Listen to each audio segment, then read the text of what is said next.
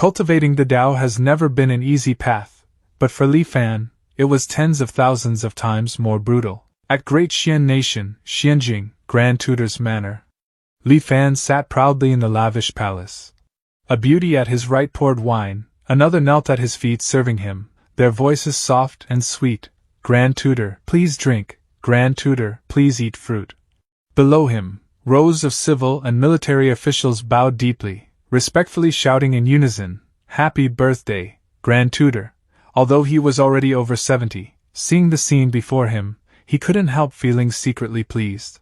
Li Fan stroked his beard and downed the fine wine in his hand in one gulp, looking thoroughly delighted. His power overshadows the world. The story of it all would be enough to fill a multi-million-word novel. When he, Li Fan, first transmigrated to this world, he was nothing but a poor, struggling scholar. A life like this, what more could one ask for? The entire palace was filled with music, dancers moving gracefully as they poured wine for the guests.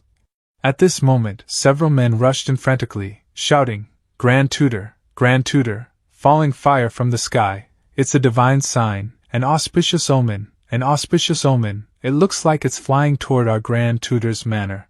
Hearing this, Li Fan furrowed his brows, his face showing signs of surprise. The once lively and noisy hall instantly fell silent. He stood up and quickly stepped out into the corridor, yet before he could reprimand the servants and express his displeasure, he was mesmerized by the sight in the sky. Far off at the horizon, two silver streaks of light, one before the other, like comets, were flying rapidly toward this place. Li Fan stood dumbfounded, murmuring, "This is..." In the blink of an eye, the two streaks of light arrived above Xianjing and suddenly stopped. At that moment, a thunderous voice exploded from the heavens beside everyone's ears. "Dao Xuanzi, don't you push me too far." The event terrified Li Fan, causing him to stagger back several steps, and a term buried deep in his memory surfaced. He couldn't help but exclaim, "Cultivation?" Meanwhile, the people around him had already fallen to their knees, some clasped their hands and prayed. "It is an auspicious omen," others called out endlessly, an immortal master has appeared." Li Fan still couldn't believe his own eyes, thinking inwardly, "How can this be?" The two cultivators in the sky naturally paid no attention to the thoughts of the mortals below. Dao Xuanzi, a cultivator with a scholarly appearance, spoke. "Ko Hong, did you really think I'd let you go just because you fled to this land of immortal extinction? Hand over the cultivation method you obtained that day, or this won't end until one of us is dead." Ko Hong let out a cold snort, his voice full of disdain as he replied, "A joke. It's precisely because I lack a core formation method that I've been trapped at the foundation establishment stage for nearly 100 years. Now, my lifespan limit is approaching, and I'm about to turn to dust. Having finally obtained this core formation method, how could I possibly hand it over to another?" Dao Xuanzi sighed and continued, "That's right, the golden core Dao is a path one walks alone. Though there are many core formation methods in this world, there are far more cultivators trapped at the foundation establishment stage." Dao Xuanzi's tone suddenly turned vicious. "Since it's come to this, with the path to longevity right in front of me, how could I possibly let you go?" Hearing this, Ko Hong burst into wild laughter. "Ha ha ha, how laughable. We were brothers for 100 years, yet now we draw blades on each other for a mere chance at survival."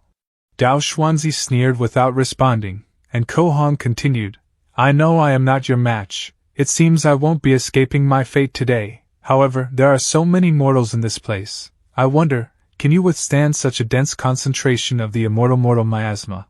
As soon as he finished speaking, he circulated his energy, and a fierce surge of spiritual power manifested into a blazing red dragon coiling around him. Dao Xuanzi was not to be outdone. He gently brushed his sword, and his spiritual power transformed into a massive blade surrounded by swirling purple energy. Dao Xuanzi pointed the sword tip toward Ko Hong and asked coldly, "Ko Hong, what do you think you're doing?" Ko Hong laughed maniacally. "If you can't handle the power of the immortal mortal miasma, perhaps I can find a chance to live." The two enormous spiritual forces collided, creating an earth-shaking explosion. Its shockwaves spread across hundreds of miles around Xianjing. The mortals below were horrified, staring wide-eyed at the battle unfolding in the heavens.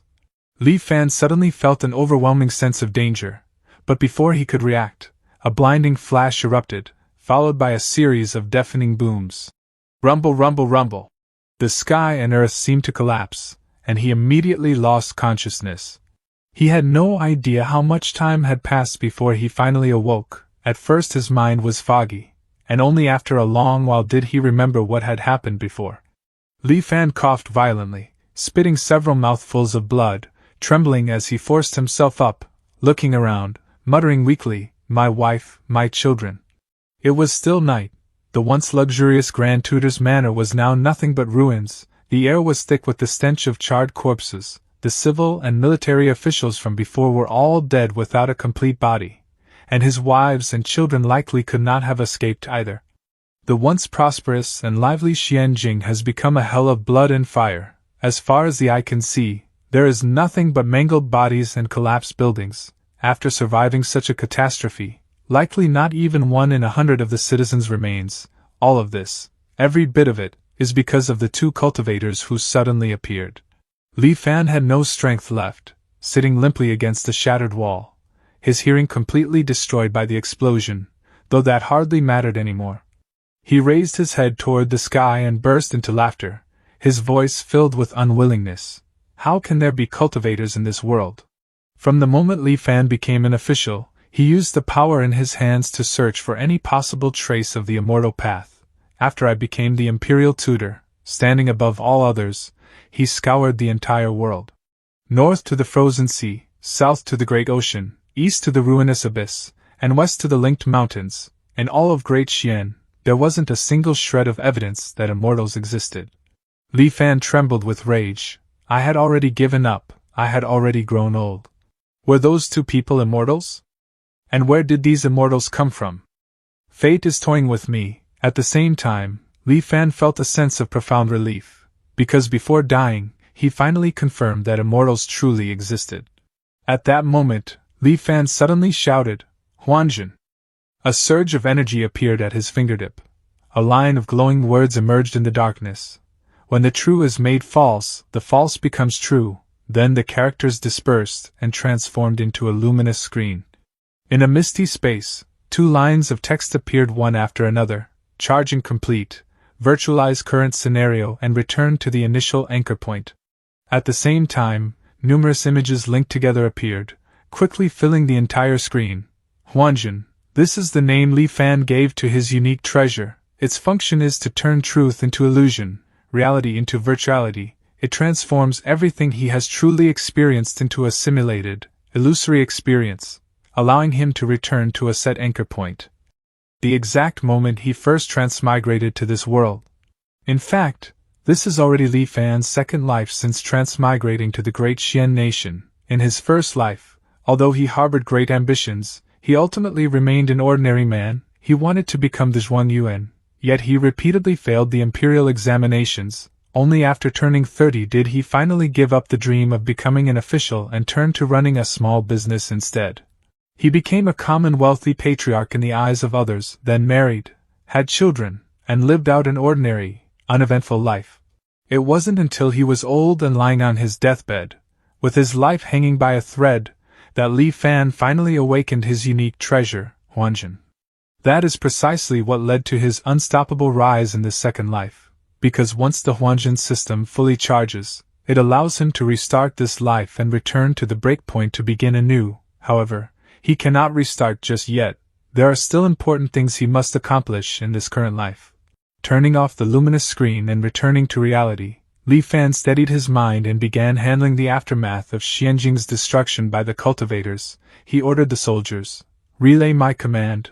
Order the garrison camp stationed outside the city to rush to Xianjing and maintain order in the disaster's aftermath." Most of Xuanjing's buildings were destroyed. After Li Fan's trusted garrison camp takes control of Xianjing, not only can they expedite the post-disaster reconstruction, but more importantly, Li Fan can stay in the barracks to oversee the cleanup efforts and secretly send people to investigate the whereabouts of the 2 cultivators. 1 month later, the ruined city of Xianjing had only just begun to recover a semblance of life. Several months later, the ruined city of Xianjing had only just begun to recover a semblance of life. The secret agents returned to reporting to the Grand Tutor, there is still no news of those two cultivators. Li Fan thought in disappointment. I shouldn't have gotten my hopes up about this. In that case, I have nothing left to cling to in this life. Standing in the newly rebuilt Grand Tutor's manor, Li Fan opened Huanjin again, virtualized current scenario and returned to the initial breakpoint. Li Fan did not hesitate, yes. As the space was engulfed in light, Li Fan's aged body transformed, gradually becoming young again, turning into a youth of about 20. Fragmented memories flashed around him, finally stopping at the image of the two cultivators. Li Fan swore, Dao Xuanzi, Kohong, in 50 years I will still be waiting for you in Xianjing. Huanjin, restart a new life, return to the first year of the breakpoint. The system responded, understood. His body was pulled into the temporal portal, and to Li Fan, riches and honor are but fleeting clouds to him. In the next life, he will hunt the immortals. A series of system messages appeared. You returned to Anchor Year 1, overjoyed, you acted out, and were almost forced by your aunt to drink exorcism water from the village witch. Half a year later, you took the provincial exam. Although you placed low, in the 30s, you ultimately succeeded in becoming a Jiren, bringing honor to your ancestors. Anchor Year 2, you took the metropolitan exam and passed. You performed exceptionally well in the palace exam, placing in the second rank, and were bestowed the title of Jinshi. You pulled strings in Xianjing and obtained the post of county magistrate for Jiangnan's Wen County. Anchor Year 3, you began to cultivate your trusted inner circle. You successfully produced a batch of explosives and matchlock rifles. Anchor Year 5, refugees gathered to rebel against Prince Langya's manor. You led troops to the rescue, saving Prince Langya's family. Prince Langya was deeply grateful to you. Anchor Year 6, you were promoted to prefect of Jianghuai Prefecture and married the daughter of the Vice Minister of Rights. Anchor Year 7, your wife bore you a son. Anchor Year 10, Princess Langya gave birth to a son. You personally visited to offer congratulations and presented a carefully prepared gift. Anchor Year 15, the Emperor passed away. Prince Langya inherited the throne, changing the era name to Xianjing. Emperor Xianjing summoned you to the capital, promoted you to Vice Minister of War, and ordered you to lead troops to suppress rebellions. Anchor Year 18, you wiped out the rebel armies. Emperor Xianjing reclaimed your military authority and promoted you to Minister of War, appointing you Grand Tutor to the Crown Prince. Anchor Year 20, the Empress was suddenly implicated in a witchcraft case. Emperor Xianjing was furious and confined her to the cold palace. The Crown Prince secretly sought your help, and you decisively agreed. Through private investigation, you found the person who framed the Empress, clearing her name. However, Emperor Xianjing did not release the Empress from the cold palace. Anchor Year 25, you secretly received news that someone had reported you for privately visiting the Empress in the cold palace. In the same year, Emperor Xianjing was assassinated while traveling. The officials retrieved the Empress from the cold palace. The Crown Prince then ascended the throne, with the era named Kongning. Anchor Year 26, you were additionally ennobled as Grand Tutor and appointed Grand Scholar of the Deliberative Council. Reaching the pinnacle of officialdom, you used this opportunity to eliminate dissent and build your own faction in the Imperial Court. Anchor Year 30, the people of the world knew only of the Grand Tutor, not the Emperor. Anchor Year 31, the Empress Dowager became pregnant and bore you a son. Anchor Year 38, Emperor Hongning died of depression. Anchor Year 40, the Empress Dowager died of illness. Anchor Year 45, your wife passed away. Anchor Year 46, your eldest son died of illness. Anchor Year 50, two immortals arrived from the ruinous abyss, destroying Xianjing. You narrowly escaped with your life. This simulation has ended. You may choose one of the following options to retain. 1. Antem in your possession during this simulation. 2. Your cultivation realm from this simulation. 3. The simulation memory of one person closely related to you. This memory can be inherited by that person. 4. Forego the above choices to speed up the charging progress. Li Fan regained consciousness and found himself back in that same simple room of his. He wondered, was reality turned into illusion, or was it all a simulation, an error in perception caused by it being too real? Or perhaps, upon reaching a certain level, the line between false and true no longer exists. Forget it, best to look at these 4 options first. The first and second options are self-explanatory. If I ever embark on the path of cultivation, those two would be a great help. Unfortunately, I was merely a mortal in this past life. As for this third option, there's no telling what some. Therefore, stability is paramount.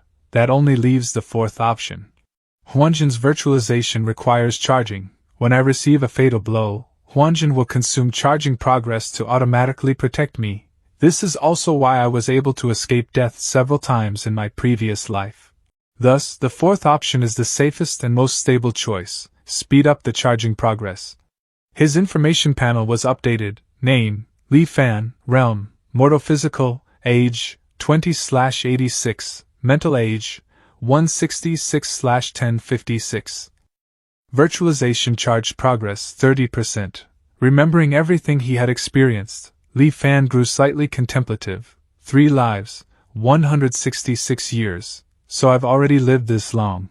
And that mental age limit, I remember in my last life it was only just over 900 years, but now it's increased to over 1,000. When one carries too many memories, one's mental endurance reaches a threshold. An excessive burden will crush the soul. This is the so-called erosion of time. However, the mental age limit will increase as one's mental fortitude strengthens. As long as I step onto the path of cultivation, none of this will be a problem. The goal of this life is to learn the secrets of cultivation from those two cultivators. In 50 years, they will descend upon Xianjing. With preparation against their lack of it, I might just have a chance of winning. Li Fan pondered quietly for a while, then continued, perhaps what I can rely on, besides guns and explosives, is that immortal miasma they spoke of, but I can't just wait idly for 50 years.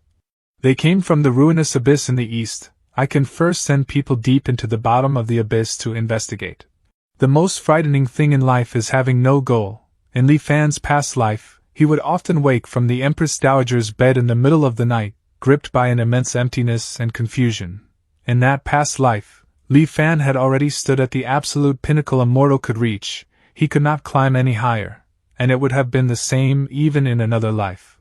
Power, pleasure, after repeating them so many times, they had become as tasteless as chewing wax. Perhaps, in some future reincarnation, Li Fan would have actively chosen to end his own life.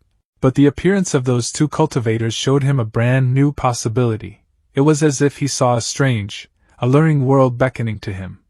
Li Fan wants to cultivate. Li Fan wants long life. No one can stop him. Li Fan's gaze at this moment was extremely resolute, his voice confident. Dao Xuanzi, Ko Hong, see you in 50 years. With the experience of 2 lives, everything went as smoothly as water flowing to its destination. Li Fan still participated in the Imperial exams, but this time, armed with decades of experience and power, the essays he wrote were naturally far superior to those of his previous life. Provincial exam, Metropolitan exam, and Palace exam, he placed first in all of them, achieving the legendary triple first and shaking the world with his fame. Afterward, Li Fan still chose to take an official post in Wen County. Although this decision caused much confusion and regret in the imperial court, his request was ultimately approved, thanks to his overwhelming fame, coupled with his crystal-clear understanding of the temperaments of every official in the county. He quickly brought Wen County to heel. He then began to promote and cultivate the trusted subordinates he remembered from his past life. Anchor Year 4, Li Fan searched in secret and found someone who could act as Prince Langya's body double, cultivating him as a trusted subordinate. Anchor Year 5, Li Fan ordered his subordinate to pose as a refugee and attack Prince Langya's manor. Li Fan feigned a rescue, but in reality coordinated from the inside to slaughter Prince Langya's entire family. At the same time, he had the double take his place. From then on, Li Fan secretly controlled Prince Langya's manor. Anchor Year 9, the wedding of Prince Langya and the Chief Grand Scholar's granddaughter proceeded exactly as scheduled. That very night, Li Fan stormed the bridal chamber and had conjugal relations with Princess Langya. Anchor Year 10, Princess Langya gave birth to a son. Of course, the child was Li Fan's seed. Anchor Year 15, the emperor was finally gravely ill. After receiving the Edict of Succession, Li Fan rushed to the capital with his trusted subordinates. After Prince Langya ascended the throne, Li Fan aggressively placed his subordinates throughout the imperial court. With the Chief Grand Scholar's covert cooperation, he easily seized complete control of the situation. Anchor Year 20, after helping his own son become emperor, Li Fan enfeoffed himself as Grand Tutor, stepping out from behind the curtain to stand at the forefront once more, again wielding supreme power over the realm. After this, far from stagnating, the wheels of Great Xian's development did not slow at all. Instead, under Li Fan's will, they turned even faster than before. Anchor Year 35, Grand Tutor's Manor. Li Fan carefully read the secret letter brought by his subordinate. After reading it, he frowned and asked again, "So, the fog over this ruinous abyss dissipates for half a day every 15 years. The spy explained, reporting to the Grand Tutor, "That is correct. The immortal seeking camp was ordered to station by the ruinous abyss and observe day and night. We finally made a breakthrough a few days ago. After the great fog dispersed, a faint light could be seen shining from the bottom of the abyss. We used a telescope to observe and actually discovered an inverted landscape. Although what each person saw was not identical, there were 10,000 mountains rising and falling, with magnificent structures hidden among them, barely visible. There were towering cities on the plains, bustling with life, with no less than 1,000,000 people. There was even a city in the sky wreathed in rosy light, with all kinds of rare and exotic beasts flying about. It was truly," Li Fan continued, "so they really did come from the ruinous abyss." Although he had known this long ago, now receiving confirmation directly from his subordinate stirred a faint excitement in his heart, yet with years of experience, he did not reveal any emotion. He calmly asked, "Have you found a way to get to the bottom of the abyss?" The spy's face turned slightly pale, and he hurriedly cowed out an apology. "Your subordinate is incompetent. We tried various methods, but alas, as soon as we descend to a certain depth, we are shredded by a sudden astral wind. The astral wind is terrifying. Even our strongest armor cannot resist it for a moment." Hearing this, Li Fan had likely predicted such an outcome, so he was not very disappointed. He waved his hand, signaling the subordinate to withdraw. Li Fan lifted his head to gaze at the night sky, murmuring softly, "It seems I'll just have to wait for you too." Anchor Year 50, Great Xian Nation, Xianjing. In the blink of an eye, another 15 years had passed. The once bustling city had now become eerily silent. Following Li Fan's plan, everything was in place, only the eastern wind remained. At night, with the bright moon hanging high, the two cultivators arrived once more, right on schedule. Ko Hong's roar echoed through the entire city. "Dao Xuanzi, don't you push me too far!" Pow pow pow pow, countless sparks flared, tens of thousands of bullets cascading like a waterfall. In an instant all of them fired toward the two immortals. There was no scene of flesh and blood, only rippling waves spreading around the two cultivators, some invisible force blocking the torrent of bullets. Faced with an encirclement of over 1,000 mortals, the expressions of the two cultivators remained utterly calm. Perhaps in the eyes of cultivators, mortals were like ants. Seeing the bullets frozen in the air, Ko Hong couldn't help but wonder inwardly, what are these tiny metal pellets? Ko Hong gently raised his right hand, grabbed a soldier, and lifted him into the air, seizing the gun from the soldier's hands while casually tossing the man aside. Examining the gun closely, Ko Hong assessed it with a single glance and immediately understood its mechanism.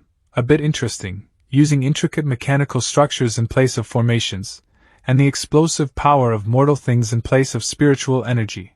To think that after several thousand years, the mortals exiled to this land of immortal extinction could actually research such an ingenious object. He shook his head. A pity, it's only effective in this place where the great Tao is incomplete.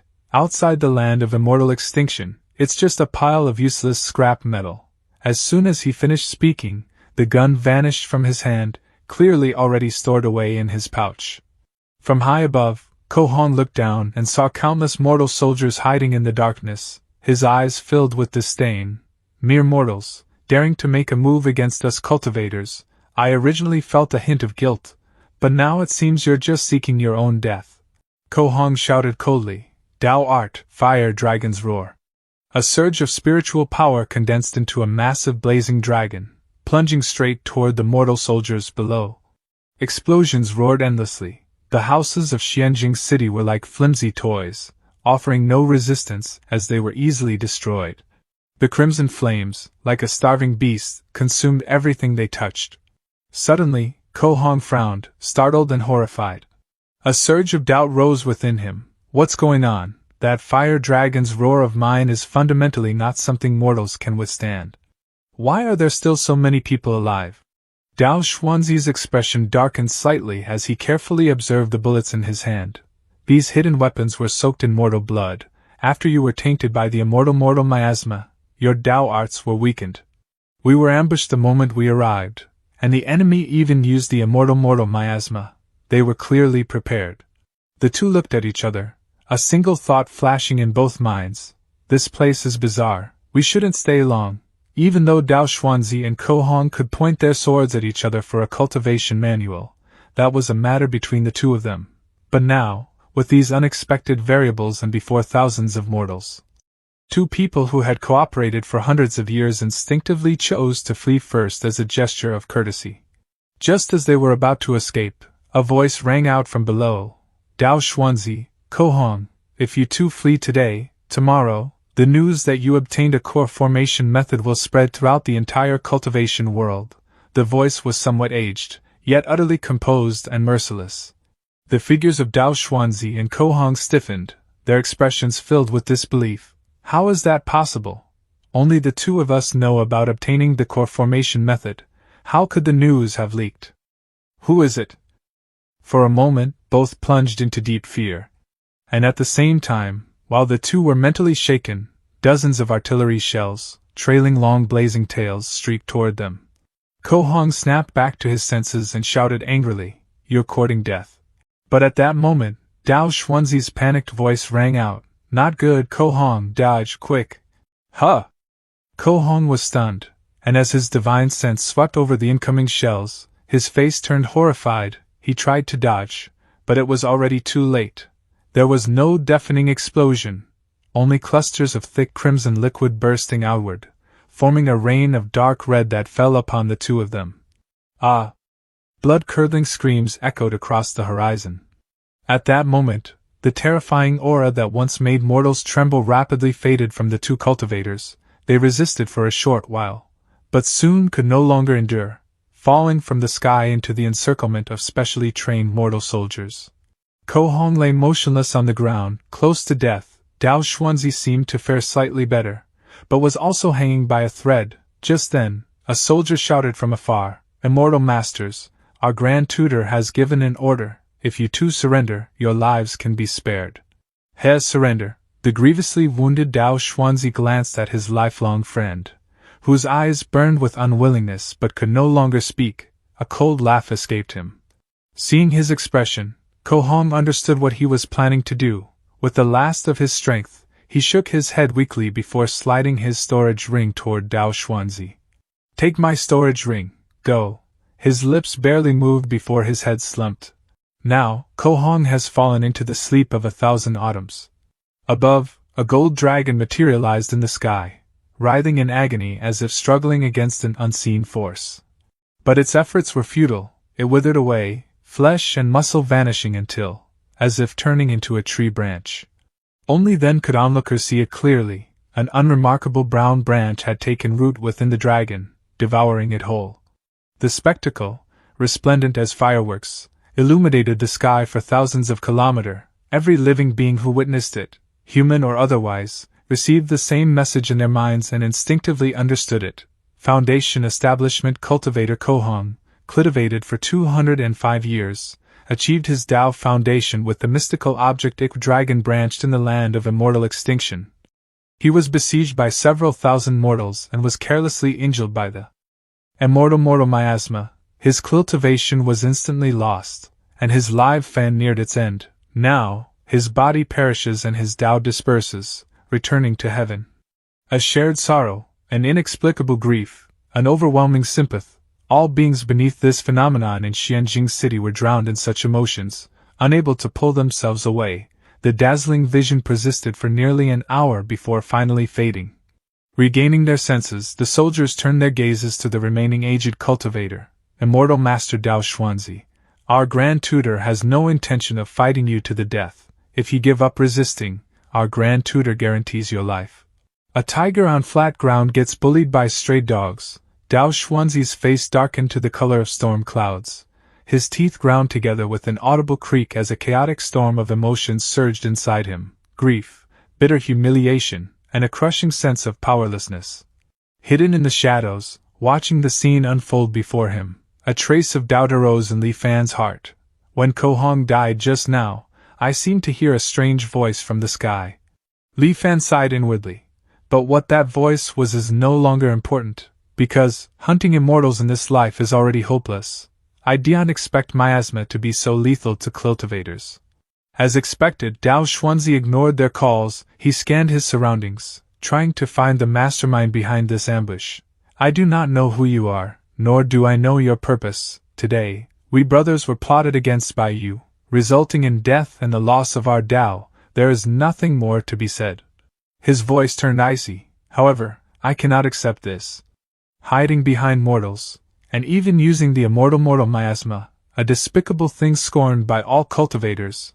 Dao Xuanzi took a deep breath, then continued, My brother, Ko Hong, died at the hands of someone like you. I feel it was not worth it for him. Slowly, he rose into the air once more, looking down upon the wary soldiers with an expression devoid of joy or sorrow. You have all seen my brother's foundation establishment mystical object. Now, I invite you all to take a look at mine. With the wonders of heaven and earth, I build my Dao foundation. Dao Xuanzi said solemnly. My Dao foundation is named Dao Xian. A massive, broken iron sword materialized in the air above Xianjing City. All living beings beneath the great sword's shadow felt their thoughts turn sluggish and slow, like rusted machinery grinding to a halt. I have a sword, I invite you all to view it. The world abruptly brightened. Every soul within Xianjing City froze, as if plunged into absolute stasis. Then, like glass fracturing into countless shards, the entire city splintered apart in an instant. Huanjun, as Li Fan silently recited these words, his charging progress plummeted. Then, his consciousness faded. This simulation has ended. Li Fan regained consciousness, his mind still reeling from the sheer force of Dao Xuanzi's final sword strike. Awe surged through him. Is this a peak foundation establishment cultivator? If it weren't for the immortal miasma, even if I reincarnated 100 times and leased countless schemes, it wouldn't be enough to pose a threat to them. Pulling himself together, Li Fan calmly reflected on the variables that had slipped beyond his calculations. I didn't expect this immortal miasma to directly cause Ko Hong's body to die and his Dao to vanish. I originally thought when they called each other brother of 100 years, it was just talk. I didn't expect their relationship to be so extraordinary. When they were attacked, Dao Xuanzi called out to warn Ko Hong. Ko Hong, knowing he couldn't escape death, willingly gave the core formation method to Dao Xuanzi. Dao Xuanzi, seeing Ko Hong die by ambush, was unable to accept it, and gave up his chance to live, striking out with a mutual destruction sword art. This all shows that the two truly shared a friendship beyond the ordinary. Suddenly, he recalled their first encounter, the Golden Core Dao, a path one walks alone. Immortal methods cannot be cultivated together. If it's like this for men as clock as brothers, what is the cultivation world outside really like? After only a moment of hesitation, Li Fan's resolve hardened once more. No matter how dangerous the path ahead is, I will not waver. Furthermore, with Chuanjun's help, as long as I am careful enough, no predicament should be able to stop me. His mind raced, swiftly formulating several new strategies to deal with them. Last time, I chose to attack both of them at the same time. Perhaps this time, I can choose to win one of them over. After the simulation ended, Li Fan still chose the option to accelerate the charging process. My mental age only increased by a few dozen this time. It seems I'm nearing the cap. If I count the life before I transmigrated, this is already my 5th life. The path to seeking immortality is so difficult. I hope these 50 years won't be wasted. Once again, Li Fan began his 50-year wait. Like clockwork, everything proceeded methodically. Anchor Year 35, the endless ruinous abyss. Li Fan stood silently as he waited, gazing at the ominous abyssal chasm that stretched before him. Time passed indeterminably before the ancient, suffocating mist finally stirred. A low, mournful howl, like that of some primordial beast, echoed faintly from below. As the sound grew louder, those nearby realized it was the voice of the wind. The thick white mist churned, rippling like disturbed water, then the wind intensified, blowing great swathes of mist upward from the abyssal chasm. The mist cascaded into the sky like an inverted waterfall. The gale raged for nearly half an hour before the heavy mist finally dissipated.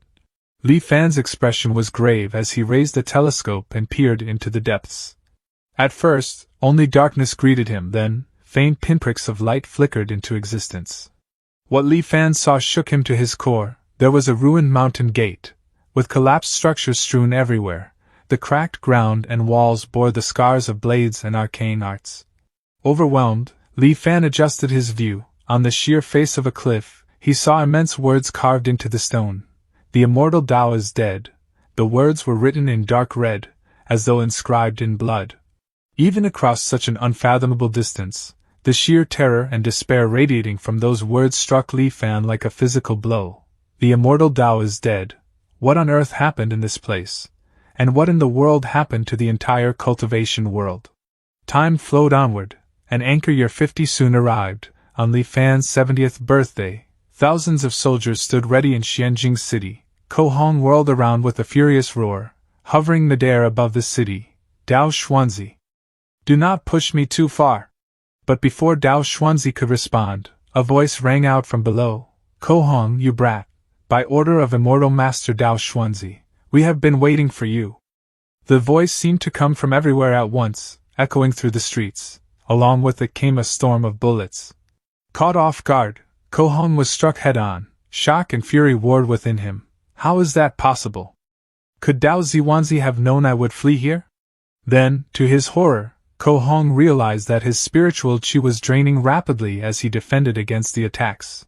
A sweep with his divine sense revealed the truth. Immortal miasma? Dao Xuanzi, you are truly despicable. Dao Xuanzi, meanwhile, was utterly bewildered. What's going on with these mortals? Why are they attacking Ko Hong under my banner? And they can even use the immortal miasma? He hastily explained, this place is rather strange, Ko Hong. These mortals are not under my command. Dao Xuanzi felt as though he had stepped into a carefully laid trap. The sinister aura of this place filled him with foreboding. At this time, an aged voice suddenly echoed from all directions. How can Immortal Master Dao Xuanzi turn his back on us like this? Didn't we agree that as long as we helped you kill this Ko Hong here, and seize his core formation method, you would lead my clan out of this immortal forgiven land? The voice carried both grievance and resentment. Ko Hong's hair bristled with fury. Still say it's not you. Besides you and me, who else in this world would know about the core formation method? Dao Xuanzi's heart sank like a stone. He swept his divine sense across Xianjing City, thinking to himself, this person actually knows about the core formation method. Meanwhile, the voice below continued relentlessly. You should know, we incurred the wrath of the masses for the sake of the immortal miasma you spoke of. Now, public resentment is boiling over. If the immortal master cannot keep his promise and lead us out, I fear it won't be long before my clan dies without a burial place. Falsely accused, Dao Xuanzi's patience snapped. He lunged toward the source of the voice. I've found you. Shameless villain, shut your mouth. Dao Xuanzi was extremely surprised. He found that it was emitted from a strange rectangular object. The voice continued to mock him. Does the immortal master intend to silence us by death right now? Dao Xuanzi clenched his teeth in frustration. What Dharma artifact is this? This person is surprisingly cautious. With a snarl, Dao Xuanzi crushed the device in his grip. To Ko Hong, it looked like Dao Xuanzi, exposed and humiliated, had flown into a rage and sought to silence the man he'd employed. Throwing his head back, Ko Hong let out a roar. Dao Xuanzi! We have known each other for 100 years, yet I never thought I had misjudged you so. You want the core formation method, don't you? Why resort to so many underhanded tricks? I won't run anymore. If you have the skill, come and take it. Dao Technique, Flame Dragon's Wrath. A raging fire dragon coiled around Ko Hong, its deafening roar shaking the heavens. The beast locked its blazing eyes on Dao Xuanzi and spewed a torrent of crimson flames straight toward him. With a resigned sigh, Dao Xuanzi uttered a soft incantation. A flying sword materialized behind him in a flash of purple light, streaking forth to meet the flames. Crimson flames clashed against purple sword lights. detonating in violent explosions. Below, Xianjing City was engulfed in a sea of flames, caught in the crossfire. Just then, the aged voice spoke again. This Dao Xuanzi is fickle and indecisive. If he wins, there will be no escape for us. My sons, heed my command. Assist Immortal Master Ko Hong in dealing with Dao Xuanzi. Ko Hong's face lit up with triumph. He's crowed. As the saying goes, he who commits many injustices is doomed to self-destruction. Dao Xuanzi, I never thought that you, who have always prided yourself on being noble, would also break faith and suffer a backlash. Dao Xuanzi, already seething at the hidden schemer's tactics, nearly vomited blood at Ko Hong's taunts. He roared, unable to contain his fury. You fool! Ko Hong shot back, undaunted. Oh really, you fancy yourselves clever, so why are you now deserted by everyone? This is what they call being a victim of one's own cleverness. I have recently mastered a new Dao technique, just in time to send you on your way. Dao technique, imprisoning dragon. Flame-wrought shackles materialized around Dao Xuanzi, weaving into a vast array that encased him in a blazing cage. Break for me! Dao Xuanzi gritted his teeth against the crushing pressure. Drawing a deep breath, the phantom of a rusted iron sword flickered into existence behind him. The sword light launched from his strike was mysteriously augmented. When it struck the flaming cage, the roaring flames froze instantly, then rapidly dimmed. Dao Xuanzi pressed the hand seal with one hand while controlling his sword with the other, shouting loudly, Dao Xian. Immediately after, above him, a massive rusty sword slowly materialized and shot straight toward Ko Hong. The massive sword phantom now hurtled toward him, yet Ko Hong neither dodged nor flinched, his eyes devoid of fear. Let me see whether your Dao Xian is more formidable, or if my Qiu dragon staff is superior. Dao technique, dragon transformation. Heedless of all else, this Qiu dragon branch shot toward Dao Xuanzi like a razor-sharp blade, its passage accompanied by the faint roar of a dragon. At this moment, the aged voice that had been echoing throughout Xianjing City spoke once more.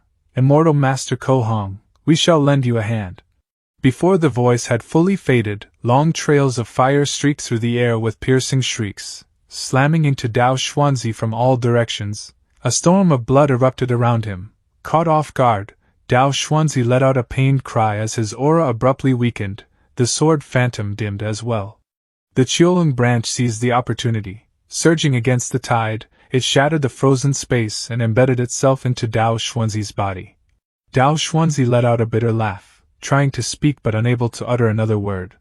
In moments, the Qiulong branch consumed him, reducing him to a pile of bones. The strange sound in the sky appeared once again. Dao Xuanzi, a Foundation establishment cultivator, cultivated for 201 years and established his Dao Foundation with the wondrous item trusted sword Dao Xian. In the immortal Forsaken Land, he fought with another, and was utterly killed at the hands of the Foundation establishment cultivator, Ko Hong. Now, his body has perished, and his Dao has vanished. Returned to the heavens. It's that voice again. It also appeared when Ko Hong died before. Dao Xuanzi, Ko Hong looked up at the resplendent sight. He seemed stunned and began muttering to himself in a daze. An elderly man appeared, his hair and beard snow-white, shuffling unsteadily toward Ko Hong with a cane for support. I am Li Fan. Greetings, Immortal Master. I implore the Immortal Master's mercy to save the lives of the 1,000 souls of my clan, Dao Xuanzi. Ko Hong's tone was stiff, clearly not having the best impression of Li Fan. You were the one whose voice was echoing from all directions earlier. A mere mortal like you, actually daring to interfere in a battle between U.S. cultivators. Li Fan clasped his hands. I was merely seeking a slim chance of survival. As I said before, if the Immortal Master had been defeated, my clansmen would surely not have escaped death. Ko Hong sneered. Seeking a slim chance of survival. Ko Hong's expression softened slightly. He sighed. You say, the world is harsh. Who isn't struggling for that one slim chance of survival? Seeing Ko Hong's tone soften, Li Fan pressed his advantage. Before, Dao Xuanzi, the Immortal Master once promised me that if... Before he could finish, Ko Hong frowned and cut him off. For 100 years, Dao Xuanzi has always appeared to be a man of his word, but in reality, he acts without any principles, even deceiving mortals. That great immortal severing formation is incredibly dangerous, even for us. Leaving requires a great deal of effort. How could we possibly take mortals with us? Li Fan froze, his face turning ugly. What, you mean you don't know a way to leave this place either? Ko Hong replied calmly, that's right. Li Fan's mind reeled. The hope he'd clung to for over a century was crushed by the very cultivator he thought would help him, leaving his spirit on the verge of collapse. Yet, having endured multiple lifetimes of hardship, Li Fan had built up an unyielding will. Steadying himself, he said to Ko Hong, "This is not a place to talk. Immortal Master, please follow me." Leading Ko Hong through the ruins of Xianjing City, they soon arrived at an underground shelter. With visible hesitation, he asked Ko Hong what the Immortal Master said before, about being unable to take mortals out of this immortal forsaken land. Is it true? Ko Hong frowned. You are but a mere mortal, why would I lie to you?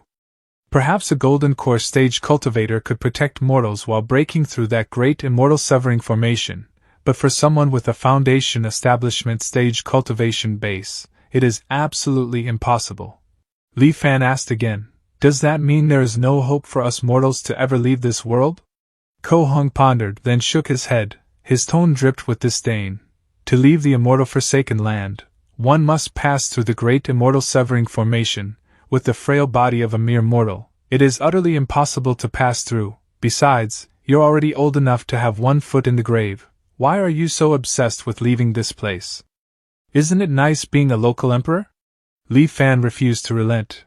If my descendant S could cultivate to the foundation establishment realm like the Immortal Master, wouldn't it then be possible for them to leave?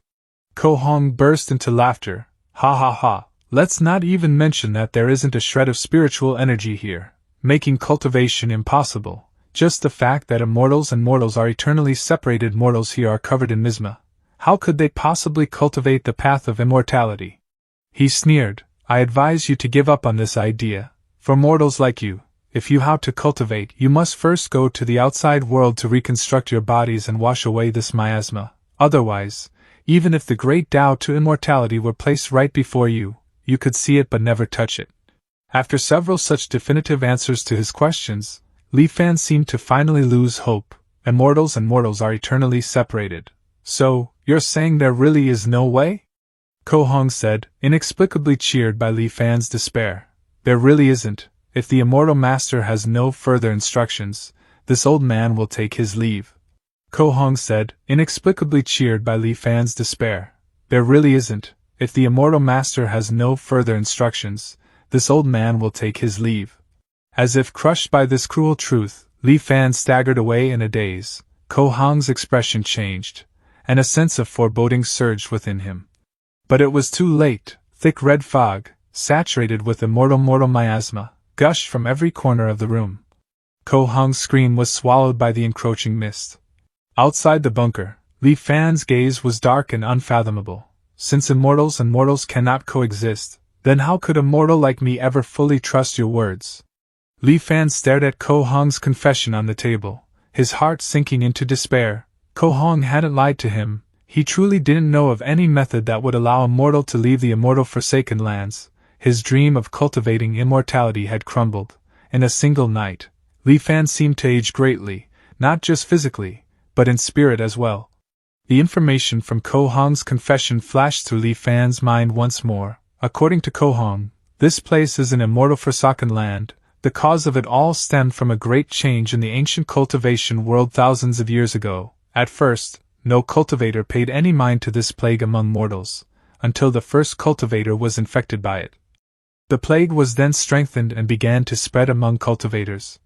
The vector of transmission was the very spiritual energy that cultivators relied on for survival.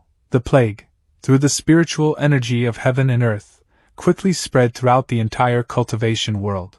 For cultivators infected with this plague, a light case would mean their cultivation base would regress and their realm would fall. A severe case would mean losing their entire cultivation base overnight, becoming no different from a mortal, after which their body would perish and Tao vanish, returning the Tao to the heavens.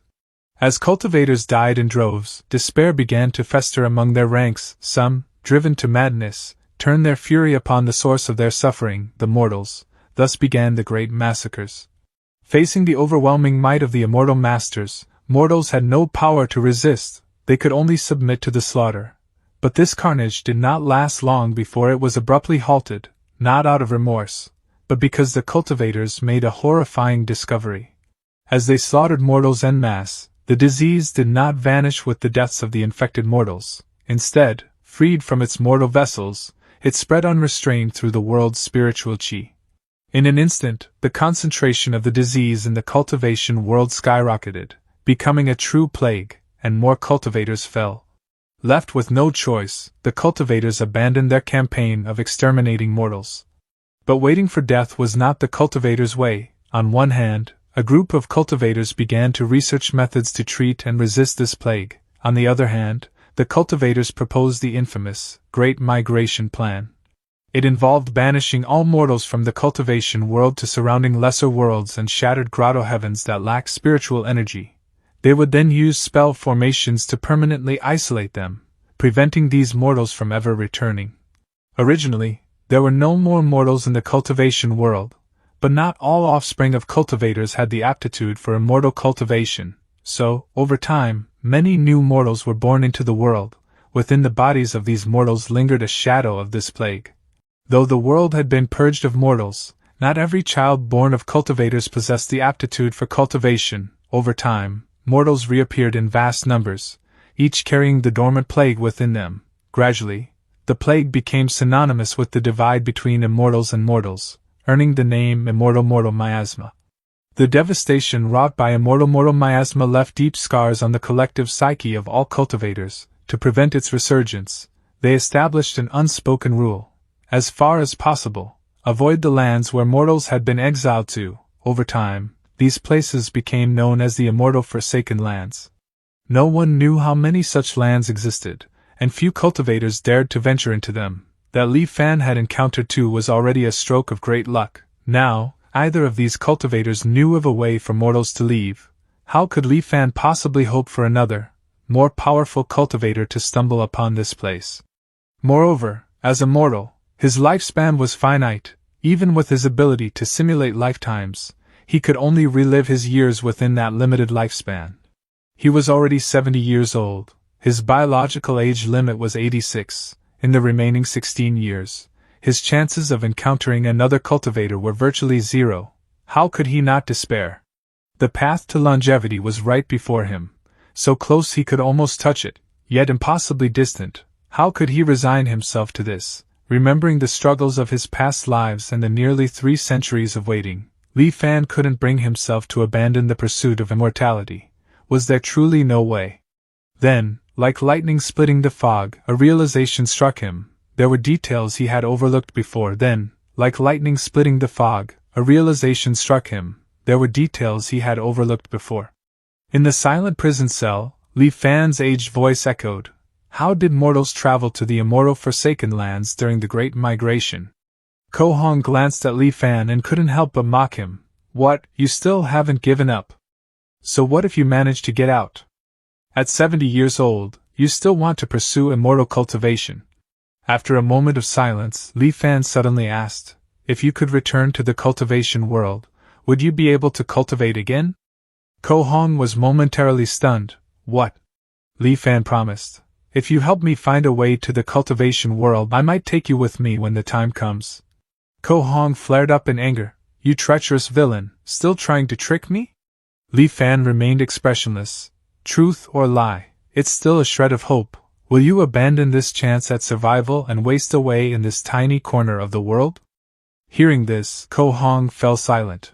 After a long while, he finally let out a heavy sigh, then responded slowly.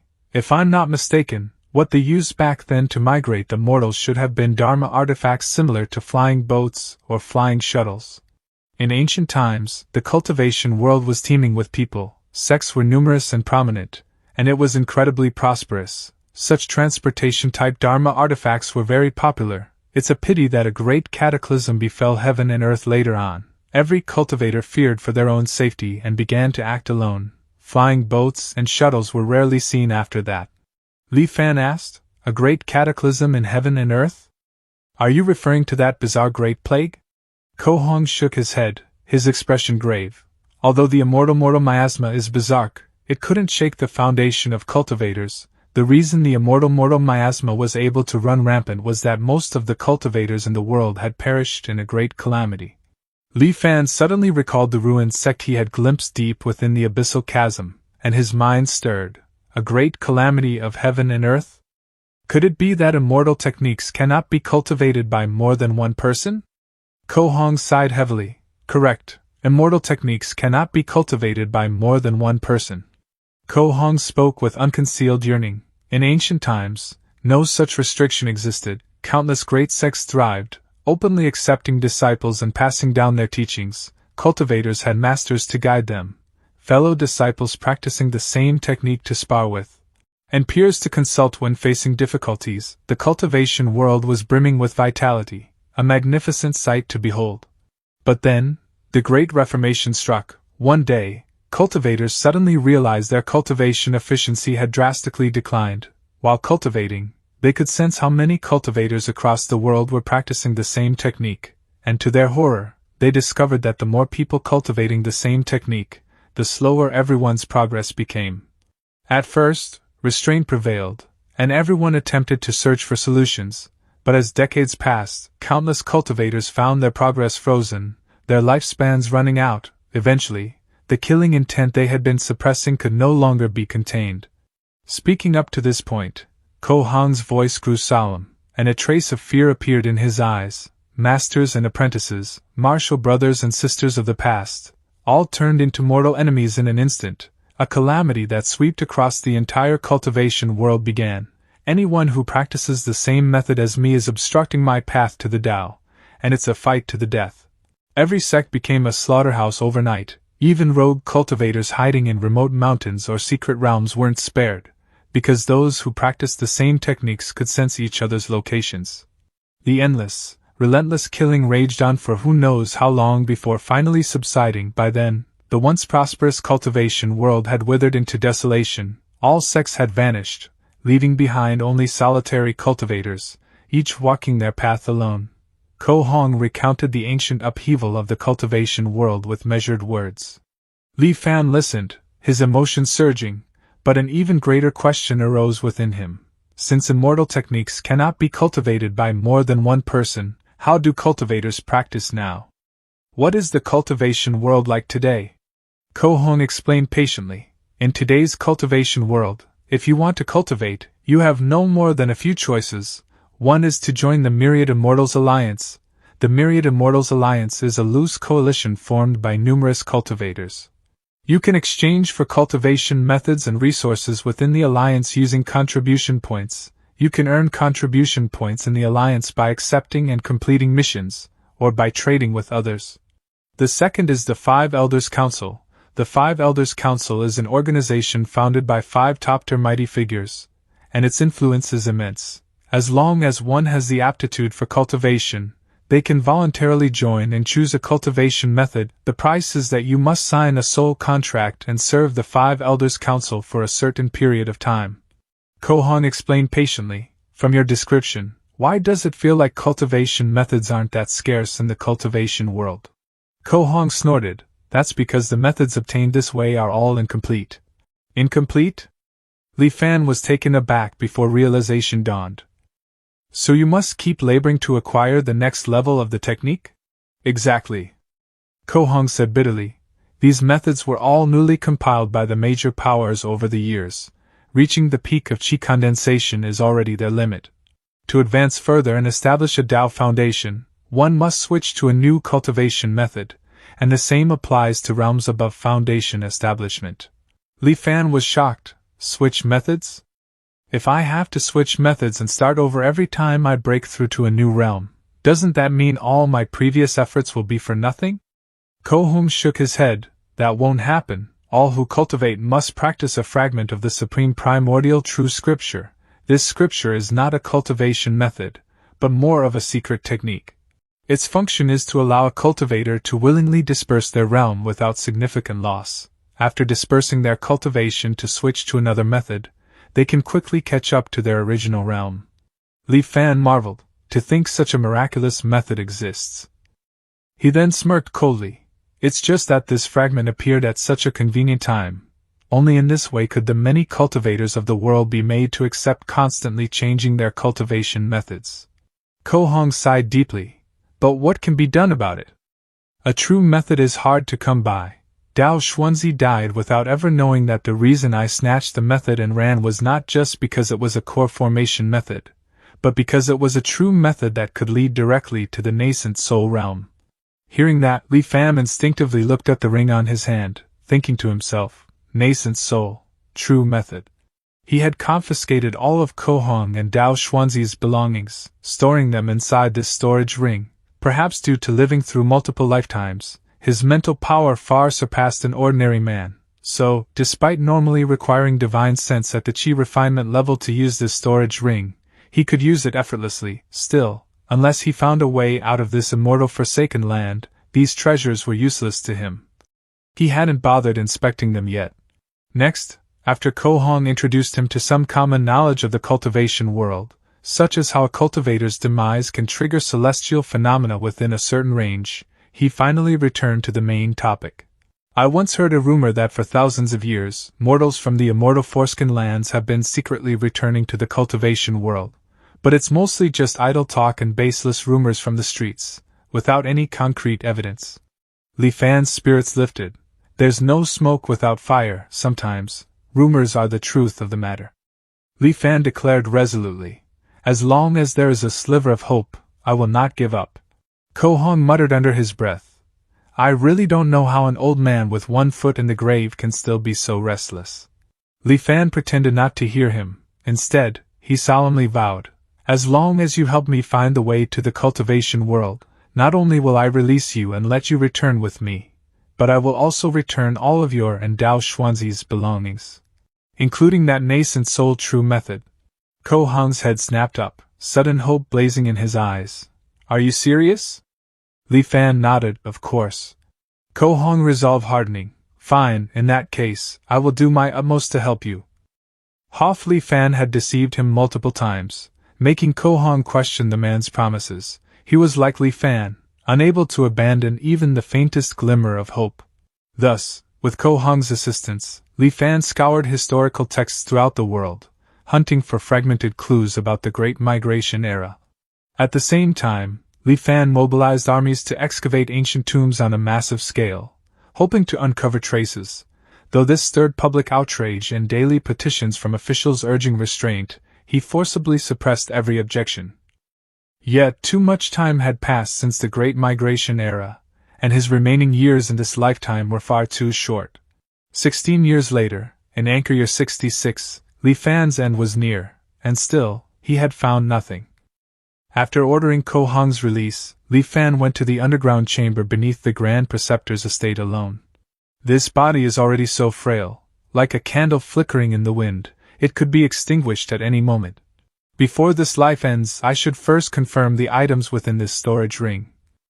With a thought, he emptied the contents of his storage ring, laying them out one by one.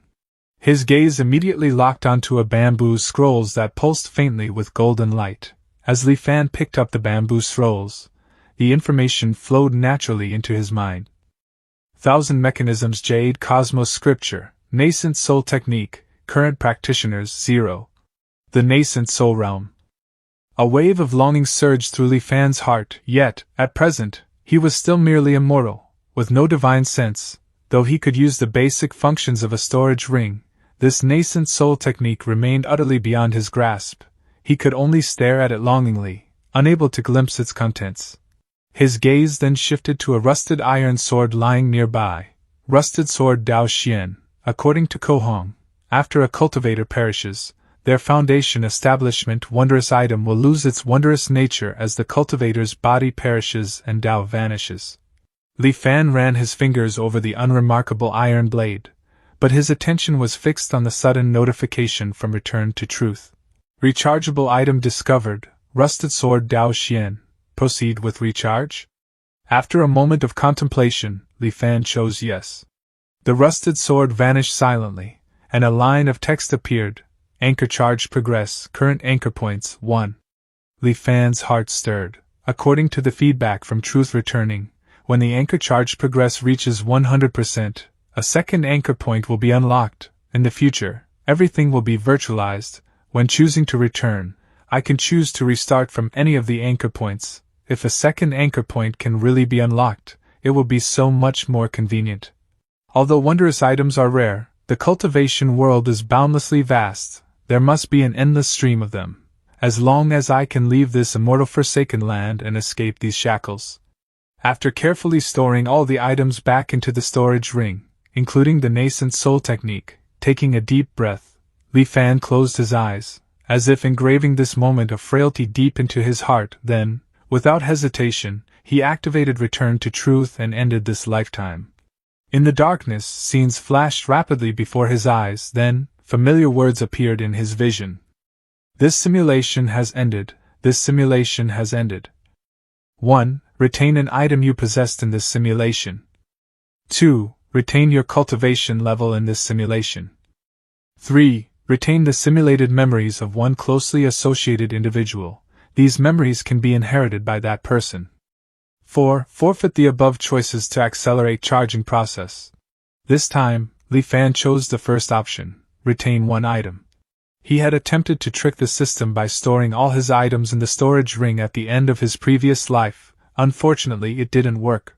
The storage ring, the nascent soul technique, spirit stones, and artifacts all surfaced one by one. Naturally, Li Fan selected that nascent soul technique. Looking at the bolded words on the notice board, Li Fan felt a bit disappointed. Bound?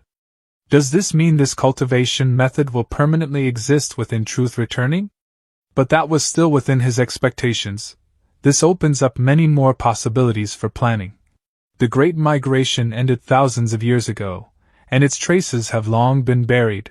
Excavating ancient tombs on a large scale would cause far too much upheaval. Even with the immense control I wielded over the imperial court in my last life, it still provokes significant opposition. It would not be sustainable for a newly established court to attempt such a thing immediately. However, if I begin laying the groundwork now, spending 20 years preparing, perhaps I can still reshape the world's mindset.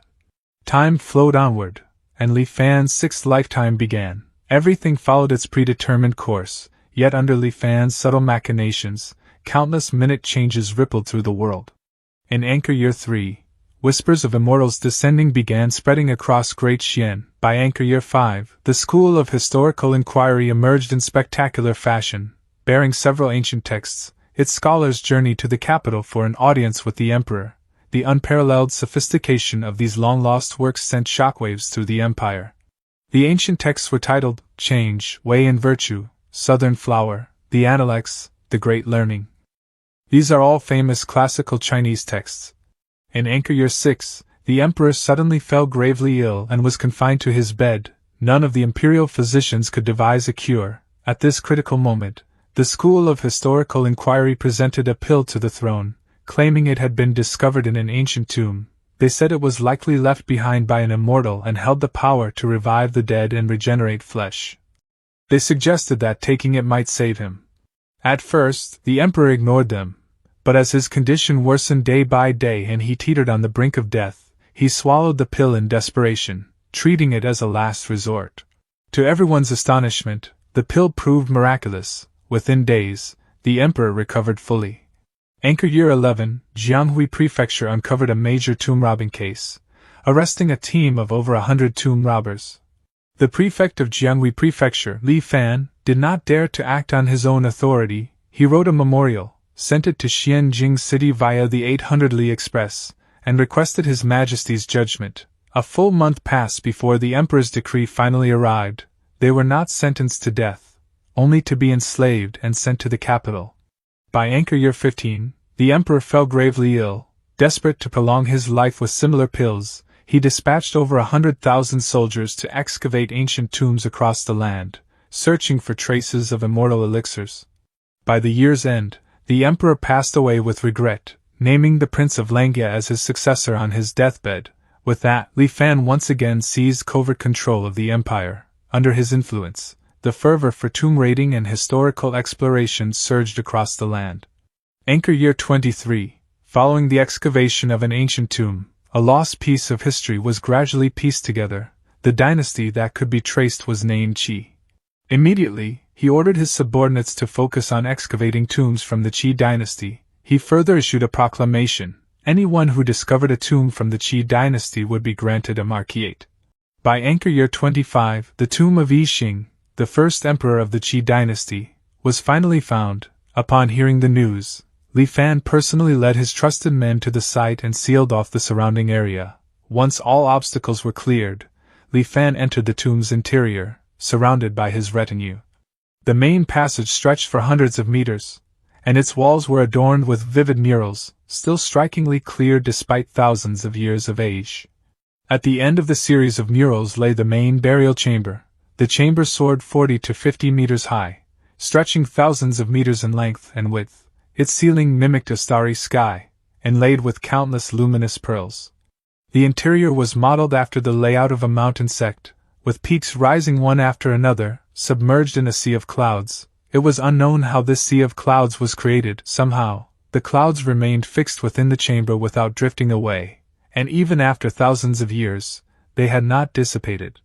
Invisible pathways connected the peaks, and as the group made their way through, they marveled in astonishment. Li Fan thought to himself, "These are truly the methods of an immortal." At the summit of the highest peak stood a simple thatched hut, its once fertile fields now overgrown and abandoned. Only as they approached did they realize that the thatch of the hut was woven from countless fine golden threads. Clearly, this humble dwelling was where Yi Xing's coffin lay. At Li Fan's signal, the group opened the hut's door. To everyone's surprise, there was no trace of Yi Xing's remains inside. Only a wooden memorial tablet stood quietly within. Inscribed on the tablet were several golden words: Tomb of Yi Xing, an outer disciple of the Taiyan sect. No other objects remained. Li Fan thought to himself, it seems that although this person joined a sect called the Taiyan sect, he remained just an outer disciple and never set foot on the path to immortality. He was ultimately exiled to this place by the cultivators. Even in death, he could not forget his sect, identifying not as an emperor, but always as an outer disciple of the Taiyan sect. However, according to Ko Hong, all the sects in the world should have perished during the Great Calamity before the Great Migration era. It seems now that there must be a hidden story behind this. This Yi Xing was likely entrusted by the cultivators of the Taiyan sect to oversee the Great Migration of this world. I just wonder if we'll be able to find the flying boat used for the migration back then. Finding no answers in the main burial chamber, Li Fan ordered members from the School of Historical Inquiry to dig around the area, hoping to uncover clues from the surrounding auxiliary tomb chambers. Several days later, bad news arrived, filling Li Fan with fury and helplessness. It turned out that among the burial records of one auxiliary tomb chamber, there was mention of a flying boat. Unfortunately, that very tomb chamber had been looted long ago. Judging by the damage, the theft had occurred over 1,000 years prior. Again.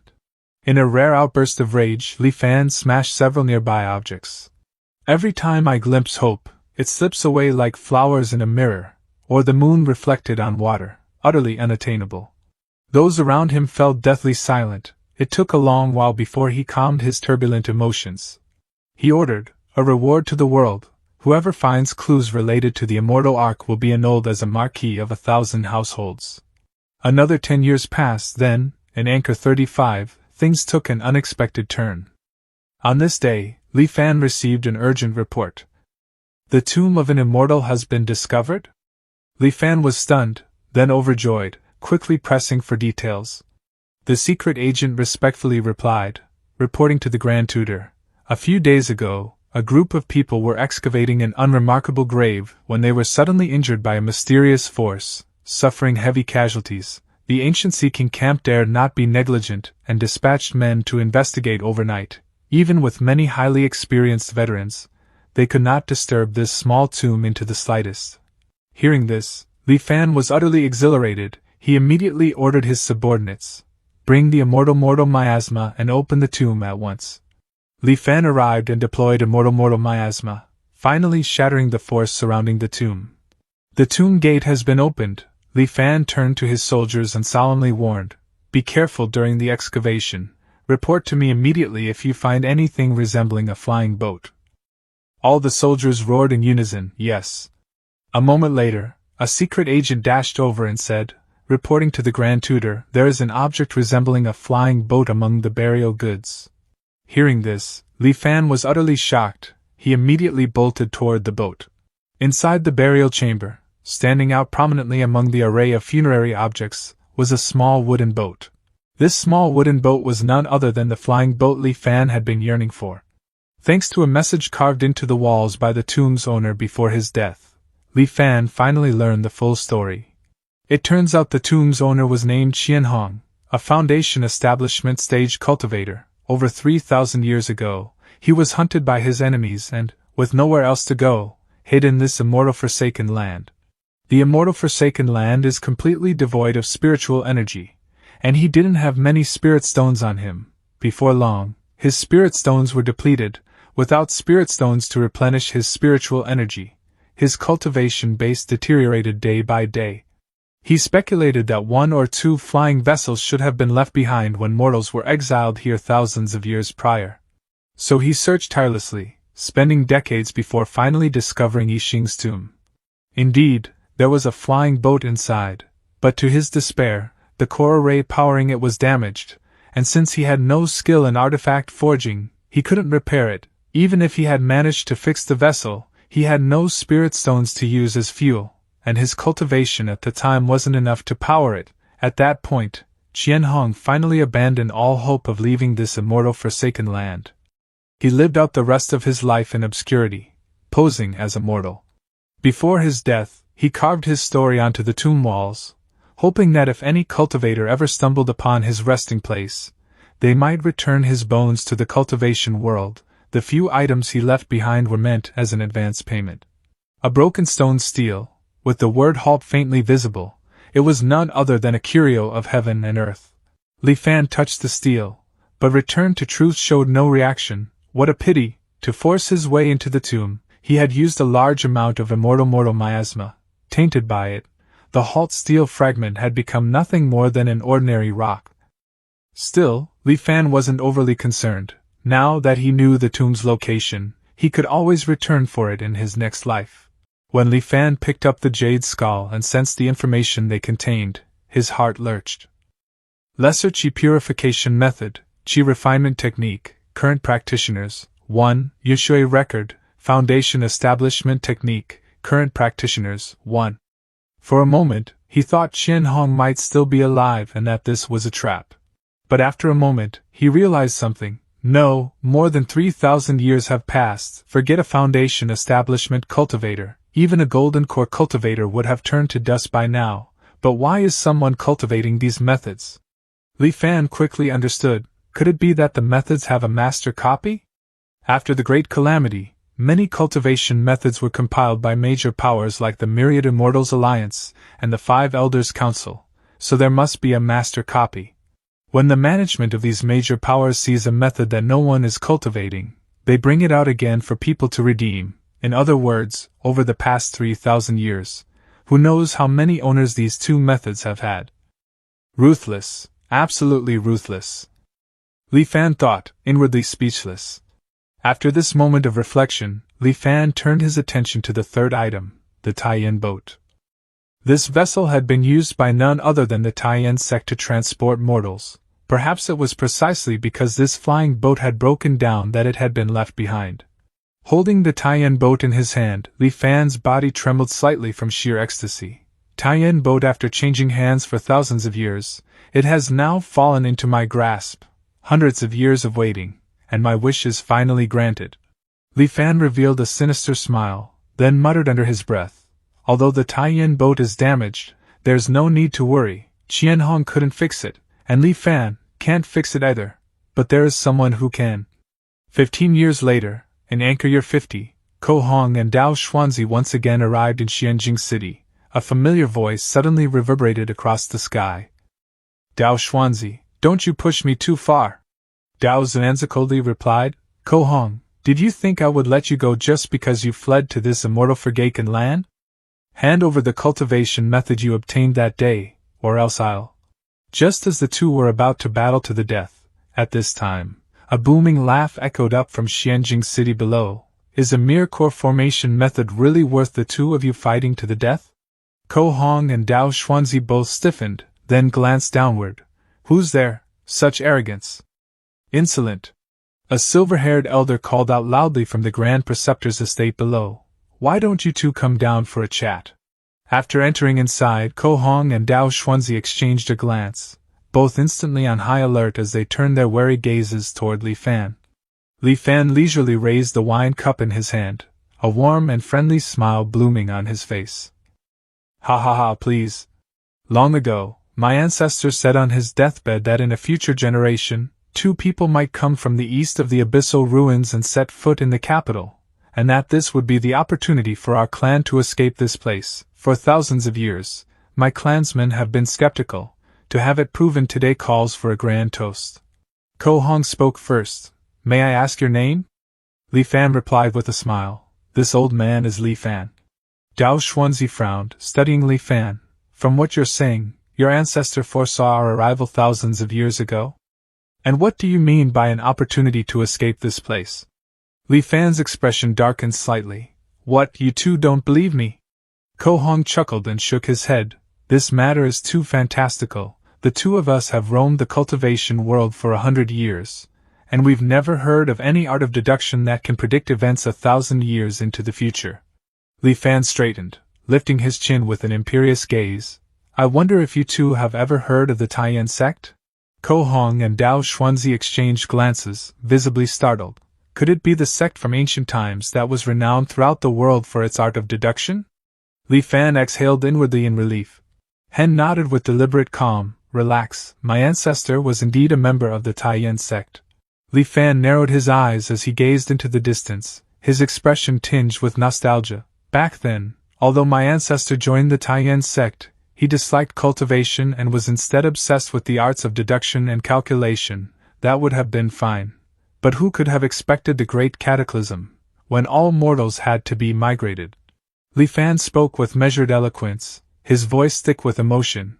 With my ancestor's early chi condensation stage cultivation base, no one would have forced him if he was unwilling. However, my ancestor saw the panic among his family members, so he volunteered to take charge of the mortal migration. Afterwards, he remained here with his family. Dao Xuanzi spoke up. I see. I wonder, fellow Taoist, why did you stop the 2 of us? Li Fan sighed.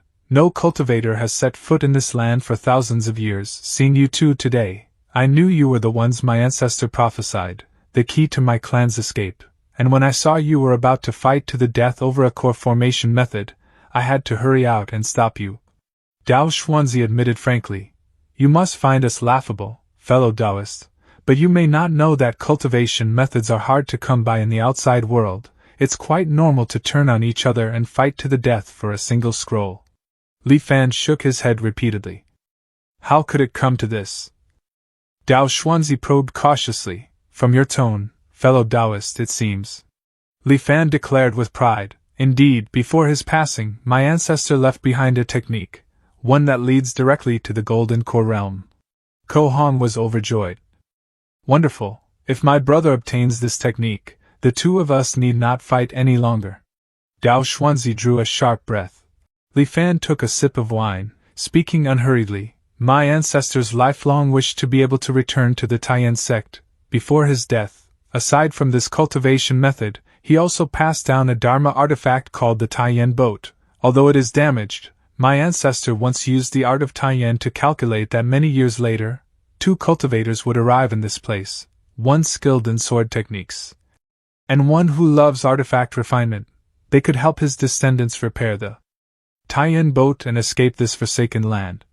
Dao Xuanzi was utterly stunned, taking a long moment before he regained his composure. That's spot on. My brother Ko Hong is devoted to the Tao of artifact refinement, and my specialty is precisely sword techniques. This art of Taiyan, is it really so incredible? Ko Hong, too, was left dumbfounded.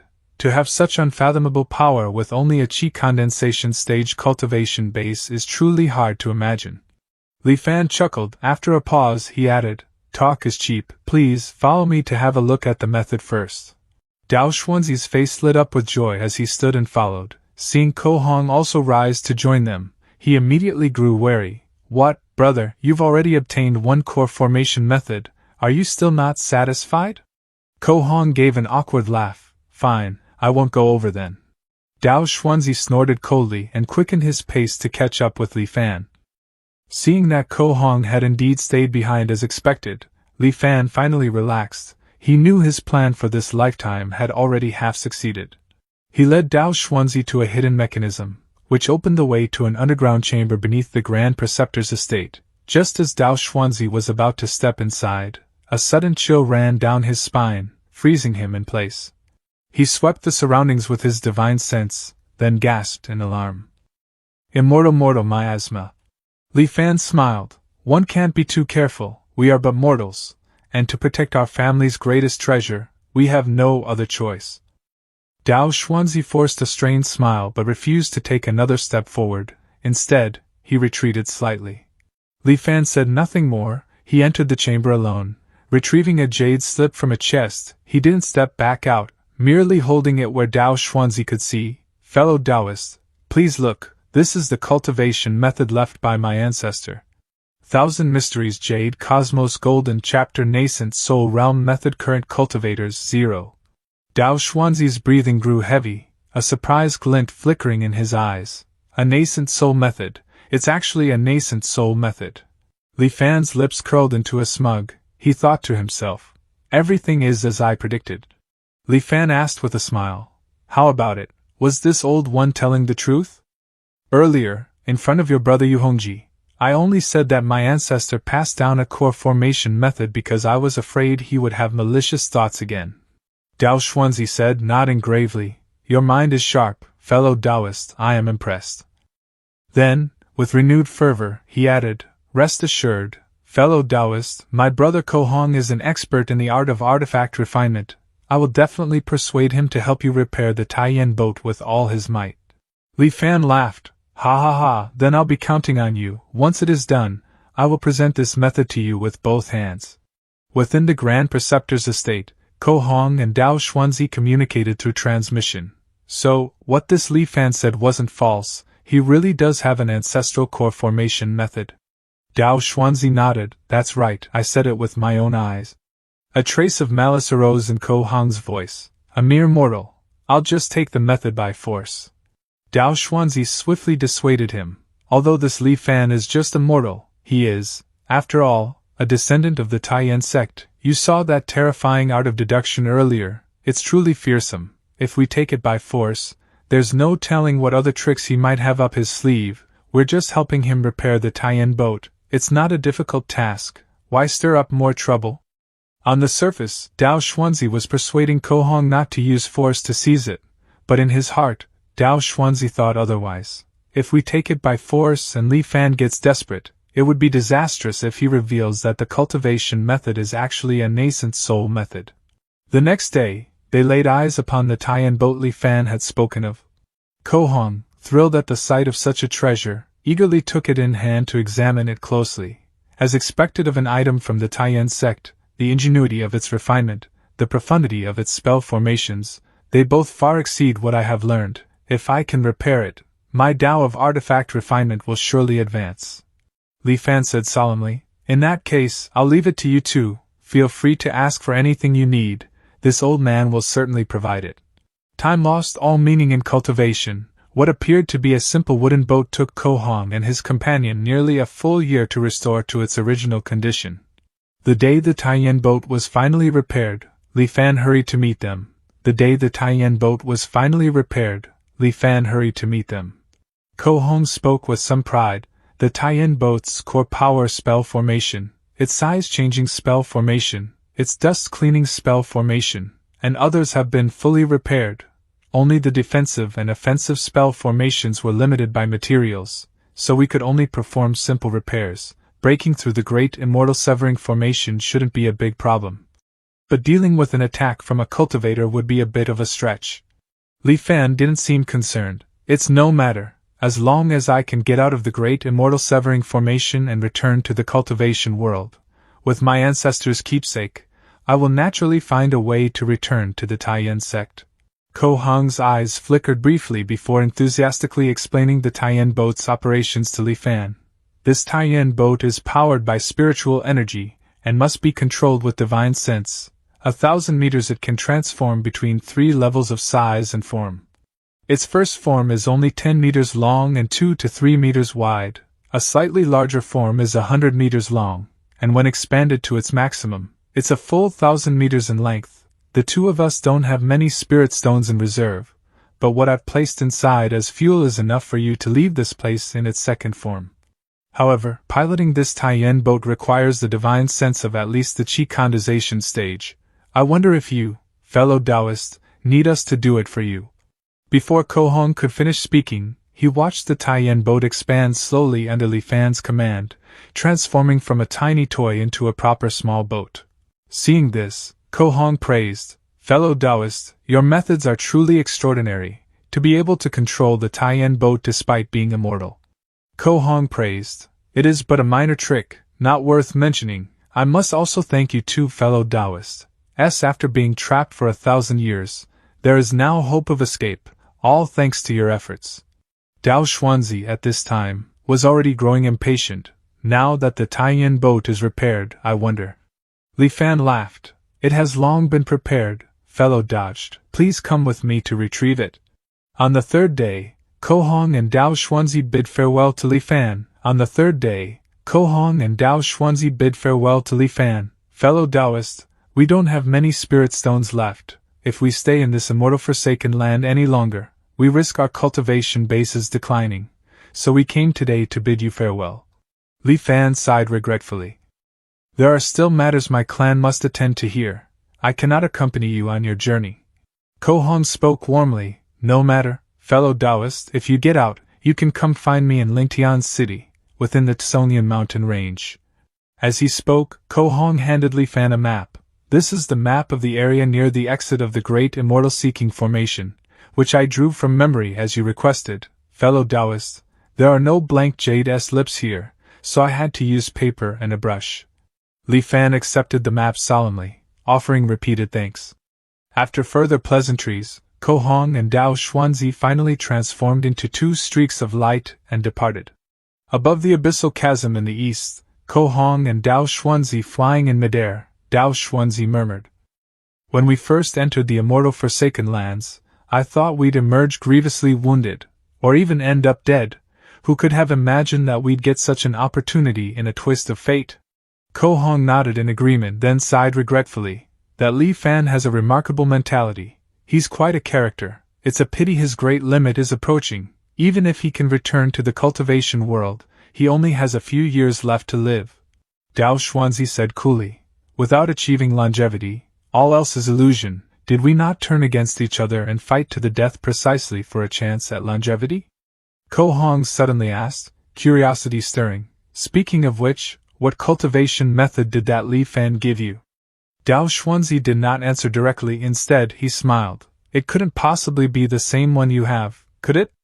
Don't worry, once I return, enter closed-door cultivation, and break through to the golden core stage, I will definitely not forget the 3 things I promised to do for you." Dao Xuanzi glanced at the thick fog above the abyssal chasm, then suddenly shot forward, plunging into it ahead of Ko Hong. "The protective formation must not yet disperse. I wonder, brother, do you dare to venture through?" Ko Hong's laughter echoed. "Ha ha ha, what is there to fear?" Li Fan did not care how Ko Hong and Dao Xuanzi would react upon returning to the cultivation world and discovering they practiced the same technique. At this moment, he had already settled all his affairs. Steering the Taiyan boat, he arrived above the abyssal chasm. By all logic, he should have waited for the white fog to dissipate before exploring the abyssal chasm, but Li Fan was already 71 years old. The next time the fog lifted was still 14 years away. By then, at 85, his lifespan would be nearing its end, and he would barely be able to walk, let alone pilot the Taiyan boat. So it was better to investigate the immortal slaying grand array sooner rather than later. After all, there was nothing left in this life worth clinging to. He could begin his next life at any time. Guiding the Taiyan boat, Li Fan slowly descended into the depths of the abyssal chasm. Without divine sense to scout the path, he could only rely on his vision to navigate. Thick fog enveloped everything, painting the world in an endless white, giving Li Fan an eerie sense of unreality. The silence was absolute. Only the sound of his own breathing reached his ears. He continued downward, his focus razor-sharp. Suddenly, the Taiyan boat shuddered violently, as if it had struck something invisible. Li Fan instantly tensed. Is this the astral wind layer? According to Yuhong, the wind blades here can easily tear a mortal's body apart. Even Foundation establishment stage cultivators need to protect themselves with spiritual energy. Thank goodness for the defensive spell formation, otherwise the consequences would be unimaginable. Half an hour later, he carefully controlled the Taiyan boat, and after half an hour of effort, he finally passed through the astral wind layer. The vibrations finally subsided, replaced by an infinite light ahead. He successfully escaped the immortal slaying Grand Array and, upon reaching the cultivation world, fortuitously obtained a rare and peerless technique. Within a century, he forged his golden core. From then on, his cultivation journey was smooth sailing. 1,000 years later, he attained the Tao and ascended to the immortal realm. In the immortal realm, Li Fan started as a lowly immortal official, cultivating step by step until he eventually became an immortal emperor who stood supreme over all. Then, Li Fan shattered the spatial barriers of the immortal realm and ascended to the divine realm. Starting as a mere miner in the divine realm, Li Fan cultivated to the divine king realm after 10,000 years, becoming the most formidable existence in the divine realm. Afterward, Li Fan endured countless hardships to ascend to the primordial divine realm, only to become a lowly gatekeeper there. Once again, he had to toil from the very beginning. As Li Fan awoke, the myriad images from before receded like a tide in his mind, leaving only faint traces behind. A wave of sudden dizziness struck him, and he instantly lost all sense of direction. Li Fan muttered, "Was everything just now an illusion from the illusory light layer? Huh! Why has the boat turned around?" With that, Li Fan knew he had now entered the inversion layer. Surrounded by endless white mist, the Taiyan boat was like a drop of water in an ocean, unable to discern up from down or where to go. Li Fan fell into deep thought, pondering over the events that had happened before. It seems I only woke up because the Taiyan boat automatically navigated out of the illusory light layer. I lost consciousness in the illusory light layer just now, yet the Taiyan boat was able to travel to the inversion layer on its own. Perhaps I can let the Taiyan boat control its own direction, while I just provide the power to accelerate. An intuition from the Taiyan boat was transmitted to him, telling him which way to go. Following the Taiyan boat's guidance, he accelerated forward. As expected, by following the direction the Taihung arc took on its own, he smoothly arrived at the fourth layer, the flowing fire layer. Seeing this, Li Fan was overjoyed. That's it, this Taiyan boat was specifically responsible for migrating mortals 1,000 years ago. The cultivator in charge must have left a backdoor in this Taiyan boat, allowing it to automatically pass through the immortal Forsaken continent. Having tasted the first sweet sip of success, he made no deliberate attempt to rein it in, simply pouring power into the Taiyan boat and letting it soar freely across this immortal Forsaken continent on its own. Profound ice layer, flowing fire, profound ice, thunderstorm. These places seemed exceptionally perilous, but the Taiyan boat always managed to narrowly avoid one devastating crisis after another. Sixth layer, thunderstorm layer. The journey was thrilling but ultimately safe, and Li Fan smoothly arrived at the final layer, the darkness layer. The Taiyan boat advanced silently through the darkness. Li Fan's steady composure wavered with excitement. Once I pass through here, the cultivation world lies ahead, 6 lifetimes of reincarnation, finally. Then, in the all-consuming darkness, the eerie sound instantly filled the entire darkness layer, reverberating endlessly. His surroundings remained pitch black, yet it felt different now. The protective barrier around the Taiyan boat shattered in an instant, and the vessel itself began to break apart. His charging progress plummeted violently. Taking one last, deep look into the abyss beyond, Li Fan whispered, "Return to truth. This simulation has ended." Li Fan regained consciousness. He felt a flicker of confusion. What on earth was that thing just now? When Ko Hong and Dao Xuanzi passed through the great immortal severing formation, they didn't encounter that thing in the darkness layer. Why did it? Could it be a measure that only targets mortals? It seems the safest plan is still to wait for the dense fog to clear and for light to appear at the bottom of the abyssal ruins before exploring. Though he faltered at the very last instant, The harvest of this life far surpassed anything he had dared to expect. The moment he chose to retain the Taiyan boat, he stepped without hesitation into his seventh life. Until return to truth finished charging, he refused to take any reckless actions. In Anchor Year 4, he covertly led his trusted subordinates to Qian Hong's tomb. This time, he used a spray infused with immortal miasma to erode the tomb's defenses bit by bit, weakening the power of the halt steel fragment until it could no longer pierce through steel armor. Then, clad in steel armor, Li Fan entered the tomb and placed his hand upon the steel. Rechargeable item discovered. Halting steel fragment, damaged. Proceed with charging? Li Fan selecting, yes, he lamented silently. It's a shame it still took some damage, but the anchor charge progress increased by 25%. If I do this just 3 more times, I can unlock the second anchor point. The rest of Qian Hong's tomb held nothing of value for him. After ordering his men to reseal the burial site, Li Fan departed. In Anchor Year 5, Li Fan was unable to resist any longer and journeyed to the abyssal chasm in the east. He told himself, I'll just take a look, I won't go down. Gazing across the endless sea of fog, his vision seemed to pierce through space, reaching straight into the chasm's depths. At this very moment, if I were to pilot the Taiyan boat, I could absolutely travel smoothly all the way to the immortal realm. The thought erupted in his mind unbidden. For some reason, it could not be suppressed, instead swelling like a tide until it drowned all reason. That's right, I've already waited this long. Do I really have to wait another 15 years? So what if truth returning isn't fully charged? How can I achieve the great Tao if I'm this timid? That thought kept urging him on without respite. I already tested it once in my last life. As long as I'm careful to avoid that unknown monster in the darkness layer, I can leave this damned place. A cacophony of voices clamored in Li Fan's ears, his vision blurred, his eyes turning bloodshot. As if bewitched by the whispers, step by step, he moved forward, drawing ever closer to the endless abyssal chasm.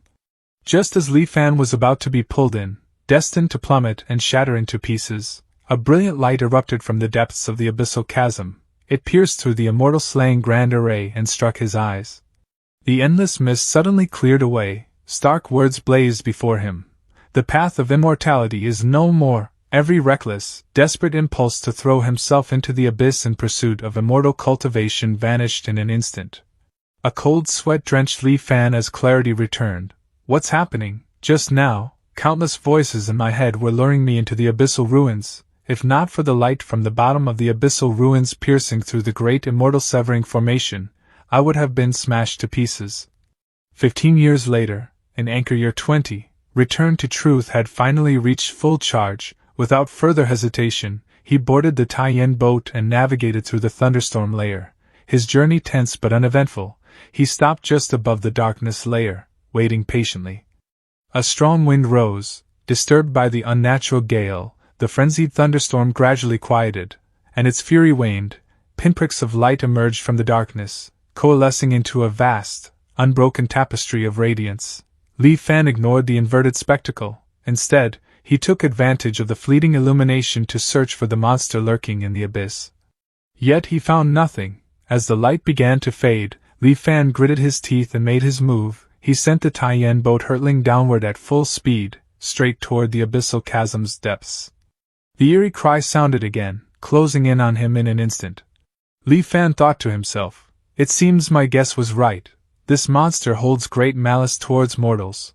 Perhaps its mission is to devour any mortal who comes near this place. At that moment, Li Fan abruptly veered the Taiyan boat, altering its trajectory in a sharp, graceful arc. Instead of descending, the vessel now shot upward at several times its previous speed. Upward, further upward. Engines roaring at full power, the Taiyan boat surged back up into the thunderstorm layer, just as a wrathful howl erupted from below. Looking toward the abyss, a trace of doubt flashed in Li Fan's heart. Humph? It stopped chasing at the thunderstorm layer? It stopped at the edge of the darkness. I can use the light from the thunderstorm layer to see what it really looks like. By the last, fading glimmer of light, Li Fan finally saw the true form of that monstrous creature lurking in the darkness below. It was a colossal leviathan of a whale, so immense that words failed to describe it. Even from Li Fan's considerable distance, he couldn't take in its full size, just its gaping maw alone filled his entire field of vision.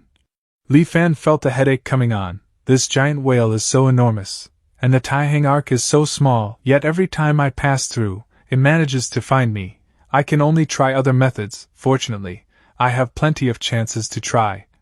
Over the next 15 years, he had attempted to force his way through the darkness layer several times, yet with every entry into the darkness layer, the great whale seemed to get better at detecting him. Given the Taiyan boat's flight speed, he simply couldn't outpace it. Each time, after a brief period of dodging the whale, he would be forced to retreat in disarray. In anchor year 35, this time, Li Fan hid himself within the thunderstorm layer well in advance. Only on the days when the white fog recedes does the great whale take a while to notice me, seemingly delayed by something. Perhaps with this extra bit of time, I'll be able to fly to the bottom of the abyssal chasm. This time, Li Fan decided to risk it all, aiming to fly through the darkness layer at maximum speed and make it through before the great whale could react. A strong wind began to rise. The Taiyan boat operated at full power, bursting forth with astonishing speed. The illusory scenery drew closer and closer. Yet, just as he was about to reach it, the great whale's terrifying cry rang out once more, rapidly approaching Li Fan's position. Li Fan saw his surroundings turn black and knew he had been swallowed by the great whale once again. He roared viciously, "Return to truth. This simulation has ended." Li Fan let out a frustrated sigh. It took him a long time to calm his emotions. This time, Li Fan chose to accelerate the charging process. Li Fan was slightly surprised when he looked at his own information panel. Humph? The upper limit of my psychological age didn't increase? It seems I've already reached the limit, so it's not increasing anymore. Li Fan could only comfort himself like this. Good, I still have 748 years to squander. In anchor year 4 of his 8th life, Li Fan once again opened Qian Hong's tomb. Discovered item convertible to charge, halt steel fragment, damaged, proceed with charging? Seeing the prompt from return to truth, Li Fan's mood finally improved a little. At this moment, the charging progress of the next anchor point had reached 51%. Li Fan mused with a hint of self-mockery. To the very least, this life wasn't a complete waste. In anchor year 5, the white mist receded, but with the virtualization charging progress yet to reach 100%, he could only wait patiently. In anchor year 20, Li Fan made an attempt and failed. In anchor year 35, Li Fan made another attempt and still failed. However, these attempts were not entirely wasted. At the very least, he had gotten increasingly proficient at maneuvering the Taiyan boat, and could now endure the great whale's relentless pursuits for longer periods. In anchor year 50, Li Fan did not choose to force his way through the darkness layer again. He had grown old, and his reactions and mental acuity had significantly declined. Even if he made an attempt now, he saw no possibility of success. So, he chose to meet two old friends, to see if he could glean any clues from them. On the day of Li Fan's 70th birthday, Ko Hong and Dao Xuanzi arrived right on time. Dao Xuanzi, do not push me too far. As he listened, Li Fan suddenly felt a pang of nostalgia. Once again, he used the pretext of a golden core technique to lure the two of them to the Grand Preceptor's estate. After 3 rounds of wine, Li Fan produced a scroll painting. It depicted a terrifying, colossal great whale that hid within the darkness. Li Fan inquired, "Have either of you ever seen such a monster?" Li Fan pondered for a moment and added, "My ancestor once said on his deathbed that if I ever had the chance to escape this forsaken land, I wouldn't need to worry about anything else. With the protection of our Sex Taiyan boat, I should be safe. But the final layer, where a giant whale lurks, requires the utmost caution." Ko Hong glanced at the painting, his brow furrowing slightly with disbelief.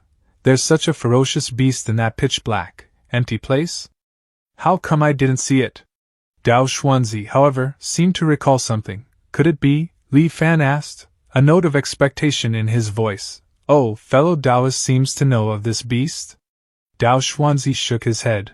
"I've only seen records of it in an ancient text. It is said that in ancient times, there was a sect named beast taming. The beast taming sect had no profound cultivation methods, relying solely on their beast taming art. they could control the exotic beasts of heaven and earth to fight for them. Among the most famous exotic beasts controlled by the beast-taming sect, this giant whale seems to be one of them.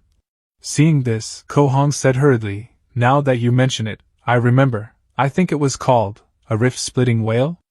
Li Fan's heart stirred, and he quickly asked, "Do either of you know how to avoid this rift-splitting whale?" Ko Hong and Dao Xuanzi both offered awkward, sheepish smiles. "I've only heard fragments about it. Such an exotic beast disappeared from the cultivation world thousands of years ago. How could we possibly know its habits?"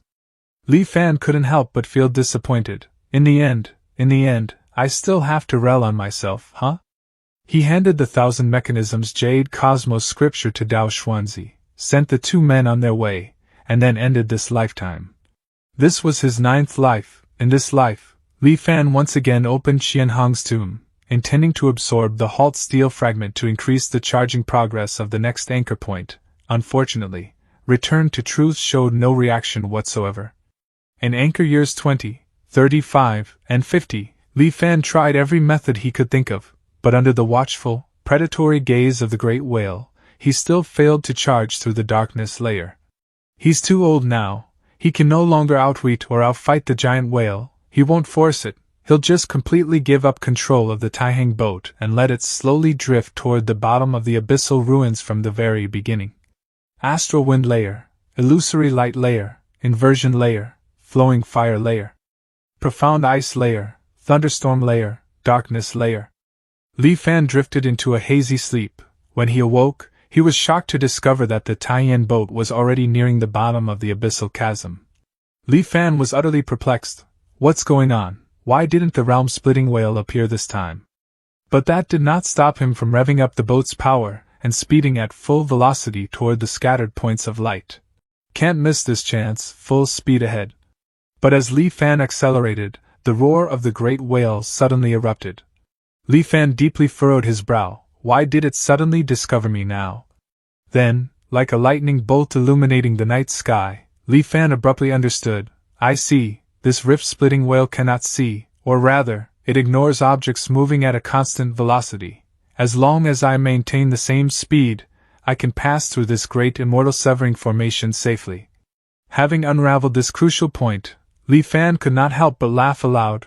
Ha ha ha, the last shackle keeping me in this immortal forsaken land has been completely broken by me. With that, the final shackle binding him to this immortal forsaken land was completely shattered. Amid Li Fan's wild laughter and the great whale's furious roars, the Taiyan boat burst through the rift between the two worlds, about to return to the cultivation world. His surroundings blurred, and he felt himself traverse the distance of multiple worlds in an instant. The immense pressure made Li Fan grunt sharply, and blood streamed from his nose and eyes, but he paid it no mind whatsoever. Drawn endlessly upward, Li Fan turned his gaze back toward the immortal forsaken land. From such vast distance and soaring height, he witnessed a sight that would be seared into his memory for all eternity. It's the rift-splitting whale. Thousands upon thousands of realm-splitting whales, moving non-stop in great pods, carved out swathes of pitch-black space from the void. Meanwhile, the immortal forsaken land that Li Fan had left receded ever farther from the cultivation world. The Taiyan boat broke through the immortal slaying grand array, emerging within a stretch of mountain ranges. Below lay a bottomless pit which emanated an aura faintly similar to the abyssal chasm. Rolling mountains wreathed in clouds and mist stretched into the distance, making for a magnificent and awe-inspiring sight. On the tallest of these peaks, an immense city hung suspended in the air. Li Fan wanted to laugh heartily, but could only manage an uncontrollable cough while spitting up fresh blood. He was far too old. He had already been teetering on the brink of life and death, and the pressure from crossing the immortal slaying grand array had utterly drained his remaining vitality. Yet being able to catch a single glimpse of the cultivation world before dying meant this lifetime had not been lived in vain. An aged yet hopeful voice rang out, "Return to truth. This simulation has ended." After the darkness, Li Fan's consciousness gradually returned. After 9 lifetimes, across nearly 500 long years, he had finally brushed against the threshold of cultivation. According to his initial plan, Li Fan had intended to accelerate the charging process, the sooner Return to Truth finished charging, the sooner he could leave for the cultivation world. Yet, upon seeing the list of available items to choose from, Li Fan hesitated once more. Listed clearly among them was the halt steel fragment. After some consideration, Li Fan ultimately decided to retain the steel fragment. He wanted to take this opportunity to verify a certain hypothesis. Since he had not chosen to accelerate the charging, he would have to wait 20 years for it to complete. In the third anchor year, he arrived outside Qian Hong's tomb. He did not choose to use the immortal miasma to break into the tomb, but instead directly took out the halting steel fragment from Return to Truth. After this steel fragment brought from the previous life appeared in the world, a wondrous change occurred. It actually began to slowly dissipate, like an ice block under the scorching sun, and the formation generated by the halting steel fragment inside Qian Hong's tomb clearly grew much stronger. Gazing at the scene before him, Li Fan thought to himself, "It's just as I thought, mystical objects of heaven and earth possesses uniqueness. Two identical mystical objects should not exist in the world, yet, with Ilyuanzin's ability, created an identical one from thin air. The consequence is that the two mystical objects spontaneously merged, ultimately becoming one." Li Fan narrowed his eyes and ordered his subordinates to begin breaching the tomb using the immortal miasma spray. The enhanced halt steel fragment was indeed extraordinary. Even with the use of immortal miasma, it took considerable effort to whittle down its power. Li Fan entered Qian Hong's tomb, his gaze falling on the halt steel fragment. There were no major changes in its appearance, it merely looked slightly less dilapidated. Li Fan thought with regret, Return to Truth still can't absorb it. It seems this steel needs to be repaired more completely before it has new energy for Ilyuanzin to absorb. After ordering his subordinates to move the steel fragment out of the tomb chamber, he stored this enhanced halt steel fragment in the Taiyan boat, keeping it as part of his belongings for his future journey to the cultivation world. In Anchor Year 20, when Return to Truth was about to finish charging, Li Fan ruthlessly executed a group of corrupt officials and oppressive landlords, seizing all the gold, silver, and jewels their families had accumulated over generations. He would still need to interact with other mortals after arriving in the cultivation world, so gold, silver, and valuables had to be prepared in advance. Additionally, since cultivators occasionally incorporated gold and silver into artifact forging, there was no need to worry about these metals losing their value completely. Besides wealth, food was also crucial, yet grain was the foundation of the state, and Li Fan demanded an enormous amount at once. Officials fiercely opposed him. While capital merchants jacked up prices to profit, Li Fan skipped explanations, during morning court, before all civil and military officials. He enlarged the Taiyan boat to its maximum size and suspended it high above the imperial palace like a vast dark cloud over Xianjing city. Commoners who saw it dropped to their knees in reverence. Meanwhile, the court officials, witnessing Li Fan's display of immortal power, shifted their attitudes entirely. All prior complaints about Li Fan's killings and seizures instantly vanished. The people eagerly helped gather provisions, officials cooperated fully, and after executing the profiteering merchants, the Taiyan boat was completely loaded. With all preparations made, Li Fan had no more attachments to the mortal world. He piloted the Taiyan boat. Arriving once more above the abyssal chasm, he relaxed his mind, allowing the Taiyan boat to proceed at a constant, self-guided speed. The entire journey took only a few hours, yet to Li Fan, it felt far longer than all the centuries he had experienced before. After the interminable wait, Li Fan finally broke through the immortal slaying grand array and arrived in the cultivation world. As he acclimated to the rending sensation of crossing between two worlds, Li Fan peered out excitedly from the Taiyan boat. Yet, as he looked at the surrounding scenery, Li Fan was left utterly dumbstruck. Li Fan was somewhat bewildered. What's going on? Why is the place I emerged different this time? He unfolded the map drawn from his memories, trying to locate this sea, but finding nothing after repeated checks. Forget it, I'll just take it one step at a time. Not knowing what had gone wrong, Li Fan put away the map and sighed. Fortunately, I still have the Taiyan boat, otherwise I'd be trapped here until I died. I only hope I can find a habitable place before its spirit stones run out. Not one to indulge in self-pity, Li Fan immediately chose a direction and steered the Taiyan boat forward, searching for any trace of civilization. The sea was truly vast and endless. He flew for 7 full days and nights without spotting the slightest sign of human presence. Fortunately, the Taiyan boat was stocked with plentiful provisions, so survival was not a concern. 10 more days passed, and the Taiyan boat gradually slowed down, its energy nearly depleted. Just as Li Fan was growing anxious, he finally spotted the faint outline of a ship in the distance. Just at this desperate moment, the faint shadow of a ship finally appeared on the distant sea. When he looked at the ship through his telescope, he was left utterly speechless. As he drew nearer, however, he was struck speechless. It was a ship, all right, but one on the verge of sinking. It seemed to have been through some kind of attack. There was a massive hole in its hull, and 2/3 of it was already submerged underwater. Several dozen people struggled in the waters around the half-sunken ship, clearly all crew members from the vessel. Most of them could barely swim, clinging desperately to broken planks to stay afloat. Just as Li Fan hesitated over whether to reveal the Taiyan boat and rescue them, one survivor shouted with all his strength, "Don't panic, everyone, I've already sent a signal to the Immortal Master, he'll come save us soon, hold on just a bit longer." Hearing this, Li Fan's mind stirred. Immortal Master? He put away the Taiyan boat, jumped into the sea, and quietly swam toward the group of people. Silently blending into the crowd, Li Fan also pretended to struggle for survival. After a good while, a stream of light flew over from a distance and halted above the group. Seeing that hope had arrived, they quickly cried out one after another, "Immortal Master, save me! Immortal Master, help!" How noisy! The voice sounded male, but his clothing and face were unclear, as though obscured by a layer of gauze. The man then snorted coldly and cast some unknown arcane art. Li Fan found himself unable to make a sound, and the entire crowd also fell silent. The Immortal Master then flew to the side of the sinking ship. With one hand, he raised the vessel out of the water. After that, a beam of light shot out, and the large hole in the ship's hull was repaired in a matter of moments. Then, he looked at the group of people floating in the sea.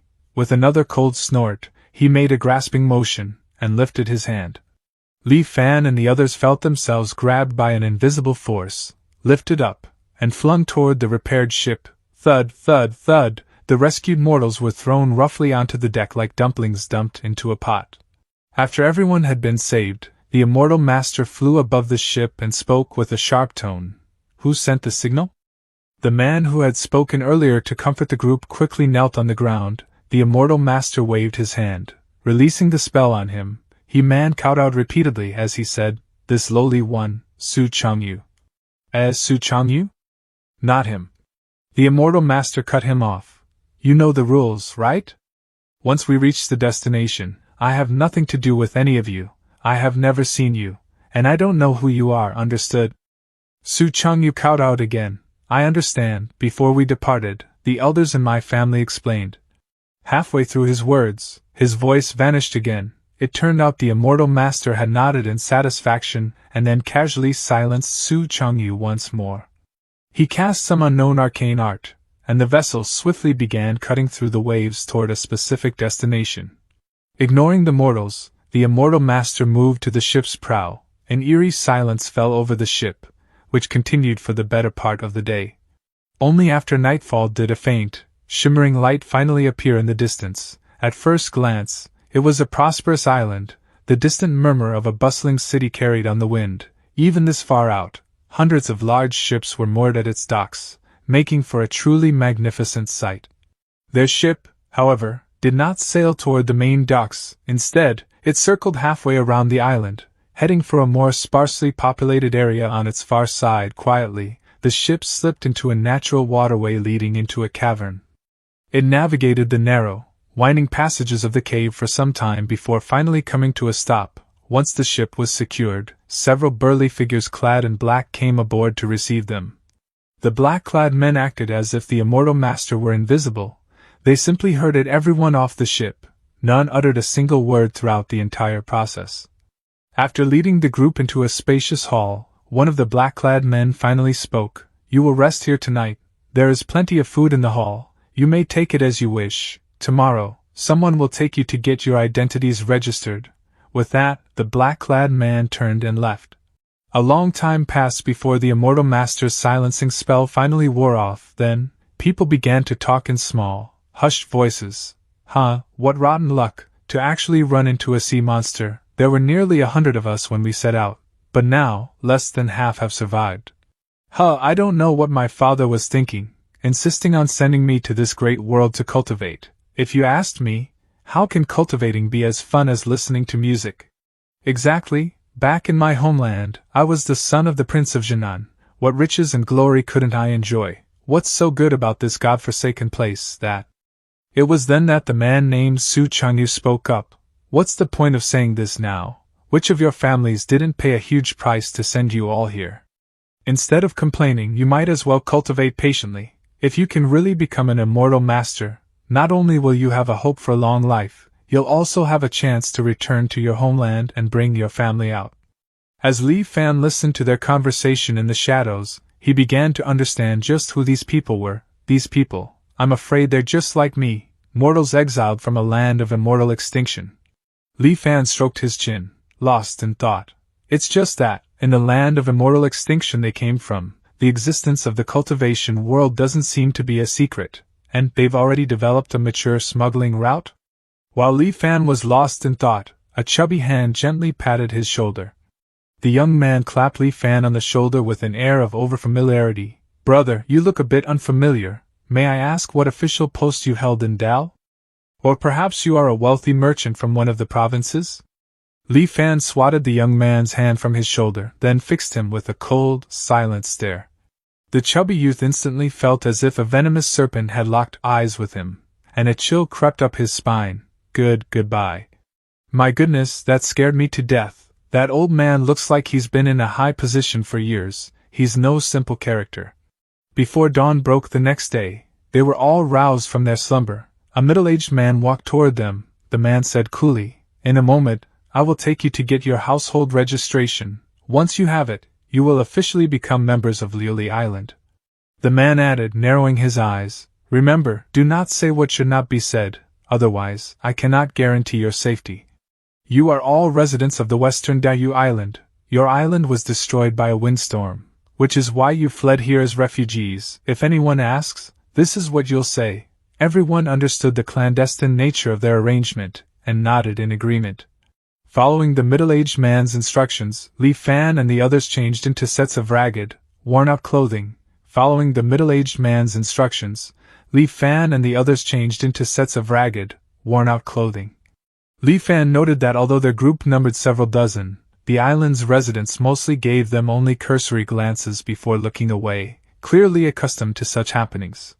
They wound through the residential districts of the city for what felt like an eternity before finally arriving at the front of an official compound.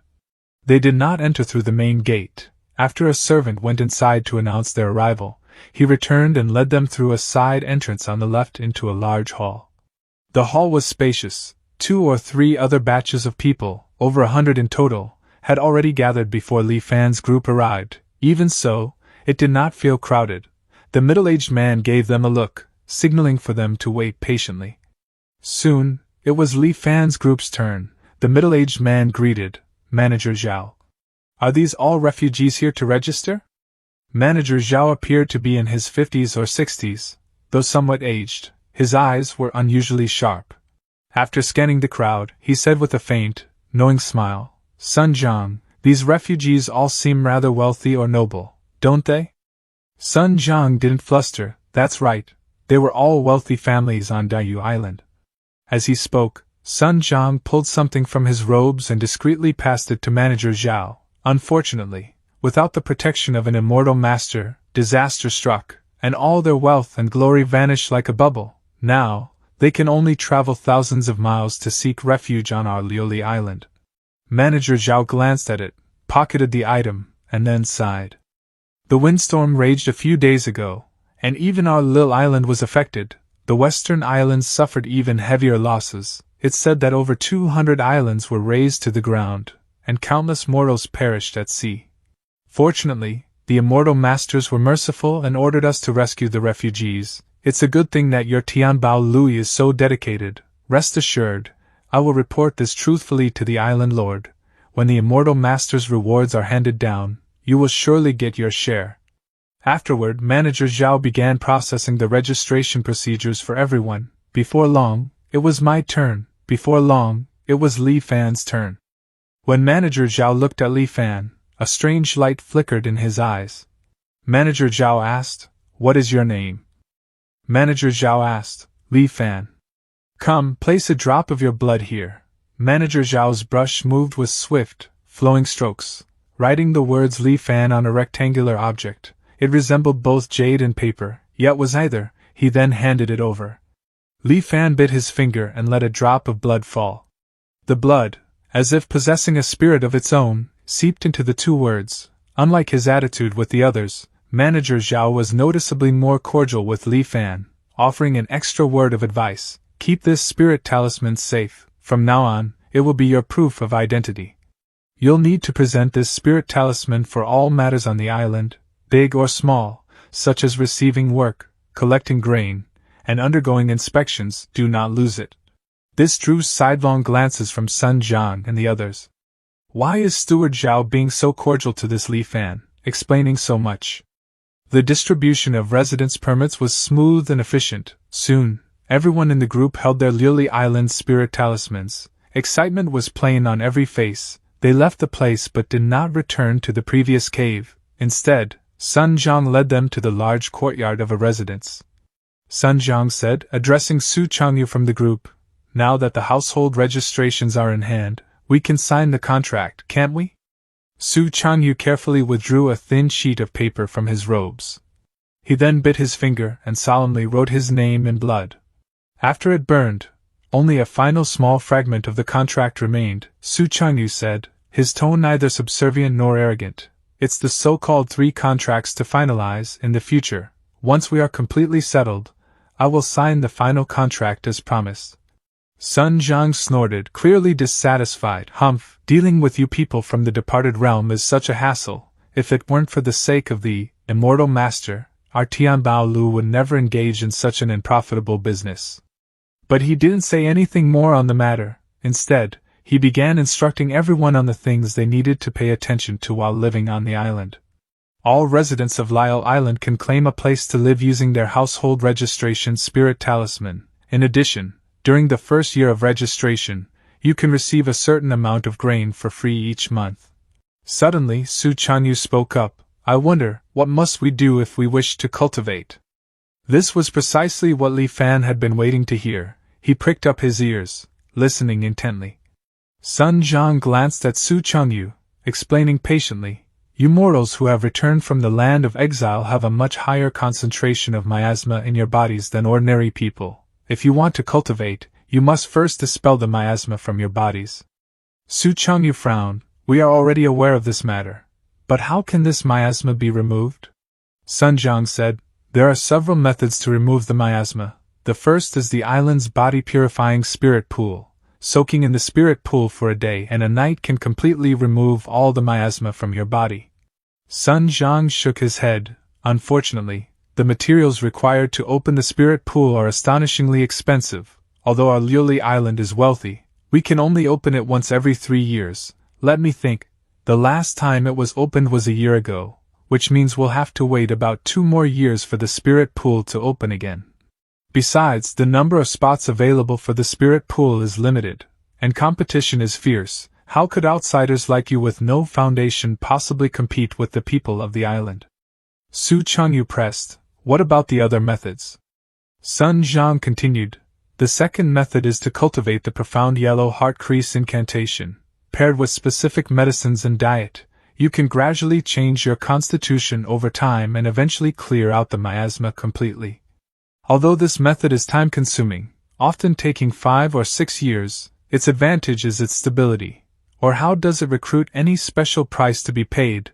The profound yellow heart cleansing incantation and its corresponding elixirs can be bought at the island's pharmacies." 5 or 6 years, Su Changyu murmured softly, then asked stubbornly, "Are there any others?" "The third method is to become a test subject." At this, Sun Zheng's expression darkened, and a flicker of barely suppressed fear crossed his features, but he still answered Su Changyu. Su Changyu looked bewildered. "Test subjects?" "That's right. Some immortal masters are very interested in the miasma inside a mortal's body. Every year, volunteers are selected from the mortals on the island to serve as test subjects. The immortal masters use special methods to extract the miasma from the test subjects' bodies for research. It only takes a few months to completely drain the miasma from a test subject's body. Sun Zhang's face seemed to pale, as if recalling something. However, the process is excruciatingly painful. It's a state of being unable to live and unable to die. Often, the vast majority of people can't endure until the miasma is fully extracted and are driven completely mad by the torture. It was unclear if Su Changyu had truly taken in Sun Zhang's warning. He remained silent for a moment before asking again, "Aren't there any other methods?"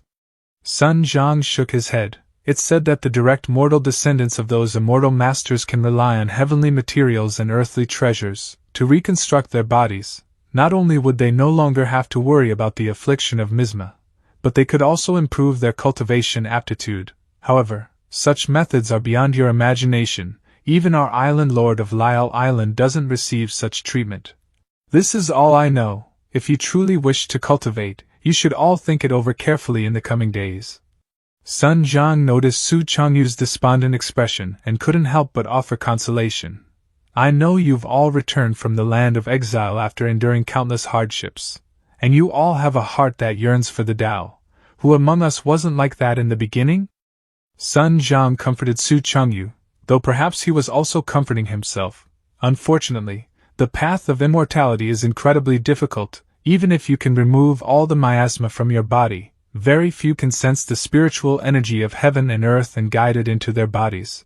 Why seek out trouble? There's nothing wrong with being immortal. Instead of bitterly pursuing the path of immortality, it's better to enjoy life, indulge your passions, and live in the moment. With these words, Sun Zhang departed. Among the gathered crowd, some wore expressions of delight, appearing to take Sun Zhang's advice to heart. Others, unable to accept the sheer difficulty of cultivation, broke down in tears on the spot. Meanwhile, some were fraught with worry, unsure of what to do. Only Su Changyu's face held a steely resolve, as if he had quietly made some firm decision.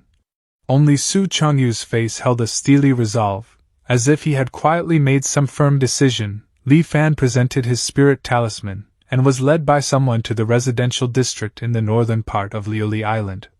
Li Fan presented his spirit talisman and was led by someone to the residential district in the northern part of Liuli Island. Most were single-room structures, but each had a small courtyard enclosed by walls, so it didn't look too shabby. Row 6, Unit 7, this is it.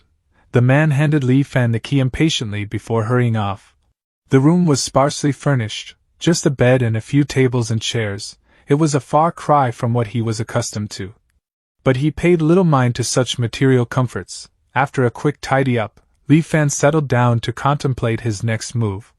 It's all thanks to those people from the departed realm. Unfortunately, aside from Su Changyu, this group seems to be entirely mediocre, with no heart for the Tao, incapable of achieving anything great. My immediate goal is to purge the miasma from my body. A spot in the body purification spirit pool may be valuable, but the treasures held in the Taiyan boat should be more than sufficient. Securing a spot won't be difficult if I bring them out. The downside is drawing too much attention. As the saying goes, wealth should not be flaunted. As an outsider with no roots here, suddenly revealing such riches would inevitably attract unwanted attention. I'll need to plan this carefully. Suddenly, a knock at the door interrupted Li Fan's thoughts. Li Fan instantly grew wary. Who's there? It's me. The voice was low, yet vaguely familiar. Without changing his expression, Li Fan took out a dagger from the Taiyan boat, and concealed it in his sleeve. Li Fan cracked the door open just enough to see his visitor. It was that chubby youth who had tried to accost him earlier. Without hesitation, Li Fan moved to slam the door shut. Wait, the youth blurted, hastily wedging a hand in the gap and lowering his voice to a conspiratorial whisper. You're not from Li World, are you? What? Li Fan faltered for an instant. The chubby youth seized the opening to shove his way inside. He looked Li Fan up and down, a sly, predatory glint in his eyes. Who are you, and what is your purpose in sneaking onto Liuli Island? Li Fan countered. How did you know I'm not from the departed realm? The fat man's face twisted into a sneer. When we fell into the water, I vaguely saw you suddenly emerge from underwater. At first, I thought it was an illusion. Later, after thinking it over carefully, I realized you weren't in our group when we left the departed realm. The chubby youth puffed out his chest, oozing smug satisfaction. Li Fan conceded with a nod. It seems you're quite astute and sharp-minded. That chubby fellow added, of course, besides me, not a single one of those idiots noticed a stranger had snuck in. Li Fan pressed. Are you sure no one else besides you noticed? Of course not. How could those fools compare to this young master? The chubby youth's boast died in his throat, choked off mid-sentence. A cold, sharp blade had already pierced through his chest. Li Fan looked down at the chubby youth's body crumpled on the floor, his own face an impassive mask. Li Fan closed the door, dragged the chubby youth's corpse into the Taiyan boat, truly clueless. Relying on a bit of cleverness, you discovered I might have snuck in under a false identity, and you couldn't wait to come and threaten me. You don't even stop to think, didn't you people from the departed realm also get your household registration by falsely claiming to be refugees? Now that you have a Lioli Island household registration, you really think of yourselves as natives. That immortal master whose face was unclear, the one who came to meet you, and Sun Zheng's Tianbao Lu, they all acted very cautiously, afraid of being found out. Clearly, the identity of being immortal from the land of exile is something that must be kept secret. Tianbao Lu and that group from the departed realm wouldn't dare to investigate this with great fanfare. Even if they investigate and find out the fatty came to see me before he disappeared, now that not even a body can be found, as long as I insist I never saw him, they can't do anything to me. Just as Li Fan predicted, several days passed without anyone paying attention to the chubby youth's mysterious disappearance. Aside from a single inquiry from Su Chengyu, this incident was merely a small interlude in Li Fan's life on the island, and he soon put it out of his mind. Li Fan spent his time gathering information about various matters on the island. At the same time, he considered how he could use the treasures stored in the Taiyan boat in a manner that wouldn't raise eyebrows. Gradually, Li Fan developed a general understanding of Lioli Island. The sea surrounding the island was known as the Tsongyan Sea. This Tsongyan Sea was vast and boundless, dotted with tens of thousands of islands, both large and small. Lioli Island was located in the southern part of the central Tsongyan Sea region and was considered a medium-sized island. It was named after the Lioli fish, a species abundant in the surrounding waters and known for its exceptionally tender flesh. Lioli fish were not only popular among mortals on nearby islands, but immortal masters as well. This was because the Lioli pearls occasionally found within them were used to refine a certain type of pill. Therefore, an immortal master was stationed on Lioli Island, and every year, a certain quantity of Lioli pearls had to be presented to them as tribute. Heading out to sea to catch Lioli fish was the most popular. Not only was it relatively low risk, but the pay was excellent. Fishermen only had to surrender 70% of their catch. They could keep the remaining 30% to sell privately. This made fishing a highly coveted job. Unfortunately, going out to sea requires large boats, and the schools of Lioli fish are unpredictable. Finding the schools requires a special spirit lure from the island. The spirit lure is only distributed by the Lioli Manor when going out to sea and is collected upon return. Private fishing is not allowed. If caught, the penalty is immediate execution. Therefore, fishing for Lioli fish can only be done with permission from the Lioli Manor. Recently, a ship that set out not only returned with a bountiful haul of Lioli fish but also chanced upon a shipwreck. The sunken vessel was reportedly carrying a family fleeing a storm flood, and it held over a dozen chests of gold, silver, and jewels. The island's rule for items salvaged from wrecks was the same as for Lioli fish. The crew could keep 30% for themselves. The island's rule for items salvaged from wrecks was the same as for Lioli fish. The crew could keep 30% for themselves. Watching the crew members grinning so wide it threatened to split their faces, many on the island grew green with jealousy. They began scrambling in private, pulling strings and calling in favors, all desperate to secure a spot on the next voyage. As long as he could go out to sea alone, he would be able to launder the treasures from the Taihang Ark by staging a shipwreck. The only difficulty was how to obtain the qualification to sail alone. There were far too many people on the island vying to join the fleet. After some casual inquiries, he learned the key. The island lord of Liuli Island has 3 trusted aides. Steward Zhao is in charge of personnel, Steward Qian is in charge of finances, and Steward Zhou is in charge of security. The vast majority of spots for the fleet's sea voyages are in Steward Qian's hands. Steward Zhao and Steward Zhou have always wanted to get involved, but Steward Qian has maintained tight control, only allocating 1 or 2 fleets to them. Recalling Manager Zhao's reaction to him on the day he registered for residency, Li Fan thought it might be worthwhile to pay this Manager Zhao a visit. But Manager Zhao wasn't someone the current Li Fan could simply meet on a whim. Li Fan decided his best approach was still through Sun Zhang of the Tianbao Pavilion. After finding out its location, Li Fan went to the Tianbao Pavilion's entrance, seeking an audience with Sun Zhang, but he was met with a shut door. Several men in black at the entrance glared at Li Fan with ill intent, looking ready to fight at the slightest provocation. What kind of status does Elder Sun have? Is he someone you can see just because you want to? Leave immediately. Seeing this, Li Fan had no choice but to leave. Frustrated, he found it strange. Heavenly Treasure Tower is open for business after all. Where is the logic in driving people away without even seeing them? And these men in black made the decision without even asking for instructions, as if they already knew who I was. Could it be that something changed with the departed realm people, causing Sun Zhang to turn hostile and ignore me? After some investigation, Li Fan learned what had happened. It turned out that Su Changyu, in his determination to purge the miasma from his body as quickly as possible, had resolutely chosen to become a test subject for an immortal master. Before leaving, Su Changyu had signed his name on that remaining part of the contract. With that, the 3rd stage was complete, and the contract dissipated entirely. There was no longer any connection between Li World and the Tianbao Pavilion. Li Fan remarked with a sigh, "No wonder they suddenly turned hostile and deliberately avoided us. I just didn't expect Su Changyu to be so decisive. I advised him not to be so hasty, but why would he listen?" The speaker was someone Li Fan recognized, Xiaohun, who had previously identified himself in the Tianbao Pavilion's cavern as the Prince of Jinnan's son. If it weren't to save his terminally ill sister, Brother Su wouldn't have been so desperate. Xiaohun seemed to share an exceptionally close bond with Su Changyu, and now radiated utter dejection. Hearing this, Li Fan fell silent, lost in thought. Though Sun Zhang tried to avoid him, Li Fan refused to give up. From the comforting words he'd given Su Changyu, it was clear Sun Zhang wasn't a villain. His earlier coldness was merely to distance himself from mortals of the immortal Forsaken Lands.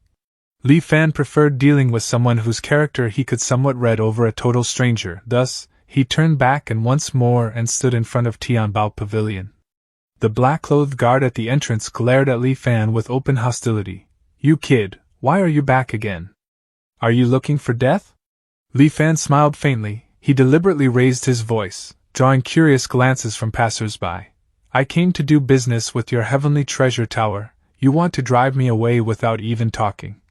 Is this your Heavenly Treasure Tower's way of treating guests?" He guard's face flushed with anger, and he moved to strike, but was held back by his companion. After a servant went inside to inquire, the guard returned with obvious reluctance and led Li Fan in. He was seated in a guest room, where a female attendant served him a cup of tea. Li Fan took a sip. The tea warmed his stomach, and a comforting heat instantly spread through his entire body. "Good tea," Li Fan couldn't help but praise. A man walked in with a smile, speaking unhurriedly. It was Sun Zhang. "Dayu Pale Dragon grows on the submarine volcanic craters around Dayu Island. There are only a dozen or so plants. Now, with the destruction of Dayu Island, this Dayu Pale Dragon has temporarily become a unique rarity. Then I am basking in your light, Elder Sun." Li Fan showed no hesitation, downing the remaining tea in one gulp. Only after Li Fan set the cup down did Sun Zhang narrow his eyes and ask slowly, "The matters of Dali are finished. There should be no more entanglements between you and me. Why have you sought me out again now?" His tone was blunt, and his eyes hid a sharp killing intent, as if Li Fan's answer would determine whether he lived or died. Ignoring the accusatory tone, Li Fan smiled in response. "Elder Sun has misunderstood. I am indeed here to discuss a business deal." Sun Jiang first looked stunned, then scoffed, scrutinizing Li Fan from head to toe. Business? You? Li Fan's expression remained unchanged, his smile unwavering. Seeing this, Sun Jiang gradually grew serious. What business? Li Fan said slowly. I wonder if Heavenly Treasure Tower is interested in a quota for the seafaring fleet. Sun Jiang slowly spoke. Every time the fleet goes out to sea, not to mention the treasures that can be salvaged, just the lily fish and other marine specialties are enough to make a fortune. If I said our Heavenly Treasure Tower wasn't interested, that would be impossible. Sun Jiang stared intently at Li Fan, as if trying to read the truth from his face. But the fleet quotas are firmly controlled by Steward Qian, let alone our tower. Even Steward Zhao can only get 1 or 2 spots. You are a newcomer. What ability do you have to dare scheme for it? Li Fan stated with unwavering confidence. If you let me see Steward Zhao, I have my own way to persuade him. Seeing Li Fan's absolute certainty, Sun Jiang momentarily wavered, unsure how to proceed. Just then, a somewhat languid voice drifted in from outside the room. Then let him see Steward Zhao. It's not a difficult thing. If it fails, chop him up and throw him into the sea to feed the fish. Li Fan's eyes sharpened as he saw a woman in clothes yellow robes step inside. Her face was veiled, and her voice sounded young, perhaps 17 or 18, but her curvaceous figure radiated a mature allure. Greetings, shopkeeper, Sun Jiang said immediately, rising to his feet and offering a respectful bow upon seeing the woman in yellow. Then I thank you in advance, shopkeeper, Li Fan said, his expression unchanged as he cupped his hands in a salute. The woman in yellow said, tilting her head as she sat down opposite Li Fan, you seem to have some confidence. It doesn't look like you're talking big. Li Fan stated plainly, this humble one always keeps his promises, my word is my bond. The woman in yellow let out a soft, tinkling laugh. If it really succeeds, my Heavenly Treasure Tower will want to extract a corresponding benefit. Li Fan nodded, his words startling everyone present. According to the island's rules, 3/10 of the harvest from each voyage can be kept for oneself. I don't want a single cent of those 3/10. Half goes to Steward Zhao, and half goes to your Heavenly Treasure Tower. The woman in yellow was momentarily stunned. She looked him over again, more carefully this time. That's strange. In that case, going to such great lengths, what is it that you want? Li Fan stated frankly. I only want the quota to enter the body-purifying spirit pool once every 3 years. Eh? The woman was truly shocked now. She stared at him for a long moment, as if trying to confirm she hadn't misheard. Li Fan met her gaze without the slightest hesitation. The woman in yellow burst into uproarious laughter, as if she just heard the most hilarious joke in her life. Ha ha ha, please, uncle, you're already at this age, and you still want to learn from others to cultivate immortality. She laughed for a good while, barely managing to get the words out before another wave of laughter overtook her. Sun Jiang looked at Li Fan, his face also a mask of utter skepticism. Li Fan said quietly, only seeking eternal life? I will not regret it even if I die. The woman in yellow fell silent for a long time. She declared finally, good, I agree to this matter. Wait until a date is set, I will send someone to notify you. In that case, it is settled. I live in house number 7, 6th longitudinal outside the city. You can find me there. Li Fan cupped his hands once more, turned, and left. After a long silence, Sun Jiang could no longer hold back. Shopkeeper, about that spot in the body-purifying spirit pool. The woman in yellow calmly replied, although the competition for spots in the body-purifying spirit pool is fierce every year, my Heavenly Treasure Tower is not without the strength to compete. She revealed a confident smile and continued, if he can truly secure a seafaring fleet, then in just 5 years, the profits brought by the fleet would be enough to cover the cost of a spot. This business is a sure win with no loss. However, she frowned, a delicate crease forming on her brow as she looked in the direction Li Fan had departed. What is it? Sun Jiang couldn't help but ask. That man's eyes looked quite scary. The woman in yellow patted her chest lightly, as if still somewhat shaken. Sun Jiang's face froze stiff, rendered speechless. On the way back, he stopped by a pharmacy and purchased the profound yellow heart-cleansing incantation along with the matching medicinal herbs. Even if everything went smoothly, it would still be 2 years before the body-purifying spirit pool opened. He might as well try cultivating it first to see the effects. Perhaps he, Li Fan, possessed astonishing natural talent, and could purge the miasma from his body on his own, without needing the full 2 years. For the next few days, he stayed at home cultivating, waiting to meet Steward Zhao. Who would have thought that before he even met Steward Zhao, he would hear a rather shocking piece of news. Su Changyu was dead. In the end, Su Changyu simply wasn't able to hold on. He reached his limit and died in just 7 or 8 days. When his body was brought back, Li Fan went to take a look. It was a truly horrifying sight. These people from the departed realm were newcomers and couldn't even scrape together enough money to buy a grave plot. They had originally planned to bury him at sea. But he couldn't bear to watch that. So he took out some money to let Su Changyu rest in peace in the earth. Everyone was heartbroken. Among them, Xiaoheng wept the most bitterly. Li Fan, however, didn't have any particularly strong feelings, just a faint sense of melancholy. In his eyes, Su Changyu had carried himself well and possessed considerable mental fortitude. While not a once-in-a-century prodigy, he was certainly no mediocre man. Of the entire group from the Li world, Li Fan had thought him the most likely to make something of himself.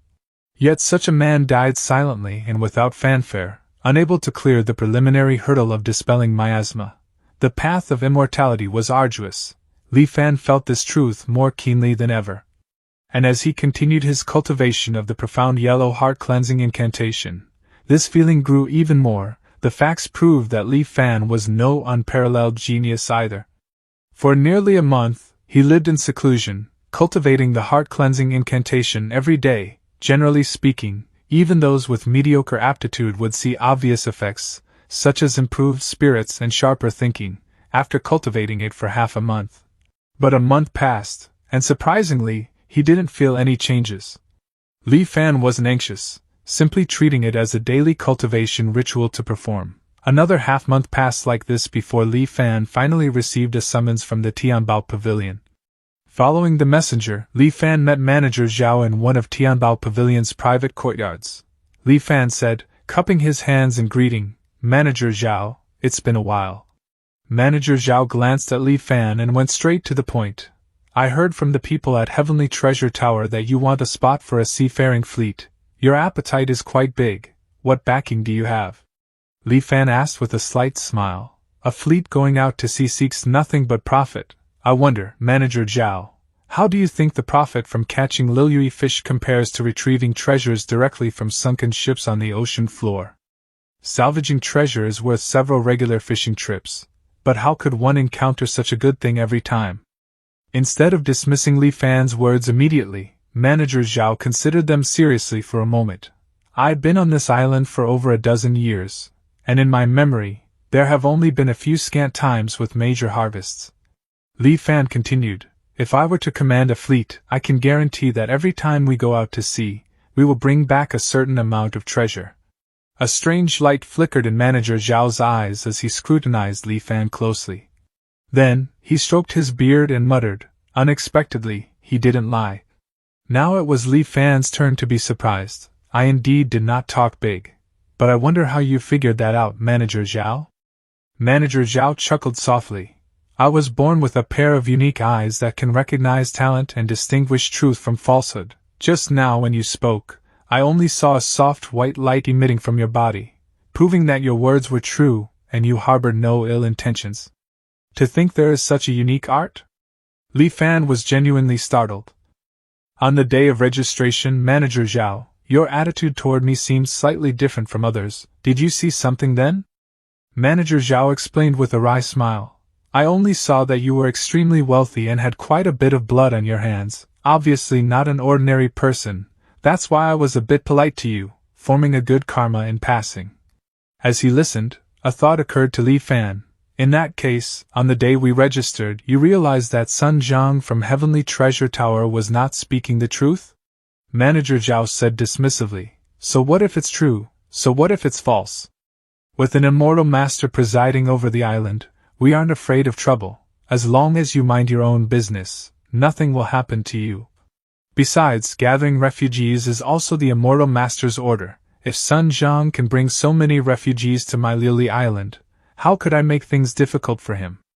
Listening to this, Li Fan gained a general understanding of Manager Zhao's principles. I see, since Steward Zhao can see that I am not speaking falsely, can you consider the matter of the seafaring spot? Manager Zhao tapped his fingers lightly on the table a few times before speaking. You are a newcomer with no foundation. If I rashly hand the fleet over to you, it will certainly cause much dissatisfaction. How about this? Next time the fleet goes out, you go with them. If you really can salvage treasure every time you go out, then in just a few trips, the crew will surely be convinced by you. At that time, you can take over the fleet justifiably. Finding the arrangement perfectly acceptable, Li Fan said, your considerations are thorough indeed, Manager Zhao. And so, the matter was settled with unusual smoothness. The Tianbao Pavilion was unaware of the specifics of their conversation, but when they learned that Li Fan had easily persuaded Manager Zhao and secured a spot on the next voyage, they were utterly astonished.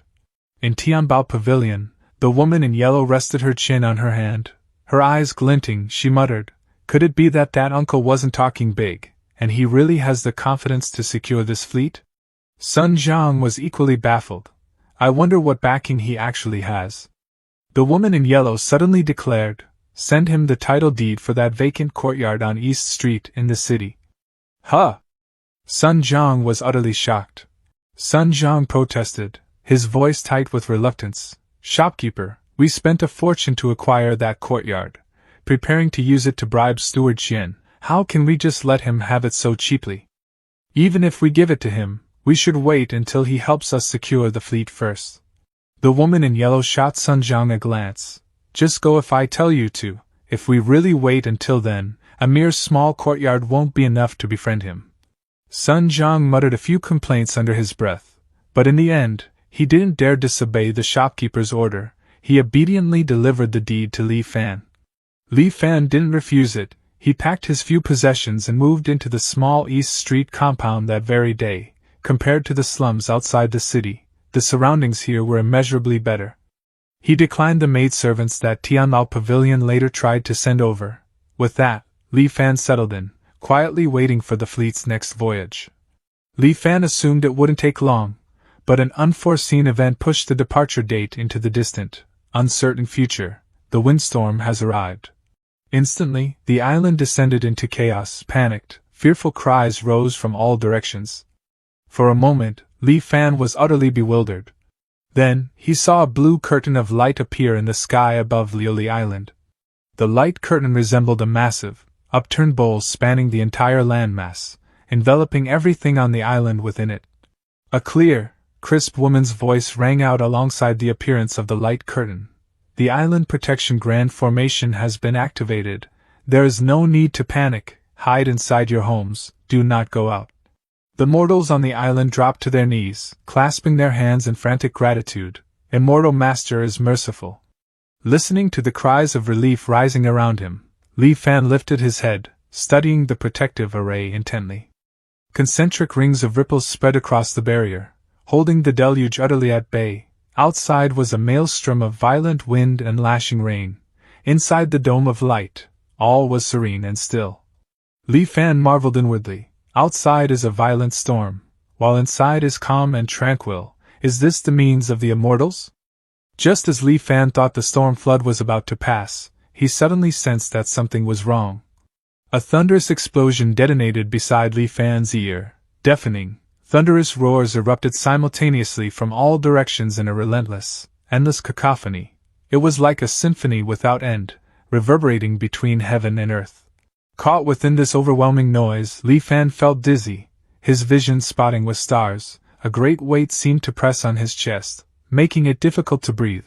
When he touched his nose, his hand came away wet with blood. A spike of fear shot through him. He thought to flee back inside for shelter, but the ground beneath his feet began to tremble violently. Li Fan looked up and saw a sight that stole the breath from his lungs. A wall of water, so high it blotted out his entire field of vision, was being driven by the furious gale toward Lily Island. In moments, it descended with an overwhelming, crushing force. Li Fan nearly believed his current lifetime was about to end. The barrier twisted and distorted, seemingly on the verge of shattering, but after a pulse of blue light rippled across its surface, it stabilized once more. It stood firm against the impact, unyielding as a seaside cliff. Eventually, the waves gradually began to subside, but subside was a relative term. They merely lessened from world-ending to terrifying. The storm flood had arrived with savage speed, but it departed with agonizing slowness. He heard from the islanders that this windstorm was actually on a relatively small scale. The windstorm 15 years ago had been several times more powerful than this one. At that time, the Island Protection Grand Formation could barely maintain itself and was forced to shrink its protective range. After the windstorm, Leoli Island's area had been reduced to only 1/3 of its original size. It took more than a decade of effort from survivors and new influxes of refugees before its vitality slowly recovered. Li Fan was shaken to his core, the wrath of the heavens and the earth. To think it could be so terrifying. In the days following the storm flood, every resident of Leoli Island received instructions. Each household was to inspect their section of the island protection array for damage. The method was simple. The Leoli administration distributed spirit talismans. Families simply had to hang one in their home for several days and nights, observing whether it emitted red light. All 367,800 nodes of the island protection array must be checked for anomalies. Under the Immortal Master's decree, and for the sake of their own survival, all other affairs on Leoli Island were suspended, with priority given to maintaining the array. Normally, the Immortal Master would oversee the inspection personally, but this time, the spirit stones powering the array were nearly depleted. Thus, the Immortal Master had returned to Myriad Immortals Island to procure more. Every 360 flashes of the talisman form a minor cycle of the array's self-inspection system. Li Fan recalled the instructions given with the talisman. 360 minor cycles form a major cycle. If no red light appears during a major cycle, the array is intact. Li Fan stared intently at the spirit talisman before him, a trace of admiration rising in his heart. This island protection array is immense, yet incredibly precise. It's difficult to imagine how it was constructed. 5 days later, the result allowed the entire population to exhale in relief. The island protection array was undamaged. When the Immortal Master returned with a sufficient supply of spirit stones, the residents' worries vanished completely. Life on Leoli Island gradually returned to normal. In the following months, survivors from other islands occasionally arrived on Leoli seeking refuge. Of course, the vast majority of people on their islands had perished in the recent storm flood. The Tsongyang Sea was vast and boundless, containing countless islands, large and small. Only islands that produced unique resources were fortunate enough to have an Immortal Master stationed permanently. During these few months, he didn't stay idle. He persisted in cultivating the profound yellow heart cleansing incantation every day, and finally, there were results. Both his upper limit of psychological age and his psychological age had increased again. Though the margin wasn't large, it still filled him with energy. Another month passed in this manner until Li Fan finally received a message from Manager Zhao. The storm flood in the Tsongyang Sea had completely subsided. The fleet's next voyage would soon take place. Among the crew, many were setting out to sea for the first time like Li Fan. Their faces were alight with excitement, their eyes brimming with the hope of striking it rich overnight. Some sailor members showed visible worry and couldn't stop complaining. What in the blazes is the island master thinking, pulling a stunt like this? The ship with the smallest hull gets branded unfit and stripped of sailing rights for good? How are we supposed to swallow that? Sigh, don't even mention it. It's all because of that damned storm flood. You know Coral Island in the south? I heard in private that their island protection array shattered. The entire island was wiped flat, and the tribute they owed? It's been dumped on us, Leoli Island. What kind of situation is this? How will we live in the future? It's said that it's only temporary. We just need to make up for what was owed before. At that moment, Zhang Haobo, a man with sun-bronzed skin, strode over and began berating the sailor. Look at your cowardly appearance. Why don't you look on the bright side? Doesn't the first place also have a reward? The share of the harvest is increased from 30% to 50%. Boss, stop dreaming, first place? You know our fishing skills, we barely meet the quota every time, just managing to scrape by. Yeah, if you asked me, this is our last voyage. Blast it, why go back at all? Let's just turn pirate and live free.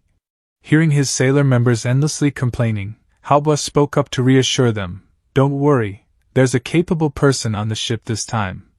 I guarantee everyone will return fully loaded. With that, he pointed a thumb at Li Fan, who stood behind him. The sailors squinted at Li Fan, their faces instantly falling into expressions of disappointment. They shook their heads in disbelief. Just him? So pale and clean, has he ever been to sea? The man bellowed, his anger seemingly genuine. You blind fools, you don't recognize a noble person. This is a great talent specially invited by Manager Zhao, and he will take over our ship soon. You all be more polite. At these words, chaos erupted aboard the Tsengyuan. Boss, you've been the captain of this Tsengyuan for almost 10 years. How can you just give it up like that? Exactly. My life was saved by you, boss. If they want to drive you away, I, Lu San, will be the first to disagree. The sunbronze man glanced back at Li Fan, a conspiratorial smile briefly touching his lips. Humph. Why don't we just throw him into the sea to feed the fish once we set sail? It's perfectly normal for someone to die at sea anyway. The crowd on the ship was whipped into a fury. In an instant, Li Fan had unmistakably become public enemy number one. The man raised his hands, trying to calm them down. Calm down, everyone calm down. Although I know everyone thinks highly of me, Zhang Haobo, that Tsengyuan is Steward Zhao's property after all, and we are merely selling our lives for him. Now that Steward Zhao says he wants to change personnel, I have no choice either. His words only poured oil on the flames of their fury. The crewmen fixed their glares on Li Fan, their eyes burning with a murderous light. Li Fan sneered coldly in his heart. Zhang Haobo's petty tricks hadn't escaped his notice. Child's play. These were games Li Fan had long mastered. Showing no fear, Li Fan stepped forward to face the seething crew, holding his chin high. His voice rang out clear and strong over the din. Gentlemen, you don't trust me? Do you think Manager Zhao has bad eyes? Since I have already promised Steward Zhao that I can find treasure every time we set sail, I certainly won't let everyone down. Muttered discussions broke out among the men. Could it be that this kid actually has some skills? It should probably be true. Steward Zhao's eyes are incredible. There's basically never a time he looks wrongly. Meanwhile, Zhang Haobo seethed inwardly. He'll find treasure on every voyage? I don't believe it for a second. He's just using connections to steal my position as captain. Does he think I'm a fool? Watching his men swayed so easily by a few words from Li Fan, his anger burned hotter. Well, he's made his boasts. Let's see how he plans to back them up. Set sail, he roared. We depart. The Tsengyuan began to move, gliding out of the harbor without the need for wind or oar. Instead, the ship was propelled by a miniature array powered by spirit stones. Over 100 other ships also departed from Liuli Island, each heading for their designated fishing grounds.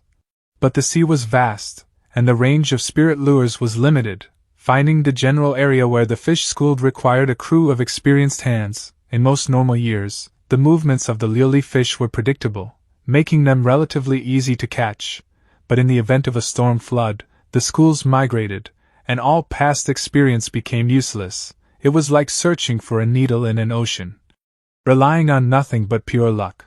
And the Tsengyuan's luck seemed exceptionally poor. More than half a month had passed. Aside from catching some ordinary fish and finding some common sea mineral deposits, they did not harvest anything significant.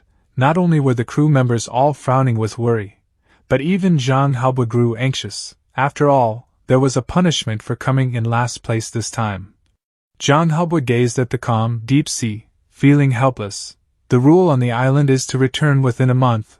We've only caught this little bit of stuff this time. It's quite possible we really have the smallest harvest. We can only hope for a turn of events in the next few days. May the immortal master protect us. Just then, he heard footsteps approaching from behind. Turning around, Zhang Haobo saw Li Fan walking toward him. Yo, what? You're finally willing to come out of the cabin. If you didn't still know to take food every day, I would have thought you died in there. Li Fan paid no attention to his words and said in a deep voice, I want a small boat. I saw treasure. What? Zhang Haobo was momentarily confused. But then it quickly dawned on him, and he exclaimed in disbelief, You're not joking, are you? Li Fan said solemnly. Quickly prepare a small boat for me. I saw jewelry shining with brilliance under the deep sea, waiting for me to salvage it. The opportunity is fleeting, the light of the treasures is becoming dim. I am about to lose its bearing. Zhang Haobo immediately snapped to attention. Quick, prepare the boat. Yes. After boarding the small boat, Li Fan turned back and said, You are not allowed to follow, wait for my signal. Haobo looked utterly bewildered. Why? Li Fan replied, You are too noisy, it's easy to interrupt my line of sight. Zhang Haobo's eye twitched, but thinking back to Li Fan's earlier glare, he couldn't shake the feeling he wasn't bluffing. One of the crewmen asked, staring anxiously in the direction Li Fan had disappeared, Boss, is it possible he ran away by himself? Zhang Haobo snapped at his subordinate. What silly talk, the sea is vast, and he didn't bring any dry rations alone, where could he run to? 2 hours later, a red signal flare lit up the distant sky. Zhang Haobo immediately commanded, Quick, steer the ship over there. The Tsungyuan sped forward at full speed and soon reached the location of the signal. There stood Li Fan on the small boat, exhaustion written across his face. He announced to the group, The treasure is right here. Zhang Haobo gritted his teeth and declared fiercely, Into the water, cast the net, yes. Amid the crew's half-doubtful gazes, they began to pull up one chest, then another. In the end, a full 16 chests of gold, silver, and jewels were slowly hauled up from the depths. Gazing at the mountain of treasures before him, Haobo was utterly overwhelmed. One of his subordinates cried out in ecstatic joy, Boss, Mr. Li didn't brag, he really allowed everyone to return fully loaded. At this moment, he was utterly shocked in his heart. It's real. He actually found treasure sunken at the bottom of the sea. A skill like that. He is an extraordinary person just like Manager Zhao. A wave of bitter regret washed over Zhang Haobo. Zhang Haobo, it's rare to have a chance to meet a noble person. It's fine if you didn't grasp it. But you actually ridiculously thought the other party was here to snatch your tiny little fleet. The more he thought about it, the deeper his regret festered. He felt an intense urge to slap himself across the face. No, I must hurry and apologize, right now, immediately. As soon as Li Fan boarded the ship, Zhang Haobo earnestly came forward to bow and apologize to him. After dismissing him pleasantly, Li Fan returned to his room to rest. Having secured the treasure, the Tsungyuan abandoned all pretense of fishing. It immediately turned around and headed back to Liuli Island. After all, this haul was immense. Until they were safely back on the island, not a single soul aboard would feel at ease. Sailing at full speed, it took only 2 days before Liuli Island came into view. Zhang Haobo instructed his crew with grave seriousness. Don't dock just yet, Lu San. Slip into the water quietly and go notify Steward Zhao. Ask him to personally send people to do the inventory. Yes. Zhang Haobo spoke solemnly and continued. If nothing unexpected happens, our harvest should be the largest among the fleet that went out to sea this time. According to the rules, we get to keep 50%. If outsiders do the counting, they will inevitably deculp or miscalculate. I don't feel at ease unless it's our own people. Hearing this, the entire group of crews immediately roared in unison. The boss is right. Even losing a little bit would distress us to death. After waiting for some time, the Tsungyuan docked at the shore. The personnel for the routine inventory were blocked by Zhang Haobo and the crew members. A thread of anger laced the man's words. He seemed to have some history with Zhang Haobo. Zhang Haobo, what is the meaning of this? You won't let us board to take inventory. Seeing his lack of response, the man grew increasingly scornful. Judging by your ship's draft, I'm afraid you returned empty-handed this time. It seems your time as captain has come to an end. Hearing their captain insulted, the crew of the Tsungyuan flared with anger, ready to retort. What did you say? But Zhang Haobo held them back. There is no need to argue with him. No matter what the other side said after that, Zhang Haobo pretended not to hear, waiting quietly for Manager Zhao's subordinates to arrive. Li Fan observed from the shadows, nodding slightly. It seems there is a reason why Zhang Haobo can sit firmly in the position of captain of the Tsungyuan. It is only his background and experience that limit him. The commotion at the docks soon drew a crowd of onlookers. Many began pointing at the Tsungyuan and murmuring. Fortunately, the The standoff did not last long. Soon, Manager Zhao arrived in person with his subordinates. As 16 crates of jewels and precious goods were unloaded from the ship in full view of the crowd, the entire dock erupted with excitement, and so, word of the Tsingyuan's immense harvest spread like wildfire, quickly sweeping across the entire island. In the Tianbao Pavilion, the woman in yellow was intently examining a newly acquired collection of artifacts when she heard the echoing of hurried footsteps outside. Without waiting for an invitation, Sun Zhang burst into the room. Shopkeeper, what is it?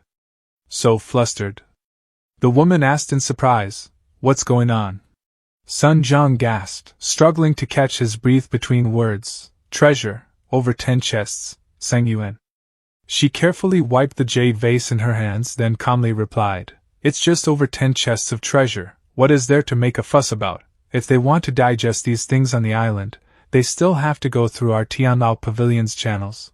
She cut herself off mid-sentence, her expression shifting abruptly. Wait, did you say that Tsingyuan? Is that the ship where that uncle named Li Fan is staying? Sun Zhang nodded vigorously. That's right.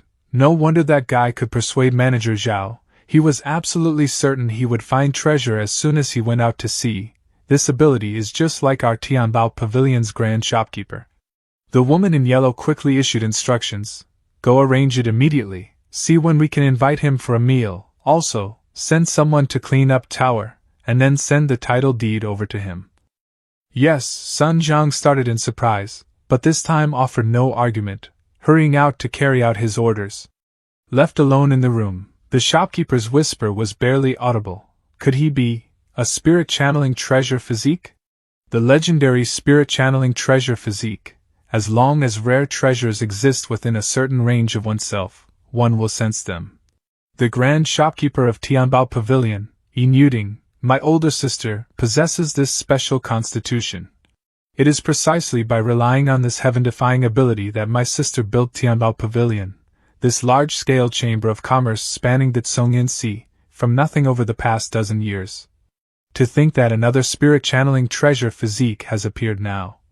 Li Fan was currently at Manager Zhao's residence. Manager Zhao said, beaming with satisfaction, you truly are extraordinary. Fishing up 16 chests of treasure on your first time out to sea, you really gave me a huge surprise. Li Fan simply smiled, offering no explanation. Knowing Manager Zhao had a knack for discerning the truth, he deftly changed the subject. The harvest this time was indeed substantial, but I'm afraid it will be hard to get this much in the future. Manager Zhao waved it off. That stands to reason. How could one have such luck every time? He took a sip of tea before continuing. However, just relying on the harvest this time is enough for me to operate a separate fleet for you. Li Fan clasped his hands and said, in that case, many thanks, Manager Zhao. Manager Zhao said abruptly, setting his cup down, I heard that you racked your brains just to seek a spot in the body-purifying spirit pool? Li Fan admitted with a sigh, looking as though a wave of profound weariness was washing over him. That is precisely so. Even with inexhaustible treasures, one will turn into a pile of yellow earth after 100 years. Only by seeking immortality and asking for the Tao, and witnessing eternal life, is this trip to the world not in vain. Manager Zhao studied Li Fan for a long, silent moment before finally sighing, at your age, to still have a heart that yearns for the Tao, I am inferior to you. A complex, almost pained expression flickered across his face, as if recalling a distant memory. Over 10 years ago, when I was the same age as you are now, I once saved an immortal master by a stroke of luck. The immortal master asked if I was willing to follow him to cultivate. Manager Zhao's voice grew heavy, but I knew I had long passed the best age for cultivation. Even if I cultivated, I might not achieve anything. Moreover, the older one gets, the more deep-rooted the miasma in the body becomes, and the more painful it is to remove. Now, as I get older, I vaguely feel regret, pity that there is no medicine for regret in this world. Among the hundreds of thousands of mortals on Lily Island, those like you are truly the minority. You flatter me, Li Fan said, steering the conversation back. I wonder regarding the matter of the quota for the body-purifying spirit pool, Manager Zhao. Manager Zhao explained, shaking his head, I cannot help you with this matter. The opening of the body-purifying spirit pool requires the island's immortal master to preside over it, and the quota is also decided by the immortal master. 1 year before opening the spirit pool, the immortal master will announce the required materials. Each family collects the materials on the list and hands them over. The quota is decided based on the amount of contribution points. He added, however, you don't need to worry, Tianbao Pavilion has open branches on every island in the Tsungyan Sea.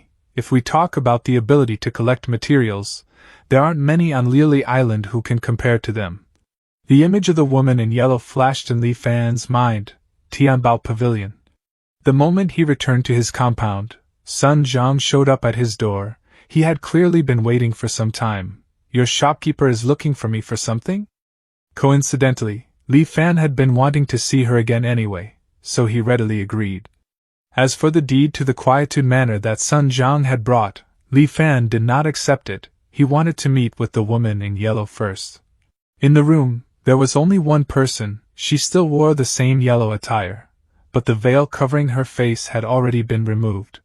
I believe I haven't introduced myself properly, Yin Yuzhen, shopkeeper of the Liuli Island Tianbao Pavilion. Li Fan. Yin Yuzhen laughed lightly. Humph, uncle, you really are concise.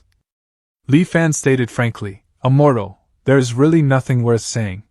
Spirit channeling treasure physique, is it not worth mentioning in uncle's eyes either? Yin Yuzhen asked. A teasing, almost challenging smile played on her lips.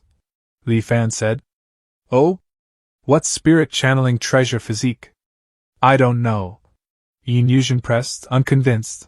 Then how did you find the location of the treasure in the vast sea? Just a feeling in my heart. Yin Yuzhen puffed out her cheeks, thinking to herself, you still say you aren't aspirate channeling treasure physique? But seeing that Li Fan genuinely seemed unaware, she reluctantly explained the nature of the treasure-attuned body to him. So you're saying, your sister is also a spirit channeling treasure physique? How old is she? What does she look like? Where was she 20 years ago? Where is she now? Li Fan asked several baffling questions in a row, leaving Yin Yuzhen thoroughly confused about his intentions. Abruptly, a possibility seemed to dawn on her. She stared at Li Fan, her face paling. Don't tell me, you're our long-lost father?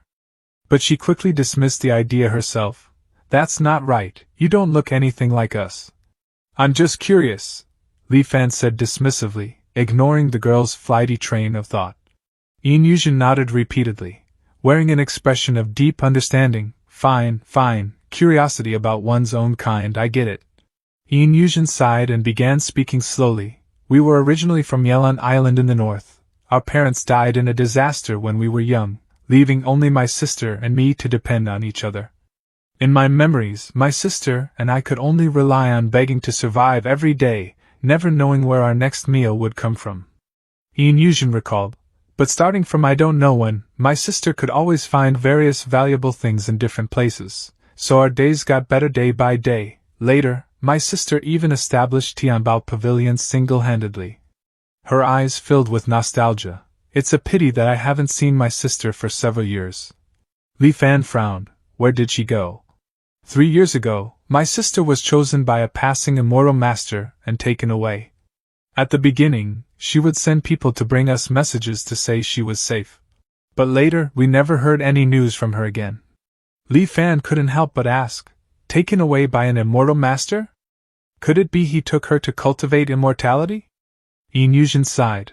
If only that were true. In the letters my sister sent back previously, she used a secret code only the two of us understand to tell me that her current situation was very dangerous, and if she stopped contacting me, it meant she might have met with misfortune. She told me not to go looking for her either.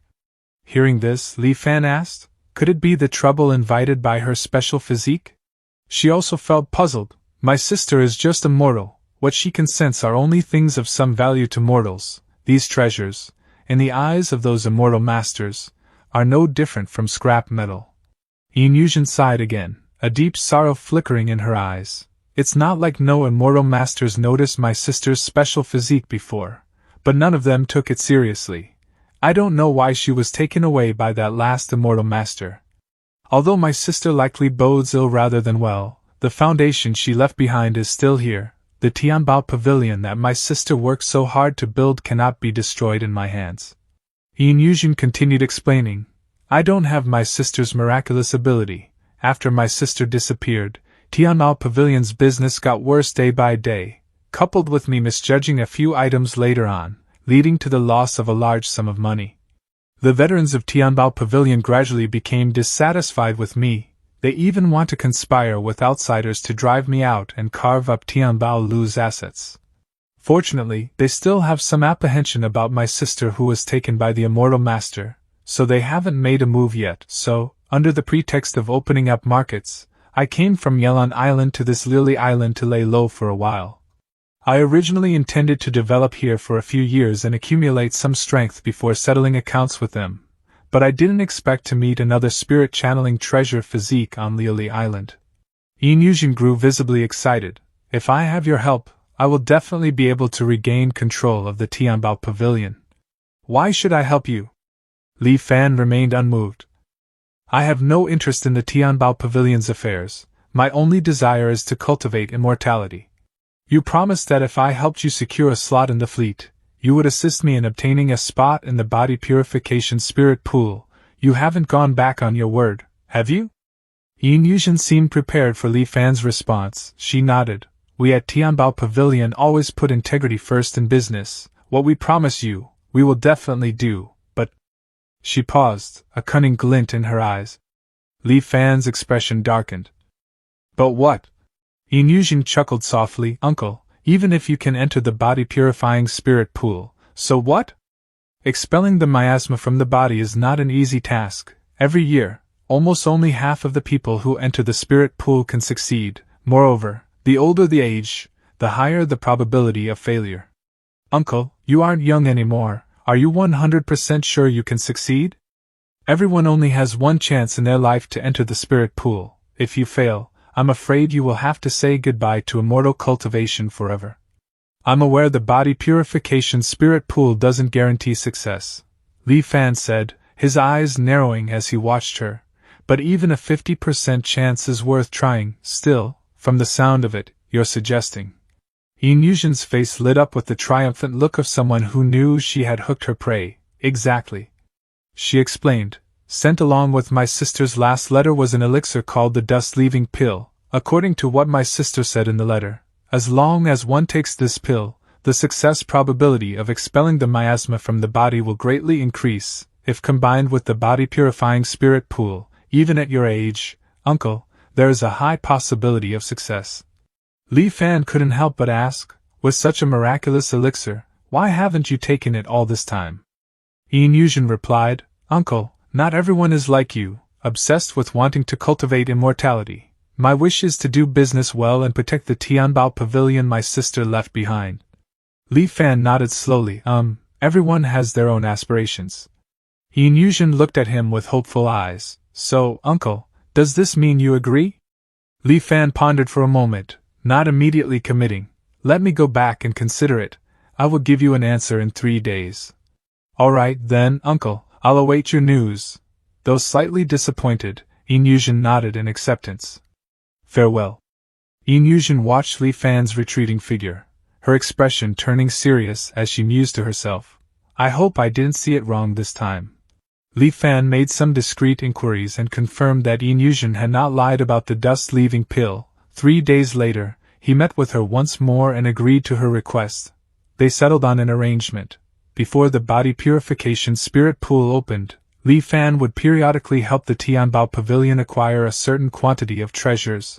When the spirit pool opened, Yin Yuzhen would then hand the dust-leaving pill to Li Fan.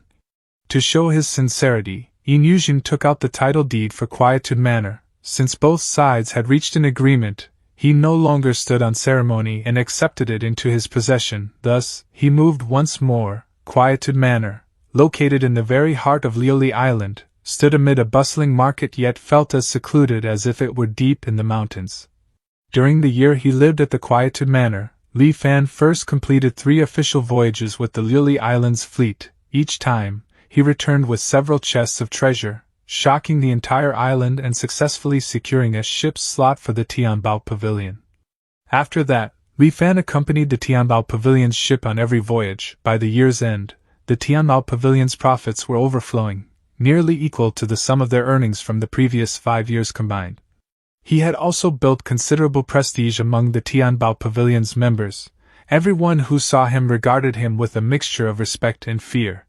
However, he did not slack off on cultivation either. Over the past year, whenever he had free time, he painstakingly cultivated the profound yellow heart-cleansing incantation. Finally, something happened that filled him with joy. The charged progress of Return to Truth had accelerated. Before this, Return to Truth's charge could only increase naturally with the passage of time. Every 20 years, it would reach 100%, slowly climbing to 200% before no longer increasing. More than a year had passed since Li Fan left Great Xian and arrived in the world. According to past experience, the charging progress should have been between 6% and 7%, however. Li Fan was shocked to discover that the progress had actually reached 15%. The charging speed had nearly doubled. Aside from the heart-cleansing incantation, Li Fan had not come into contact with anything that could have caused this. Thus, the only explanation was that cultivating the profound yellow heart-cleansing incantation somehow accelerated Return to Truth's charging process. Beyond the charging progress, Li Fan's age limit had also increased significantly.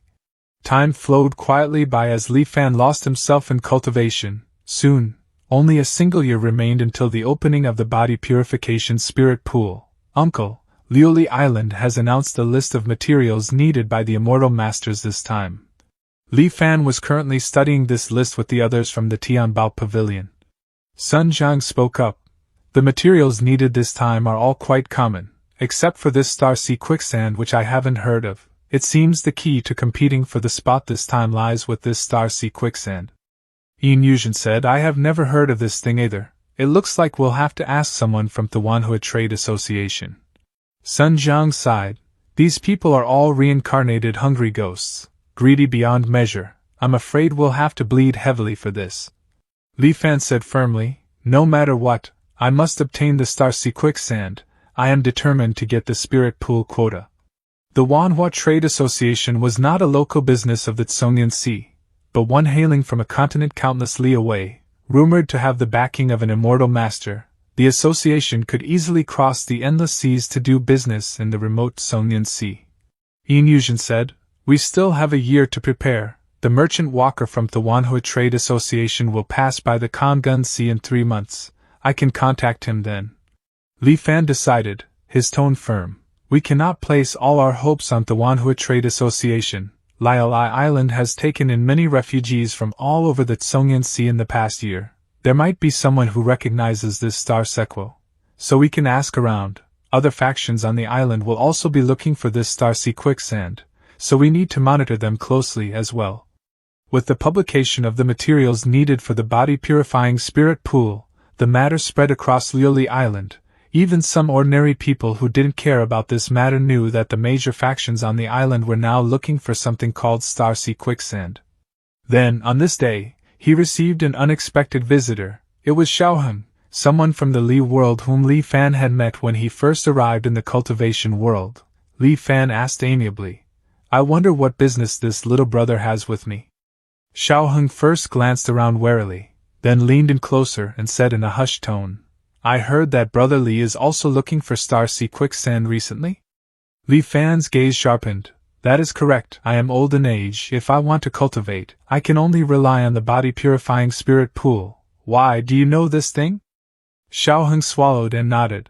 Back when the Immortal Master descended upon our Dali, he promised that as long as we gathered the supplies he needed, he would take a group of people to the cultivation world.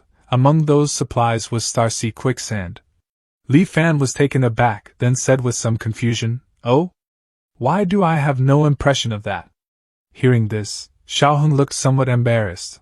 When it was announced to the world, the content on the list had already been reduced by a few items. As reserved quotas, they were distributed to the major noble families of Dali. What my Prince of Jinnan's manor was assigned to collect was this star sea quicksand.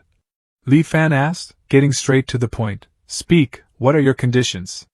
Seeing how direct Li Fan was, Xiaoheng seemed a little ashamed. He explained, Back then, you paid to bury Changyu. which counts as a favor to me. I shouldn't be doing this. But life on this Lily Island is truly too hard to endure. I don't have great abilities like Brother Li. I am currently still living in the slums. As Xiaoheng rambled on, Li Fan interrupted him with a light laugh. Little brother, no need to say more. I understand your difficulties. I am determined to get this item. As long as you can provide a clue, ask for whatever you require, and I will do my best to satisfy it. Xiaoheng was immensely grateful. Then I thank you in advance, brother. He paused, then said with some emotion, actually, this item isn't rare, it's just that the Immortal Master's name for it is different from ours. Actually, the so-called Star-Sea Quicksand is just meteorite iron from the sky. Li Fan listened, pondered carefully, then suddenly understood. Star-Sea Quicksand, so that's it, but will just any meteorite iron do? Are there any other special requirements? Xiaoheng nodded repeatedly. There are, brother, there are. Subsequently, Xiaoheng slowly explained the specific requirements one by one. First, the meteorite iron must have a good appearance. One with a pitted, cratered surface won't do. Second, a single piece must weigh at least 50 caddies. Also, Li Fan listened intently, committing each detail firmly to memory. When Xiaoheng finished, Li Fan did not forget his promise. Good, I know now. Speak, little brother, what do you want? Xiaoheng said quietly. I just want a decent courtyard. Plus a slightly easier job, of course. It would be even better if there were a few servants to help me manage the courtyard. Li Fan had braced himself for Xiaoheng to make an exorbitant demand, so seeing the other man so easily satisfied made him chuckle and shake his head in amusement. I never expected the son of the Prince of Jinan to have such modest demands. Feel free to ask for more. My words carry some weight at the Tianbao Pavilion. Xiaoheng politely declined. I know my own capabilities. Being able to eat well and live well, without living so tirelessly, is enough to satisfy me. If I suddenly possessed wealth that made others jealous, it would be easy to invite disaster instead. After exchanging a few more pleasantries, Xiaoheng took his leave. Li Fan asked suddenly as they parted, Do you have any plans to cultivate? After all, having gone through untold hardships to reach this cultivation world, you can't have made the trip for nothing, right? We'll see, Xiaoheng replied with clear disinterest, not even turning his head. I really have no interest in immortal cultivation. Reading that profound yellow heart-cleansing incantation makes me entirely. After seeing Xiaoheng off, Li Fan hurried to the Tianbao Pavilion. He found Yin Yuzhen and repeated Xiaoheng's explanation of Star-Sea Quicksand. Yin Yuzhen was surprised. Star-Sea Quicksand is meteorite iron? That simple? Li Fan stated. He shouldn't be lying, but we still need to verify it. Didn't you say the merchant walker of the Wanhui Trade Association is coming to Lily Island soon? When the time comes, we might as well probe him for the truth. Yin Yuzhen agreed. That's a good idea. If we can save a sum of money, that would be best. Li Fan continued. No matter what, we still need to secretly purchase meteorite iron that meets the requirements. Right now, not many people know about this. But that might not be the case before long. Li Fan thought for a moment, then patiently added more instructions. Additionally, when purchasing, we must mix it with other items to deceive others and confuse the public. At the same time, we can order people to release fake news about Star-Sea Quicksand in the market to muddy the waters. After listening to Li Fan's methodical arrangements, a flicker of curiosity ignited in Yin Yuzhen's eyes. Uncle, you really aren't simple. Before, I only knew you had the spirit-channeling treasure physique. I didn't expect you to have a foolproof strategy for everything. She couldn't help but ask, Uncle, what did you do before? He only had 9 lifetimes as Grand Tutor, my baby. Li Fan said dismissively, just taught people to read. Yin Yuzhen's expression showed she didn't believe him. All right, I'll leave these matters to you to handle. I still need to cultivate. Unless there is a special situation, do not disturb me. By the way, handle the matter I promised Xiaoheng as well. Li Fan gave his final instructions and then left the Tianbao Pavilion. Yin Yuzhen stared blankly in the direction Li Fan had departed. Her eyes filled with utter bewilderment. Great auspiciousness. How can even a small matter like helping Xiaoheng be great auspiciousness? Has my seeking good fortune and avoiding evil malfunctioned? Although I don't have the ability to sense treasures like my sister, but since I was young, I have been able to foresee the auspiciousness and ominousness of events. Since meeting Uncle, my premonitions for every task he has assigned have shown signs of great auspiciousness. You must know, before meeting Uncle, I had never encountered a great auspicious event. Although I don't know what kind of achievements Uncle will have in the future, I trust my intuition and will do everything I can to help Uncle. Thus, under Inyusion's authorization, Tianbao Pavilion began to operate at full capacity. Tianbao Pavilion released a large amount of fake news about Starsea Quicksand. Knowing there might be a trap, other factions chose to wait and watch at first. However, one faction held the mindset of buy it first, even if it's fake we can sell it again, and purchased items related to the rumors on a large scale. Consequently, other factions couldn't sit still and joined the purchasing army. For a time, prices on Lily Island skyrocketed, and chaos ensued. Meanwhile, Li Fan, the architect of this turmoil, remained within the quieted manor, quietly cultivating. 3 months passed before Inyusion finally made contact with the commercial agent from the Wanhua Trade Association.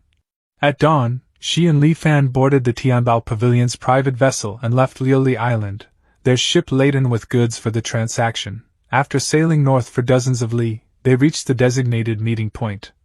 They saw a flying boat abruptly appear in the sky. A boisterous laugh echoed from the flying boat once it stabilized.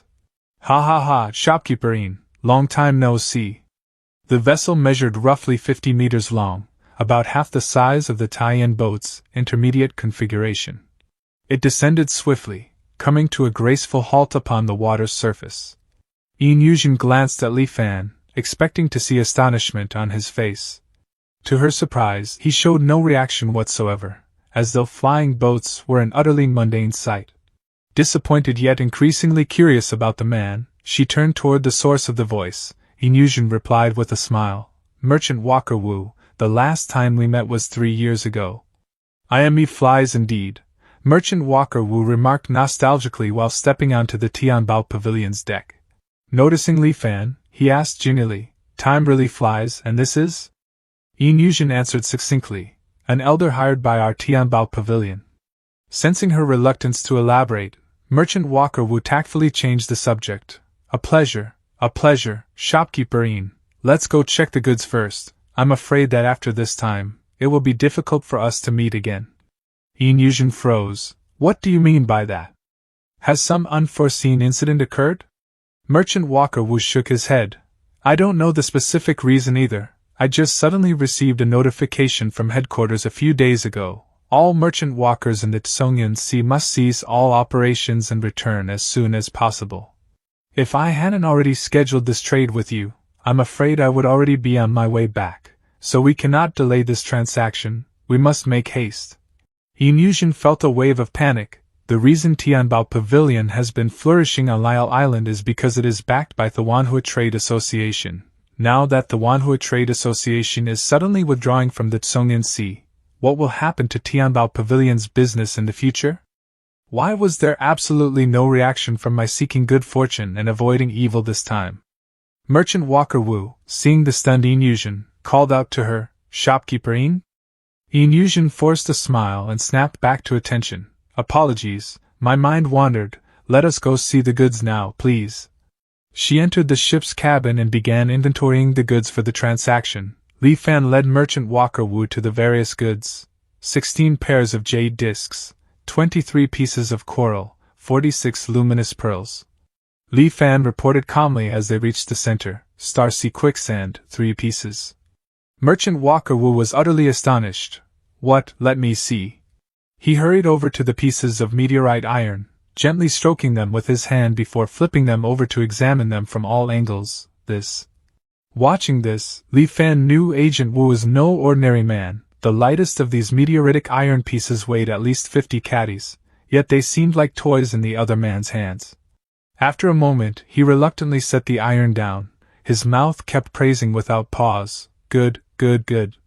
Shopkeeperine, you have good luck this time. To think you actually collected such fine items as Starsea Quicksand." Li Fan and Inyusion exchanged a glance. A wave of relief washing over them, they could now confirm that Xiao Heng's information was correct. The remaining items weren't particularly valuable. Merchant Walker Wu was very satisfied with the goods the Tianbao Pavilion had provided. Perhaps because the two parties wouldn't be able to meet again for a long time, he invited Li Fan and Yin Yuzhen onto the Wanhua Trade Association's flying boat as special guests. After food and drink, Merchant Walker Wu led the two to the flying boat's storage warehouse. These are all things I bought while visiting various islands in the Tsongyan Sea. Some are priceless. While I'm unclear about the function of others, I just bought them because they looked peculiar. If you two are interested, you can pick a few items from among them. Yin Yuzhen was visibly excited upon hearing this. Heavens, with my seeking good fortune and avoiding evil, isn't coming here like a rat falling into a jar of rice?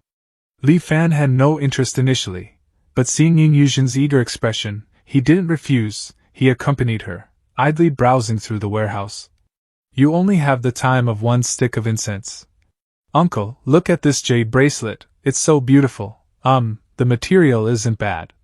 This Merchant Walker Wu, while clearly possessing physical strength far beyond an ordinary man, was obviously not a cultivator, and his business was firmly rooted in the mundane world of mortals. How could there possibly be anything here worth Li Fan's attention? Just as that thought crossed his mind, Li Fan's fingers brushed against one particular object, and his entire body went rigid. A prompt from Return to Truth had abruptly flashed before him. Discovered item convertible to charge. Proceed with charging? Curio of Heaven and Earth, deep-sea pearl, nascent. As one sea perishes, another is born. Li Fan was utterly astonished to encounter a curio of Heaven and Earth here, and one that was still nascent, not yet fully formed. Suppressing his excitement, Li Fan placed the deep-sea pearl back in its original spot.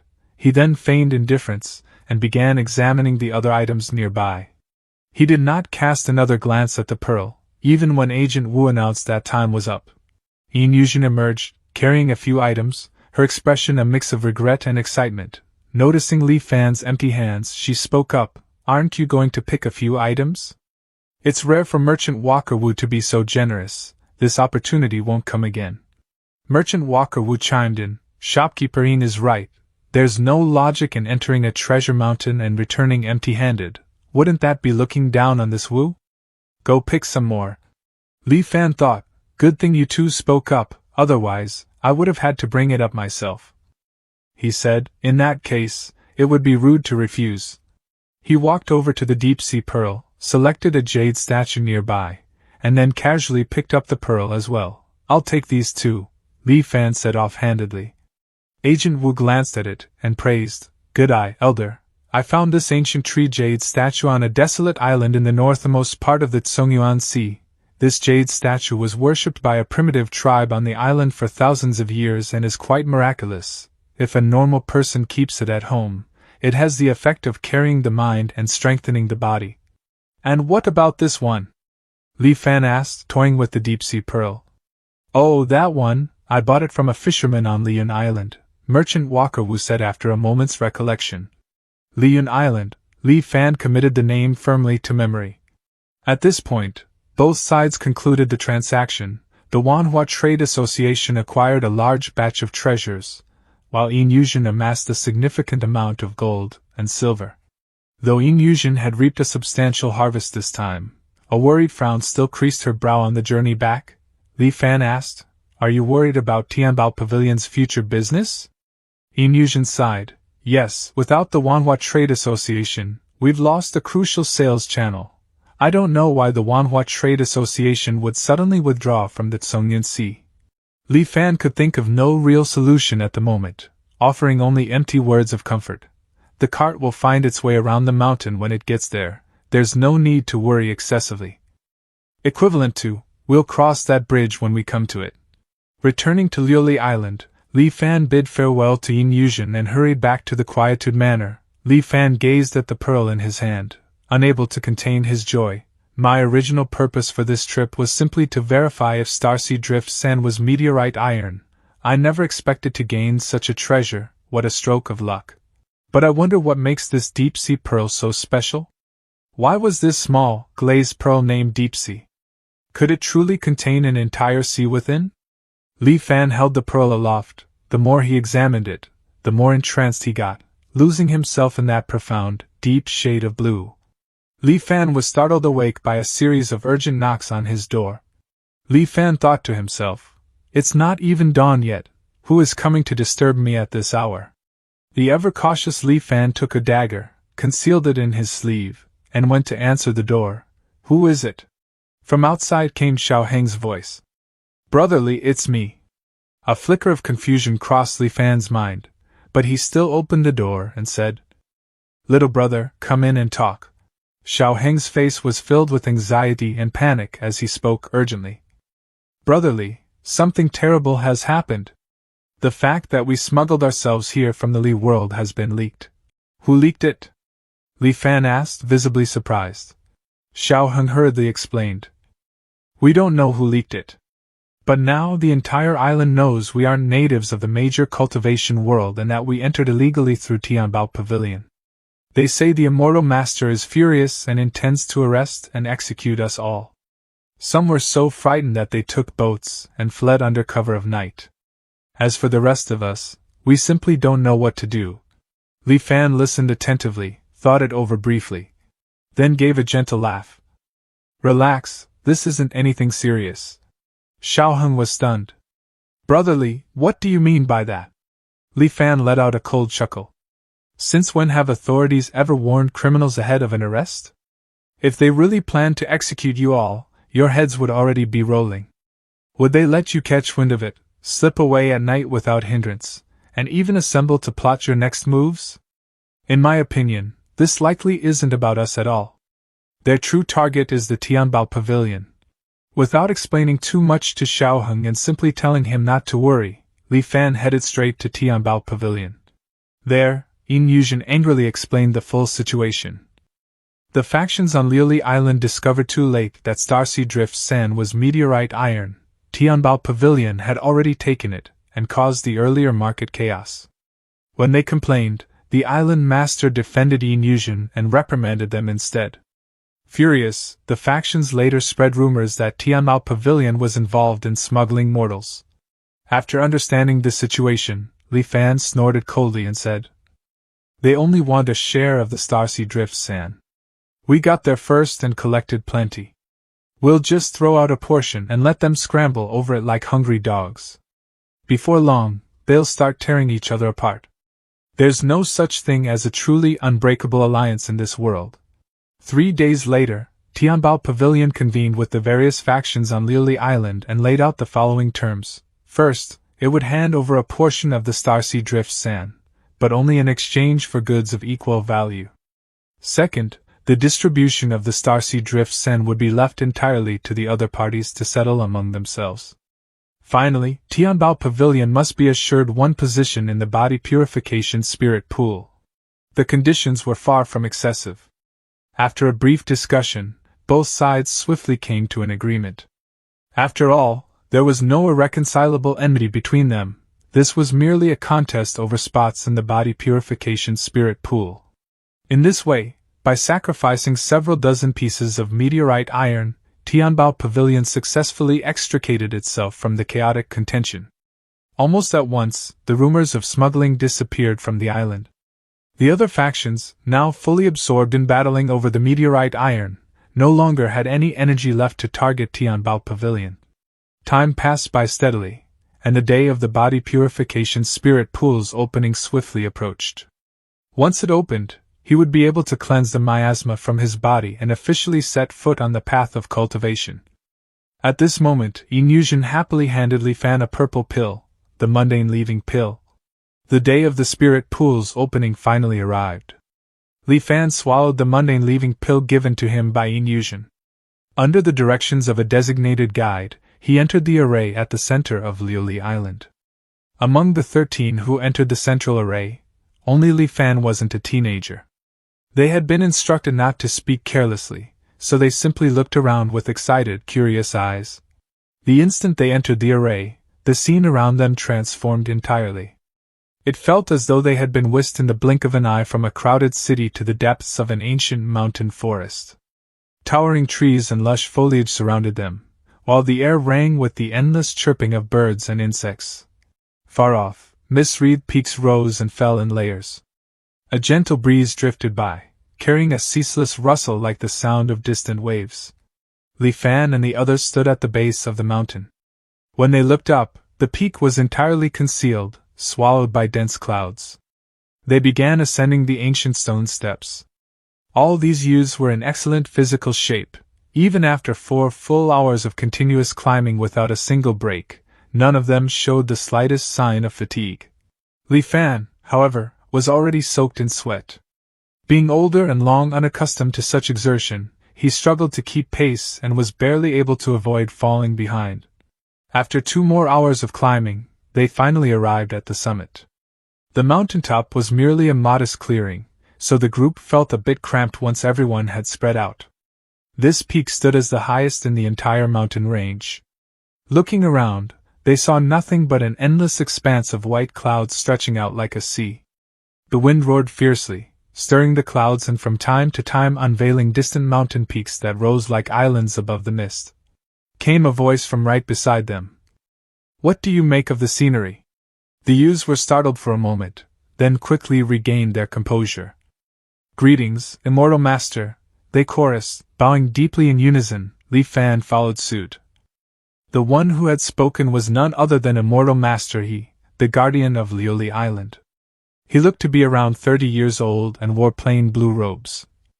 With kind eyes and a warm, smiling face, he radiated approachability and was the very image of a gentle soul. Seeing that this Immortal Master wasn't as intimidating as the legends made him out to be, one of the youths gathered his courage and replied, "The scenery is breathtaking, truly worthy of an immortal sacred land. I've never seen anything so wondrous and soul-stirring." Immortal Master he nodded with a gentle smile, but his following words instantly hushed the entire group.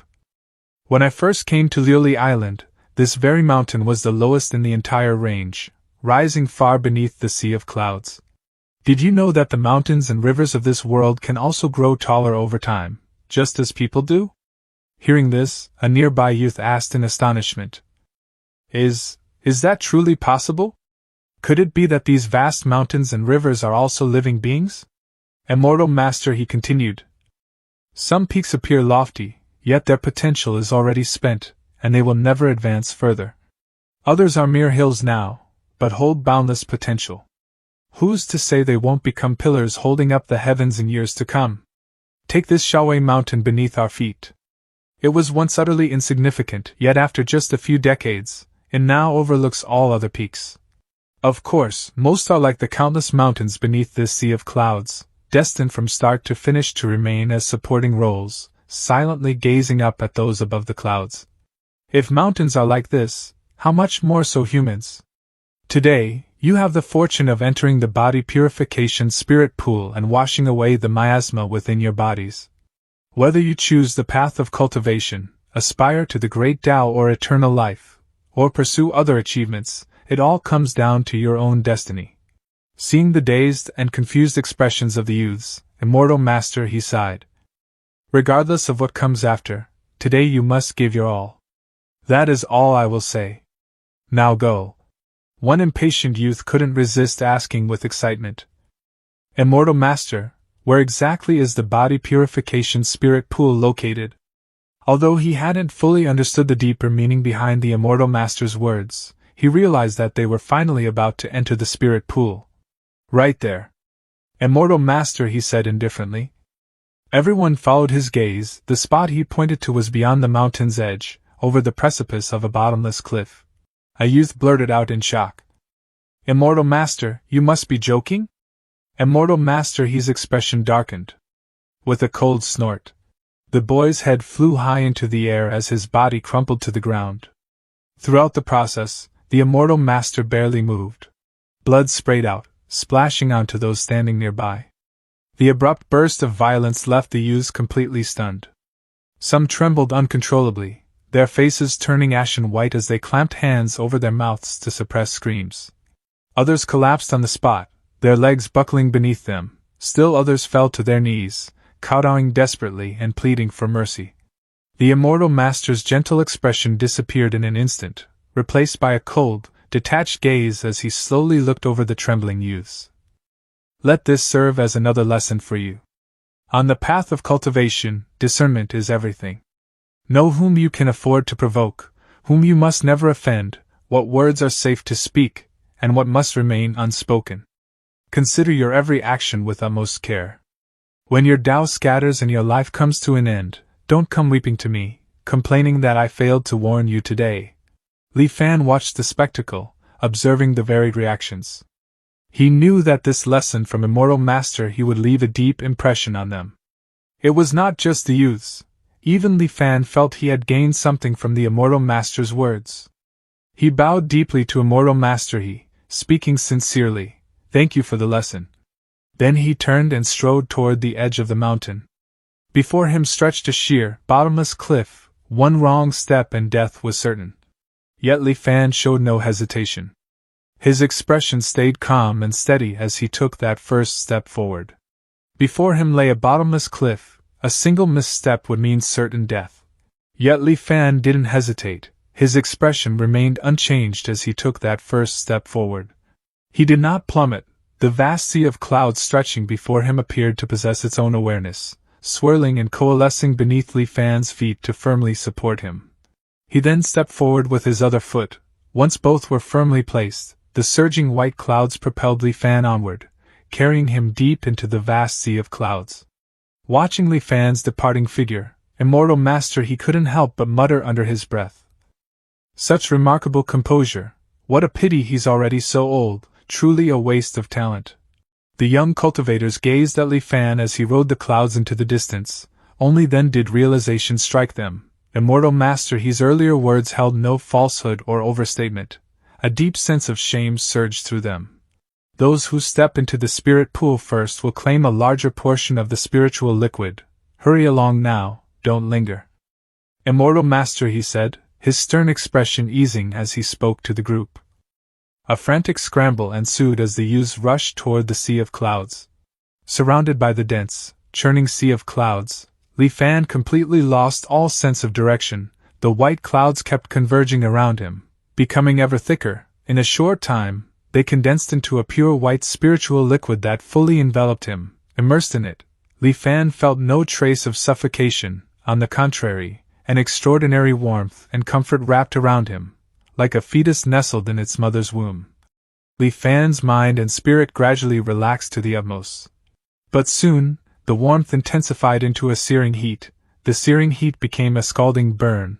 The scalding burn transformed into the agony of being roasted by raging flames. Taken utterly by surprise, Li Fan let out a miserable scream. In that moment, he completely lost control over his body. All he could feel was a searing, lava-hot torrent surging wildly through his veins, viciously ripping and burrowing into every nerve. The agony far surpassed what any mortal could bear. His instincts urged him desperately to activate return to truth, yet he clenched his teeth and forcibly held back the impulse. Li Fan's consciousness began to fracture under the extreme torment, yet a stubborn, unyielding obsession held him together, preventing the total collapse of his mind. He shouted loudly. 300 years of bitter pursuit, wasn't it all for this very moment? No matter what, I will not give up. I will cultivate immortality. I will achieve eternal life. Before long, the torment escalated to an indescribable extreme, a blade that stripped his soul bare 10,000 times over, and then 10,000 times again. It was unending, unceasing agony, no matter how ironclad Li Fan's willpower. Against pain of such overwhelming intensity, his defenses gradually began to falter, even at this critical juncture. His deep-seated obsession made him hold on and refuse to activate return to truth. Li Fan's consciousness gradually stilled. The Xianhuan Heart Clarification Sutra, which he had cultivated tirelessly day and night since arriving on Liuli Island, began circulating of its own accord. As it operated, his scattered awareness found an anchor and slowly regathered, growing steadier and stronger. Though still devoid of conscious thought, his mind became firm and unshakable, like a reef standing resolute against relentless wind and waves. 3 days blurred by. Gazing at the swirling illusory clouds before him, Zheng Hao sank into deep contemplation. Of the 13 who entered the body purification spirit pool, 11 had already emerged. Only 4 had successfully purged the immortal mortal miasma from their bodies. The other 7 failed to withstand the agonizing pain, one even perished. The last one still inside was, of course, Li Fan. The immortal mortal miasma was deeply embedded in a mortal's bloodline, coexisting with their flesh and blood since the fetus formed. The older one was, the more tightly entwined it became. Thus, purging it required more cycles of destruction and reconstruction, bringing unimaginable pain. Sensing that faint, almost imperceptible aura within the spirit pool array, He Zhenghao grew increasingly astonished. The unyielding strength of this man's willpower is truly terrifying. If he successfully purifies his body, achieving foundation establishment will pose no challenge to him. He may even condense a golden core. He Zhenghao's eyes lit up. Perhaps I should establish a good relationship with him ahead of time. Another 3 days passed. Seeing that Li Fan still had not emerged, He Zhenghao was struck speechless with shock. If not for being able to sense Li Fan's stable vital aura within the array, he would have gone and long ago. Another 3 days went by. But there was nothing to be done. The body purification array couldn't be interrupted arbitrarily. He could only continue to wait. By this time, the materials needed to sustain the array's operation were nearly depleted. If they ran out completely, the array would be forced to stop, resulting in unpredictable consequences. All the prior efforts of those still inside the spirit pool could end up going to waste. In theory, if the array ceased functioning right now, it would simply be Li Fan's misfortune, and no responsibility would fall on He Zhenghao. Yet, recalling Li Fan's terrifyingly unyielding willpower, a flurry of emotions flickered across He Zhenghao's face. Never mind, let's just bet on this kid achieving greatness in the future. With that, He Zhenghao formed a series of hand seals. One item after another flew out from his storage ring, vanishing into the depths of the sea of clouds. After another 2 days had passed, the churning sea of clouds finally began to calm. White clouds danced and clustered together, carrying Li Fan back to the mountain peak. He Zhenghao swept his divine sense over Li Fan. Finding no trace of the miasma within his body, he finally let out a sigh of relief. He Zhenghao said warmly, "Congratulations, young friend. Your shackles are now gone, and the path to immortality lies before you." Li Fan was still adapting to his newly transformed body, feeling unprecedented vitality. However, he found Immortal Master He's abrupt shift in attitude quite strange. Though he had purged the immortal mortal miasma, he had yet to begin true cultivation and remained immortal. Why, then, was the Immortal Master treating him with such courtesy? Noticing Li Fan's puzzled expression, Immortal Master He understood the unspoken question and explained that Li Fan had remained in the body purification spirit pool for a full 11 days. Li Fan was genuinely startled. "What, I was in there for that long?" Immortal Master He seized the opportunity to highlight his contribution. "Indeed, young friend, you may not know this." But Li Fan's mind was reeling for another reason, not Immortal Master He's so-called selfless sacrifice, but the sight of a new technique on Return to Truth's panel. The Xianhuang Heart Clarification Sutra he had always practiced had somehow turned into the Xianhuang Heart Refinement Sutra. His maximum biological age had broken through the 100-year threshold and was still showing a temporary upward trend. What surprised Li Fan even more was that his psychological age limit had nearly doubled, reaching over 2,000 years. The Xianhuang Heart Clarification Sutra had become the Heart Refinement Sutra. Li Fan himself was utterly confused, but now wasn't the time to examine it closely. Steadying his mind, Li Fan cupped his hands respectfully toward He Zhenghao and said, "I dare not forget the kindness you have shown me, Immortal Master. I, Li Fan, will repay you generously in the future."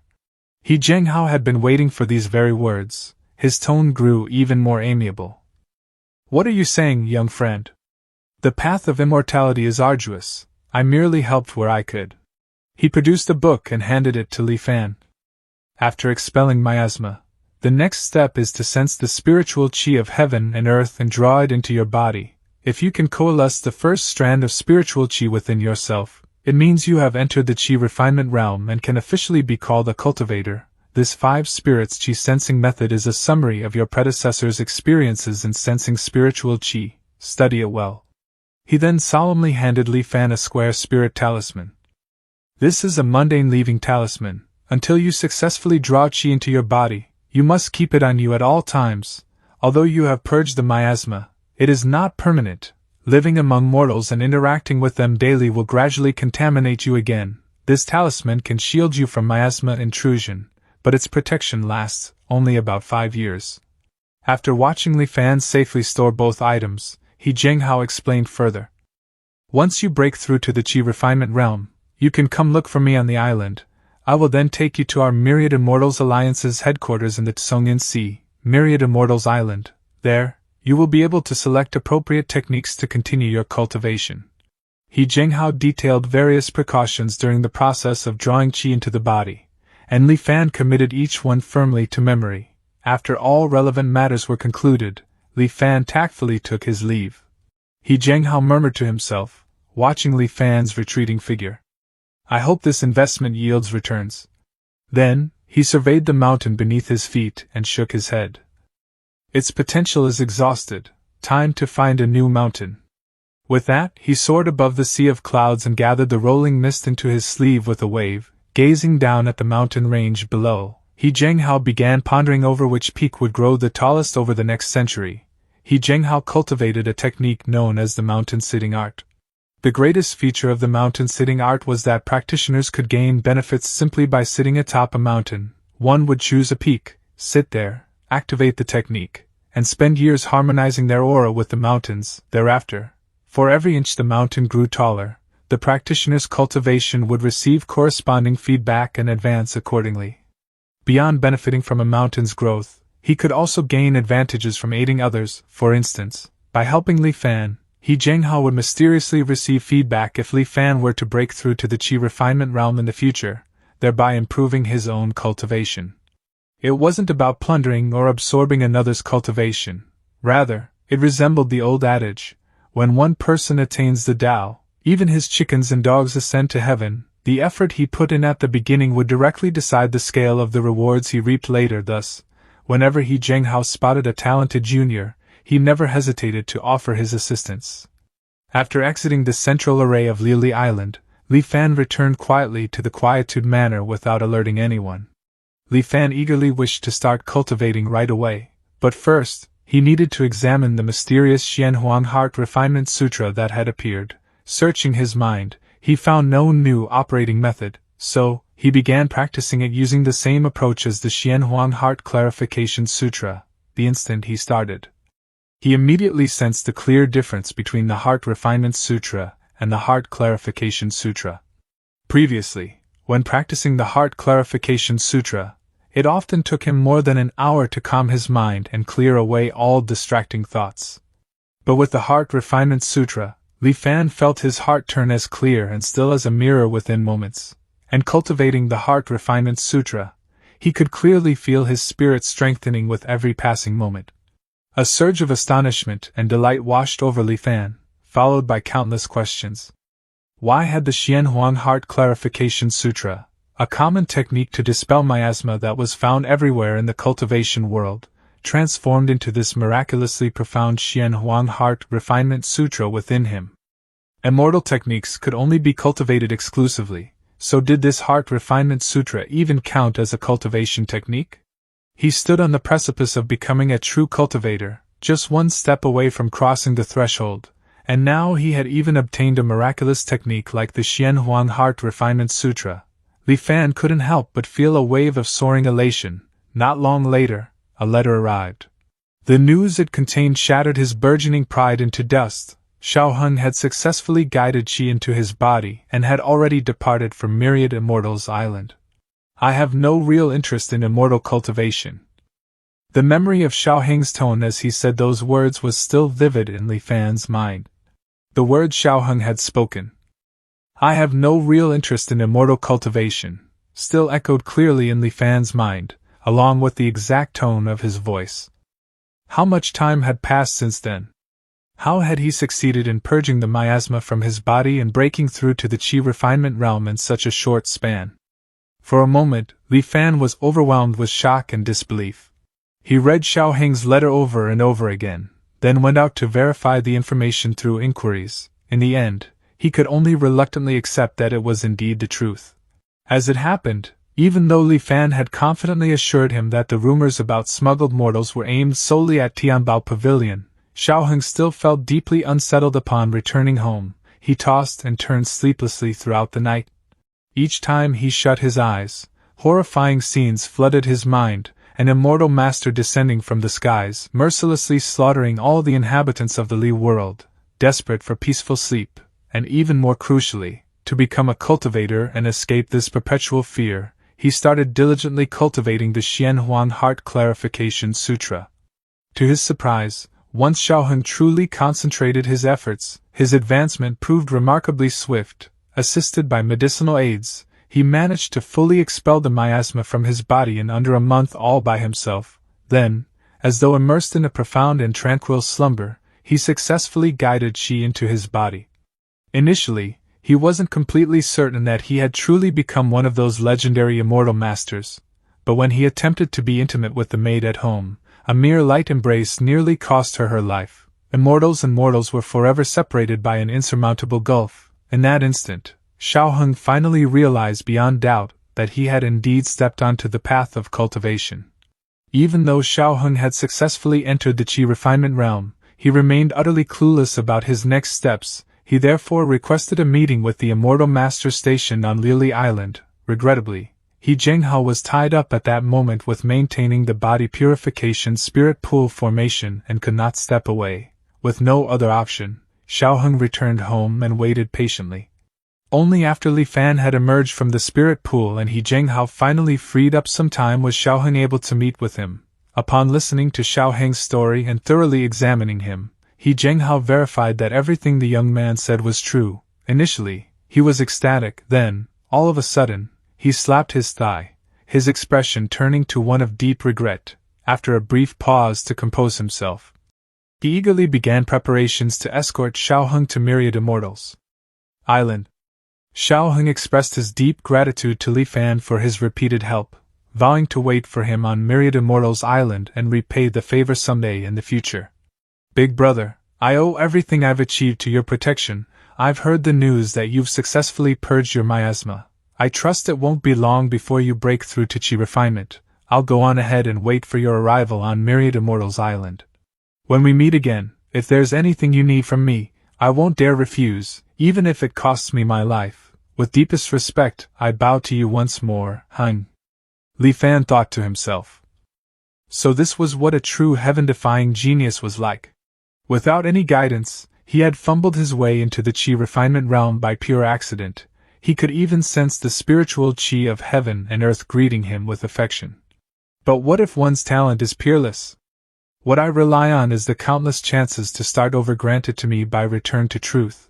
With Return to Truth in my hands, no matter what kind of genius it is, I am confident I can crush them all. The Heart Refinement Sutra operated, and Li Fan's turbulent thoughts gradually stilled. He opened the 5 spirits Qi sensing method He Zhenghao had given him and began to read it carefully. According to the book, in ancient times, the concept of spirit roots existed. In those days, only mortals who possessed spiritual roots were able to cultivate. These included the common 5-element spiritual roots: metal, wood, water, fire, and earth, as well as the variant types such as thunder, wind, and darkness. Spiritual roots were bestowed by the heavens themselves. Only the rare individuals blessed with heaven's favor could sense the laws of the world, gain the right to pursue the Tao, and ultimately achieve immortality. Yet the number of ordinary mortals was immense.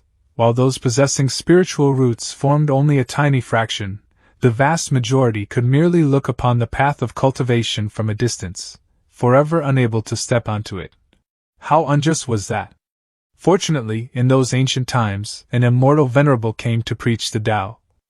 The 5 spirits Qi sensing method recounted how the immortal venerable manifested his Dharma body, projected onto heaven and earth, to reveal a way forward for the mortals who had long sought eternal life in vain. The immortal venerable declared, "Why must I beg heaven if I wish to become immortal? If heaven will not give, I shall take it myself. Submit to heaven and remain mortal, defy heaven and become immortal.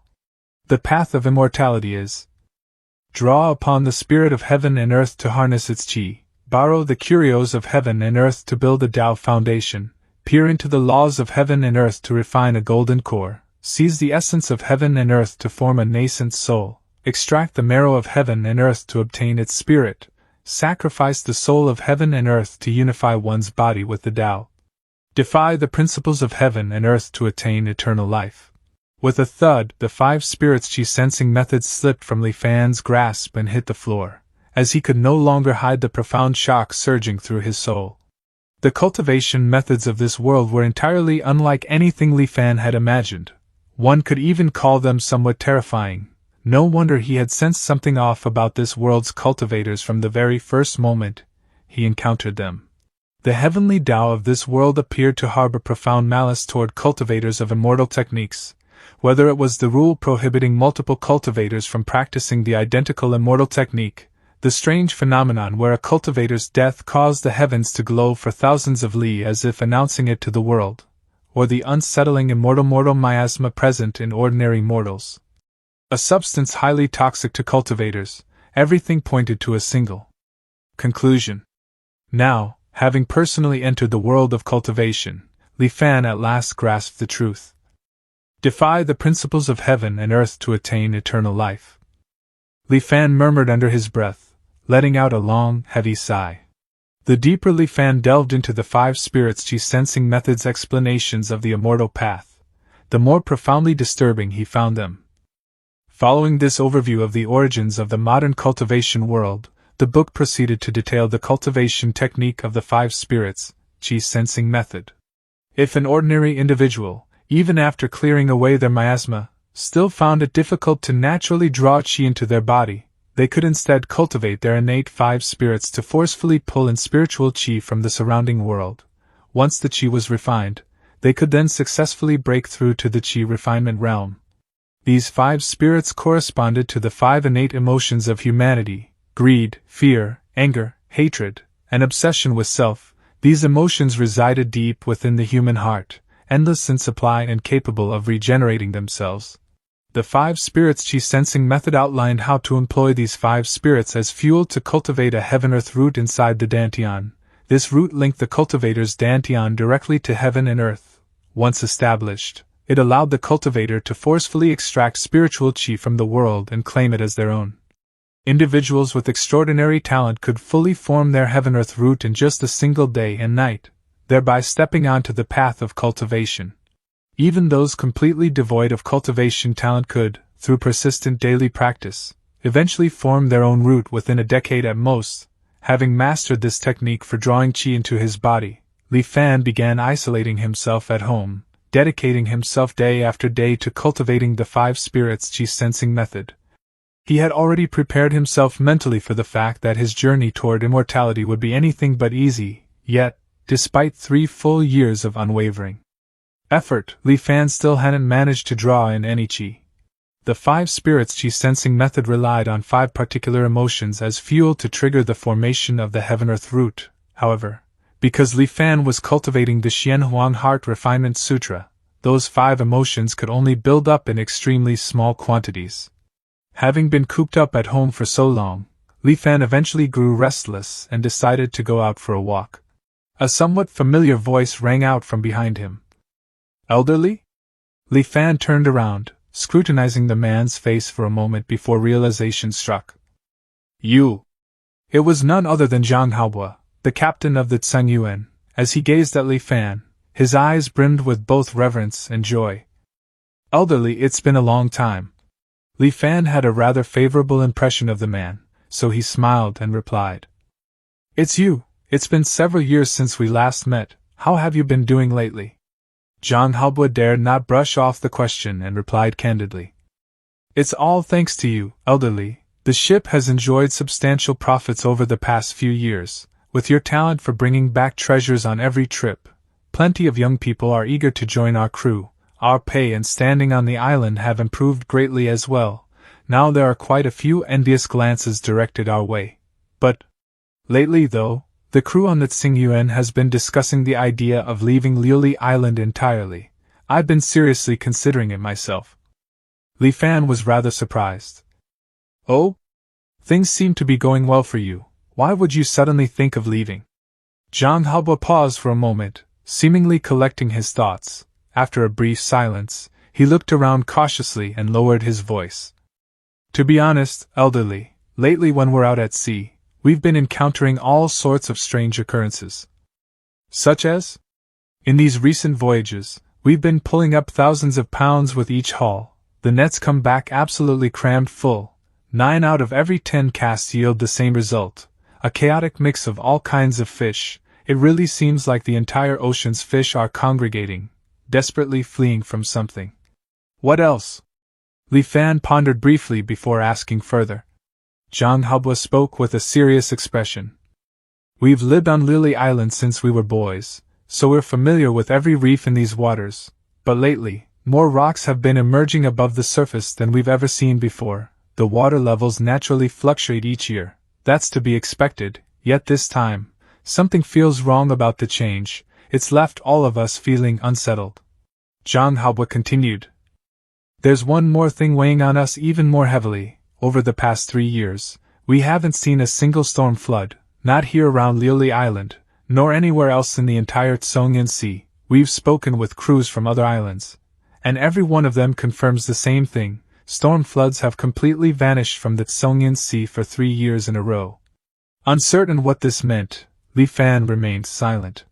Zhang Haobo hastily added.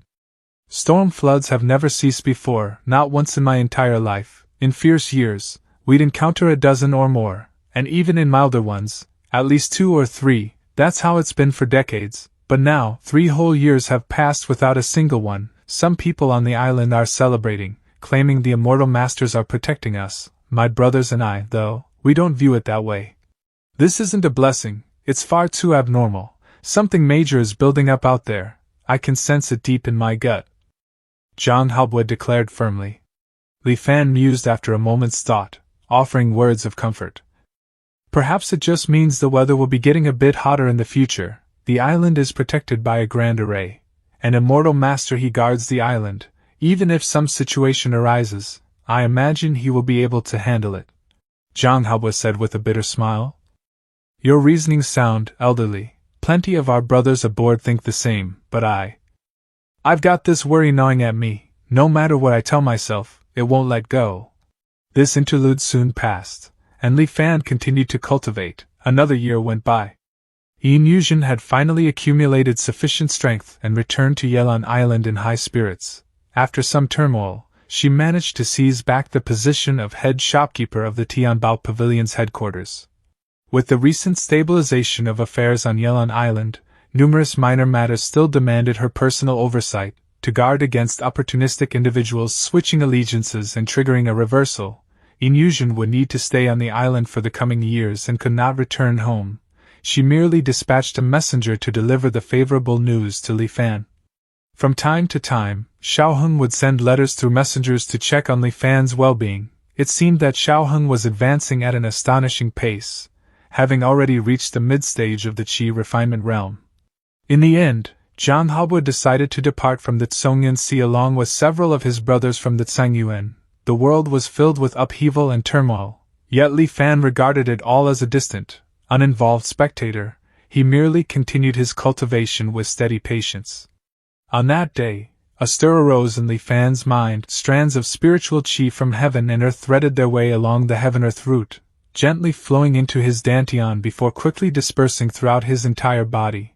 It was akin to a water wheel channeling river water to nourish long-parched, fertile soil. In the 7th year since Li Fan had entered the world of cultivation, he at last broke through to the Qi refinement realm.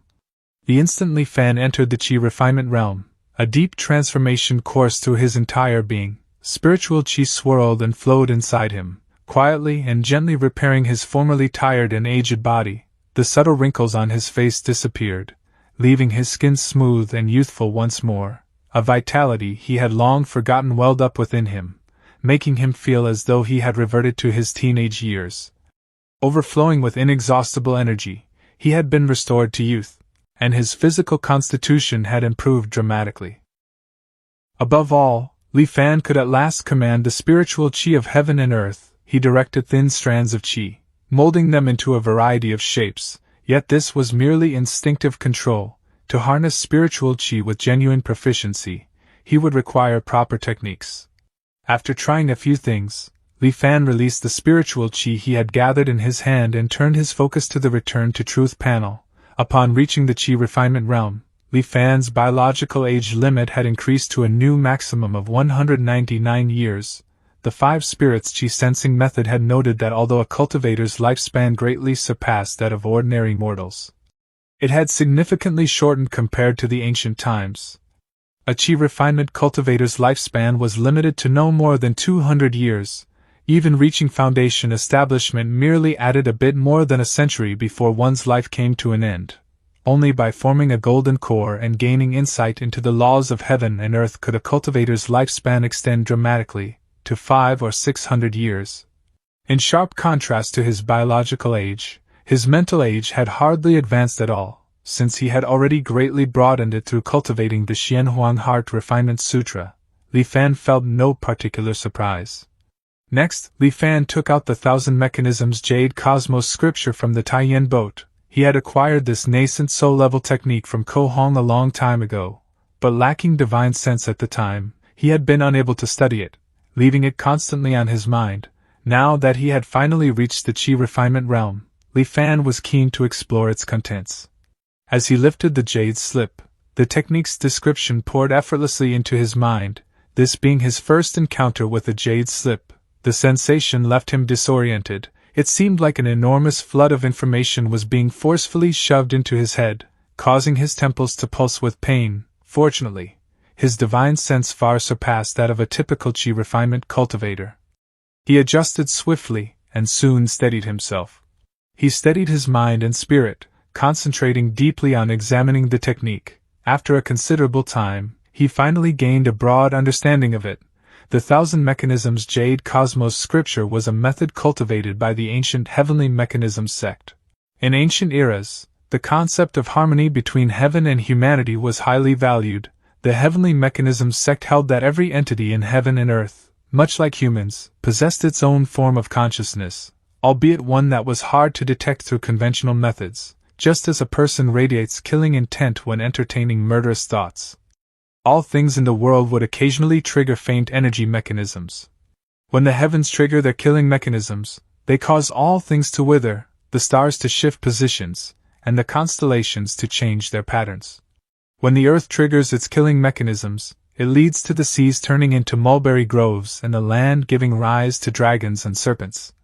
By capturing and refining the diverse energy mechanisms of heaven and earth, a cultivator could trace them back to their origins, attaining a state of resonance and oneness with heaven and earth.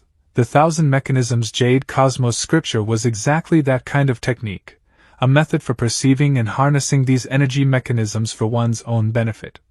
Once fully mastered, this technique not only permitted a cultivator to harness the killing intent of heaven and earth to strike down enemies, but also allowed the deduction and forecasting of future occurrences by extrapolating from those energy mechanisms. The will of heaven and earth was profound and boundless. Even a single thread of its energy mechanisms dwarfed that of a cultivator by 1,000-fold. This technique possessed immense power, yet practicing it carried equal danger. Cultivators nurtured their own killing intent, harnessed the vigorous vitality of spring's rebirth, or perceived energy mechanisms from specific objects imbued with natural spirituality. By accumulating vast numbers of these energy mechanisms to shield themselves, they succeeded in obscuring the mechanisms of heaven and comprehending the will of heaven and earth. In theory, mastering this method to its pinnacle enabled one to unite with heaven and earth, becoming the very incarnation of the Tao itself. Regrettably, it remained merely theoretical. In reality, even with these ingenious approaches, practicing the Thousand Mechanisms Jade Cosmos scripture proved extraordinarily challenging. The ancient Heavenly Mechanisms sect boasted a legacy of 10,000 years, during which tens of thousands of cultivators had trained in the Thousand Mechanisms Jade Cosmos scripture. Yet the greatest accomplishment among them was merely attaining the nascent soul realm. Yet, with the aid of Return to Truth, Li Fan did not have to fret excessively over the dangers tied to practicing this technique. He reflected briefly. Choosing a main cultivation method was not a decision that required haste. He could first travel to Myriad Immortals Island to assess the present state of the cultivation world before settling on one. Thus, Li Fan made his way to the central array on Liuli Island to request a meeting with He Zhenghao. Gazing at Li Fan with a satisfied smile, He Zhenghao remarked, I detected an odd ripple in the island's spiritual qi earlier and figured you had finally broken through. It took quite some time, but you managed it in the end. Li Fan said politely. Thank you for your guidance, senior. Feeling a slight improvement in his own cultivation, He Zhenghao replied with a smile. It was nothing. Have you come to me because you wish to go to Myriad Immortals Island? Li Fan nodded. Exactly, I have no more mundane affairs tying me down, and am ready to depart at any time. In a flash, He Zhenghao appeared before Li Fan and grasped his shoulder. Good, in that case, follow me. He Zhenghao lifted Li Fan into the air, soaring upward at an incredible velocity. In an instant, they broke through the layer of clouds and ascended beyond the mountain peaks. Gather. He Zhenghao formed a hand seal with one hand and pointed down toward the vast expanse of mountains stretching endlessly below. A short while later, rays of white light erupted from innumerable mountain peaks. Streaming together in front of He Zhenghao, they merged into an enormous sphere of light suspended before him. Open. He Zhenghao thrust his hand skyward. The sphere of light surged forward with fierce acceleration, streaking straight upward along the direction he had pointed. In a flash, it transformed into a radiant pillar that connected heaven and earth. Then, it collided with the sun suspended in the sky. The sun's surface distorted violently, then cracked apart, splitting into two halves. A portal formed between them. Let's go. The moment the words left his mouth, He Zhenghao seized Li Fan by the shoulder and swiftly flew toward the gate. A persistent, faint humming echoed in his ears, the surroundings whirled before his eyes in a dizzying, blurred haze. It took Li Fan quite a while to shake off that peculiar feeling. They appeared to be standing in a vast plaza. At the distant end rose a colossal statue of an elderly figure with a long beard, adorned in a tall headdress. Below the central figure, the vast plaza was crowded with thousands of stone statues varying in size and style. Without exception, each one of these countless statues gazed upward, looking with reverence at the long-bearded elder. He Zhenghao explained. This is the Tao Transmission Plaza. It was constructed to honor the Immortal Venerable's initial act of bestowing the Tao. Every branch of the Myriad Immortals Alliance possesses one. He Zhenghao went on, his face growing solemn. Flying is allowed on Myriad Immortals Island, but you must never ascend higher than the statue of the Immortal Venerable. Doing so would trigger an assault from the Myriad Immortals array, which is strong enough to instantly obliterate even a nascent soul cultivator. Although flight itself isn't prohibited, I recommend avoiding it unless necessary. He spoke in a hushed tone while sharing essential guidance for getting around the island. Cultivators from across the entire Tsongyan Sea converge here, including formidable experts at the Golden Core and even nascent soul stages. If you fly above their heads and inadvertently offend them, they may take notice of you. Then, once you depart the protection of Myriad Immortals Island, they could track you down and slay you on a mere impulse, leaving you with no avenue for redress. Since these warnings involved matters of life and death, Li Fan committed every word to memory. After strolling for some time, the pair passed through a corridor naturally formed from intertwining vines and arrived at a lush grove opening into a clearing. There stood an enormous, ancient-looking mirror. Cultivators constantly rushed by, stepping directly into its surface and vanishing to unknown destinations. Others stepped out from the mirror and departed without so much as a glance back. He Zhenghao said, This mirror is our Myriad Immortals Alliance's Tianxian mirror.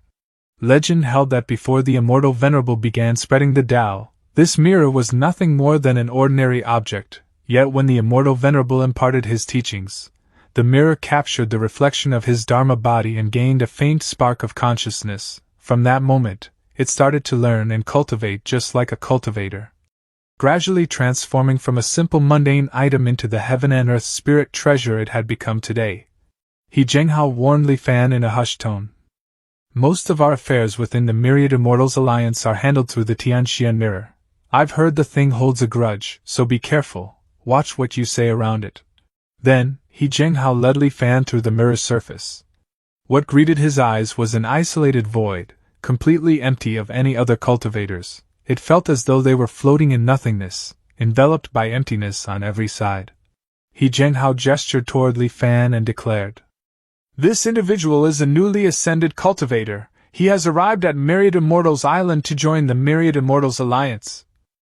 A voice resounded throughout the empty space.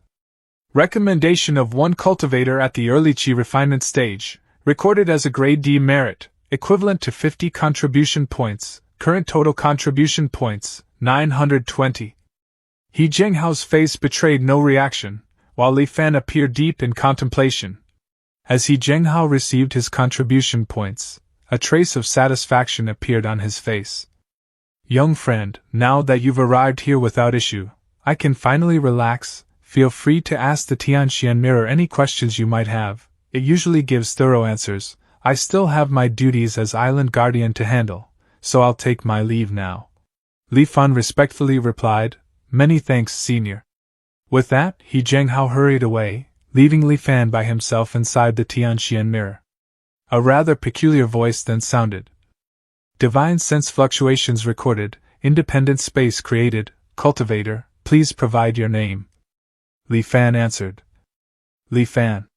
Cultivator Li Fan, welcome to the Myriad Immortals Alliance. As a joining benefit, you are granted 20 complimentary contribution points. These points can be used to exchange for spirit stones, cultivation techniques, artifacts, and various other items. You may earn additional contribution points by turning in resources, fulfilling assigned tasks, or conducting trades with fellow members. Likewise, should you face difficulties beyond your ability to resolve alone, you can spend contribution points to issue bounties. Your current contribution points total 20. As a cultivator who has just joined the Myriad Immortals Alliance, you are entitled to stay inside the Tianxian Mirror free of charge for 30 days. Once that period ends, you will need to spend contribution points to remain here. The residence fee is 10 contribution points for every 30 days. Naturally, you may also use contribution points to buy your own cave abode on Myriad Immortals Island. After listening intently for quite some time, Li Fan suddenly inquired. If I ever find that I can no longer remain a member of the Myriad Immortals Alliance, would I be allowed to leave and join the Five Elders Council instead? The Tianxian Mirror abruptly cut off mid-sentence, falling into silence as though something had suddenly silenced it. After a brief pause, the Tianxian Mirror resumed. Those who have joined the Myriad Immortals Alliance are prohibited from later joining the Five Elders Council. The same applies in reverse. Anyone who violates this rule will be pursued and hunted down by both organizations together. This time, it was Li Fan who fell silent. After a moment, Li Fan spoke up. It seems I haven't actually agreed to join your Myriad Immortals Alliance yet, have I? The Tianxian Mirror replied. The moment you enter the Tianxian Mirror and your divine sense is recorded, you are regarded as having voluntarily joined the Myriad Immortals Alliance. Li Fan inquired once more. Am I allowed to leave the Myriad Immortals Alliance and become a rogue cultivator?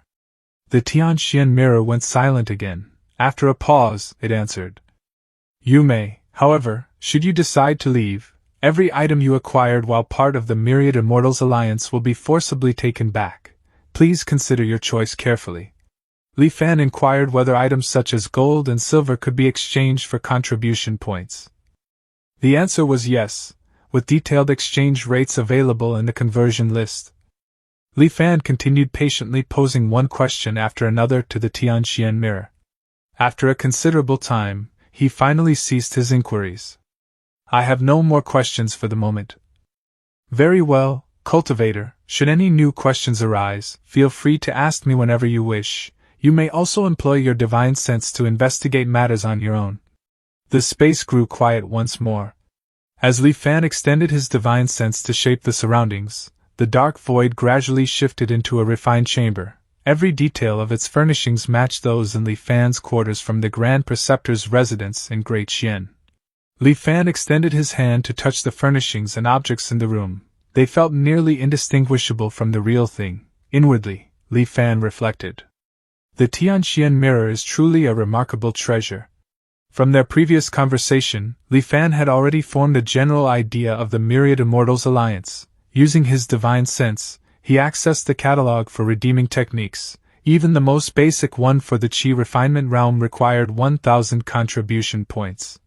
He then proceeded to the mission board, selecting only those tasks appropriate for cultivators in the early chi refinement stage. What appeared before him was a disheartening display, rewards of merely 5 or 10 contribution points each, pursuing immortality while laboring like beasts of burden. A peculiar feeling slowly stirred in Li Fan's heart.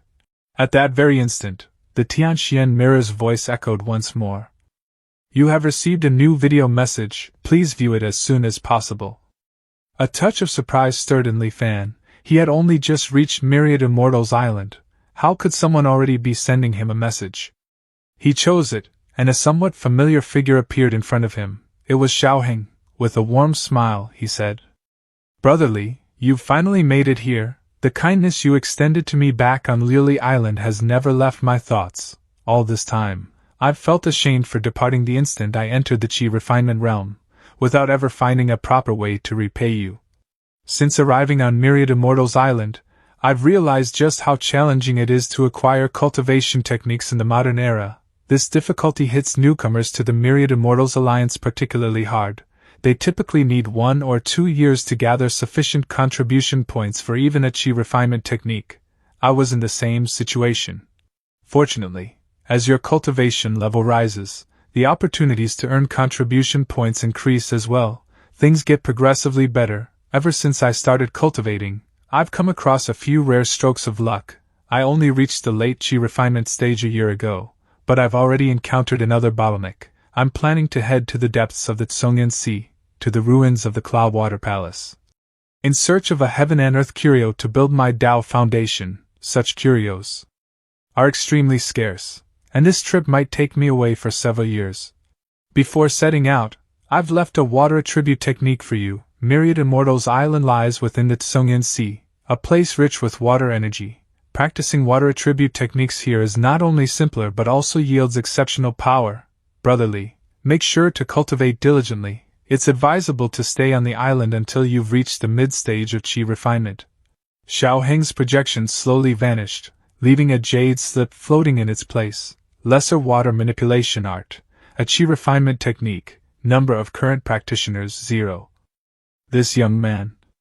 A gentle warmth filled Li Fan's heart. To be honest, Li Fan hadn't truly bestowed any significant favor upon Xiaoheng. He had only assisted in burying Su Changyu and arranged somewhat improved accommodations for him on Lily Island. Moreover, Xiaoheng had repaid him by supplying reliable information regarding the Starseed Drift San. Yet Xiaoheng had cherished that minor act of kindness throughout all this time. Even though his cultivation now greatly exceeded Li Fan's, he had not forgotten it. It appeared that Xiaoheng possessed a truly admirable character. Of course, part of the reason might stem from Xiaoheng's belief that they both originated from the Li world. In any case, Li Fan would keep this favor in mind. He was not one to respond to kindness with ingratitude. Along with the lesser water manipulation art, another book materialized beside it. It was the Taishang Primordial True Scripture, a name Li Fan recalled Ko Hong mentioning long ago. Practicing this scripture enabled a cultivator to disperse their cultivation at any time with almost no loss. In the present age, every cultivator regarded it as an indispensable technique. With both the lesser water manipulation art and the Thousand Mechanisms Jade Cosmos scripture in hand, supplemented by the Taishang Primordial True Scripture, Li Fan quickly made a decision. On the surface, he would cultivate the lesser water manipulation art as a red herring, while secretly practicing the Thousand Mechanisms Jade Cosmos scripture, of course. It would be best to find a pretext to leave Myriad Immortals Island first, then cultivate the Thousand Mechanisms Jade Cosmos scripture. Only after leaving, though the Tianxian mirror might not pay attention to an insignificant chi refinement cultivator like Li Fan, it was never wrong to be cautious. With the remaining time still available in the Tianxian mirror, Li Fan started cultivating the lesser water manipulation art. He already knew that the Tianxian mirror provided a significant advantage. One could spend contribution points to enable its assisted cultivation mode. Using 10 contribution points, Li Fan exchanged for 1 day in the assisted cultivation mode. In this mode, the density of spiritual chi within the mirror increased manifold, approaching the level found in a premier grotto heaven. Moreover, the spiritual chi could be transformed into any attribute the cultivator needed, providing a steady and inexhaustible supply that removed all concerns about depletion during rigorous practice. On top of that, Every cultivator in this mode received an enhanced state of epiphany, in which their comprehension rose dramatically, allowing them to master cultivation techniques with far greater ease. This enhanced cultivation state nearly convinced Li Fan that he possessed unparalleled genius. Practicing became a source of pure delight, and Li Fan plunged deeply into it, becoming completely enthralled. The day flew by in an instant. The instant the enhancement ended, Li Fan was suddenly pulled out of that effortless, flowing state of cultivation. When he tried running the technique once more, the stark contrast hit him hard and clear. In assisted cultivation mode, his advancement had been more than 30 times quicker. The sheer disparity created such a profound sense of loss that Li Fan nearly succumbed to the urge to redeem another day immediately. But after glancing at his 10 remaining contribution points, he forcefully restrained himself. A sudden, fierce wave of greed rising within him, he thought. A treasure like this should be mine. Regrettably, for the time being, Li Fan could only daydream about it. The Tianxian mirror served as a core treasure of the Myriad Immortals Alliance, far beyond the grasp of a minor chi refinement cultivator like himself. Accumulating contribution points via mission tasks was a much more practical approach. Li Fan suddenly realized the real intent behind the Tianxian mirror's assisted cultivation mode. Any cultivator who had once tasted that extraordinarily efficient method of practice would find it almost impossible to resist the temptation to use it again. Moreover, if one concentrated entirely on accumulating points to enable the assisted cultivation mode and practiced solely during that enhanced state, the overall cultivation progress would still surpass that of conventional methods. Techniques, resources, assisted cultivation mode. The Myriad Immortals Alliance truly had its cultivators by the throat. Accumulating contribution points was not his primary concern. His chief objective was to secure a valid excuse to depart from the island and recover the Tien boat concealed within the storage space of Return to Truth. Inside the boat lay a considerable quantity of gold, silver, and jewels, along with a heaven and earth curio, the Halt steel fragment. These items could be traded for a sizable amount of contribution points. As for why he chose not to summon it directly on Myriad Immortals Island, he was no fool. That would amount to openly declaring possession of a mysterious treasure. Li Fan was convinced that every corner of Myriad Immortals Island fell under the watchful eye of the Tianxian mirror. Attracting its notice would only invite trouble.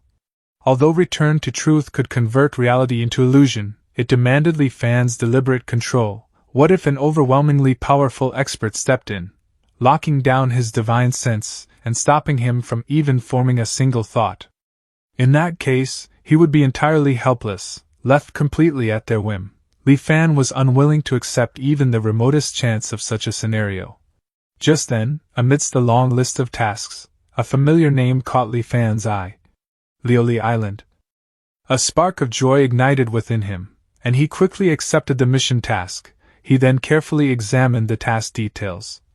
It turned out that the Myriad Immortals Alliance had completely run out of Lioli pearls, the specialty product of Lioli Island. As a result, the medicine hall issued a commission, seeking someone to head to Lioli Island and collect at least 20 Lioli pearls. The reward would depend on both the quality and the number of pearls submitted. This task was perfectly suited to him.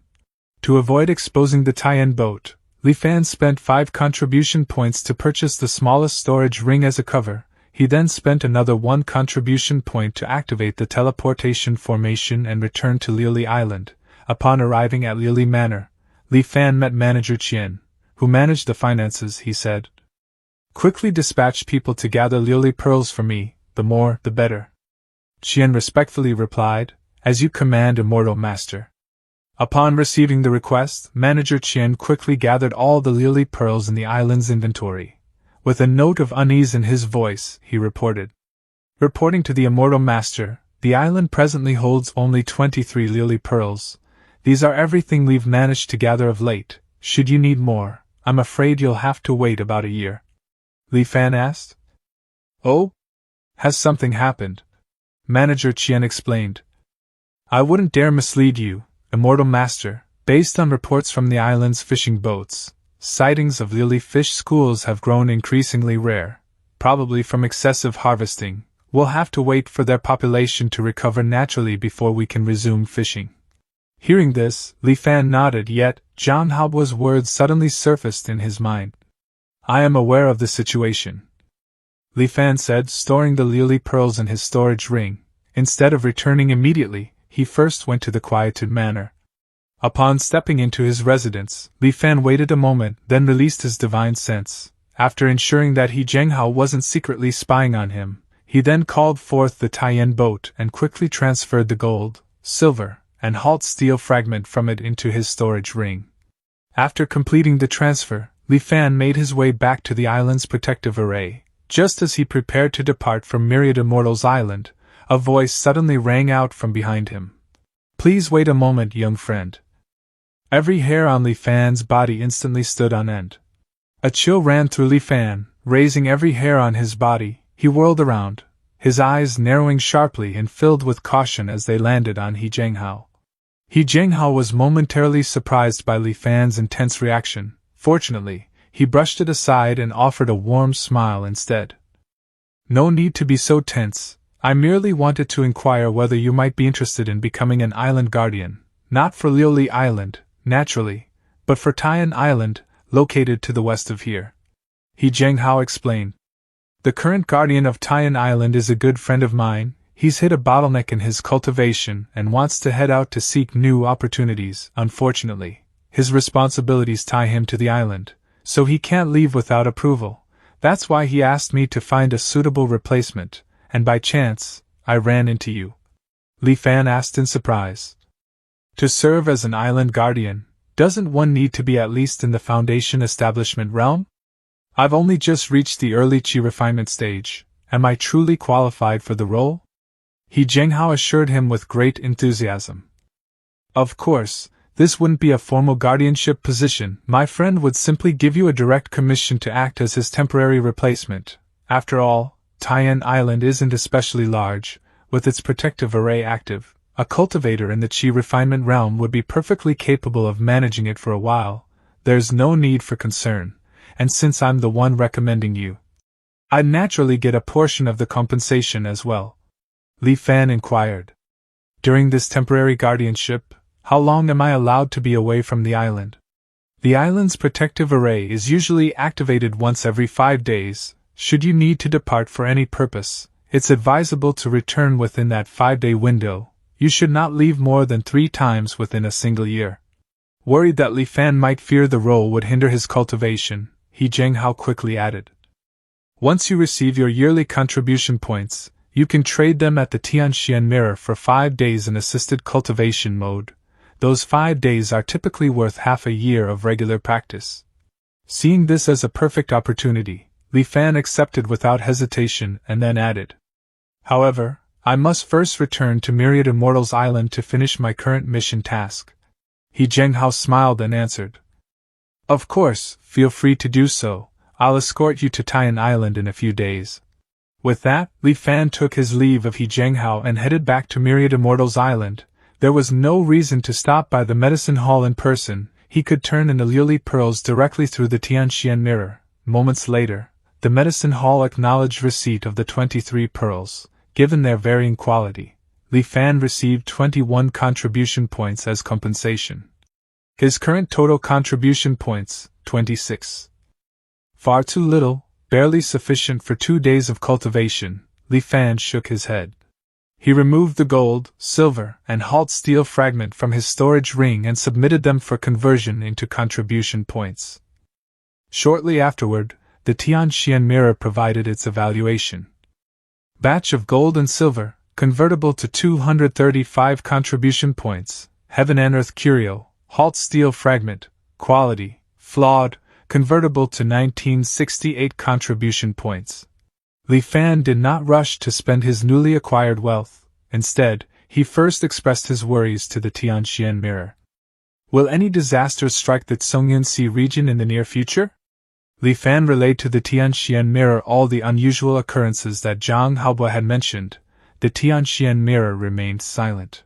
It was only after a prolonged silence that the Tianxian mirror finally responded.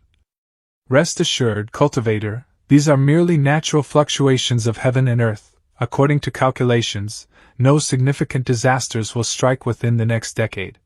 Since the Tianxian mirror had assured him, Li Fan felt relieved. After that, he paused to think for a moment before looking up details about Liuli pills.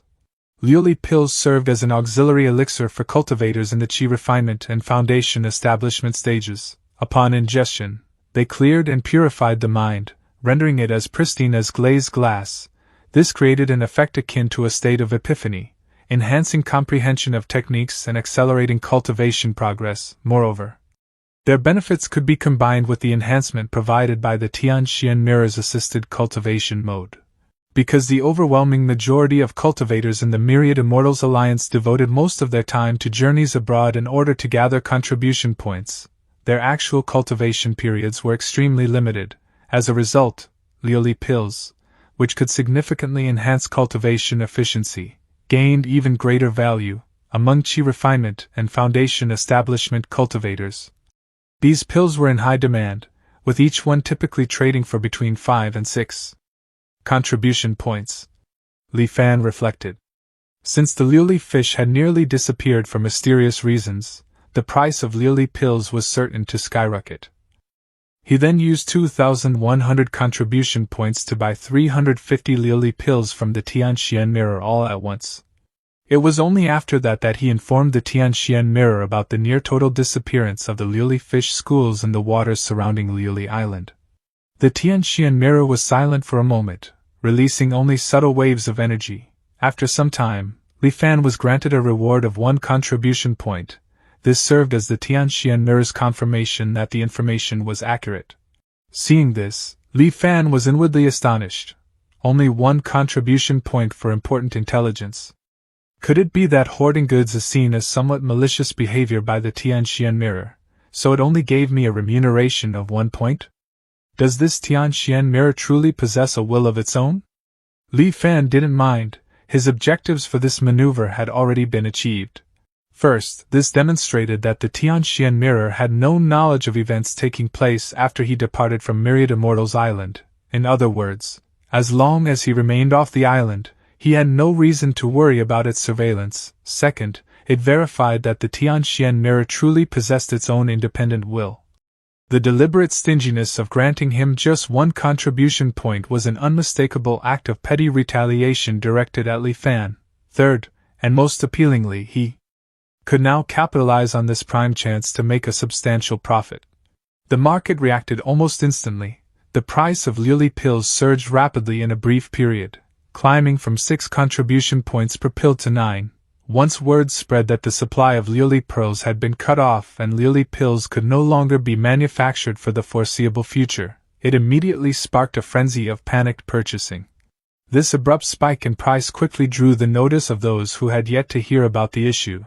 After making inquiries, they discovered the looming shortage of Liuli pearls and rushed to join the frantic purchasing wave. The cost of Liuli pills climbed even higher, momentarily hitting an astonishing peak of 12 points per pill. Judging the moment perfect, Li Fan decided to sell off all his Liuli pills, offloading them straight back to the Tianxian mirror. Because of the intense demand, the Tianxian mirror did not drastically reduce its buyback price for the pills as it had done with the Halt Steel fragment. Instead, it provided a generous offer of 10 points per pill. Satisfied with the deal and unwilling to push his luck, Li Fan immediately sold all 350 pills he held. An influx of 3,500 contribution points promptly entered his account. Adding this to his remaining balance of 129 points, Li Fan's total contribution points now reached an impressive 3,629. Following Li Fan's sale, the market's excitement gradually subsided. A price of 12 points plainly surpassed the true worth of a Liuli pill. After all, its benefits were not exclusive. Many other elixirs provided comparable effects. The Liuli pill's appeal had always come from its affordability.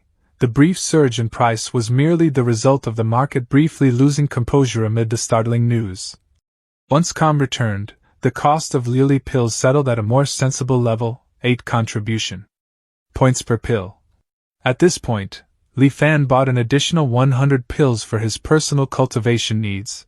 After spending 800 points, his remaining contribution points stood at 2829.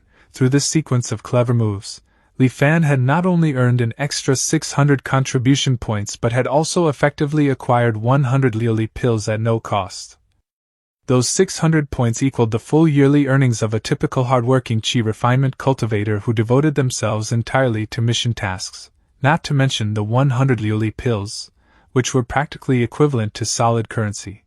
He promptly bought every item he could get his hands on, regardless of whether it would prove useful: Introduction to Arrays, Primer on Alchemy, Fundamentals of Artifact Forging, Compendium of Treasures in the Cultivation World, and numerous others. As for everyday essentials for cultivators, such as protective robes, Qi concealing talismans, basic composite arrays, and starter alchemy kits, Li Fan acquired them all without hesitation. As his storage ring gradually filled to capacity, his contribution points dwindled rapidly, falling to 346. Li Fan harbored no trace of regret. After finishing his buying frenzy, he ingested a Li pill, enabled the assisted cultivation mode, and commenced cultivating the lesser water manipulation art. A profusion of water attributes spiritual Qi rushed in, allowing Li Fan to once more savor the sensation of progressing at the speed of a true genius. In a mere 2 days, Li Fan advanced to the early Qi refinement stage. Over the following 3 days, he pushed the lesser water manipulation art all the way to the peak of the mid-stage Qi refinement realm. He encountered no obstacles whatsoever, and his progress flowed as effortlessly as water streaming downhill. The experience was incredibly thrilling, leaving him yearning for more. Just as he was wondering whether to sell a portion of his Li pills to purchase the next section of the technique, a visitation request arrived from He Zhenghao. Li Fan paused to consider it briefly. He then took out the newly acquired Qi concealing talisman from his storage ring, applied it to himself, and granted He Zhenghao entry. As soon as He Zhenghao caught sight of Li Fan, he spoke with evident excitement. "I've already discussed matters with the Guardian of Tian Island. I'll take you to meet him right now. All you have to do is accept the commission." Then, He Zhenghao pulled out a spirit talisman and passed it to Li Fan. "Put this on, and remember, when you meet him later, keep quiet and don't say much, just leave everything to me." Li Fan took the talisman and glanced at it. Immediately, his face darkened. If he hadn't just bought an identical one not long ago, he wouldn't have recognized what this was. This talisman was known as the Aura Exaltation Talisman, and its function was the reverse of the Qi concealing talisman. Whereas the Qi concealing talisman concealed one's cultivation level, the Aura Exaltation Talisman allowed a person to masquerade as a cultivator of a particular realm. By providing him with this talisman, He Zhenghao clearly wanted Li Fan to masquerade as a Foundation establishment cultivator. That earlier claim about a Qi refinement cultivator being sufficient to guard an island had merely been a deception to lure him in. From the very beginning, He Zhenghao's plan had been to have Li Fan impersonate a Foundation establishment expert in order to take on the commission from Tian Island's guardian, thereby allowing him to skim off the difference for himself. After all, the contribution points required to hire a Foundation establishment cultivator compared to one in the Qi refinement realm were worlds apart. He Zhenghao remained oblivious to Li Fan's expression. With a smile, he presented Li Fan to the guardian of Tian Island, Zhou Qingang. Unable to call out He Zhenghao without complications, Li Fan managed a strained smile and offered his greetings to Zhou Qingang. "I should avoid getting too entangled with this fellow," Li Fan mused inwardly, casting a quick, sidelong glance at the beaming He Zhenghao. Zhou Qingang examined Li Fan closely and appeared quite pleased. He promptly issued a commission to He Zhenghao. Upon receiving it, He Zhenghao turned around and issued a new commission to Li Fan. "Act as guardian of Tian Island in Zhou Qinggang's place while he ventures out to pursue his breakthrough opportunity. Reward, 800 contribution points annually." Fortunately, He Zhenghao hadn't taken an excessive cut. At this juncture, Li Fan had little choice but to accept the assignment. Zhou Qingang passed a jade token to He Zhenghao before hurriedly departing to pursue his breakthrough opportunity. Observing this, He Zhenghao let out a quiet sigh of relief. He then handed the token to Li Fan and spoke with notable seriousness. "This is the Guardian token for Tian Island. It allows you to command the island's protective array. You must guard it carefully, young friend. Do not let it out of your possession." Li Fan took the token, and the two of them passed through the teleportation array, emerging on Tian Island. Unlike the grand, thousand-peak display of Lily Island's protective array, Taiyan Island's formation manifested as a bustling, seemingly thriving city. What truly distinguished it, though, were its residents. Every one of them was a fruit with an eerily human-like face. These fruits lived lives indistinguishable from those of actual humans. Within the city manifested by the array, they labored, resided, married, and raised offspring, completing their full life cycles. This is Taiyan Island's specialty, the Taiyan fruit. He Zhenghao explained as they walked through the city, waving a hand toward the endless stream of the bustling crowd. When one of these fruit people passes away, it means the Taiyan fruit has reached full ripeness. Eating a mature fruit can add 5 years to the lifespan of a cultivator in the Foundation establishment realm, or below. He Zhenghao let out a sigh tinged with regret. It only works the first time someone consumes a Taiyan fruit. The island requires an annual quota of 30 Taiyan fruits. Any excess beyond that can be retained for your own use. A perk of serving as guardian, on average, one can personally keep about 2 Taiyan fruits per year. In the Tianxian mirror, each one usually sells for 90 to 100 contribution points. In the end, when you add it all up, young friend, the pay for acting as a temporary guardian is quite generous. He Zhenghao explained with a hearty chuckle. Li Fan nodded. I must thank you, senior. Although He Zhenghao had resorted to some shady tactics, this was undeniably true. On Myriad Immortals Island, very few chi refinement cultivators could make 1,000 contribution points in a single year. He Zhenghao claimed the bulk of the reward in this deal, yet Li Fan was satisfied with what remained. He Zhenghao waved his hand casually. Don't mention it, you're from the island I oversee, so it's only right that I lend you a hand. As long as your cultivation progresses steadily in the future, all my efforts will have been worthwhile. He suddenly stopped midway through his words. He looked Li Fan over, his voice tinged with astonishment. You've broken through to the mid-stage chi refinement realm? Li Fan's heart skipped a beat. He had not anticipated that He Zhenghao would pierce through the effects of his chi concealing talisman. Nevertheless, he nodded and acknowledged. That's right, Xiaoheng and I are quite close. Before he left, he gave me a water attribute technique. It matches my physique exceptionally well, so my cultivation has advanced quickly. I only broke through a few days ago. Hey, you're rather prudent, young friend. If it weren't for my special technique, I might have overlooked it completely. That's a chi concealing talisman you're using, isn't it? Li Fan nodded once more. He Zhenghao's words faltered as he caught the odd expression in Li Fan's gaze. It's understandable. Caution is always wiser. The cultivation world is full of people harboring malicious intent. He hastily chuckled to brush it aside and shifted the topic. I didn't know you and Xiaoheng were close enough for him to specifically leave a technique for you. That Xiaoheng is a genuine prodigy bestowed by the heavens. He's only been cultivating for a few years, yet he's already nearing foundation establishment? His prospects are boundless. It was evident that He Zhenghao had been closely monitoring Xiaoheng's progress as well. His voice carried a mix of genuine awe and unmistakable envy. He Zhenghao's voice grew more and more excited. Reaching the golden core, or even the nascent soul realm, is entirely possible for him. You're truly fortunate to have such a close connection with him, young friend. Meeting you is also a great fortune, senior. Li Fan offered some flippant praise. He Zhenghao let out a hearty laugh, evidently delighted. Suddenly, he stopped in his tracks, turning his gaze toward a particular section of the city. What perfect timing! A Taiyan fruit has just reached maturity. Let me show you the correct way to harvest it. Li Fan nodded and trailed behind He Zhenghao until they arrived at the entrance of a certain residence. Even before entering the courtyard, they could already hear mournful wailing coming from within. Stepping inside, Li Fan saw over a dozen kneeling human-faced fruits, clad in the white hemp mourning garments.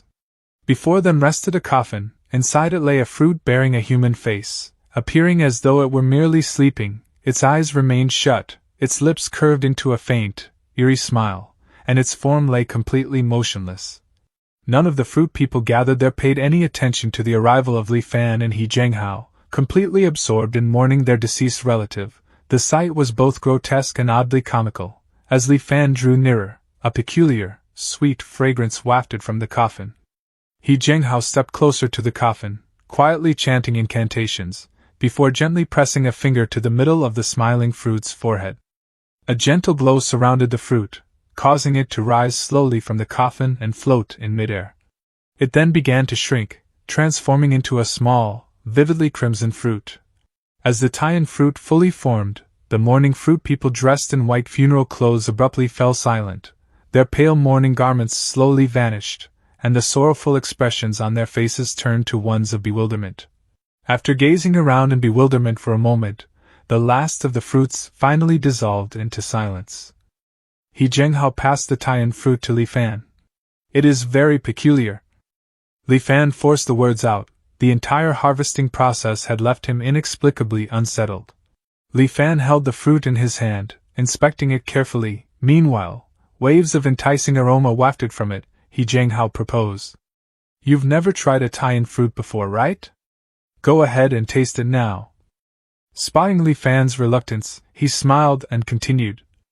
"It's only natural for cultivators to feel drawn to things that prolong life. The more you hold off, the stronger the urge will grow." Indeed, the fragrance's influence appeared to build over time. The longer Li Fan delayed, the more intense and alluring the aroma grew. Driven by that scent, a profound, instinctive craving surged from deep inside him. A brief moment later, Li Fan's reluctance faded away. He consumed the Tian fruit in one bite. The intense craving disappeared at once. Despite its small size, he released a contented burp, as though he had just enjoyed a hearty feast. Li Fan checked return to truth's panel. Sure enough, his biological age's upper limit had increased by 5 years. He smacked his lips, lingering on the lingering flavor. "A curio capable of prolonging life is truly extraordinary, something I've never encountered before. The only downside is its disturbingly human-like appearance, which, to be honest, sends shivers down my spine." He Zhenghao chuckled in response. "Tian fruits are transformed from humans. Of course they look human." Li Fan's expression froze instantly. Suppressing the churning in his stomach, he asked, horrified. "You mean, all the Tian fruits in this city were real humans?" He Zhenghao appeared to brush off Li Fan's discomfort lightly. He went on with his explanation. "To be precise, the Tian fruit is indeed a fruit, it isn't human." Upon hearing this, Li Fan experienced a mild sense of relief, though a lingering trace of discomfort persisted. "Then what exactly do you mean by transformed from humans?" "That concerns the very origins of the Tian fruit," He Zhenghao replied, guiding Li Fan as they soared upward, rising once more above the city. 5 centuries ago, Tian Island was nothing more than a typical, unremarkable island. Its surrounding seas offered no precious resources or specialties, and merely a few thousand mortals resided there, passing their lives from one generation to the next. Out of curiosity, certain individuals sailed toward Tian Island to explore its mysteries.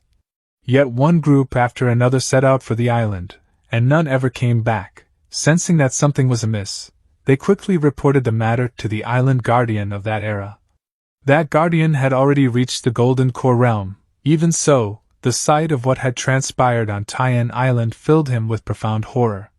The mortals had completely disappeared from the island.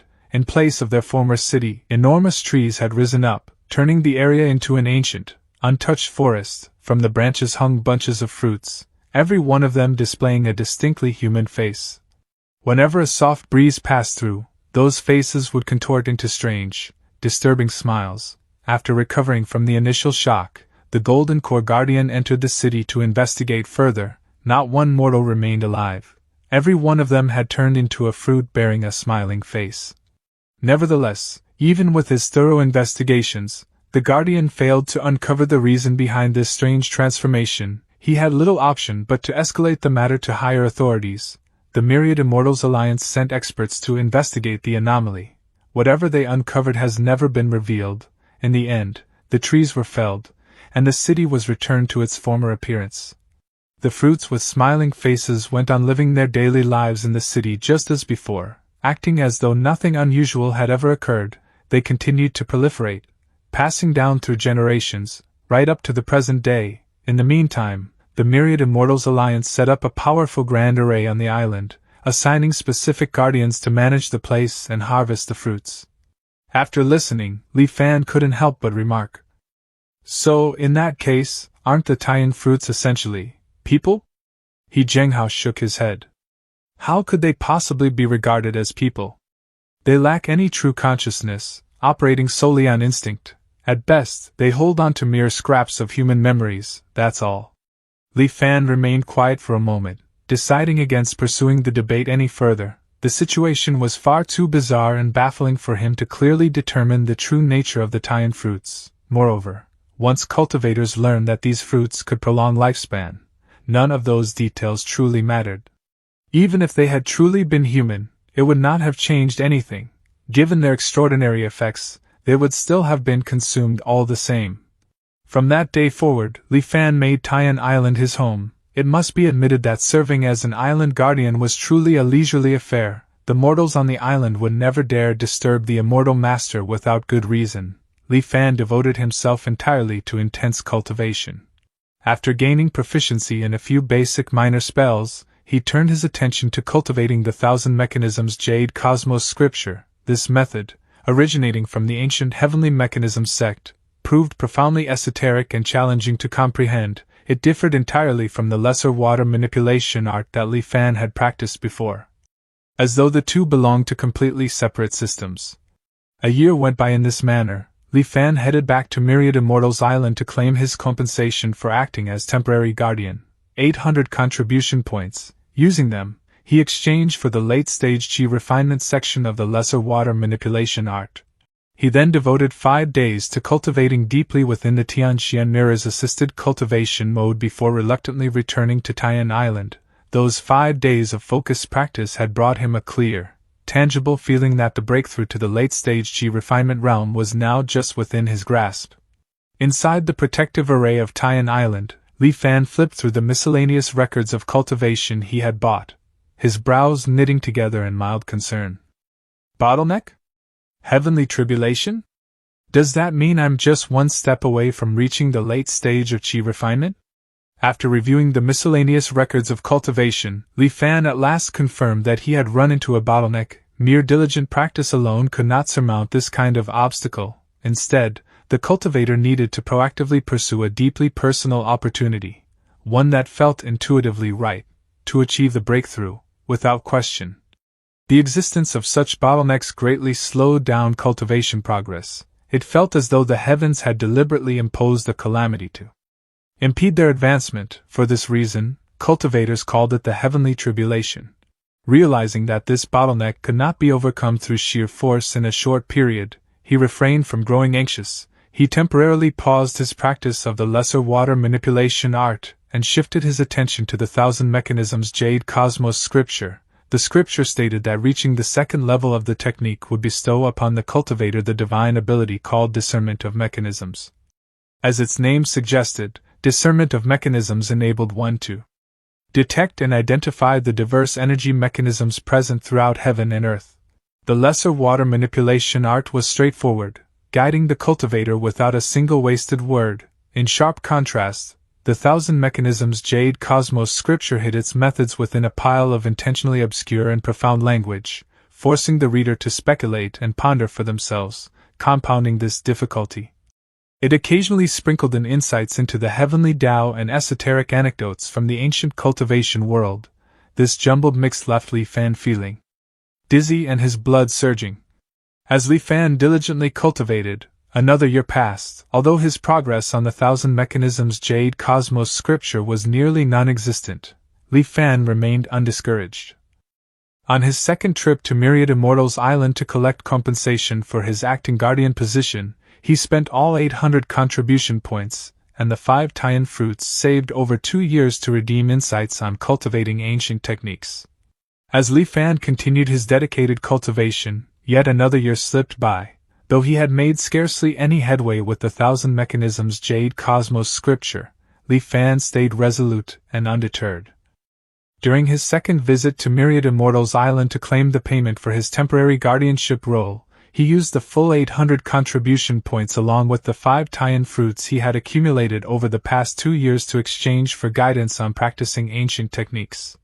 Armed with this fresh insight, Li Fan rushed back to Taiyan Island and secluded himself once again. When he resumed his cultivation this time, the experience was completely transformed. Every previously cryptic and challenging section of the technique now appeared crystal clear, allowing his advancement to flow smoothly without any obstacles. Li Fan's mind soon became entirely absorbed in the process, in cultivation. Time loses all significance. One day, a golden spiritual chi resembling mist, utterly distinct from the water attribute spiritual chi, suddenly emerged in Li Fan's dantian. He exhaled a long breath of relief.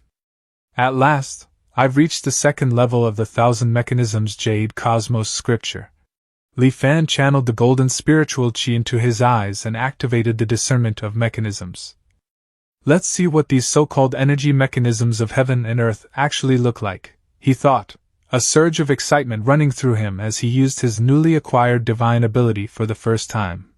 He directed his gaze toward Tian Island. The scene before him sent a jolt through his heart and chilled his blood to ice. A dense, ominous black veil of deathly chi shrouded the whole island, heavy and suffocating like looming storm clouds.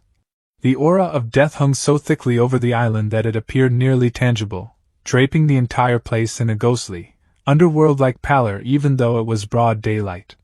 Uneasy and alarmed, he dismissed the arcane art and immediately cast it again. He gazed at it repeatedly, only becoming truly convinced that he hadn't misseen when the horrifying sight stayed the same each time. In his mind, he pondered. How can this be? Abruptly, as if remembering something crucial, he swiftly cast the water mirror art, and stared at his own reflection. There he saw it, the aura of death gathering above Li Fan's own head was 1,000, no, 10,000 times thicker than that hanging over the mortals on the island.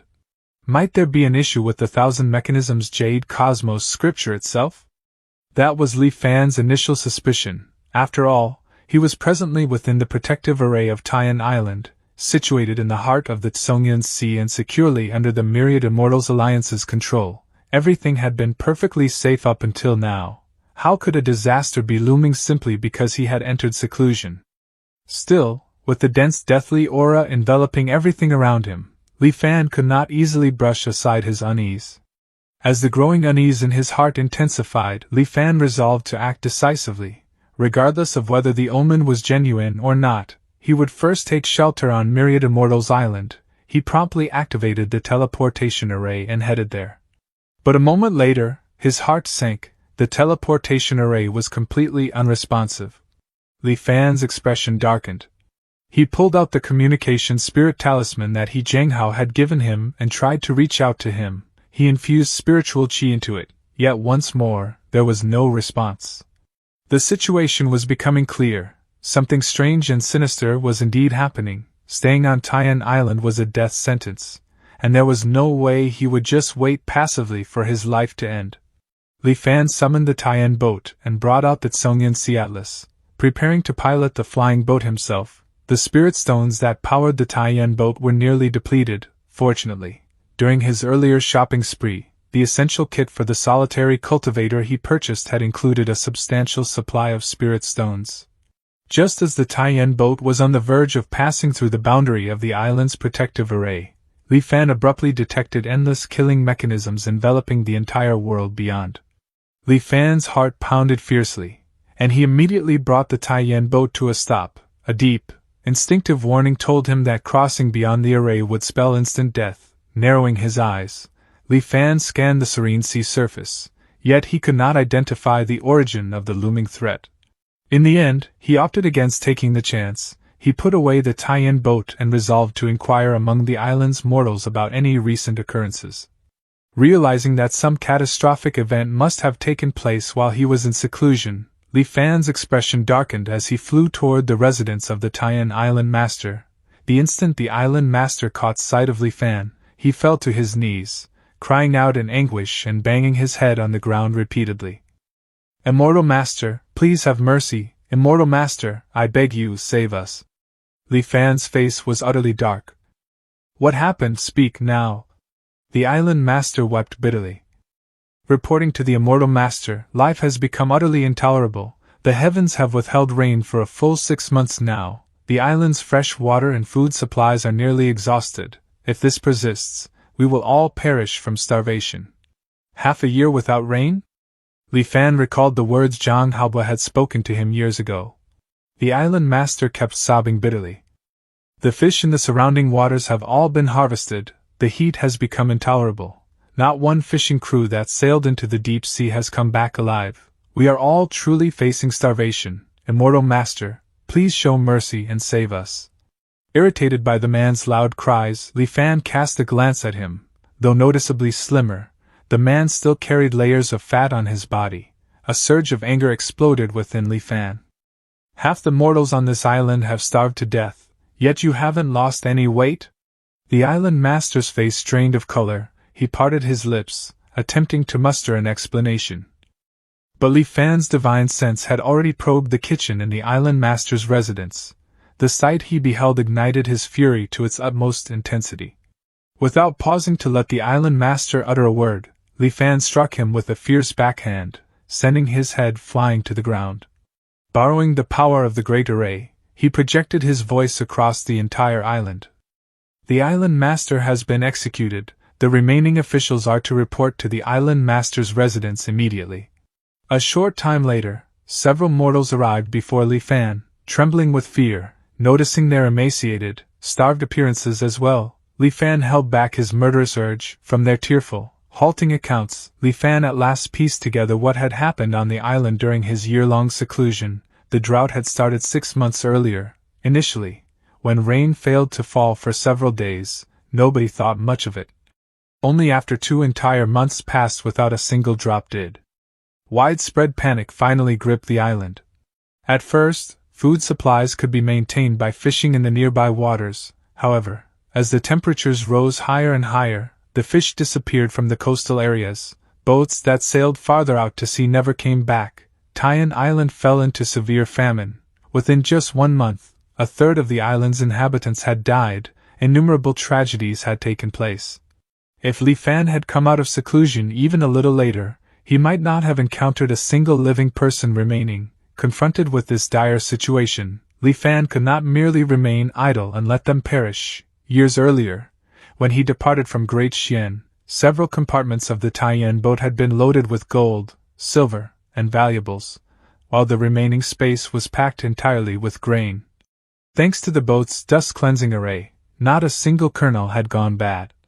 Thus, he retrieved the grain from the Taiyan boat and distributed it to the mortals as an emergency provision. Upon seeing the food provided by the Immortal Master, the people were overcome with emotion, dropping to their knees and kowtowing over and over. If distributed with careful rationing, the grain stored in the Taiyan boat would suffice to support the surviving islanders for several months. Half a month later, a basic seawater desalination array had been finished. With sufficient drinking water and food supplies now available, the remaining inhabitants of Taiyan Island fell to their knees and kowtowed repeatedly, expressing profound thanks for the Immortal Master's benevolence. After personally setting up an array himself, Li Fan could at last claim to have taken his very first tentative step into the study of formations. It was precisely then that he discovered the island's protective array was degrading at a terrifyingly unnatural pace. As someone who had only just begun learning about arrays, how could he possibly repair it? Remaining on Taiyan Island was no different from awaiting death. He had to find a way off the island, yet something catastrophic had clearly occurred outside. As violent spiritual qi raged unchecked, venturing out rashly would likewise spell certain doom. Could this be the heavens unleashing their killing mechanisms? Li Fan gazed fixedly at the sky outside the island's protective array, sensing himself like a fly ensnared in a spider's web, trapped, helpless, and writhing in its final struggles. Yet Li Fan did not immediately trigger return to truth. Just then he froze. As he observed the mortals below slowly regaining their strength and vitality, Li Fan suddenly realized that the raging spiritual qi outside appeared to spare mortals entirely. According to accounts from the island's residents, when they ventured beyond the protective array, the air felt merely a bit warmer than normal, without any additional threats. The killing mechanisms of heaven and earth targeted only cultivators, leaving mortals completely unscathed. In that case, if he dispersed his cultivation and temporarily became a mortal once more, wouldn't he be able to escape the danger? Li Fan thought of the Taishang primordial true scripture. With this miraculous technique, dissolving his cultivation wouldn't cost him much of his power. As long as he found a safe place, he could return to his original level in no time. At present, he was practicing two distinct techniques simultaneously. One was the lesser water manipulation art, acquired through the Myriad Immortals Alliance, while the other was the Thousand Mechanisms Jade Cosmos scripture, inherited from the ancient Heavenly Mechanisms sect. One followed the modern cultivation approach, whereas the other adhered to the ancient methodology. The modern cultivation path relied on seizing resources directly from heaven and earth, which was exactly what provoked the world's deep hostility. Now, heaven and earth had unleashed multiple layers of killing mechanisms aimed specifically at those who followed the new methodology. What if he dispersed only the lesser water manipulation art, while keeping the cultivation base from the Thousand Mechanisms Jade Cosmos scripture intact? Would the killing mechanisms from heaven and earth then weaken? Li Fan was a man of swift decisions. With the array potentially failing at any instant, he wasted no time and immediately circulated the spiritual qi within his body, activating the Taishang primordial true scripture. As the method took hold, the water attribute spiritual qi accumulated from practicing the lesser water manipulation art gradually dispersed like snow under the sun, converting into a refined energy that quietly settled in Li Fan's dantian. In under half a day, Li Fan had fully dispersed the lesser water manipulation art. This Taishang primordial true scripture is indeed extraordinary, he thought in admiration before flying to the boundary of the island's protective array. Upon sensing the overwhelming killing mechanisms outside suddenly diminish, a surge of relief washed over him. Regrettably, he had cultivated the Thousand Mechanisms Jade Cosmos scripture through the modern method of seizing resources from heaven and earth. Although the world's hostility had lessened considerably, it had not disappeared entirely, likely because of the way he had practiced the technique. Understanding that stepping outside would still carry mortal danger, Li Fan braced himself and resolved to keep dispersing his cultivation. Before long, a second stream of pure energy flowed into his dantian, joining the first. Although the two energies stemmed from different techniques, they blended together seamlessly without any resistance.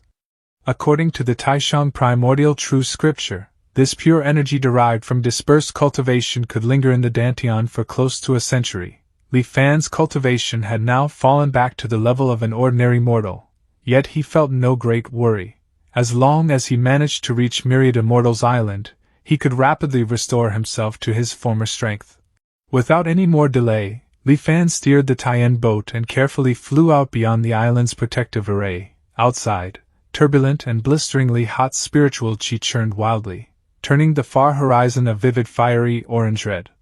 Yet Li Fan had now reverted to the state of an ordinary mortal. The turbulent spiritual qi raged around him as it swept by, yet it launched no assault against him. During the journey, he flew past countless islands, each one completely lifeless. The mortals who had once inhabited them had all met their end. A deep chill gripped Li Fan's heart, and he pressed the flying boat to hasten forward. 3 months later, Li Fan reached the exact location marked on his map as the site of Myriad Immortals Island. He examined the chart again and again, verifying it 4 or 5 times, yet he still struggled to accept what his eyes were telling him. The once immense Myriad Immortals Island had completely disappeared. In its place, an enormous, yawning black hole now hovered above the sea. The seawater from all around flowed endlessly into the black hole, instantly turning into vapor the moment it reached the event horizon. High above the abyss, the air warped and flickered under the extreme heat. Enveloped in ascending plumes of steam, the entire sight formed a bleak, monochromatic vision of utter devastation. A surge of instinctive terror swept over Li Fan as he stood on the deck of the Tien boat. Myriad Immortals Island had simply vanished? What sort of immense power could achieve such a feat? Was this the malice of the heavenly Tao? Memories surged through Li Fan's mind, the Tao Transmission Plaza filled with innumerable statues, the constant flow of cultivators arriving and departing, the imposing and majestic structures at the island's heart, rumored to shelter spirit transformation experts. Everything had been utterly wiped away, not even a trace of dust was left behind. Cultivating immortality and pursuing eternal life, the ambitions Li Fan had held on to so fiercely now appeared utterly ridiculous. In the face of this abrupt calamity, cultivators proved no different from ordinary mortals. Everyone was equally insignificant, mere ants in its shadow. Once that fear had taken hold, it grew impossible to push down. Escape, I have to escape this cursed place. He needed to reach the mainland. He had to place as much distance as he could between himself and this nightmarish stretch of ocean. Li Fan's eyes grew red with strain as he drove the Taiyan boat to its utmost speed, fleeing in desperation toward the western reaches of the Tsungyan Sea. He flew for what seemed like an endless stretch of time, his mind blank and empty. Suddenly, with a thunderous boom, the Taiyan boat collided against an unseen barrier and jerked to a fierce stop. Fortunately, its defensive arrays remained intact, sparing the vessel from disintegrating and saving him from immediate death. The impact jolted Li Fan, causing a few minor injuries, but the shock also helped clear his head. He gazed outward. There was nothing visible in his way. Far off on the horizon, a coastline extended endlessly. He was nearing the continent. He attempted once more to guide the boat ahead. With a resounding boom, an unseen obstacle blocked him. He repeatedly crashed into the invisible wall, yet he could not move forward even the slightest bit. He attempted every possible direction, but the outcome remained unchanged. An invisible barrier completely isolated the Tsungyan Sea from the adjacent continent, permitting entry while forbidding escape. Li Fan gazed ahead in stunned disbelief. A saying suddenly came to mind, like a turtle caught in a jar. After a prolonged silence, he let out a bitter, empty laugh. He raised his eyes to the heavens. How merciless! Then, confusion gradually overtook him. Should he trigger return to truth and go back to the original anchor point? Or should he explore the surroundings a little longer first? He felt lost, as if all sense of direction had vanished. He passed Yelan Island. Like all the others, it was a scene of apocalypse, devoid of survivors. As he flew past Lioli Island, Li Fan saw that its protective array had been completely destroyed. Zhenghao was nowhere in sight. Bodies lay scattered across the island, with no sign of life anywhere. Luyun Island and Zhongqiu Island had suffered the same fate, transformed into lifeless wastelands. On the few occasions when he came across other survivors, every one of them had lost their minds. The moment they caught sight of Li Fan, they shrieked in horror and bolted away, as though he were some kind of apparition. In the end, by some means, he found his way back to Taiyan Island. Li Fan wandered through its streets, watching the mortals going about their lives. They remained completely oblivious to the catastrophic events that had ravaged the world beyond their shores, their faces still bearing the relieved smiles of survivors who had narrowly evaded death. They had no idea that an inevitable fate awaited them, yet perhaps such ignorance was a mercy in its own right. As he kept walking, the faint sound of earnest prayers suddenly drifted to his ears. O immortal Master who delivers us from suffering and calamity, bestow upon us gentle winds and timely rains, and grant us bountiful harvests year after year. O immortal Master who delivers us from suffering and calamity, watch over my dear little Yur and let her grow up healthy and safe.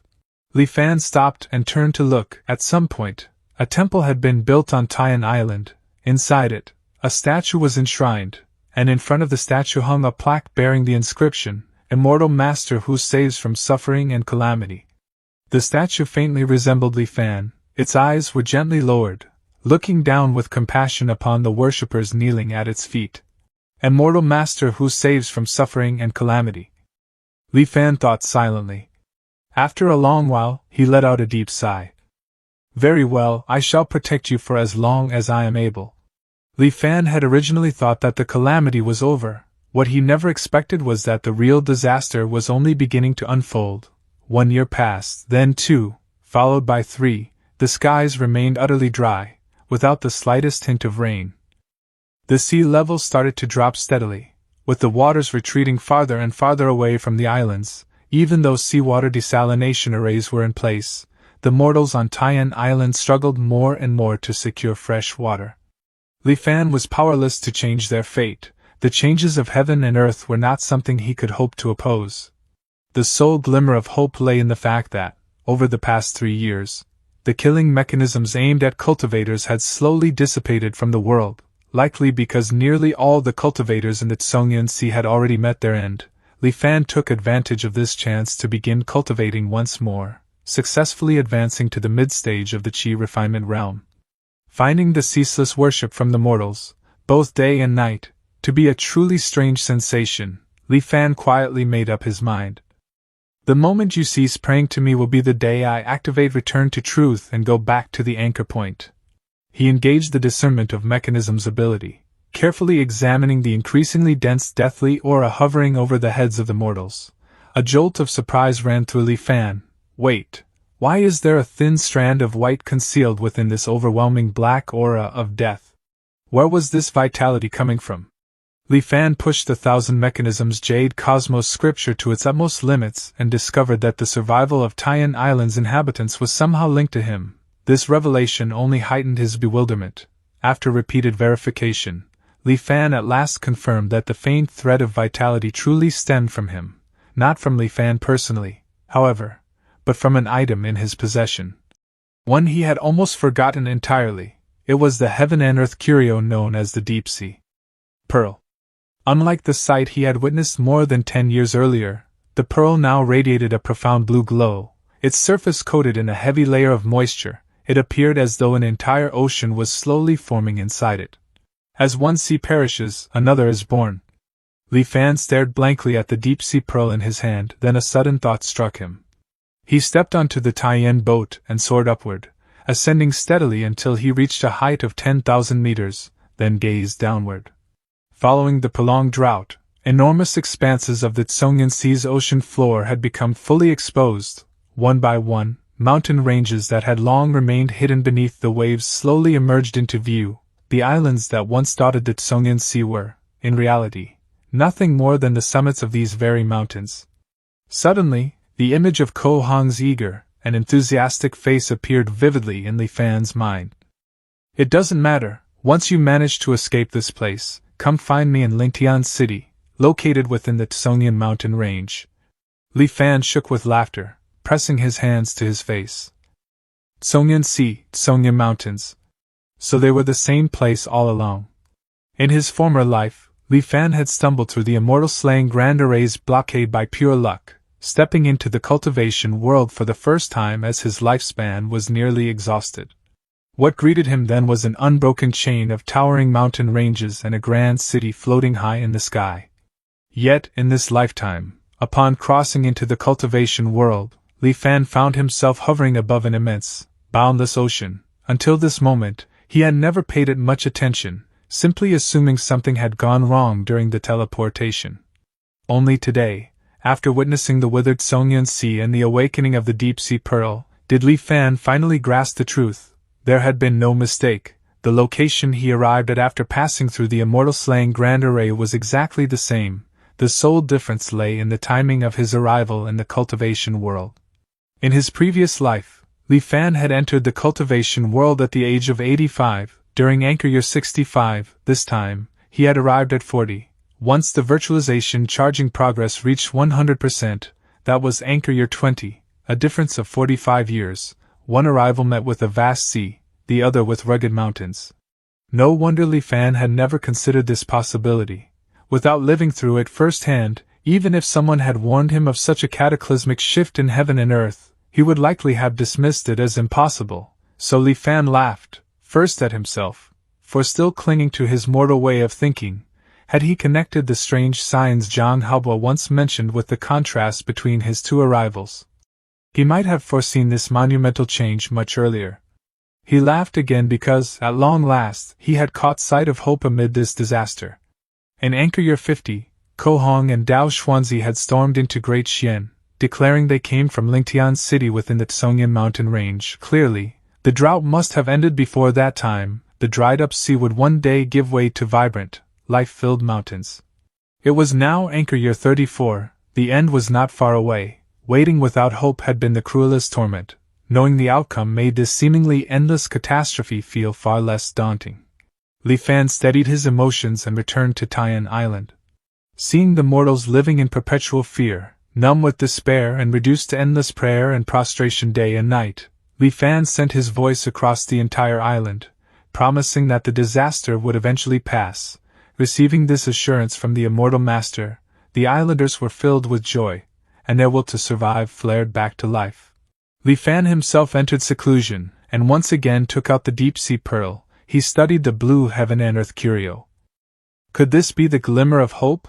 He sent his divine sense into it, but the energy vanished instantly, like clay oxen sinking into the sea. Li Fan reflected quietly. It seems using it properly will demand considerable effort. Heaven and earth curios were crucial for establishing one's Tao foundation. Knowledge of how to locate and harness them was extraordinarily valuable, and redeeming such information through the Tianxian mirror required nearly 2,000 contribution points. Li Fan had no choice but to uncover its secrets through his own efforts. He experimented with countless approaches to activate it, channeling spiritual qi into it, nurturing it with divine sense, applying external pressure, even dripping his blood onto its surface, yet the deep-sea pearl remained completely unresponsive, its immense reserves of water vapor refused to stir. Finally, a flash of insight struck him. He remembered that the Thousand Mechanisms Jade Cosmos scripture included methods for perceiving and refining the energy mechanisms within natural spiritual treasures. He immediately activated the discernment of mechanisms' divine ability and focused it on the deep-sea pearl. A deep, profound blue radiance enveloped the pearl, ancient, vast, and teeming with vitality. Though small in size, the intricacy and power of its energy mechanisms surpassed those of every living being on Taiyan Island combined. It was merely dormant, quietly nurturing itself in a state of slumber, which made its true nature hard to detect without careful scrutiny. Li Fan cautiously extended his consciousness toward the pearl's energy mechanisms. The instant he made contact, his physical body seemed to disappear. It felt as though he had been suddenly lifted to the highest heavens, gazing down upon the sea below from a divine vantage point.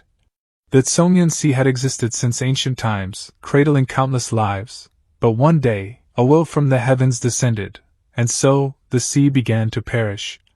Life granted by heaven, death decreed by heaven, this was the way of the Tao, the natural order. If heaven willed the sea to burn, the sea had no power to resist, yet it refused to surrender. Thus, though one sea might die, another would be born.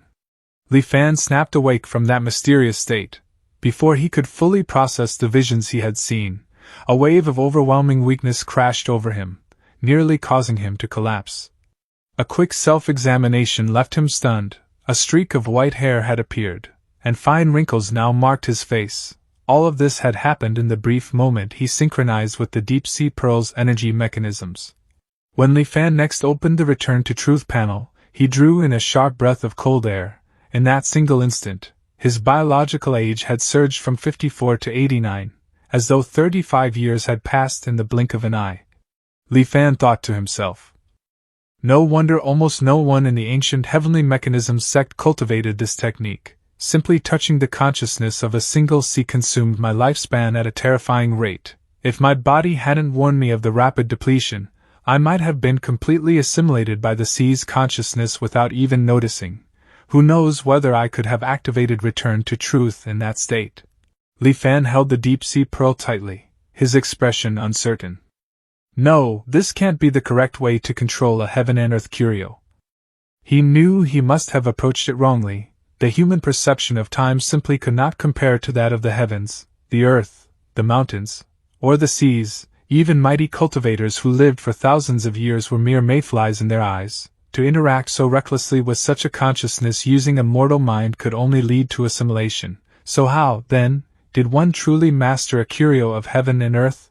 Days turned into weeks, yet Li Fan still hadn't discovered a way to use the deep-sea pearl. Meanwhile, the weather grew hotter by the day, as though determined to deliver a final, thorough purification of the Tsongyan Sea. The mortals on the island gradually lost even the strength to pray. Li Fan knew that if this continued, these people would likely perish just before the fiery calamity ended.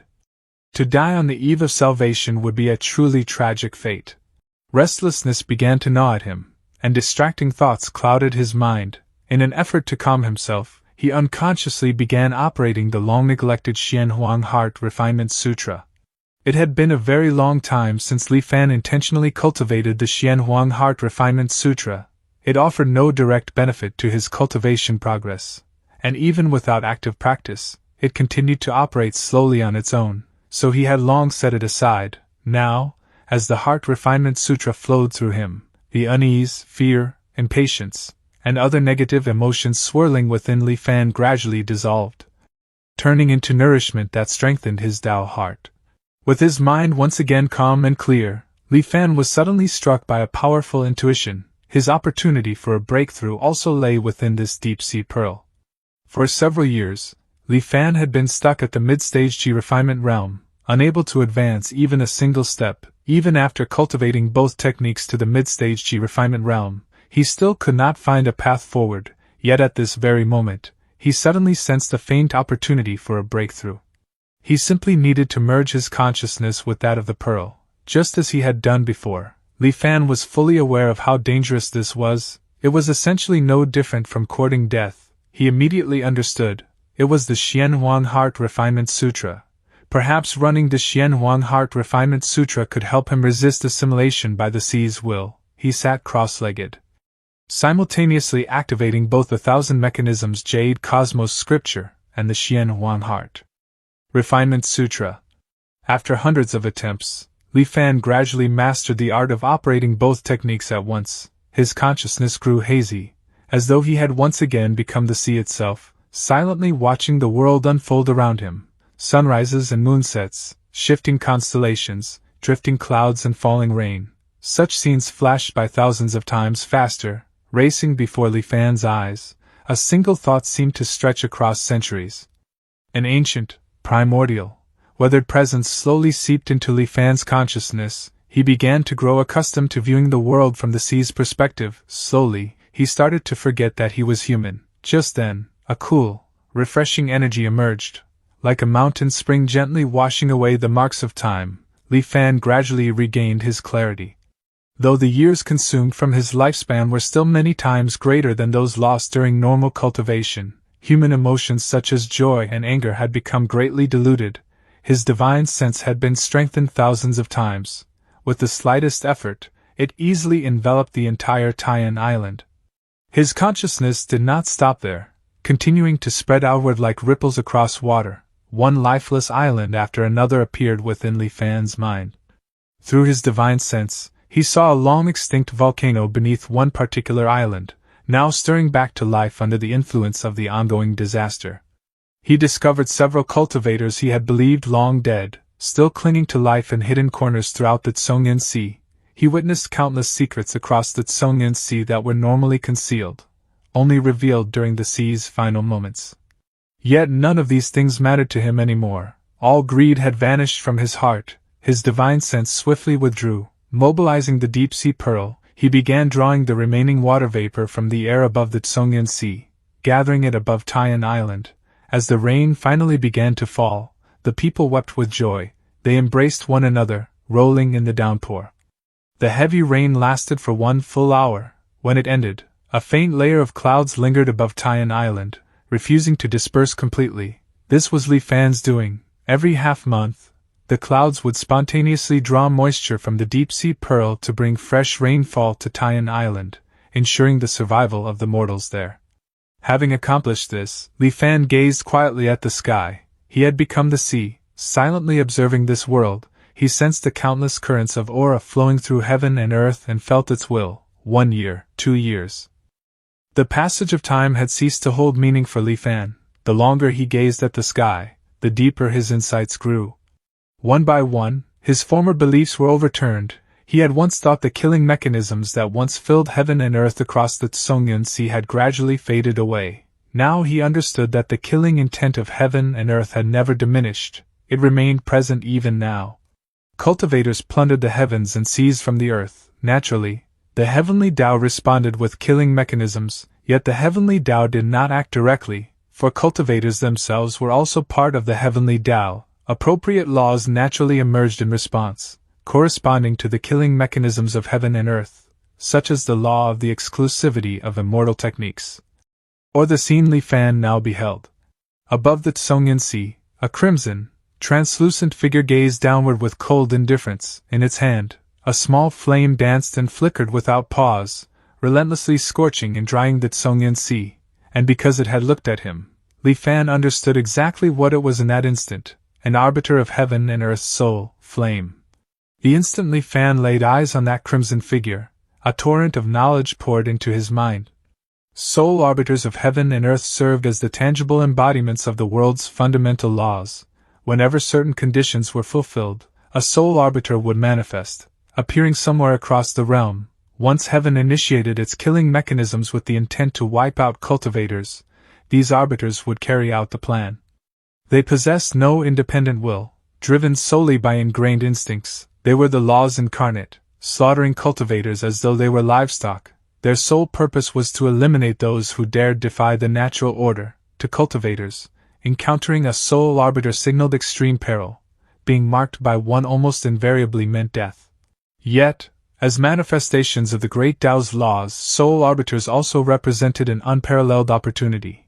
As the ancient saying went, sacrifice the soul of heaven and earth to merge one's body with the Tao.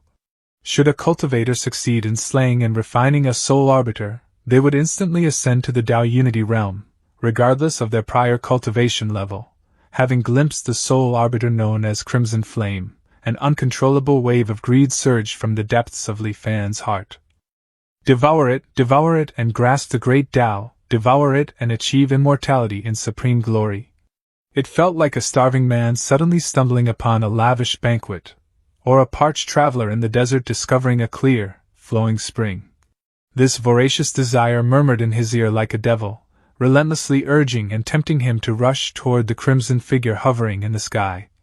Li Fan frantically circulated the Xianhuang Heart Refinement Sutra, struggling to suppress the scorching heat radiating from the deep-sea pearl and quell the raging greed consuming his heart. He understood perfectly well that he could only observe Crimson Flame through the borrowed perception granted by the deep-sea pearl.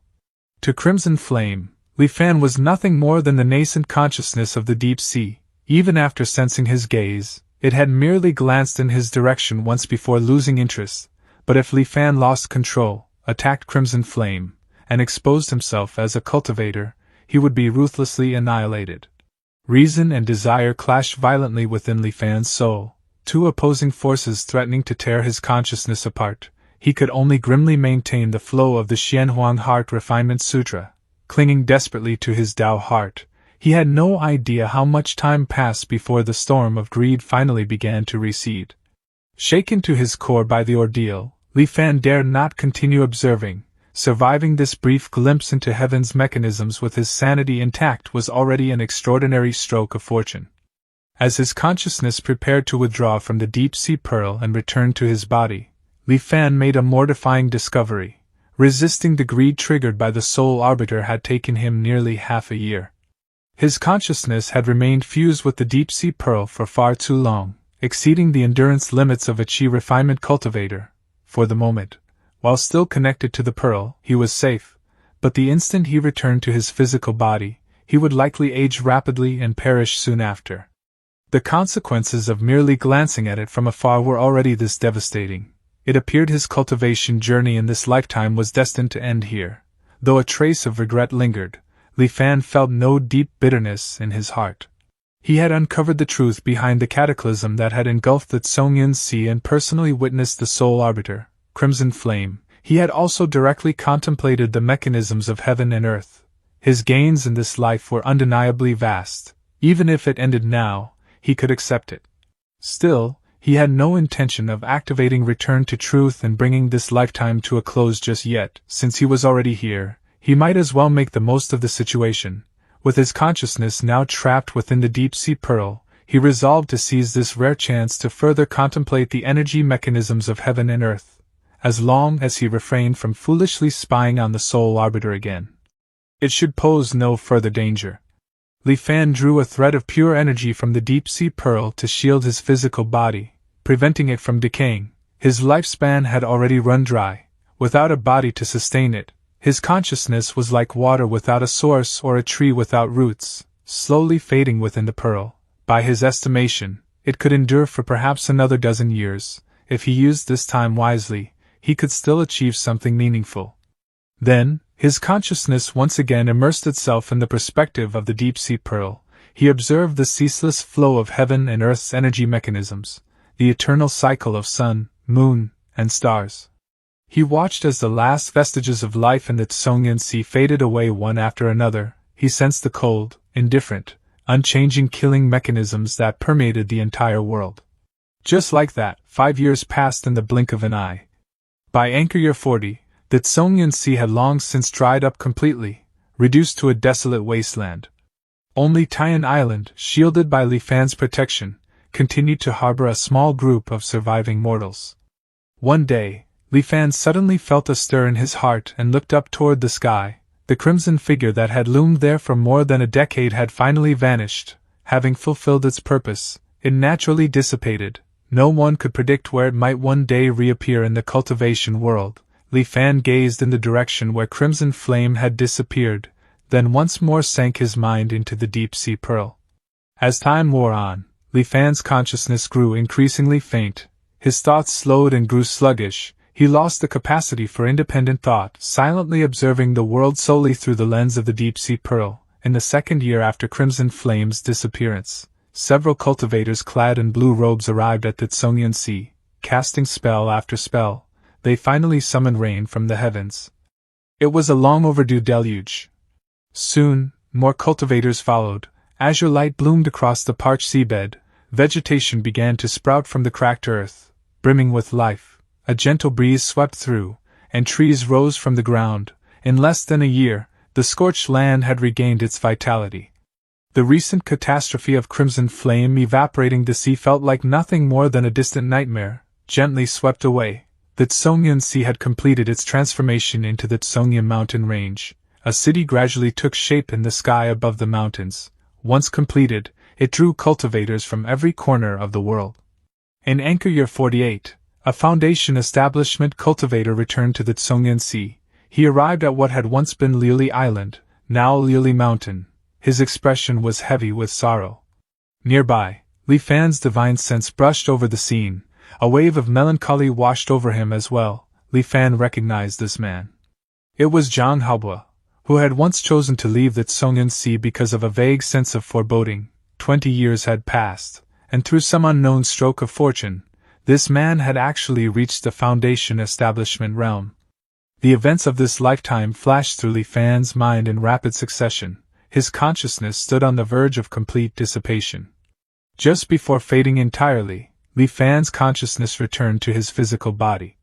The more than 10 years of insights into the energy mechanisms of heaven and earth finally shattered the bottleneck that had long held back his breakthrough. Spiritual chi surged inward, and in an instant, Li Fan's cultivation broke through to the late-stage chi refinement realm. A faint smile touched Li Fan's lips, then froze in place. His body aged rapidly, and as a gust of wind passed over, it crumbled into dust, scattering into the world. In his final moment, Li Fan cried out inwardly, "Return to truth." A properties notification panel appeared. This simulation has ended. You may choose one of the following options. Retain an item you possessed in this simulation. Retain your cultivation level from this simulation. Retain the simulated memories of one closely associated individual. These memories can be inherited by that person. Forfeit the above choices to accelerate the charging process. Consciousness slowly returned. Eventually, Li Fan felt the youthful vigor of his 20-year-old body restored. He decisively chose the second option, to retain his cultivation level. After all, personal strength formed the true foundation. A mere mortal holding a powerful treasure was nothing but an invitation for disaster. Besides, Li Fan knew the deep-sea pearl still remained on Luyun Island. He could retrieve it when the time was right. As he made his selection, 2 familiar strands of spiritual chi materialized within his dantian. An inexplicable fluctuation washed over him, and moments later, the spiritual chi in his dantian erupted like a raging torrent, flooding through his entire body. Wherever it passed, it transformed his physique and elevated his cultivation realm. Early-stage chi refinement realm, mid-stage chi refinement realm, late-stage chi refinement realm, in the span of a single breath. He attained the level that his previous self had struggled an entire lifetime to reach. Li Fan's aura steadied, yet his face remained filled with awe, not because of the instantaneous leap to late-stage chi refinement, but because of that inexplicable fluctuation. He had felt it clearly. The moment that fluctuation touched him, the immortal mortal miasma within his body vanished completely, eradicated in an instant. Its effect far surpassed the forced expulsion he had achieved through the body purification spirit pool array in his previous life. That fluctuation.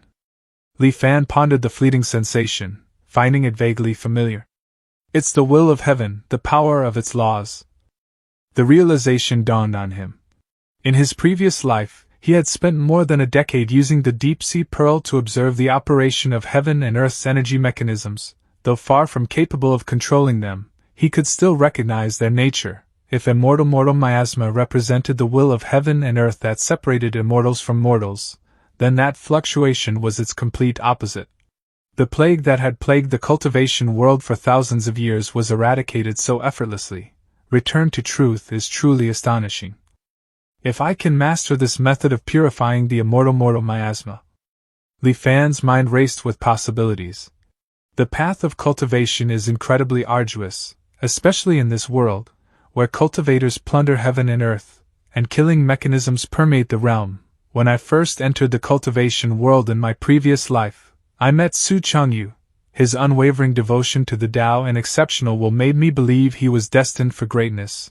Who could have imagined he would die mysteriously after just a few days? In contrast, the seemingly ordinary Xiao Heng by his side possessed heaven-defying talent. In just a few years, he showed promise of establishing his Tao foundation. Both he Zheng Hao and I were convinced he would undoubtedly reach the Golden Core realm within his lifetime. Yet who could have foreseen that heaven and earth had long ago set its killing mechanisms in motion? All living beings in the Tsongyan Sea, whether on the path to success or failure, cultivator or mortal, were already doomed to perish. Only that unremarkable fisherman, Zhang Haobua, escaped the calamity and advanced to the foundation establishment realm. There truly is no better illustration of fate's unpredictability.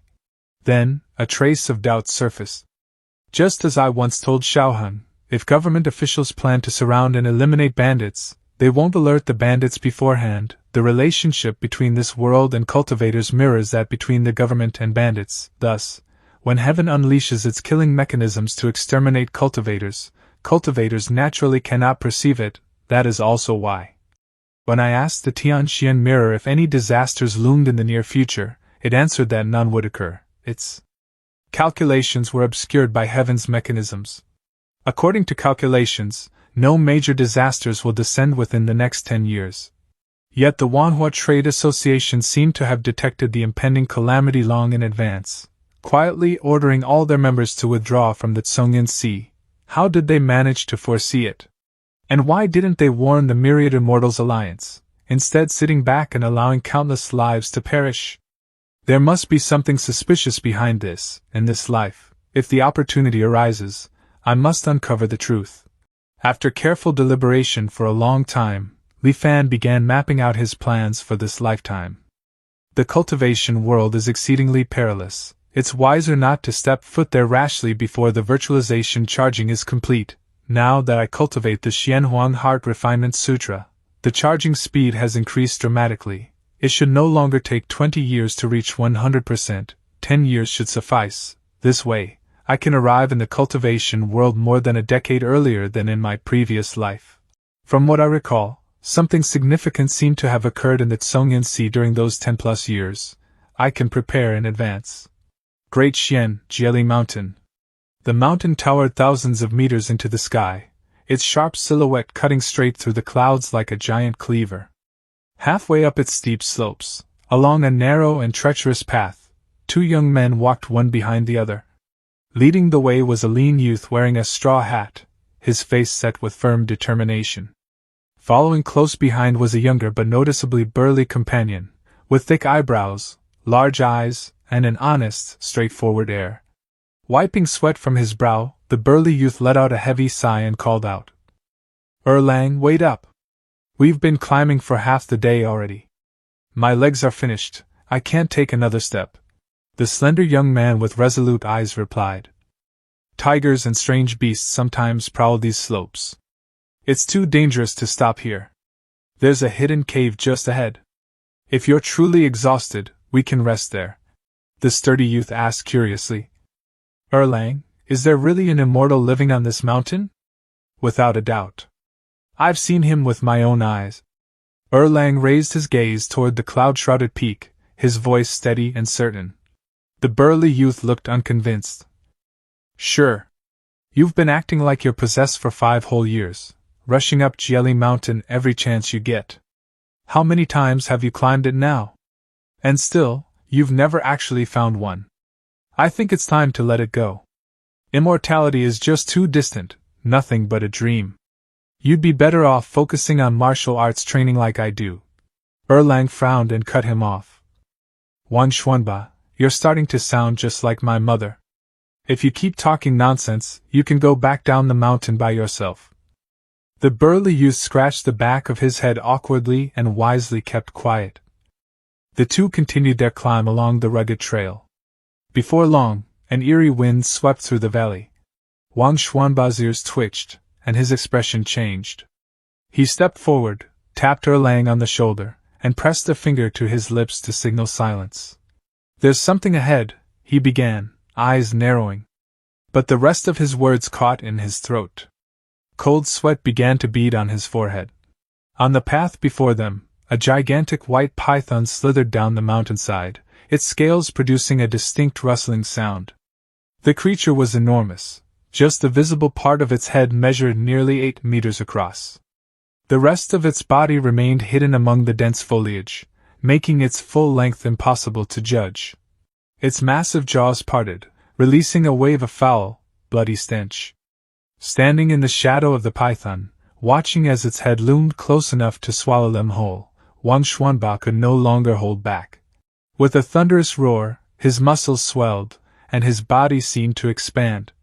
He leaped high into the air and brought his fist crashing down toward the white python's head. Clang! The impact rang out like metal striking metal. At that moment, Erlang moved as well. Shifting his fist into a finger strike, he unleashed dozens of rapid, piercing jabs. Clang, clang, clang, the sound of collisions echoed endlessly. Yet despite their ferocious assault, neither of them had managed to leave even a mark on the python's scales.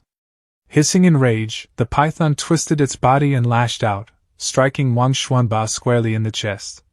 Thud! Wang Xuanba was sent flying, crashing hard against the cliff face and sending shattered rocks scattering in all directions. Instead of pursuing Wang Xuanba, the python swung its massive head around, jaws gaping wide as it lunged straight at Erlang. Caught off balance, Erlang had no time to dodge. He could only brace himself, arms outstretched, and use every ounce of strength to force the python's jaws apart. The python let out a chilling roar and pressed forward with overwhelming power. For a brief moment, it seemed Erlang had been swallowed whole, but with a deep, guttural growl, he held firm, muscles trembling as he pried the jaws open. A fierce deadlock ensued. Enraged at its failure to devour this seemingly insignificant human, the python thrashed violently, smashing Erlang repeatedly against the mountain trail and jagged cliffs in an attempt to dislodge him. As time wore on, the path gradually became a mess of craters and broken stone where Erlang's body had been slammed time and again. He grunted in pain, his strength finally giving out. The python flung him aside, and he landed heavily next to the unconscious Wang Xuanba. Spitting a mouthful of blood, Erlang struggled to prop himself up. He stared at the approaching python, a bitter spark of defiance flickering in his eyes. Ever since that evening months ago, when he had witnessed an immortal soaring through the skies above Jelly Mountain, his heart had been consumed by the pursuit of immortality. Time and again, he had ventured deep into these mountains, hoping to find that very immortal and become his disciple. His obsession had even driven a wedge between him and his mother. Yet here he was, not only had he failed to find the immortal, but he was about to die in the jaws of this beast. He, son Erlang, had been born with divine strength and had mastered every martial art he had ever attempted. Was this truly how his life would end? How could he accept such a fate? But as the python's shadow fell over his broken and exhausted body, Erlang could only close his eyes in despair. Just as he resigned himself to death, the clear, piercing cry of a crane rang out from deep within the mountain. The python froze at the sound, as though it had encountered its natural predator. Its head snapped up, tongue flickering, its entire attention fixed in the direction of the cry. Sensing the change, Erlang forced his eyes open. A white crane descended and engaged the python in fierce combat. Seeing the two exotic beasts locked in battle and paying no attention to him, Erlang struggled to his feet, intending to seize the chance to escape with Wang Xuanba. At that moment, a sound like crashing tides echoed from the mountains. Erlang froze, looking up to witness an astonishing sight. On the slopes, mountain rats, crawling insects, apes, tigers, leopards, and countless other creatures Erlang had never seen before suddenly emerged from every direction, forming a massive beast tide that surged toward the dueling crane and python. They ignored both the crane and Erlang, their eyes locked solely on the enormous white python. The python let out a terrified cry, but it was already surrounded by countless wild beasts. There was no escape, no way out. Witnessing this eerie scene, Erlang stood rooted in place, not daring to make a sound for a long while. Suddenly, something seemed to dawn on him. He looked around and shouted loudly, "Immortal Master, is that you? It must have been your doing, right?" In his mind, this unnatural beast tide could only be the work of the immortal who secluded himself within Jieli Mountain. Erlang felt both excitement and anxiety. Unfortunately, though he shouted until his voice grew hoarse, there was no sign of the immortal master. He sank into deep disappointment. Not far away, Li Fan watched with a faint smile. The immortal master stood right before him, yet the mortal could not perceive his presence. Li Fan observed quietly, a trace of appreciation in his gaze. This child shows promise. His physique seems somewhat unusual, and his determination to seek the Tao is quite strong. Li Fan chuckled and shook his head. But I haven't even secured my own footing yet. How could I possibly take you as a disciple? It's better to wait until the time is right before giving you an opportunity. After watching the two leave Jieli Mountain, Li Fan turned his gaze to where the white python had been devoured. A surge of satisfaction rose within him. The last 9 years of dedicated research were not in vain. This formless killing mechanism is truly extraordinary. The recent chaos within Jieli Mountain, where every bird and beast had suddenly gone mad trying to devour the white python, had been his doing. Having already reached the late-stage Qi refinement realm in this life, he had chosen to seclude himself within Jieli Mountain to avoid the influence of immortal miasma. Here, he waited for return to truth to finish charging while devoting himself to rigorous cultivation. Since the immortal Forsaken Lands contained no spiritual Qi, he had spent the vast majority of his time contemplating the energy mechanisms of heaven and earth he had observed in his previous life. 9 years of painstaking effort had finally borne fruit, allowing him to comprehend a single technique, formless killing mechanism. Once unleashed, this technique could mimic the killing mechanisms of the heavenly Tao to a certain extent within a defined range. When heaven unleashed its killing mechanisms, it naturally manifested through various deadly calamities. A target marked by formless killing mechanism would perish from these calamities without Li Fan needing to act directly. Take the crimson-eyed white python, for example. After being marked by Li Fan's formless killing mechanism, it became a target for the heavenly Tao's killing mechanisms within the bounds of Jieli Mountain. Heaven and earth nurtured all living things, and the will of heaven and earth governed the vast majority of creatures in this world. Thus, countless animals were driven by this will, developing an overwhelming killing intent toward the white python. This killing intent would only vanish once the white python was utterly destroyed. Borrowing the authority of heaven's will, this was the formidable power of formless killing mechanism. The ability was powerful, its method insidious, and its execution incredibly subtle. The divine ability itself was like the killing mechanisms of heaven and earth, resembling a pure will and rule. Ordinary cultivators simply couldn't detect it. Possessing so many advantages, it was truly an essential tool for murder and plunder. After briefly tidying up, Li Fan checked the charging progress of Return to Truth. It had reached 99%. It is time to set foot in the cultivation world once more.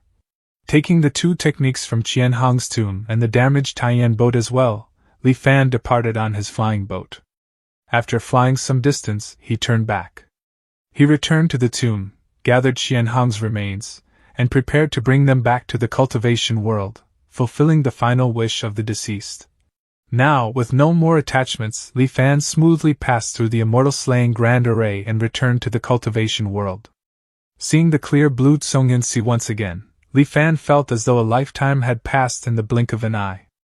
He took out Qian Hong's bones, reduced them to ashes, and scattered them over the vast sea. Above, a strange phenomenon suddenly appeared in the sky. A single flower petal drifted down from a branch. Carried by the wind, it wandered endlessly without rest. Foundation Establishment Cultivator Qian Hong cultivated for 265 years, establishing his Tao foundation with the curio, drifting plum blossom. Exiled for 3,670 years, his soul now returns home, his Tao returned to the heavens. The phenomenon lasted no longer than half the time it takes to drink a cup of tea before fading away without a trace. Once the strange phenomenon dissipated, Li Fan distinctly felt that some indefinable change had taken place within him. Yet after thorough self-examination, he still couldn't identify the exact nature of this shift. Since it didn't seem harmful, he chose to set the matter aside for the time being. Li Fan realized his current position differed slightly from where he had first arrived in the cultivation world during his previous life. Liuli Island was the nearest, so he decided to head there first. After all, he had spent considerable time on Liuli Island in his past life and was quite familiar with it.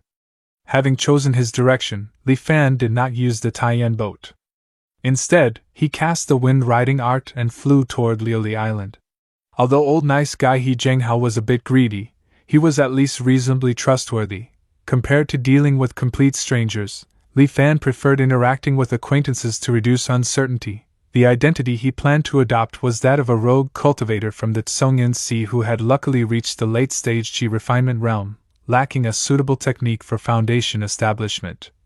He sought to join the Myriad Immortals Alliance. The Taiyan boat would be somewhat eye-catching for a rogue cultivator's identity. To avoid drawing unnecessary attention and suspicion, Li Fan opted to travel by riding the wind himself. It was slower, but he wasn't in any rush. In fact, this gave him a chance to adjust to the changes in his surroundings. Back in Great Xian, Li Fan had vaguely sensed that his affinity with spiritual qi had inexplicably improved in this lifetime. However, with no spiritual qi present in the immortal Forsaken Lands, he couldn't confirm it. Now, immersed once more in the cultivation world and feeling the surrounding spiritual qi, Li Fan finally verified that his suspicion was correct.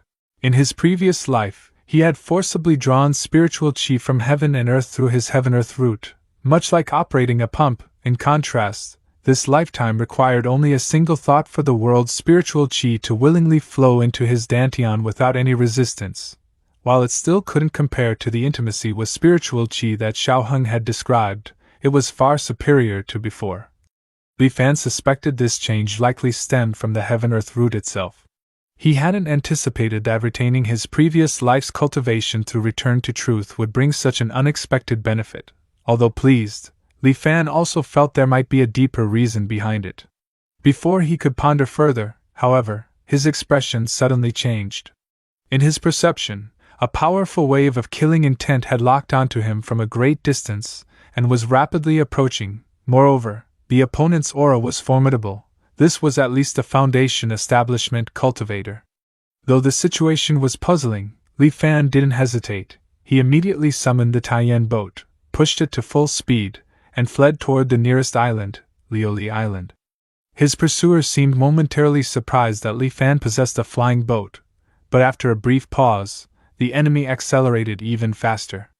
Inside the Taiyan boat, Li Fan's face grew grim. The distance was too great for his divine sense to reach. Yet judging by the steadily closing killing intent, the other party's speed clearly surpassed that of the Taiyan boat. After a moment's hesitation, Li Fan decided to unleash a thread of formless killing mechanism toward his pursuer. His vision suddenly darkened, and faint, indistinct whispers echoed in his ears. His surroundings became hazy and distorted, and he felt as though countless eyes were watching him from the shadows. Fortunately, the hallucinatory vision vanished as quickly as it had appeared. In the blink of an eye, everything returned to normal. Li Fan knew this was the side effect of using formless killing mechanism on a target whose cultivation surpassed his own. The technique borrowed the authority of heaven's will, and borrowing such power always carried risk. If a mortal forged an imperial decree, their entire clan would face execution. How much more severe would the consequences be for impersonating the will of heaven? The wider the gap between his cultivation and his targets, the more likely heavens would detect the deception. Fortunately, a difference of one major realm seemed to fall within an acceptable margin. The moment formless killing mechanism was released, nothing happened at first. But soon, Li Fan felt a sudden gust of wind. This wind spiraled relentlessly along the path of his pursuer, swiftly coalescing into a tornado. The tornado shimmered with faint azure light, resembling a colossal dragon as it roared toward the enemy. Caught off guard, the pursuer was struck head-on. Seizing the opportunity, Li Fan accelerated his escape. Not long afterward, a thunderous explosion rang out from behind. It seemed the pursuer had broken free of the tornado and was now flying even faster in Li Fan's direction. The killing intent grew even more intense. Just as the enemy was about to close in again, a massive shark leaped high from the sea's surface and swallowed him whole. Boom! A burst of flames erupted from beneath the waves. The shark was incinerated into nothingness, and the pursuer emerged from the water, looking disheveled and increasingly frantic. After locking onto Li Fan's position, he resumed his pursuit at greater speed, yet every time he drew near, some sudden and unexpected event would intervene. From the clear, sunlit sky, a bolt of lightning abruptly struck down from the heavens. It hit him squarely. Had it not been for a sudden protective glow that erupted from his body at the critical moment, deflecting most of the lightning's force, he would have been killed outright. Finally, Lioli Island came into view. Seeing this, Li Fan immediately flew toward the island protection array at the center of Lioli Island. The man hovered motionless in the air for a moment before slowly recovering. Shaken and furious, he roared, "He Zhenghao, get out here and help me kill this little thief." A familiar voice responded from Lioli Island. "Enforcer Wan? What happened to you?" Li Fan, still flying toward the island, abruptly halted at their exchange. Trapped between the two with nowhere to run, he cursed under his breath. Then, he silently recited in his mind, "Return to truth." "This simulation has ended." Li Fan regained consciousness, still feeling somewhat dumbfounded. That life had been the shortest he had experienced since first receiving Return to Truth. It had ended after only 9 years.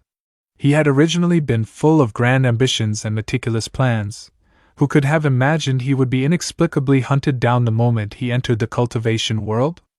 Even more absurd was that his pursuer was actually a member of the Myriad Immortals Alliance, unaware of the man's identity. Li Fan had even thought to flee to He Zhenghao on Lioli Island for protection. The result was him being cornered by 2 Foundation establishment cultivators. His pursuer had come from 1,000 li away with a clear purpose, to execute Li Fan. Li Fan didn't believe asking for a reason would yield an honest answer. Facing 2 Foundation establishment cultivators, he had no chance of survival, so he decisively chose to start over. Why would the Myriad Immortals Alliance hunt him down, and so soon after his arrival in the cultivation world? The Songyun Sea was still firmly under the Alliance's control, and they clearly had some method of pinpointing his location. Where had the problem originated? What had gone wrong? Could it be because he had brought Qian Hong's remains back to the cultivation world? Or perhaps... Li Fan carefully inspected and eliminated each item in his possession one by one. Finally, he fixed on a target, the lesser water manipulation art. After much reflection, this technique was the most suspicious. After all, at this moment, he had no connection whatsoever to the Myriad Immortals Alliance. Only this technique had been linked to the Alliance in his previous life. The Myriad Immortals Alliance must constantly monitor the lesser water manipulation art, and all other techniques. If they suddenly discovered that a particular technique had not been redeemed through official channels, yet the number of cultivators practicing it had increased by 1, they would know the technique had been leaked. Regardless of how the leak occurred, the Alliance would inevitably want to recover it, and the simplest way to do so was to kill the practitioner. Looking at the options still floating before his eyes, Li Fan calmed his mind and still chose to retain the cultivation level from his previous life. In an instant, he returned to the Qi refinement realm. Afterward, Li Fan activated the Taishang primordial true scripture without the slightest hesitation and dissolved his late-stage Qi refinement cultivation of the lesser water manipulation art. After that, everything unfolded exactly as it had in his previous life. In Anchor Year 9, Li Fan arrived in the cultivation world once more. Since he had not cultivated the lesser water manipulation art, he did not attract the pursuit of the myriad Immortals Alliance's enforcers this time. Only then did Li Fan slowly make his way toward Lioli Island. As he flew over the sea near Lioli Island, a certain image from his memories suddenly flashed through his mind. He immediately stopped and looked downward, his gaze pierced through the seawater, reaching the depths of the ocean floor. There, schools of Lioli fish were dragging the corpses of mortals, offering them as tribute to a massive, golden Lioli fish.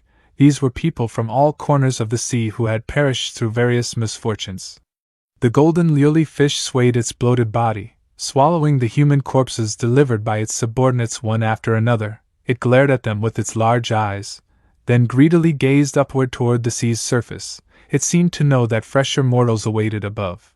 Li Fan watched this scene and let out a cold snort. Formless killing mechanism stirred in response. Deep beneath the sea, the Lioli fish that had been clustered around their leader, diligently offering tribute, suddenly froze in unison. The golden Lioli fish, somewhat displeased, was just about to discipline its underlings when it abruptly noticed that the surrounding school of Lioli fish had begun to behave strangely. Their eyes glowed with a red light, all fixed intently on the giant golden Lioli fish. Sensing danger, the golden Lioli fish tried to flee, but it was already too late. The figure of the golden Lioli fish vanished within the school. Streaks of golden blood slowly rose to the water's surface. Li Fan held a Lioli pearl in his hand, examining it closely. A pity it's not a heaven and earth curio, but merely carrying it provides an effect similar to consuming a Lioli pill. This object is still quite remarkable. Satisfied, Li Fan stored it away and continued flying toward Lioli Island. As he drew near Lioli Island, Li Fan paused mid-air and released his spiritual chi. Within moments, a voice called out from a distance. "May I know which fellow Taoist has come to Lioli Island?" Along with the voice, the figure of He Zhenghao appeared. Li Fan cupped his hands in salute. "Greetings, fellow Taoist He." He Zhenghao looked at Li Fan with a slightly puzzled expression. "I am Li Fan, a rogue cultivator hailing from the Tsongyan Sea. Reaching the late-stage Qi refinement realm already demanded tremendous effort on my part, and I understand that, as a rogue cultivator, I have virtually no chance of establishing my Tao foundation. That is why I wish to join the Myriad Immortals Alliance in order to obtain a foundation establishment technique."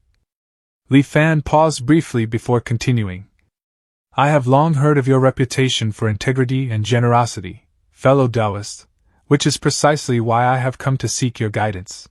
He Zhenghao was somewhat taken aback upon hearing that Li Fan wished to join the Myriad Immortals Alliance. He had never imagined such good fortune would simply fall into his hands. When Li Fan mentioned future repayment, He Zhenghao was immediately delighted. There's no need for such formalities between fellow cultivators. Those who walk the immortal path know its hardships all too well. Naturally, I will assist wherever I can. Rest assured, your entry into the Myriad Immortals Alliance is guaranteed. I will handle it personally." Li Fan gave a faint smile. "Your nickname Timely Rain truly lives up to its fame. I am deeply impressed." He Zhenghao nearly corrected him, about to say he had no such nickname, but then he hesitated. The title actually sounded quite fitting. If it spread, it might even aid his cultivation of the mountain-sitting art, so he chose not to deny it. At present, Li Fan was waiting for He Zhenghao to return from Myriad Immortals Island. According to He Zhenghao, any cultivator at the late-stage Qi refinement realm or higher who attempted to enter Myriad Immortals Island without authorization would immediately trigger attacks from the Myriad Immortals array. Therefore, he had gone ahead to obtain a proper travel permit for Li Fan. He did not keep Li Fan waiting long. Soon after, He Zhenghao returned. "It's done." He handed Li Fan a jade spirit talisman engraved with the character for Myriad. "Fellow Taoist, simply imprint a trace of your aura onto this passage talisman." Li Fan accepted the talisman and channeled his spiritual chi into it. A flash of light swept across the engraving before fading and flying off toward an unknown destination. Seeing this, He Zhenghao nodded. "That should be sufficient." Then he added, "Remember to return this talisman after you have officially joined the Myriad Immortals Alliance. Otherwise, you'll have to pay its equivalent value in contribution points." He Zhenghao's face twitched slightly. as though recalling something unpleasant. A mere little talisman like this actually costs 100 contribution points, it's truly. The two of them then entered the Tianxian mirror. Inside its space, He Zhenghao looked at Li Fan and declared, "This is the late-stage Qi refinement rogue cultivator I reported earlier. He wishes to join our Myriad Immortals alliance." A moment later, a voice resounded through the space, recommending one late-stage Qi refinement cultivator, recorded as a grade D+ merit, converted to 300 contribution points, current total contribution points, 1340. He Zhenghao froze for a brief moment upon hearing this. A strange gleam flickered in his eyes as he stared at Li Fan. After a while, he asked, "If you don't mind my curiosity, fellow Taoist, how old are you?" Li Fan thought for a moment before replying, 29. He Zhenghao drew in a sharp breath, his face filled with astonishment. 29 years old, late-stage Qi refinement, and a rogue cultivator, fellow Taoist, I have never encountered such talent in all my years. Then joy surged through him. He immediately produced a mountain-shaped spirit talisman and passed it to Li Fan. "You're new here, so you're bound to have many questions. Feel free to ask me anything, I'll answer whatever I can. And if you ever encounter trouble you truly cannot resolve on your own, come find me. My cultivation is only at the mid-stage foundation establishment realm, but I have some connections and a bit of influence within the Myriad Immortals Alliance." Li Fan listened attentively and nodded with gratitude. Only after He Zhenghao offered a few more enthusiastic words of advice and left did Li Fan's expression return to its usual calm. Li Fan mused quietly, lightly tossing the communication talisman in his hand. "The treatment this time is far better than in my previous life. In the cultivation world, most cultivators keep to themselves. Someone like He Zhenghao is truly rare. Moreover, this level of cultivation talent is merely slightly above average. His enthusiasm seems a bit excessive." Li Fan pondered the matter but could not determine the reason. He vaguely suspected it might be related to the cultivation technique He Zhenghao practiced. However, sensing no ill intent from the man, he decided to put the thought aside for now. Divine sense fluctuations recorded, independent space generated. Cultivator Li Fan, welcome to the Myriad Immortals Alliance. As a joining benefit, you will receive 100 complimentary contribution points. Contribution points can be used to redeem spirit stones, techniques, artifacts, and more. The Tianxian mirror began its usual introduction to the relevant procedures. Although already familiar with everything, Li Fan listened carefully. Comparing the current situation to that of his previous life, he discovered that after reaching the late-stage Qi refinement realm, the cost to activate assisted cultivation mode had risen from 10 contribution points per day to 30. The higher the realm, the greater the resources required. That was only natural. It seemed that acquiring a large number of contribution points remained the top priority.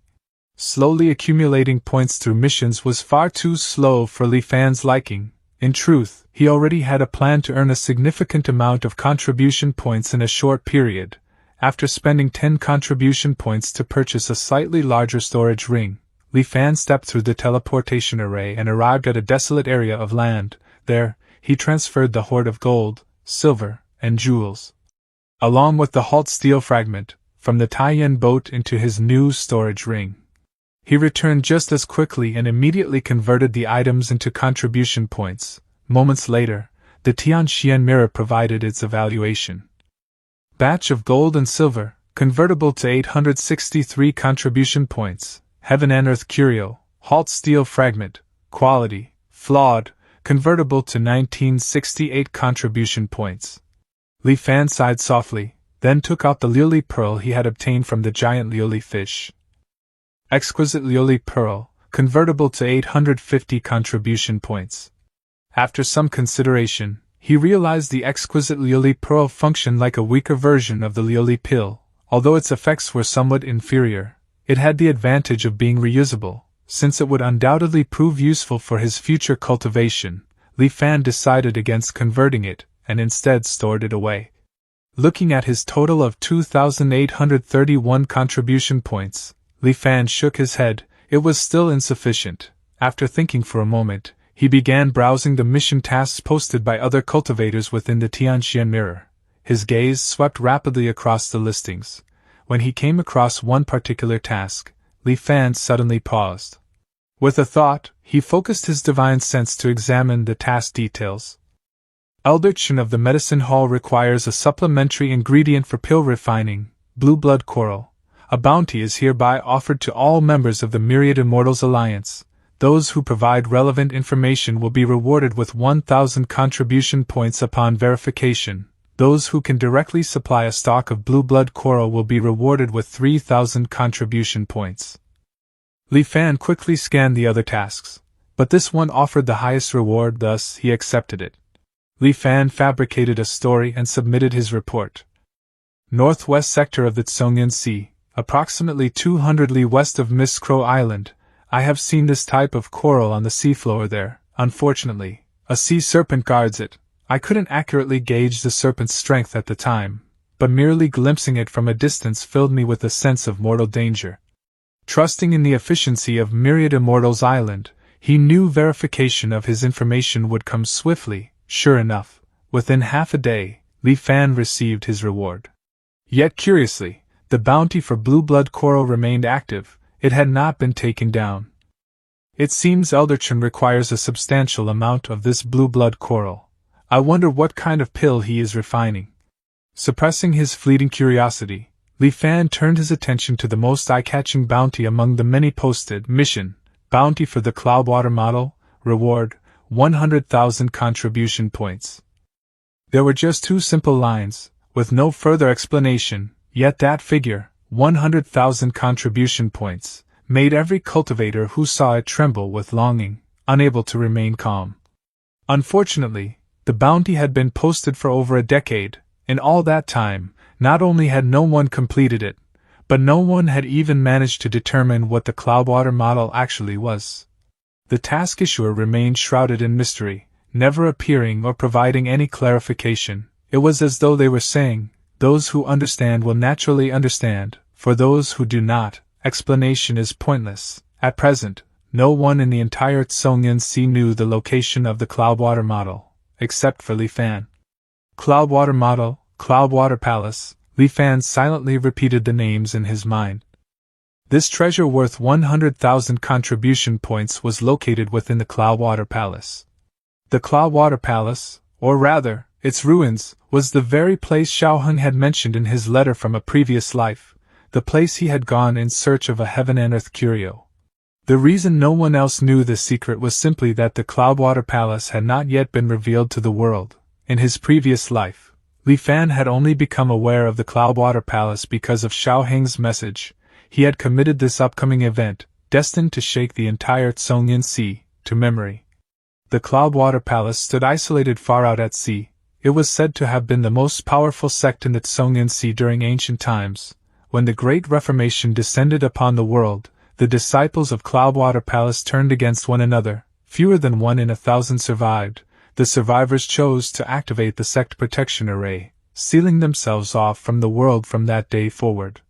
Thus, Cloudwater Palace remained perpetually concealed by the Grand Array, hidden in the central region of the Tsongyan Sea. It was not until Anchor Year 11 that the array finally shattered, allowing Cloudwater Palace to reappear in the world after 10,000 years. Yet even choosing seclusion had not spared Cloudwater Palace from its ultimate fate. When cultivators from the Tsongyan Sea finally ventured inside, they discovered the sect had long since collapsed, reduced to a ruin teeming with oddities. The first group to enter the ruins of Cloudwater Palace consisted of over 100 cultivators, mostly in the Qi refinement and foundation establishment realms. They had believed it to be an ordinary relic site, but Cloudwater Palace was infested with oddities. Caught unprepared, the group suffered devastating losses. In the end, fewer than 1/10 emerged alive. Among the survivors was a man named Sikong Yi. This man was only at the late stage Qi refinement realm and appeared completely unremarkable. Everyone assumed he had survived purely by luck. No one could have foreseen that, after returning to Myriad Immortals Island, this very Sikong Yi would hand over the Cloudwater model and complete the bounty mission worth an astonishing 100,000 contribution points. After collecting his reward, Sikong Yi used a long-distance teleportation array to depart from the Tsongyan Sea, disappearing from sight. He was never seen again after that. Search for information related to oddities and sect ruins. Li Fan slowly made his request to the Tianxian mirror, as he recalled knowledge from a previous life. The various experiences detailed in the survival guide to exploring sect ruins pertain to these latter two categories. The guide noted that all sects worth exploring in the current cultivation world could be divided into two major types: those with no oddities present, and those with oddities present. If no oddities were present, then as long as one remained cautious of array traps and mechanical traps, there was generally no particularly grave danger involved. But if oddities were present, extreme caution was absolutely necessary. Oddities were the term for various bizarre occurrences in ruins that defied normal comprehension. These phenomena appeared alien to this world, with each one typically governed by its own distinct rules. The power of an oddity's rules varied as well. In the cultivation world, it was standard to categorize oddities' strength according to the highest cultivation realm they could impact, dividing them into Qi refinement level oddities, foundation establishment level oddities, golden core level oddities, and similar groups. Any cultivator entering an oddities area whose cultivation was below the oddities rule level would have to follow that rule. Breaking it meant inevitable death, with no exceptions. Cultivators whose cultivation surpassed the oddities rule level might stay unaffected and depart without issue. However, regardless of one's cultivation height, the oddity could not be modified. Even a Tao Unity expert could not alter the rules of a Qi refinement level oddity, nor save anyone who had already broken an oddity's rule. When living beings stepped into an oddity's range, its rules would trigger automatically. Only after enough deaths happened, or once the oddity's rules were fully understood, could the cultivators within escape. Having thoroughly reviewed the survival guide to exploring sect ruins, Li Fan believed the 100 contribution points were a worthwhile expense. Armed with this knowledge, he now had much greater assurance for his planned venture into Cloudwater Palace 2 years later. In his prior life, the revelation that Sikong had acquired the Cloudwater model from Cloudwater Palace and earned 100,000 contribution points sparked an exploration frenzy among Tsongyansi's cultivators. While the Cloudwater model might have been claimed, a place that large surely contained more than just that single treasure. Motivated by this expectation, successive groups of cultivators from the Tsongyansi rushed into Cloudwater Palace, ignoring the risks, even some rogue cultivators journey from far-off continents, attracted by its renown. Yet the precise way Sikong had secured the Cloudwater model stayed unknown, with numerous conflicting stories and no agreement. Therefore, if Li Fan aimed to obtain the Cloudwater model this time, his optimal approach was to discreetly follow Sikong and take it at the pivotal instant. With 2 years left before Cloudwater Palace emerged, he could start collecting details on Sikong. After all, understanding the enemy and oneself was key. Simultaneously, he had to enhance his own abilities as fully as possible. Li Fan shifted his focus to the Qi refinement offensive techniques listed in the Tianxian mirror. He swiftly browsed the descriptions, looking for a method that fit his needs. Abruptly, his attention fixed on a specific technique, Nether Spirit Illusion Art. The description explained it as an illusion-oriented method. It required imagining and cultivating a phantom spirit in the mind, which could be called forth during fights to confuse foes. When the phantom spirit became strong enough, it could penetrate an enemy's sea of consciousness and deliver direct attacks on divine sense. This method appeared perfectly suited to him. He wasn't certain how his divine sense stacked up against other cultivators, but with experiences from many lifetimes and the support of the Xianhuang Heart Refinement Sutra, it surely wasn't lacking. Furthermore, the act of visualizing and nurturing a phantom spirit. A crimson figure unexpectedly appeared in Li Fan's thoughts. If he based the visualization on crimson flame, the phantom spirit that emerged would probably possess remarkable strength. Considering the concept, Li Fan chose to buy this technique right away. However, the cost. Li Fan's eyelid twitched upon seeing it. 2,500 points. That matched the price of a fairly basic foundation establishment technique. It was no surprise that such a potent method had remained unpurchased for so long. Nevertheless, Li Fan clenched his jaw and acquired the Nether Spirit Illusion Art. In a flash, his contribution points dropped to 1321. The points arrived swiftly but vanished even quicker. He had initially planned to acquire an escape technique too, but with his current shortage, that would need to be postponed. The pressing task was to advance the nether spirit illusion art to the late-stage Qi refinement realm, starting the Tianxian mirror's assisted cultivation mode and setting the exquisite Liuli pearl nearby. Li Fan commenced his practice. In under a day, he advanced the nether spirit illusion art to the mid-stage Qi refinement realm. Reaching mid-stage Qi refinement allowed starting the visualization of a phantom spirit in the mind. Though termed the phantom spirit, the visualization target could not be invented from thin air. It needed to draw from something that actually existed in the cultivation world. His thoughts moved gradually, with memories rising one by one before his eyes. Li Fan sensed as though he had gone back to his prior life, once more seeing the instant when crimson flame burned the sea. A vague outline gradually formed in Li Fan's sea of consciousness. However, even this incomplete shape made Li Fan's body heat soar dramatically. Sweat flowed from him like rain. With a frown, Li Fan strongly ran the Heart Refinement Sutra. Holding back the burning feeling, he kept visualizing Crimson Flame's shape. As the Crimson Flame phantom spirit took form bit by bit, Li Fan's body temperature rose higher and higher. Shortly after, Li Fan coughed up blood forcefully. Li Fan wiped the blood from his lips. Although this effort failed, he felt no dismay. He bought one restoration pill from the Tianxian mirror. After pausing briefly to recuperate, he started visualizing again. He used 10 contribution points to buy a single ice heart pill. After taking it, Li Fan resumed his efforts, but it remained ineffective. The phantom spirit still broke apart at the last instant before completion. Following over a dozen tries, the ice heart pill's effects started to weaken. Li Fan halted, thinking inwardly. The sole arbiters of heaven and earth are indeed remarkable. Even forming a phantom spirit based on one proves impossible. Some rule or limit must be involved here that I don't know about. The sole arbiters of heaven and earth served as embodiments of certain world laws. If Crimson Flame's flame stood for a law tied to fire, then what particular significance did Crimson carry? Were there additional flames beyond Crimson Flame? Li Fan started testing right away. He continued visualizing a sole arbiter of heaven and earth, matching in form and presence to his recall of Crimson Flame. This time, though, he altered its color from crimson to green. Now, the phantom spirit shaped successfully, yet it was very feeble, resembling an empty husk, entirely without strength to injure a foe. Li Fan scattered the budding phantom spirit from his sea of consciousness, then attempted once more. This time, he switched the color from green to black, similar to Crimson Flame. The black flame phantom spirit did not form. The distinction was that visualizing black flame created no strong burning feeling. After testing all colors he could imagine, he found there were basically 4 results.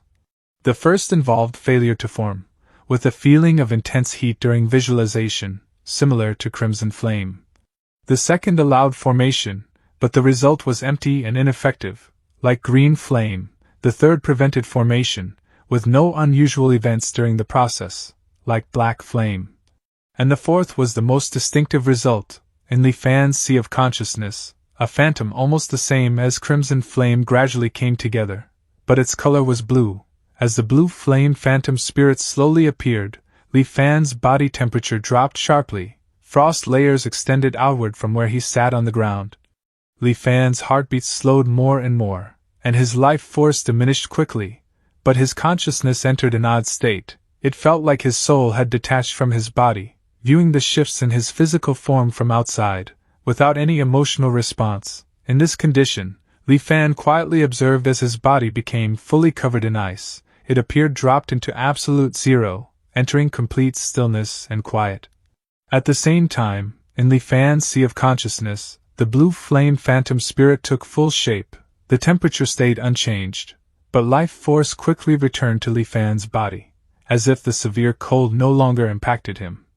With one thought from Li Fan, the blue flame in his sea of consciousness flickered a bit, and the strong cold disappeared instantly. In a flash, Li Fan went back to normal, leaving that state of total logic. The severe cold seemed like a dream, with no remnant left. Is this blue flame's power? The extended practice had used up his supplies. His contribution points had decreased again, leaving him with just over 100. It felt as if he had over 3,000 points only yesterday. But now, In a short time, his stock was nearly gone. Cloudwater Palace opens in about 2 years. Before that, I need to discover a method to gain more contribution points and build my strength. After thinking a bit, Li Fan removed the communication spirit talisman He Jianghao had provided and sent a note. Brother He, do you know ways to rapidly get contribution points? I've checked the Tianxian mirror for a while. Most tasks give only a few dozen points, yet my practice uses 30 points daily. At this pace, how can I ever get a foundation establishment technique? He Jianghao answered. Haha, that's simply the nature of our Myriad Immortals alliance. New cultivators usually must work hard for years to exchange for one technique. It happens to everyone. However, since I referred you, it's right for me to help. After all, I also wish for you to achieve foundation establishment soon. But this isn't something to talk about via spirit talismans. If you want, come to Liuli Island, we'll discuss in person. Li Fan had asked casually and didn't expect much, so He Jianghao's quick and sure response was unexpected. A real timely rain, but such kindness always has a purpose behind it. He remembered how He Jianghao had consistently shown notable generosity in the 2 lifetimes he knew him. It was quite unusual for cultivators. Without delay, he exited the Tianxian mirror and went directly to Liuli Island. He Jianghao chuckled when he saw Li Fan. It appears you couldn't hold back, fellow Taoist. He clapped his hands, and the mountain under their feet abruptly shook. Right after, Li Fan saw a remarkable view. All the mountains in the nearby range lifted up together. But Li Fan soon saw the reality. It wasn't the other mountains lifting. It was the mountain under his feet that was dropping. Li Fan gazed up. The mountain range and the island protection array now hovered over his head like stars. Seeing Li Fan's look, He Jianghao showed a bit of pride. What do you think of my mountain river constellation array, fellow Taoist? Even in his prior life, Li Fan had never seen the real form of Liuli Island's protective array. Viewing it now, he spoke with true respect. The mountain river constellation array is really impressive. However, why does Liuli Island's protective array appear? He Jianghao knew what Li Fan would ask and became prouder. That's because Liuli Island's array was built personally by me. Of course, it varies from those on other islands. Li Fan was truly surprised. I hadn't thought fellow Taoist was so skilled in array cultivation. But he added with doubt. An array this large, and you built it with just foundation establishment cultivation? He Jianghao coughed and took on a grave look. Naturally I had help, but the array's setup was completely directed by me. He Jianghao said with assurance. To tell you honestly, fellow Taoist, my foundation establishment curio is a mountain river 100 veins array diagram. So, my ability in array cultivation greatly exceeds that of regular cultivators. Leaving cultivation aside, when it comes only to arrays, even typical array masters at the nascent soul realm might not always match me. So that's the case. Li Fan nodded, then inquired more. I wonder, fellow Taoist what is this issue you mentioned? Why the secrecy and detailed setup? He Jianghao smiled and said. It's not too big, really, it's just a bit against the rules, fellow Taoist. Do you know that long ago, all mortals in the cultivation world were sent away to different nearby minor worlds? Li Fan pondered inwardly. You want me to visit the minor worlds? Could it be? Then he asked aloud. Why does fellow Taoist wish for me to travel to the minor worlds? He Jianghao went on. In reality, these minor worlds hold a decent amount of precious resources that can be traded for a substantial quantity of contribution points. However, collecting them solo is both lengthy and tiring, making it scarcely worthwhile. Still, the prominent and affluent mortals in these minor worlds are frequently keen to come back to the cultivation world, so... Li Fan had already figured out what He Jianghao meant. So? He Jianghao clarified. We can leverage this as an incentive to get those mortals to collect resources on our behalf. By chance, I am familiar with one such minor world named Greatly. It's rather expansive, yields various kinds of valuable treasures, and even contains a notable quantity of starseed drift sand. Starseed drift sand serves as a typical material for array formations, typically. One caddy is valued at 2 to 3 contribution points. Upon hearing this, Li Fan reflected inwardly. The minor world, smuggling, starseed drift san. That immortal master partnering with Tianbao Pavilion for smuggling is truly He Zhenghao. He Zhenghao elaborated on the issue in detail, but he observed that Li Fan's gaze was becoming more and more peculiar, leaving him a bit uneasy. He quickly remarked, "Don't stare at me that way, I know what's on your mind. How could a respectable cultivator stoop to something like this, right? But what you might not know, fellow Taoist, is that if you don't take on this sort of task, another person will. A single minor world collected from once every dozen years can produce over 2,000 contribution points. If you obtain a few more such worlds, it's like receiving 2,000 points without effort each year. It's straightforward. I simply need you to travel to the Li world on my behalf and retrieve some supplies that I had the locals there assemble a decade ago. Once we sell them, we'll divide the contribution points evenly." After considering it, Li Fan determined the task involved minimal risk. Gaining over 1,000 contribution points in 30 days greatly surpassed what most regular missions provided. "Good, then I accept this task." He Zhenghao grinned contentedly and passed Li Fan a small wooden boat. He then took out a spirit talisman and gave it to Li Fan with evident reluctance. Some basic spell formations are inscribed in the small wooden boat. It is not as refined as the Taiyan boat. The spirit talisman is a form-hiding talisman, which is stronger than the chi-concealing talisman, once activated. Not even a golden core cultivator can penetrate it. After departing Liuli Island, Li Fan traveled westward for 2 days as per He Zhenghao's instructions, heading directly to the Li world. Great Li, similar to Great Xian, was a mortal realm with generally comparable conditions, except for a huge volcano several kilometers tall at its center. This volcano erupted once every 2 to 3 centuries, and each eruption took countless lives.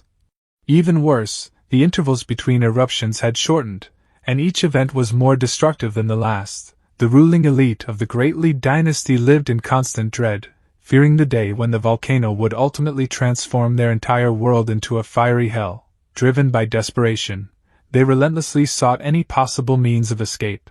For years, they discovered nothing, until 50 years ago, when an immortal master arrived from the heavens. He proposed to transport a group of people out every decade, under one condition: they must collect the resources on his list.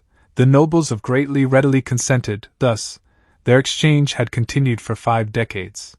As Li Fan soared over the capital of Great Li, he heard bells tolling from below. Soon, the Emperor of Great Li, accompanied by his civil and military officials, arrived before Li Fan. Across the plaza, the Emperor and all his officials knelt together, their voices uniting as one. "We humbly welcome the immortal master." Gazing down at them from his elevated position, Li Fan inquired coldly, "The appointed day has arrived. Have you gathered the required materials?" The Emperor of Great Li responded hastily, "Reporting to the immortal master, all items on the list have been prepared and are ready for collection." Li Fan nodded. "In that case, lead me to them." Thus, guided personally by the Emperor, Li Fan was taken to the Imperial Treasure Vault. Li Fan's divine sense swept across everything, and he nodded with satisfaction. Not only were all the materials there, but many surpassed the minimum quota. He stored the materials in the storage ring supplied by He Zhenghao. With that, this mission was successfully completed. Everything proceeded smoothly, without any issues. Aside from the travel, the risk was essentially non-existent. Handing the wooden boat inscribed with arrays to the Emperor, Li Fan observed the man's face brighten with delight. Abruptly, Li Fan asked, "Is the Prince of Jinan in the capital today?" Handing the wooden boat inscribed with arrays to the Emperor, Li Fan observed the man's face brighten with delight. Abruptly, Li Fan asked, "Where is Xiaoheng, the heir to the Prince of Jinan? Take me to see him." Through the Emperor, he learned that Xiaoheng was currently being fostered at Scholar Su's home, so, under the Emperor's guidance, he arrived at Scholar Su's residence.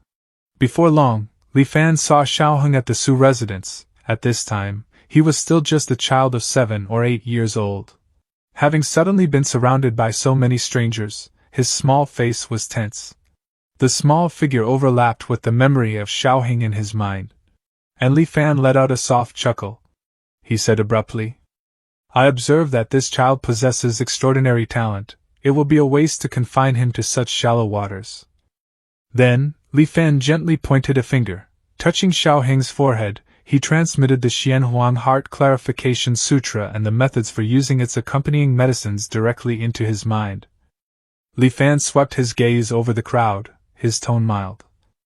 When I return in 10 years, I will personally take him away.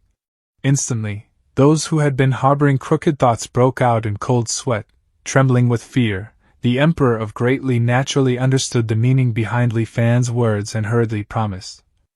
Immortal Master, please be at ease. I will ensure he is well cared for. With matters in the Li world settled, Li Fan prepared to depart, but then, a young, pleading voice rang out from the crowd.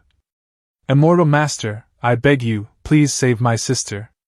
Li Fan soon found the source, a boy of perhaps 10 or 11, Su Changyu. A middle-aged man finally reacted, rushing forward and forcing the boy to his knees. What madness is this? The man cried, dropping to his own knees and pressing Su Changyu's head toward the floor in a kowtow. My son is a fool, I beg your forgiveness, Immortal Master. Li Fan remained silent. Panic seized the nobility. Following the Emperor's lead, they too dropped to their knees. Xiaoheng joined them in kowtowing as well. Slowly, he ventured. Immortal Master, please, save Su Xiaomei. He thought to himself. In the previous life, I heard Xiaoheng mention that Su Changyu had a sister suffering from a terminal illness. I had intended to check on the situation anyway. A long moment stretched before Li Fan finally spoke in a measured voice. Very well, take me to her, but this will be the last such request. After a moment, Li Fan was led to the basement to see Su Xiaomei. On a small jade bed lay a newborn infant whose body appeared intensely feverish. Piles of ice surrounded the bed, and a maidservant constantly chipped fresh pieces to press against the child's scalding skin. He placed a hand on her fevered brow, channeling an infinitesimally fine thread of spiritual qi into her body. It circulated once, and returned to him. As it did, certainty dawned, and shock flashed across his features. There's no trace of mortal miasma within her? And this constitution? The thread of spiritual qi I sent in was amplified after a single cycle? He drew the thread back, coalescing it at his fingertip. The spiritual qi now pulsed with a searing heat, feeling utterly different from his own, yet it was not the consuming fire of crimson flame. This was different. Li Fan analyzed the energy at his fingertip for a long time before reaching a tentative conclusion. A strange look crossed his face, heat born of rage. He stared down at the slumbering infant, his expression inscrutable. Can this be the legendary innate immortal physique? And also heaven's envied? Having entered the cultivation world across 2 lifetimes, Li Fan was far from a beginner. He possessed a solid grasp of the common knowledge circulating in the cultivation realm. First came the innate immortal physique, a body born entirely free of immortal miasma. Those who possessed it enjoyed an unmatched affinity for every cultivation technique and art. Their innate talent for cultivation was also extraordinary. Together, these traits allowed them to progress at a terrifying pace while naturally amplifying the power of their techniques when used. Ordinary cultivators simply couldn't compare, making them truly deserving of the title Heaven's Favored. Then there was Heaven's Envied. In the cultivation world, a certain group of people were born with innate divine abilities. The stronger the ability, the greater the jealousy they drew from the heavens. From the moment of birth, they faced constant tribulations. If they managed to overcome each one, they would emerge even more powerful, while those with innate divine abilities did not necessarily cultivate at exceptional speed. They were often unbeatable among peers of the same realm, and some could even challenge opponents a full realm above them.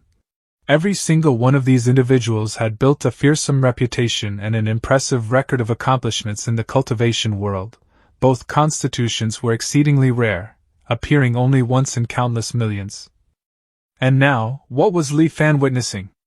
These 2 rare physiques had actually manifested together in one single infant. The complete lack of immortal miasma in her body confirmed beyond doubt that she possessed the innate immortal physique, and the relentless power burning inside Su Xiaomei must be her innate divine ability. Su Xiaomei's persistent, all-encompassing heat was likely the result of her innate divine ability spiraling out of control, unable to suppress the fury raging in her heart. This inner rage continuously consumed her life force. even if she spent all day inside an ice cellar, Su Xiaomei would never survive to adulthood. No wonder Su Changyu had been so desperate in that previous life.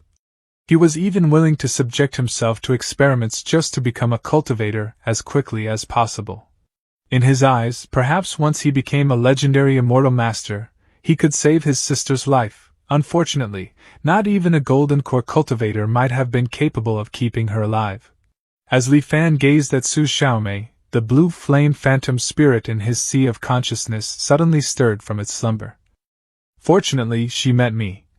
A faint blue figure took shape before Li Fan. It drifted forward like a wisp of mist, slowly approaching the tiny form of Su Xiaomei. A hand extended gently and rested upon the infant's head.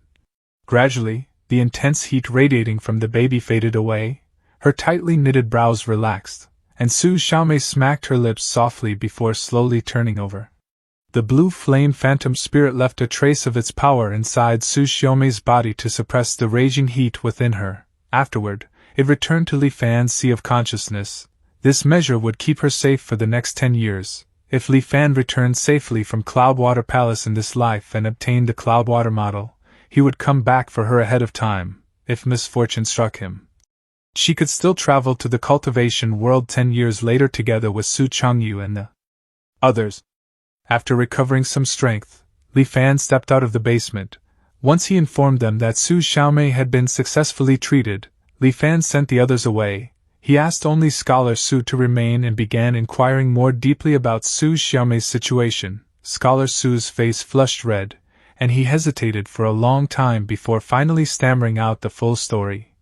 It turned out that Su Xiaomei was not Scholar Su's daughter, but the child of his younger sister, Su Yuqing. Su Yuqing was much younger than Scholar Su. She had been only 16 the previous year when she became pregnant with Su Xiaomei. At the time, her unexplained pregnancy caused a huge uproar in the Su household. She was not yet married, so conceiving before marriage was already a major scandal. What angered Old Master Su even more was that Su Yuqing stubbornly refused to reveal the identity of the child's father. In his rage, Old Master Su wanted to terminate the pregnancy. Su Yuqing showed the fierce determination of a mother. She absolutely refused to end it, even threatening to take her own life. In the end, the day of delivery arrived. Su Xiaomei's birth required tremendous effort. Su Yuqing's body was already weak. She couldn't endure it and passed away with regret just a few days after giving birth to Su Xiaomei. The Su family was not heartless. After Su Yuqing's death, the entire household showered affection on the little girl who had lost both parents from birth, hoping she would grow up safe, healthy, and happy. Who could have imagined that shortly after Su Xiaomei was born, she would be struck by a strange illness? Her whole body burned with fever, requiring constant applications of ice for any relief. The Su family called upon every famous physician in the capital, but none could cure her, until Li Fan arrived. After listening to Scholar Su's account, Li Fan raised his eyes to the sky, lost in thought. Conceived by heaven's will, perhaps? That might explain why Su Xiaomei's talent is so extraordinary. Yet, following the original course of history, even with her heaven-defying gifts, she would have found it nearly impossible to survive such a tribulation. How many people in the entire cultivation world possess such astonishing talent yet die as obscurely as any ordinary mortal? With the matter settled, Li Fan let out a long sigh, summoned the Taiyan boat, and swiftly departed. Back inside the mountain river constellation array, Li Fan handed the storage ring to He Zhenghao. He Zhenghao appeared distracted, giving it only a quick glance before putting it away. His full attention was fixed on an ancient-looking mirror in front of him that somewhat resembled the Tianxian mirror. Following He Zhenghao's gaze, Li Fan noticed a line of small characters on the mirror's surface. Spirit Mist Grass, current price, 15 contribution points per stock. Rise, just rise already. He Zhenghao stared at the mirror as if possessed, muttering the words repeatedly. Li Fan asked curiously. Fellow Taoist He, what are you doing? He Zhenghao answered without turning his head, sighing heavily and speaking in a gloomy tone. Ah, fellow Taoist, you wouldn't understand. A few days ago, shortly after you left, I received reliable information. The island where Spirit Mist Grass is grown was attacked by an exotic sea beast, and most of the grass there was ruined. As I mentioned before, spirit mist grass is the main ingredient for crafting form-concealing talismans and is already extremely rare. Now, with so much destroyed, the price is bound to soar. At that time, the news hadn't yet spread, so I thought I'd seize the chance to make a profit. I invested heavily, spending a fortune in the Tianxian mirror to stockpile a large quantity of spirit mist grass. At first, the price of spirit mist grass did rise slightly, climbing from 20 points per stock to 25. But who could have predicted that before I could even sell, the price suddenly collapsed?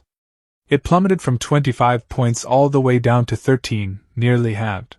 Fortunately, the price has recovered a little recently, rising back to around 15. Listening to He Zhenghao, Li Fan couldn't help but comment. Fellow Taoist He, why not sell all your spirit mist grass now? At the very least, you could recover some of your losses. He Zhenghao shook his head vigorously. Absolutely not. I've poured nearly a century's worth of savings into this. I have to wait for the price to climb back up before selling. His words stopped abruptly as he gasped in shock. It's falling again. 13? 12? 10? 8? Still dropping? In the blink of an eye, the price of spirit mist grass crashed like an avalanche, plunging from 15 contribution points per stock to just 6 before finally, painfully, stabilizing. A long silence followed. Watching the utterly devastated and dazed He Zhenghao, Li Fan spoke slowly. It should climb back up eventually, right? The bizarre price swings of spirit mist grass had already caused an uproar across Myriad Immortals Island. After making a few inquiries, Li Fan understood the truth. It was true Lord Qingmu Huaxing who had laid a trap to mercilessly harvest the cultivators trying to profit from the situation. The destruction of the spirit mist grass island was genuine. Once the news was verified, many people rushed to invest, hoping to strike it rich. What they didn't know was that the Myriad Immortals Alliance had recently discovered a grotto heaven sealed for 1,000 years. It was said to be overflowing with wood attribute spiritual qi and filled with all kinds of rare spiritual plants. Spirit mist grass, in particular, grew in such abundance that one could trample several plants underfoot with a single step. Li Fan mused with a mix of amusement and sympathy. It seems, fellow Taoist, he has little hope of recovering his losses. Still, this mastermind isn't playing fair. Despite suffering catastrophic losses in this investment, He Zhenghao did not withhold Li Fan's rightful share, receiving 1171 contribution points from He Zhenghao, plus the 125 he still had. Li Fan's total now stood at 1296 points. It was enough to sustain him for a while. After a moment's consideration, Li Fan decided not to enter seclusion right away. Instead, he searched for information on Jiao Shuyuan. He had heard that this man could obtain large quantities of form-concealing talismans from the Myriad Immortals Alliance's Talisman Hall, indicating he had strong connections. This was a good chance to purchase some spirit talismans, and see if he could also gather information about Sikong from him. 36. Following the information provided by the Tianxian mirror, Li Fan arrived at the location. He looked up at the slightly crooked signboard reading 1,000-Mile Hall and stepped inside. The shop was small and cluttered, with miscellaneous items piled everywhere on the floor. A man's voice could be faintly heard. Listen, we're trading these 10 form-concealing talismans at the price we agreed on. I don't care how much the price has dropped now. What? You're canceling the deal? You're not even taking the deposit back? Damn it, another one. You think I'm so easy to mess with, huh? A man with a stubbly beard and dark complexion slammed the table, roaring in frustration. But almost immediately, his energy deflated, and he muttered under his breath. It's over. I, Jiao Shuyuan, never do business at a loss, but now I'm stuck with this huge batch of form-concealing talismans. It was then that he noticed the customer had entered. He couldn't make out the person's features. Clearly they were using a form-concealing talisman. How much for the form-concealing talismans? The person asked. Jiao Shuyuan's eyes instantly brightened, and he perked up. 10 contribution points each. How many do you want? If you take more than 10, I'll give you 20% off, more than 100, and it's half price. Li Fan smiled. Why would I need so many? 5 or 6 is enough. He paused, then added. Besides, your price isn't right. I bought one from the Tianxian mirror before coming here. A form-concealing talisman that can block a golden core cultivator's scrutiny only costs 20 points now, and you're selling these defective ones for that much? Jiao Xiuyuan's face twitched, and he quickly backpedaled. 8 points each, and that's my bottom line. You have to understand, crafting talismans has its costs. Li Fan didn't bother bargaining further. Fine, I'll take 6. I'll pay with medium-grade spirit stones, keep the change. Do you accept requests to investigate other cultivators? Jiao Xiuyuan immediately became cautious. He studied Li Fan carefully, thought for a long moment, then finally gritted his teeth. I'll take it, why wouldn't I? My legitimate business is bleeding me dry. If I don't take on some private jobs, I won't survive. What's their name and cultivation level? Sikong Yi, mid-stage Qi refinement realm. Upon learning that the target was merely at the mid-stage Qi refinement realm, Jiao Xiuyuan relaxed right away. He thumped his chest with confidence. No worries, a small fry in Qi refinement? I'll uncover every detail about him, but about the fee. Li Fan smiled. Since it's only a Qi refinement small fry, the fee shouldn't be too steep, I assume. Jiao Xiuyuan wished he could slap himself. He laughed awkwardly. There's always a bit of risk in this business. How about this amount? Li Fan shook his head. 40 contribution points, not one more. Jiao Xiuyuan exclaimed in dismay. Ah, you're a tough negotiator. Surely 60 is fair? Otherwise, it's just another loss for me. Li Fan shook his head. 50 points, that's really the lowest I can go. Jiao Xiuyuan groaned in dismay. Ah, you're a tough negotiator. Fine, I'll accept it. An advance of 10 contribution points, please. I'll contact you via this talisman when I have the results. Li Fan took the talisman and gave Jiao Xiuyuan a mid-grade spirit stone. After departing Thousandly Hall, Li Fan went back to the Tianxian mirror. His plan was to advance the nether spirit illusion art to the late-stage Qi refinement realm first, then, once the blue flame phantom spirit became fully stable, he could deploy it to slay enemies. With assisted cultivation mode engaged, Li Fan went into seclusion again. 1 month later, in the eastern part of the Tsongyan Sea near Yanjing Island, to evaluate the strength of the nether spirit illusion art, he accepted a task to hunt a scarlet flame shark and extract its inner core, deep underwater. Li Fan hid his aura while following a school of scarlet flame sharks from a distance. The school included more than a dozen sharks pursuing a lone emberback whale. The emberback whale was enormous, its skin as tough as stone from years of consuming seabed flame crystals. The scarlet flame sharks had sharp teeth, swift movements, and flawless teamwork. The whale tried multiple times to escape the shark's encirclement, but failed every attempt. Slowly, its struggles diminished. Observing the scene, Li Fan recognized that the moment had arrived. The blue flame phantom spirit emerged. It instantly turned into a slender blue ray, darting between the dozen-plus scarlet flame sharks and the emberback whale in a flash. The scarlet flame sharks and the emberback whale froze suddenly, then, a freezing aura burst from inside them, solidifying their bodies from within. In a moment, strange frozen sculptures formed on the seafloor. Li Fan reflected inwardly. The blue flame phantom spirit's power is indeed impressive. These sea beasts are mostly at the Qi refinement realm, with thick skins that make them hard to kill by normal methods, yet after a divine sense assault from the phantom spirit, they turn into helpless prey, completely unable to fight back. He nodded, pleased with this initial test of the phantom spirit's attack capabilities. As Li Fan moved ahead to collect the scarlet flame shark's cores, he abruptly detected a huge presence rising from the depths below. A deep brown leviathan with a fierce appearance came out from the seabed shadows. Its forehead bulged oddly, resembling neither a full dragon nor a fish. It widened its enormous jaws and gulped down all dozen-plus scarlet flame sharks and the emberback whale in one bite. Li Fan halted as he remembered something. While taking the mission to hunt scarlet flame sharks, he had spotted another bounty notice out of the corner of his eye. Slay the Dracohale. Reward 2,000 contribution points.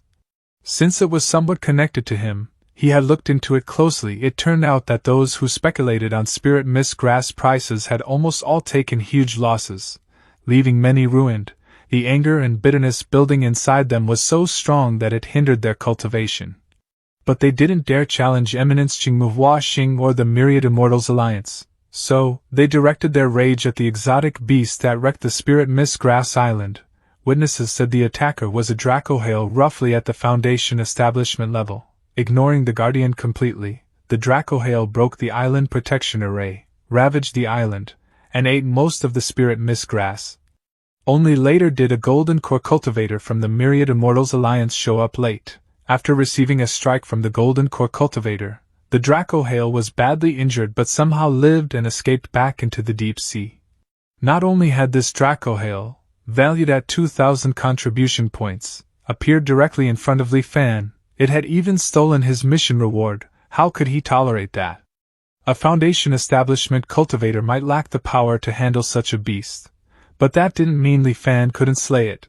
Li Fan's eyes narrowed as formless killing mechanism targeted the Dracohail.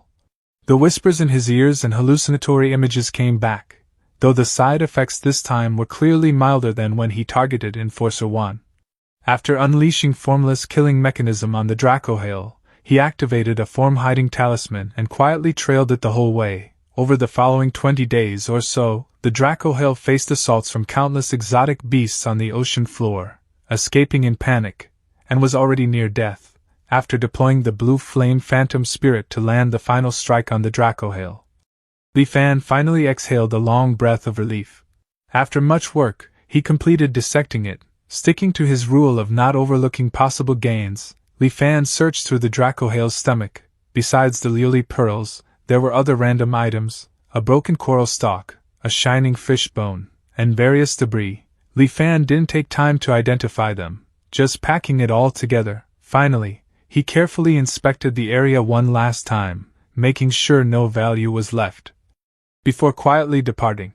After submitting the Dracohail's carcass, Li Fan traded all the items he scavenged from its stomach for contribution points. It converted to 320 points overall. After evaluation, the Myriad Immortals Alliance verified that the Dracohail Li Fan provided was indeed the one that attacked the island.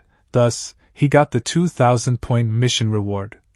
Combined with his prior balance of 450 points, Li Fan now had 2,770 contribution points.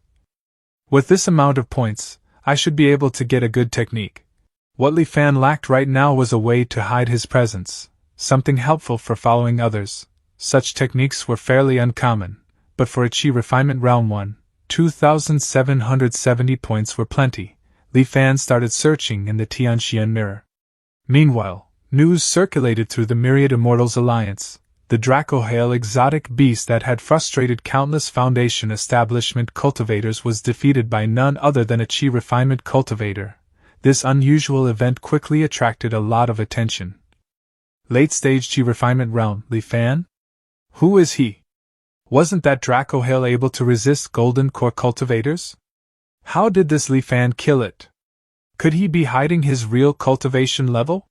Fellow Taoist, you must be new to our Myriad Immortals Alliance. Hiding one's cultivation from the Tianxian mirror is impossible. His cultivation level is definitely the late-stage Qi Refinement Realm. I've confirmed that he was recently brought into our alliance by He Zhenghao. Oh? Then how did he do it? Maybe he has some secret treasure? Just then, a dismissive voice interrupted the discussion. Stop guessing, I just got the latest inside info. The kid just got lucky. The comment immediately caught attention. Fellow Taoist Zhou Peng, what do you mean? How could it be just luck? Zhou Peng sighed. I could barely believe it myself, but the facts are undeniable. The Dracohail's carcass was examined by Elder Gongsun from the Heavenly Mechanism Hall. His finding was that the beast had battled at least 3 other leviathans of similar power before dying. Most of its injuries came from those creatures. By the time it died, the Dracohail was already at death's door. It wouldn't have lasted much longer, even without that kid's involvement. The nearby cultivators nodded in agreement. Rumor has it that the Dracohail showed signs of ascending to dragonhood. Perhaps that's why it drew the envy of other massive beasts. That makes perfect sense. For exotic beasts that evolve by devouring each other, one that has awakened its ancestral bloodline would be the ultimate prize. Ah, that Chi refinement kid has ridiculously good luck, 2,000 contribution points. It's enough to make anyone jealous. Putting the matter aside, Li Fan spent some time researching and comparing options before finally choosing a technique, shadow stalk art. The core of this technique was in its name, to stalk like an inseparable shadow. It was excellent for tracking and hiding. Once a target was marked, the user could stick to them like their shadow, nearly impossible to lose. Also, like a shadow hidden in darkness, the practitioner could stay completely undetectable. Such impressive effects naturally had a high price, 1,800 contribution points. Li Fan didn't hesitate and bought it right away. Just as he was ready to enter seclusion and cultivate the technique, he got a spirit talisman message from He Zhenghao. Li Fan, my friend, I can't believe it was really you who took down that Dracohail. I thought it might just be another cultivator with the same name and realm. Someone came asking about you, and that's how I confirmed it was truly you who slew the beast. He Zhenghao sounded very excited. Good, this really helps me resolve that old issue. You have no idea, these past few days, every time I closed my eyes, all I saw was the dropping price of spirit mist grass. Li Fan stayed quiet for a moment before answering. It was just luck. I came across the Dracohail fighting another massive beast during my mission and took the chance. Almost right away, He Zhenghao replied. Luck is part of strength, my friend. With your talent and luck, your path to the great Tao is surely promising. Before Li Fan could reply, another message came from He Zhenghao. Actually, there's a matter I'd like to ask your help with, if you're interested. Oh? What is it? I'd like to ask you to act as the guardian of Lioli Island in my place. What do you think? Li Fan was curious. Acting guardian? He Zhenghao quickly explained. After that spirit mist grass fiasco, I lost most of my savings over the years. Seeing my goal of exchanging for that nascent soul technique slip further away, I just can't accept it. Some friends recently found an ancient cave dwelling and invited me to explore it with them. According to them, it was sealed long before the Great Reformation came. It's sure to have many rare treasures, perhaps even several techniques. If I can get something from it, it might help me recover some losses, so I've decided to take the risk. Li Fan thought for a moment but didn't respond right away. Instead, he asked, How long would you need me to act as guardian in your place? He Zhenghao responded almost immediately. Not long at all. A year or two at the very least, 3 or 4 at most. Cloudwater Palace would open in just over a year, and Li Fan had no intention of missing the chance to be among the first to enter, certainly not for the sake of a few contribution points, so he turned He Zhenghao down flat. I'm sorry, but I really can't help with this. I can sense my breakthrough approaching soon, and over the next 2 years, I'll need to go out and seek opportunities. I can't remain confined to Lioli Island for that length of time. He Zhenghao answered with a hint of disappointment. Is that so? Then I'll need to look for someone else. I wish you a swift foundation establishment, fellow Taoist. No more messages arrived through the spirit talisman. Li Fan didn't dwell on it. He used contribution points to activate assisted cultivation mode and started practicing the shadow stalk art. Being a supplementary technique, shadow stalk art proved much easier to cultivate than his other 2 methods. With the combined benefits of the epiphanic state enhancement and the exquisite Lioli pearl, Li Fan reached the late-stage Qi refinement realm in under 10 days. He spent 100 contribution points to simulate pursuing a late-stage Qi refinement cultivator inside the Tianxian mirror. His speed surged dramatically compared to simply riding the wind. Moreover, he could feel a subtle link between himself and the target. When the target accelerated, Li Fan's own velocity rose in tandem.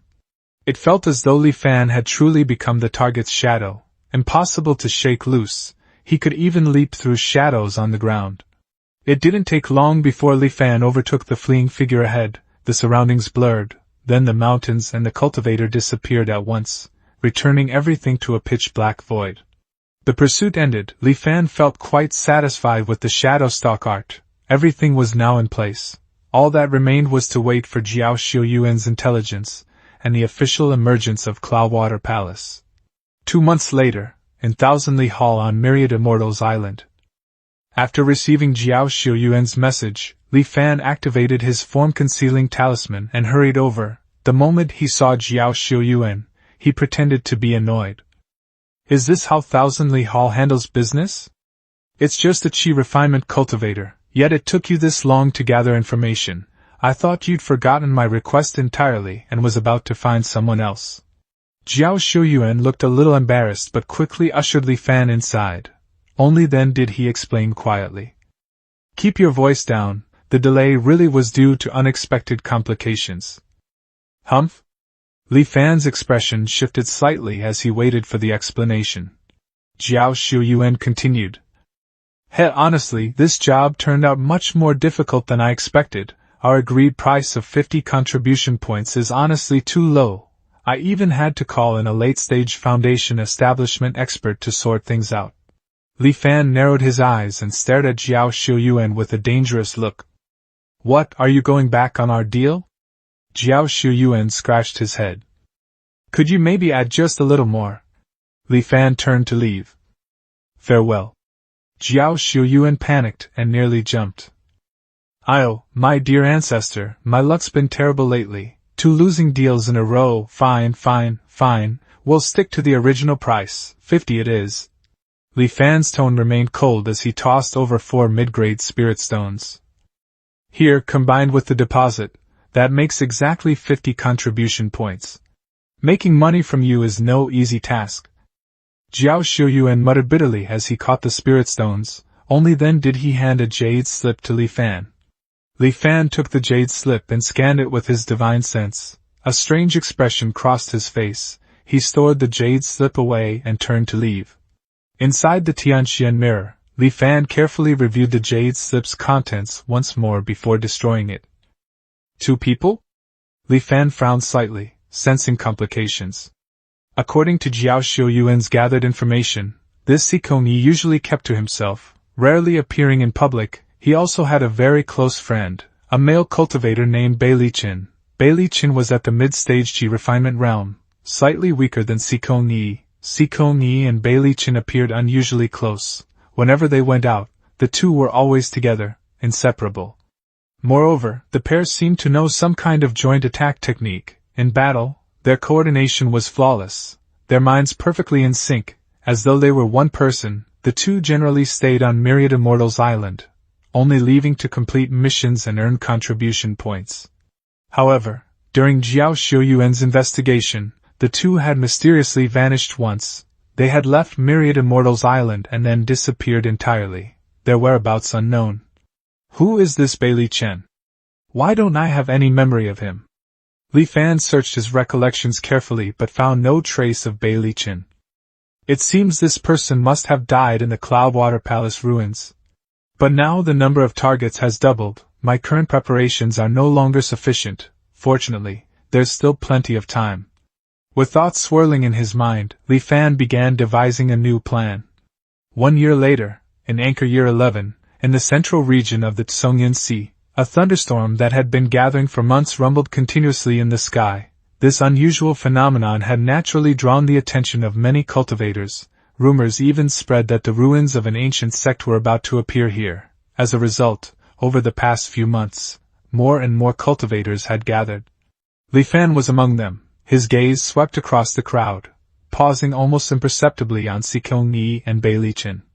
Then he noticed Jiao Xiuyuan. Jiao Xiuyuan was staring intently at the swirling clouds above, his face filled with excitement. The swirling vortex of clouds spun relentlessly, creating a strange suction force. All the clouds in the skies over the Tsongyan Sea were slowly pulled into it, merging with the expanding maelstrom. Its scale grew until it covered the entire horizon, so immense it took the breath away from anyone watching. At the center of the vortex, the blue flashes of light accelerated in rhythm. Finally, when everything reached a critical point, a dazzling blue light erupted from the vortex's core. It formed a ring of blue radiance that spread outward from the center at astonishing speed. One moment, it was contained within the swirling clouds. The next, it swept across every cultivator present. Before shock could register on their faces, those touched by the blue light faded like illusions, vanishing one after another. In the end, a massive blue celestial palace woven from clouds and water appeared above the Tsongyan Sea. It seemed to hover between reality and illusion, sealed away for millennia. The Cloudwater Palace had returned to the world.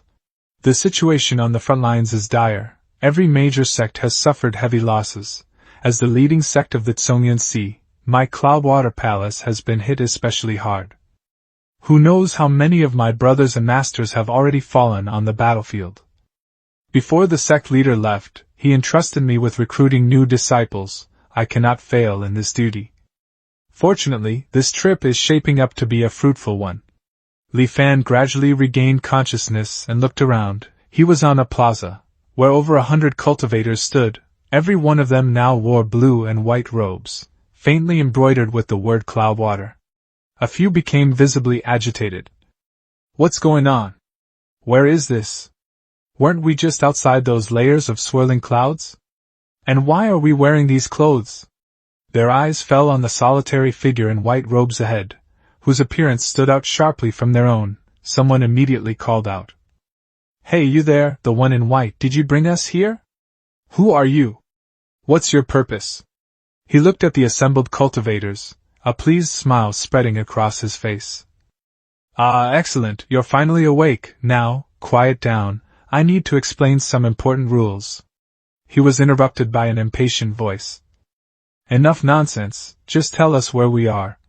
A faint smile touched the corners of the white-robed man's mouth, and he shook his head slowly. This new batch doesn't seem very obedient. He didn't appear to move, simply casting a glance. There was a flash of blue light, and the head of the person who had spoken tumbled to the ground. The plaza fell deathly silent. Among the cultivators present, some wore expressions of sheer terror, while others looked on with dawning comprehension. Satisfied by the newfound quiet, the man in white spoke again, his tone unhurried. Ah, finally quiet, then I will continue. My name is Qin Tang. I am the chief of the Technique Transmission Pavilion of Cloudwater Palace. You will address me as Senior Brother Qin. You are all outer disciples I recruited during my recent travels. In the coming months, if you can pass my series of trials, you will be formally inducted into our Cloudwater Palace. Of course, there are a few crucial points you must always keep in mind. First, you will show me the proper respect. You will do exactly as I instruct. As for the consequences of disobedience, well, you've just seen them. Second, Qin Tang continued his long speech. The cultivators below remained outwardly silent, yet privately, frantic messages flew back and forth through divine sense. Does anyone know what's going on? It's an oddity. This Cloudwater Palace must be ancient sect ruins overrun with oddities. Is that Qin Tang even human? Or is he something else? He's definitely not alive. Can't you feel he has no aura at all? Everyone, stay calm. Oddities follow their own rules. If we simply do what this Qin Tang says, we should be safe for now. Li Fan quietly glanced toward Sikong Yi and Bei Li Chen. Their expressions remained completely calm, as though they had expected to encounter oddities. Or perhaps they already had a plan for dealing with them. Li Fan turned his attention back to the white-robed Qin Tang. From the experiences of those who had explored Cloudwater Palace in his previous life, this Qin Tang was the first trial newcomers faced upon entering. He was not a living person but an existence similar to an oddity itself. His words were the rules of the oddity. To survive, one had to obey. Qin Tang finally finished speaking. He clapped his hands together. It's getting late. I'll take you to your quarters to rest. The trials begin tomorrow morning. Follow me. With that, he turned and walked toward the edge of the plaza. The vast majority of cultivators, including Sikong Yi and Bei Li Chen, obediently followed the white-robed Qin Tang. Only a handful chose not to comply. After exchanging glances, they sped off in the opposite direction, attempting to escape. Qin Tang appeared completely unaware of their actions, showing no reaction at all. As these cultivators fled, they failed to notice the faint blue light seeping from their bodies, growing stronger the farther they moved from Qin Tang. Eventually, after traveling some distance, they all withered into desiccated corpses and crashed heavily to the ground. The cultivators following Qin Tang noticed the distant scene, and a collective shiver of dread ran through them. What fools! We warned them they'd encountered an oddity, yet they still tried to run. They truly don't know the meaning of death. I recognized one of them. Foundation Establishment Cultivator Sun Chiron. His techniques were quite powerful. I never imagined he'd die so silently. Strange, when they died, why weren't there the usual heavenly phenomena? Fellow Taoist, is this your first time hearing of oddities? Where an oddity holds sway, it sets its own rules. Most common knowledge becomes useless. That's why we must be even more cautious. Thank you for the guidance, fellow Taoist.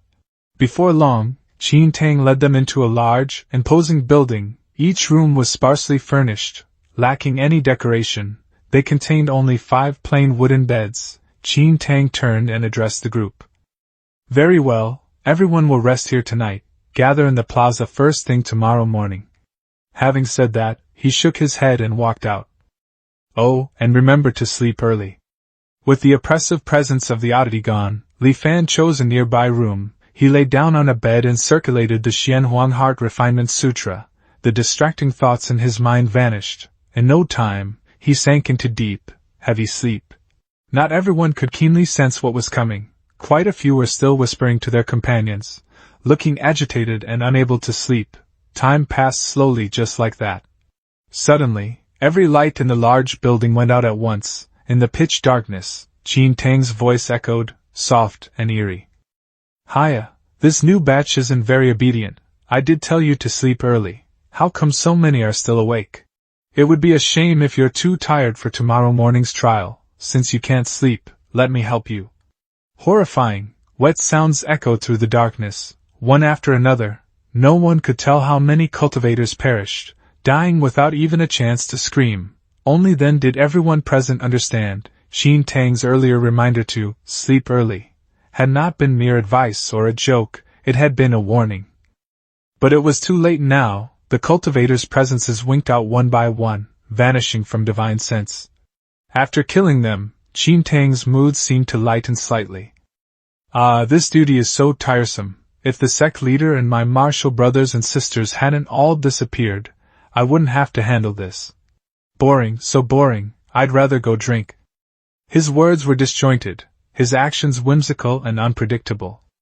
As his voice faded into the distance, the surviving cultivators inside the building collectively breathed a sigh of relief. But no one could guarantee when Qin Tang might return, so they all tried to seize the moment to fall asleep. Yet there was a problem, something those who often suffered from insomnia knew all too well. If you have no mental burdens, you can fall asleep almost the moment you decide to. But the opposite is also true. If you fixate on needing to sleep and force yourself, you'll likely jolt awake just as you're drifting off. Add to that the fact that many of these cultivators had long replaced sleep with secluded meditation and had effectively lost the ability to sleep naturally. So, even knowing that staying awake meant death, many still failed to fall asleep.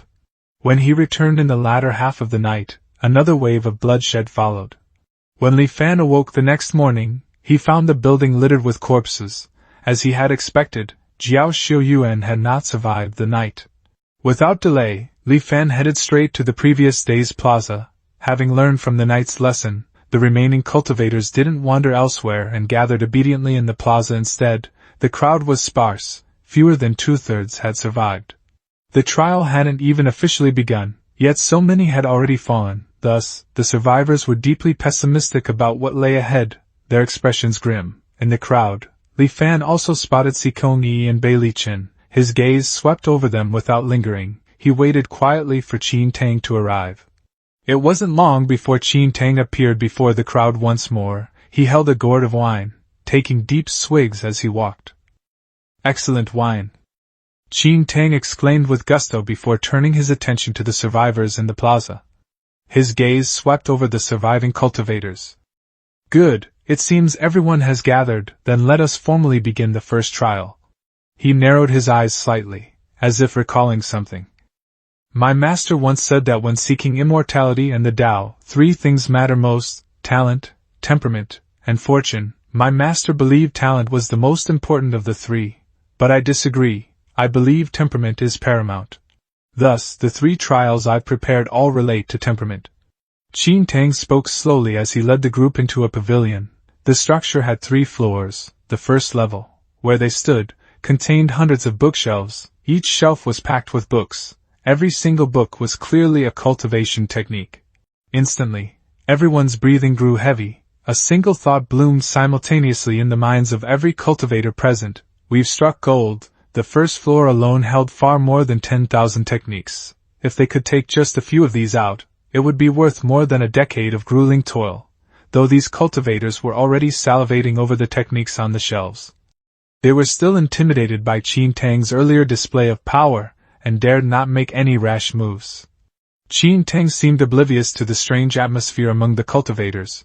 He gazed at the rows upon rows of bookshelves, a look of nostalgia in his eyes. Then he spoke slowly.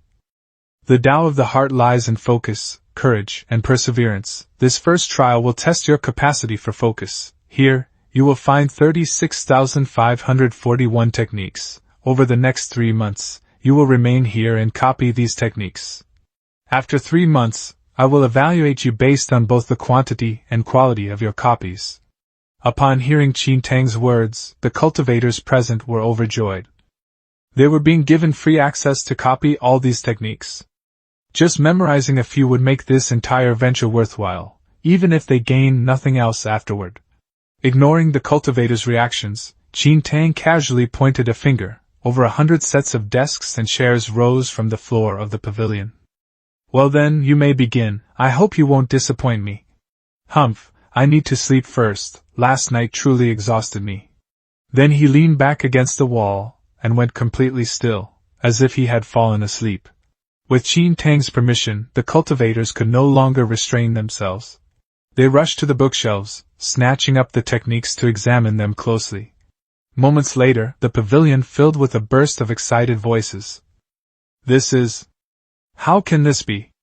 Golden Blaze Art, a fire-based technique. It can be practiced all the way to the nascent soul realm?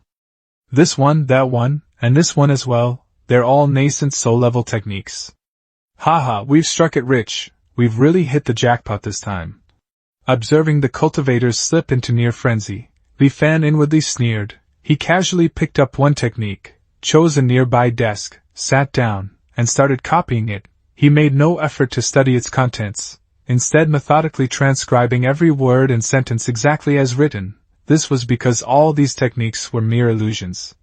In his previous life, the countless cultivators who had passed through this place had already reached a firm conclusion about the techniques that appeared during this trial. No matter how one tried to record them, whether by memory, writing, or any other method, all traces would disappear the instant one left Cloudwater Palace, as though they had never existed. These thousands upon thousands of tempting techniques were nothing more than flowers in a mirror or the moon reflected on water. Designed purely to lure the mind. While a few of the present cultivators might have vaguely suspected the truth, how many could truly resist the temptation to closely examine what appeared to be genuine nascent soul techniques? One or two had even become so absorbed in the technique's profundities that they completely stopped copying. Days passed, the endless task of copying was dull and exhausting, but, having learned from the previous night's lesson, no one dared to cut corners by using techniques. Before long, some began to falter, unable to keep up their pace. They couldn't help but pause to rest. Some closed their eyes for a short moment to recover, then quickly picked up their brushes again. Others took proper breaks to gather their strength before resuming with renewed determination. Li Fan, however, never paused for even a moment. There were 2 or 3 others who, like him, seemed tireless. They appeared to have exceptional endurance and mental resilience, likely thanks to their cultivation methods, showing no signs of fatigue even after long stretches without sleep or rest. Li Fan, by contrast, was simply gritting his teeth and pushing through. He understood clearly that for this trial, Qin Tang's evaluation was not based solely on the number of techniques copied or the frequency of mistakes. Another vital factor was the total time spent writing, from the moment the brush was lifted until it was set down. Just as Qin Tang had said earlier, this stage tested focus. Once someone began copying a technique, any pause, for any reason, meant their focus had been broken. Li Fan immersed himself entirely, his mind free of distractions, wholly absorbed in the act of transcription. He forcibly suppressed every sensation of physical and mental exhaustion. He had no idea how much time had passed. Suddenly, Qin Tang's voice rang out beside them. Phew, that was a proper good nap. He stretched lazily, and the paper and brush in front of Li Fan disappeared. Time's up, let's see how you all did. Qin Tang squinted slightly, as though examining something, then shook his head repeatedly. Truly getting worse with each passing year. Wait a moment. How interesting. He cast a glance toward Li Fan, a faint smile playing on his lips. But Qin Tang said nothing more, quickly shifting his gaze away. The first trial is now over, everyone may rest tomorrow, the second trial will begin the day after. He clapped his hands, and Li Fan felt the world shift around him. In an instant, he was back inside the tall building where they had slept before. Qin Tang's figure did not reappear with them. The cultivators finally relaxed, they grew lively, chatting excitedly among themselves. This is truly a tremendous opportunity. I managed to memorize 15 techniques while copying. Most were golden core techniques, with a few nascent soul ones among them. I memorized quite a few myself.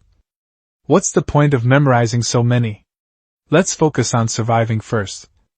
Don't say that, given my own abilities, if nothing unexpected happens, my path ends at Foundation Establishment. To have the chance to glimpse the mysteries of forming a nascent soul, even if I die tomorrow, I'd have no regrets. Amid the discussions, some cultivators began eyeing the belongings left behind by those who had died that fateful night. Unfortunately, after searching around, they all wore disappointed expressions. Li Fan overheard a cold laugh from someone nearby. Don't bother, I checked that night, after they were killed by Qin Tang, their storage rings, artifacts, and everything else were gone, not a single thing remained. Hearing this, Li Fan shook his head and was about to return for proper rest when his gaze accidentally fell on one of the corpses. He froze. It was Jiao Shouyuan's body. After 3 months, it had gradually begun to show something unusual. Unlike normal flesh and blood, it resembled dried wood, taking on a yellowish hue. Just then, a voice came from behind Li Fan. That's just a puppet, not his real body. It's one of Jiao Shouyuan's usual tricks. No need to be surprised, fellow Taoist. He immediately cupped his hands in salute. Thank you for the clarification, fellow Taoist. Are you also part of the Myriad Immortals Alliance? I am Li Fan. From what you've said, it seems you're quite familiar with this Jiao Shouyuan? The man nodded. Indeed, I am Chinin. I've been with the Alliance for over 30 years now. Familiar might not be the right word, but after living on this island for so long, one comes to know certain things. Take Jiao Shouyuan, for example. He runs a general store on the island called Thousandly Hall that sells just about everything. Rumor has it he has connections with the official Myriad Immortals Alliance channels. So occasionally he even manages to sell some genuinely good items. Beyond that, he frequently deals in information, but the man never risks his own skin. He always uses puppets to handle his business. Li Fan listened, then slowly nodded. Greedy for wealth and fearful of death, I see. Chinin laughed. An excellent summary, fellow Taoist. That phrase describes Jiao Shouyuan perfectly. After his laughter faded, Chinin suddenly remarked. Back when we were copying techniques in the archive, I noticed everyone else would write for a while, rest when tired, recover their energy, then continue. You were the only one who worked for 3 months without pause. I found that quite admirable. Yet I wonder, what was the deeper meaning behind your actions? In terms of pure copying speed, your fatigue must have eventually slowed you down compared to those who rested periodically. Might you enlighten me, fellow Taoist? Li Fan thought for a moment before replying. I wouldn't call it a deeper meaning, just a personal intuition. Really, Qin Tang said the first trial was about focus. Focus means an undivided mind. To achieve ultimate focus, one must remain undisturbed by any external factors. Isn't physical and mental fatigue also an external disturbance? If you stop because of it, does that not mean you've lost your focus? Li Fan said modestly. Anyway, this is just a foolish thought of mine. Take it for what it's worth.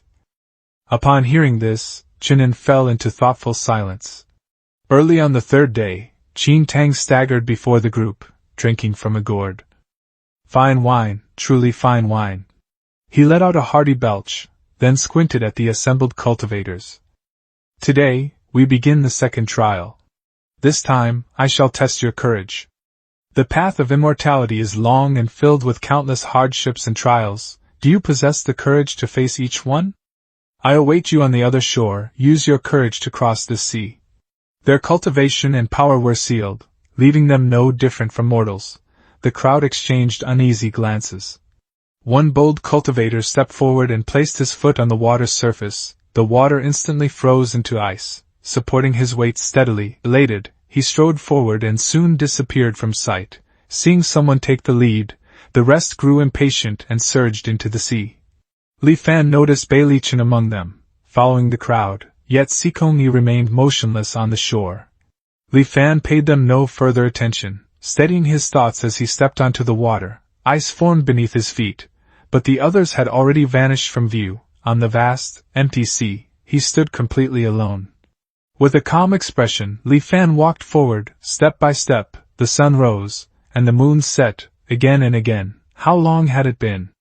The scenery never changed. This sea seemed endless. Even knowing the outcome in advance, Li Fan felt threads of doubt and powerlessness creeping into his heart. It was then that he noticed the ice beneath his feet growing thinner. He took a deep breath.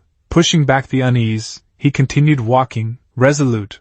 The ice thickened once more. This second trial tested courage, not only against external threats, but against one's own inner self. On that boundless sea, after walking so long with no shore in sight, would doubts arise, making you question whether you're going the right way?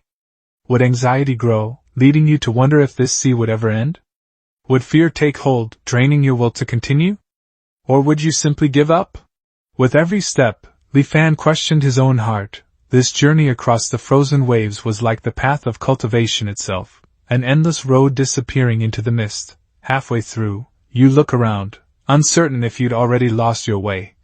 From beginning to end, you walked it alone, with nothing and no one to rely on. Time flowed on, and it seemed you might have to keep walking forever, never reaching the end. Even so, could you hold fast to your conviction? Could you never lose the courage to keep moving forward? Even knowing this trial would eventually end, Li Fan's resolve wavered. This journey across the sea had lasted far too long. The years slipped by, 1 year, then 2, then entire decades. Li Fan's hair slowly turned gray, his back bent with age, yet not once did he stop moving forward. At last, his frail body could no longer carry him another step. He fell weakly onto the frozen ground. As his sight grew dim and his awareness began to fade, Li Fan thought he saw something. On a shoreline not far ahead, Qin Tang stood alone in white robes. He lifted his wine gourd in silent greeting, smiling as he took a long drink. Li Fan opened his eyes. He and the other cultivators had returned to the building. It felt as though an eternity had passed. Many wore blank, confused expressions. Crossing the river of 9 hells is simple. The true difficulty lies in crossing the sea within one's own heart. The second trial, the trial of courage, has ended. At dawn the day after tomorrow, we will begin the final test. With those words, Qin Tang, still holding his gourd, swayed slightly as he turned and departed. At daybreak on the third morning, Qin Tang appeared before them again as usual. This time, however, he was not drinking and seemed far more clear-headed. His gaze swept over the assembled cultivators, his expression grave, as he spoke. Today is the last trial. On the road of cultivation, you are destined to encounter endless suffering and temptation. Can you endure them all without ever abandoning your original heart? We shall see. As Qin Tang's voice trailed off, darkness swallowed everyone's vision, and they lost consciousness. In a small mountain village, Li Fan lay atop a roof. Watching the sun sink below the horizon, he felt as though he had forgotten something. Having been raised in this village, he lived a simple life, working at sunrise and resting at sunset. This pattern had gone on for 15 full years. Such days were peaceful and satisfying. Living like this forever did not seem unbearable, yet deep inside, a subtle unease lingered, a quiet conviction that his life was not meant to fade into such ordinariness. Fanner, where have you gone? Come home for dinner."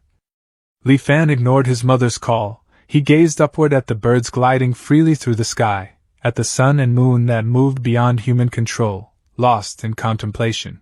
He remained there until darkness fell and the heavens filled with stars. Beneath the boundless night sky, he felt his own smallness more keenly than ever. He stayed awake like that through the entire night.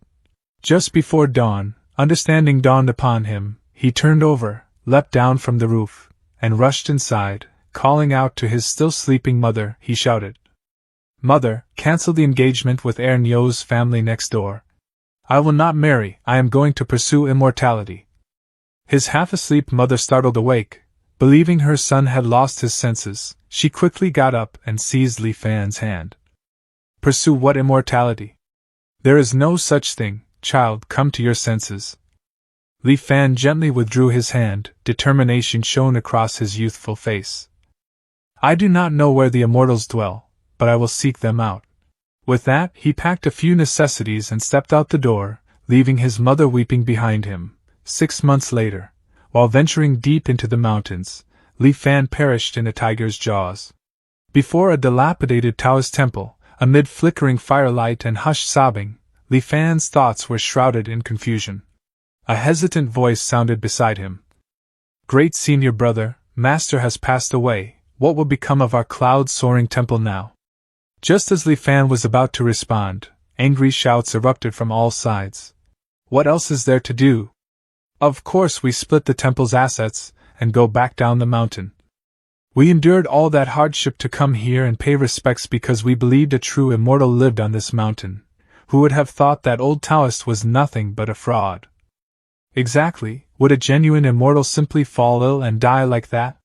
Their voices grew louder and more heated. Li Fan could only stand by helplessly as they looted the cloud-soaring temple, taking every valuable item. Before long, he was the only one left upon the mountain. After collecting and burying his master's ashes, Li Fan remembered the expression in his master's eyes before he died: reluctance, regret, sorrow, and hope. Was his master truly a charlatan? Was the cloud-soaring ascension chapter he had taught him merely fabricated nonsense? Li Fan felt that the truth might not be so simple. Immortals, perhaps they truly existed. In the end, Li Fan chose not to descend the mountain. He spent the remainder of his life alone in the abandoned temple, watching clouds drift and disperse, observing the sun and moon rise and set. Day after day, he meditated upon the cloud-soaring ascension chapter. He lived beyond 50 years of age, yet his cultivation did not progress even a single step. He died full of regret. Lingyun Peak. The tribulation clouds have gathered for so long, why have they not fallen yet? The might of this heavenly tribulation, it feels even stronger than when the sect leader ascended years ago, does it not? Of course, in terms of sheer combat prowess, Junior Uncle may well be the greatest prodigy our Li Mountain Sword sect has seen in 1,000 years. As Li Fan observed the tribulation clouds churning ever more violently above him, a heroic fervor surged within his heart. After 300 years of cultivation, what had he to fear from a mere heavenly tribulation? A streak of sword light shot up from Lingyun Peak, cleaving the boundless tribulation clouds neatly in two. Sunlight streamed through the opening, bathing Lingyun Peak of Li Mountain in golden brilliance. Divine blossoms descended from the heavens, and the gates to the immortal realm opened wide. Without the slightest hesitation, Li Fan soared through the immortal gates. Upon entering the immortal realm, Li Fan was enraged to discover that every senior from Li Mountain who had ascended before him had been mysteriously slain by an unknown foe. He cultivated while searching for the culprit behind the killings. 100 years passed in his pursuit, yet he uncovered nothing. While exploring an ancient secret realm, he was ambushed by a sworn brother who had journeyed with him. He died, overwhelmed by shock and deep resentment. The Northern Immortal Domain.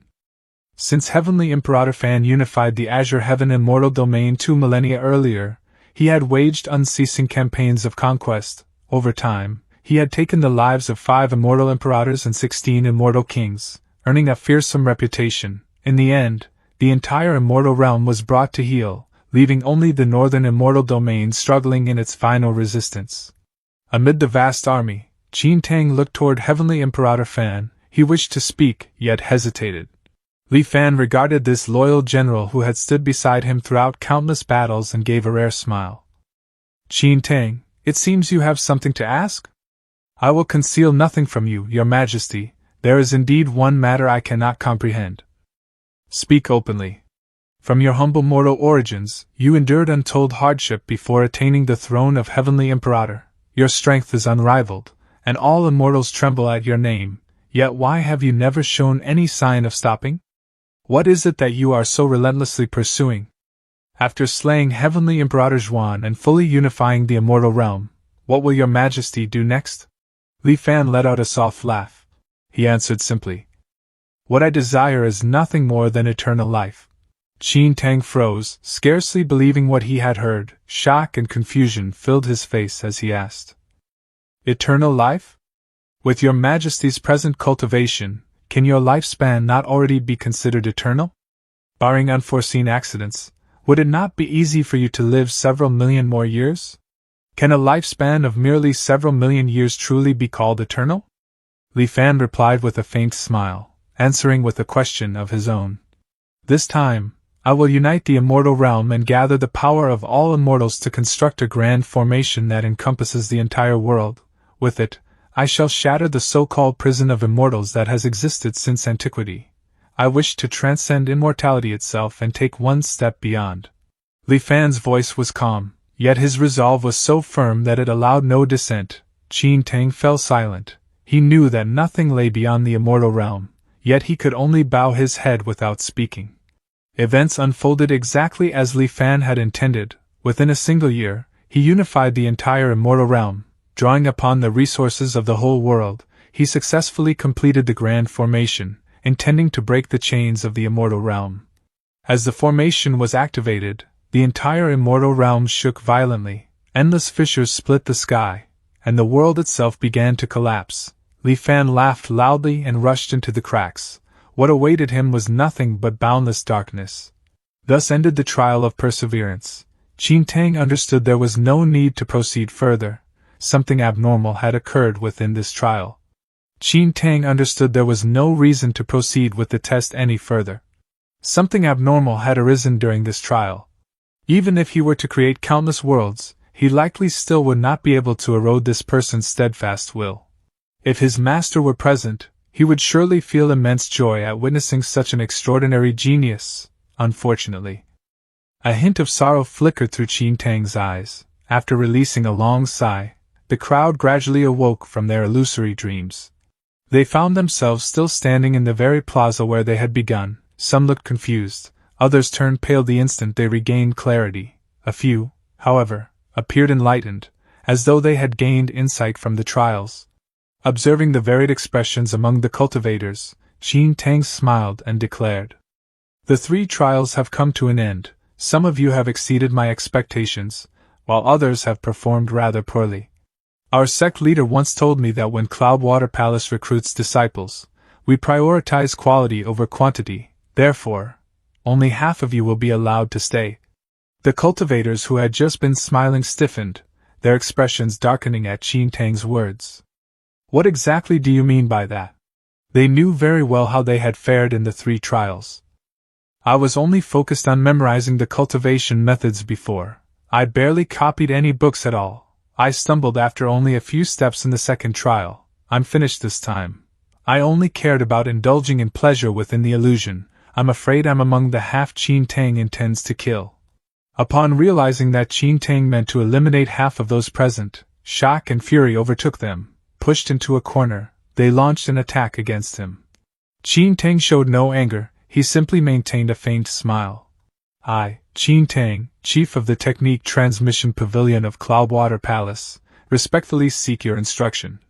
As he spoke, translucent blue figures suddenly appeared beside half of the cultivators in the plaza. They were exact replicas, identical in appearance, aura, and even strength. The instant they formed, they unleashed relentless, killing strikes.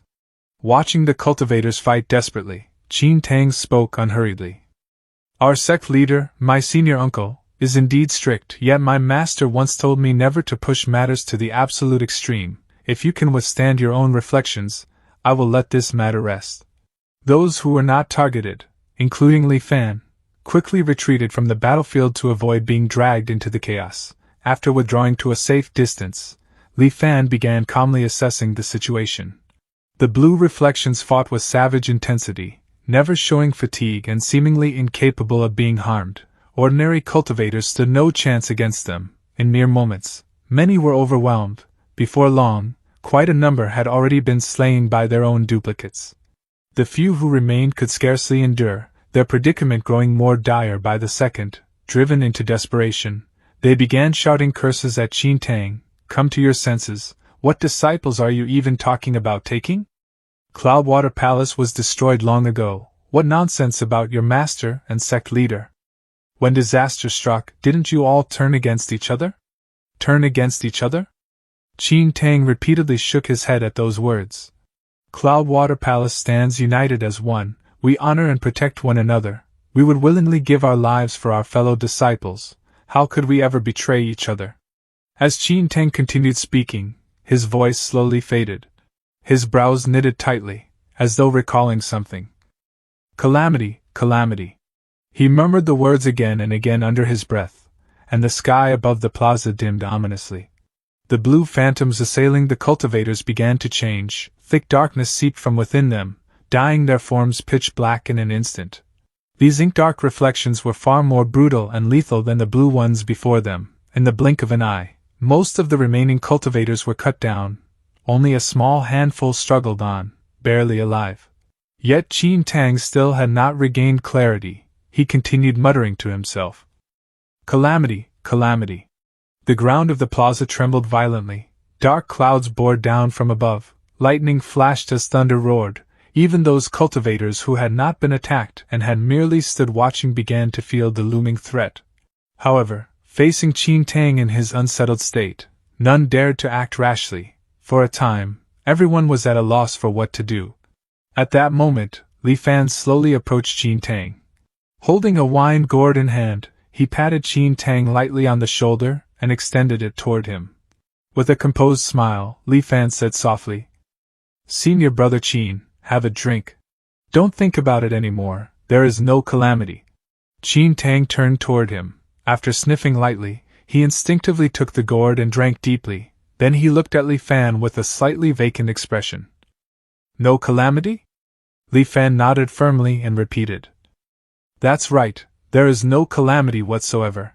Gradually, clarity returned to Qin Tang's eyes as he murmured again and again. "No calamity, no calamity, no calamity.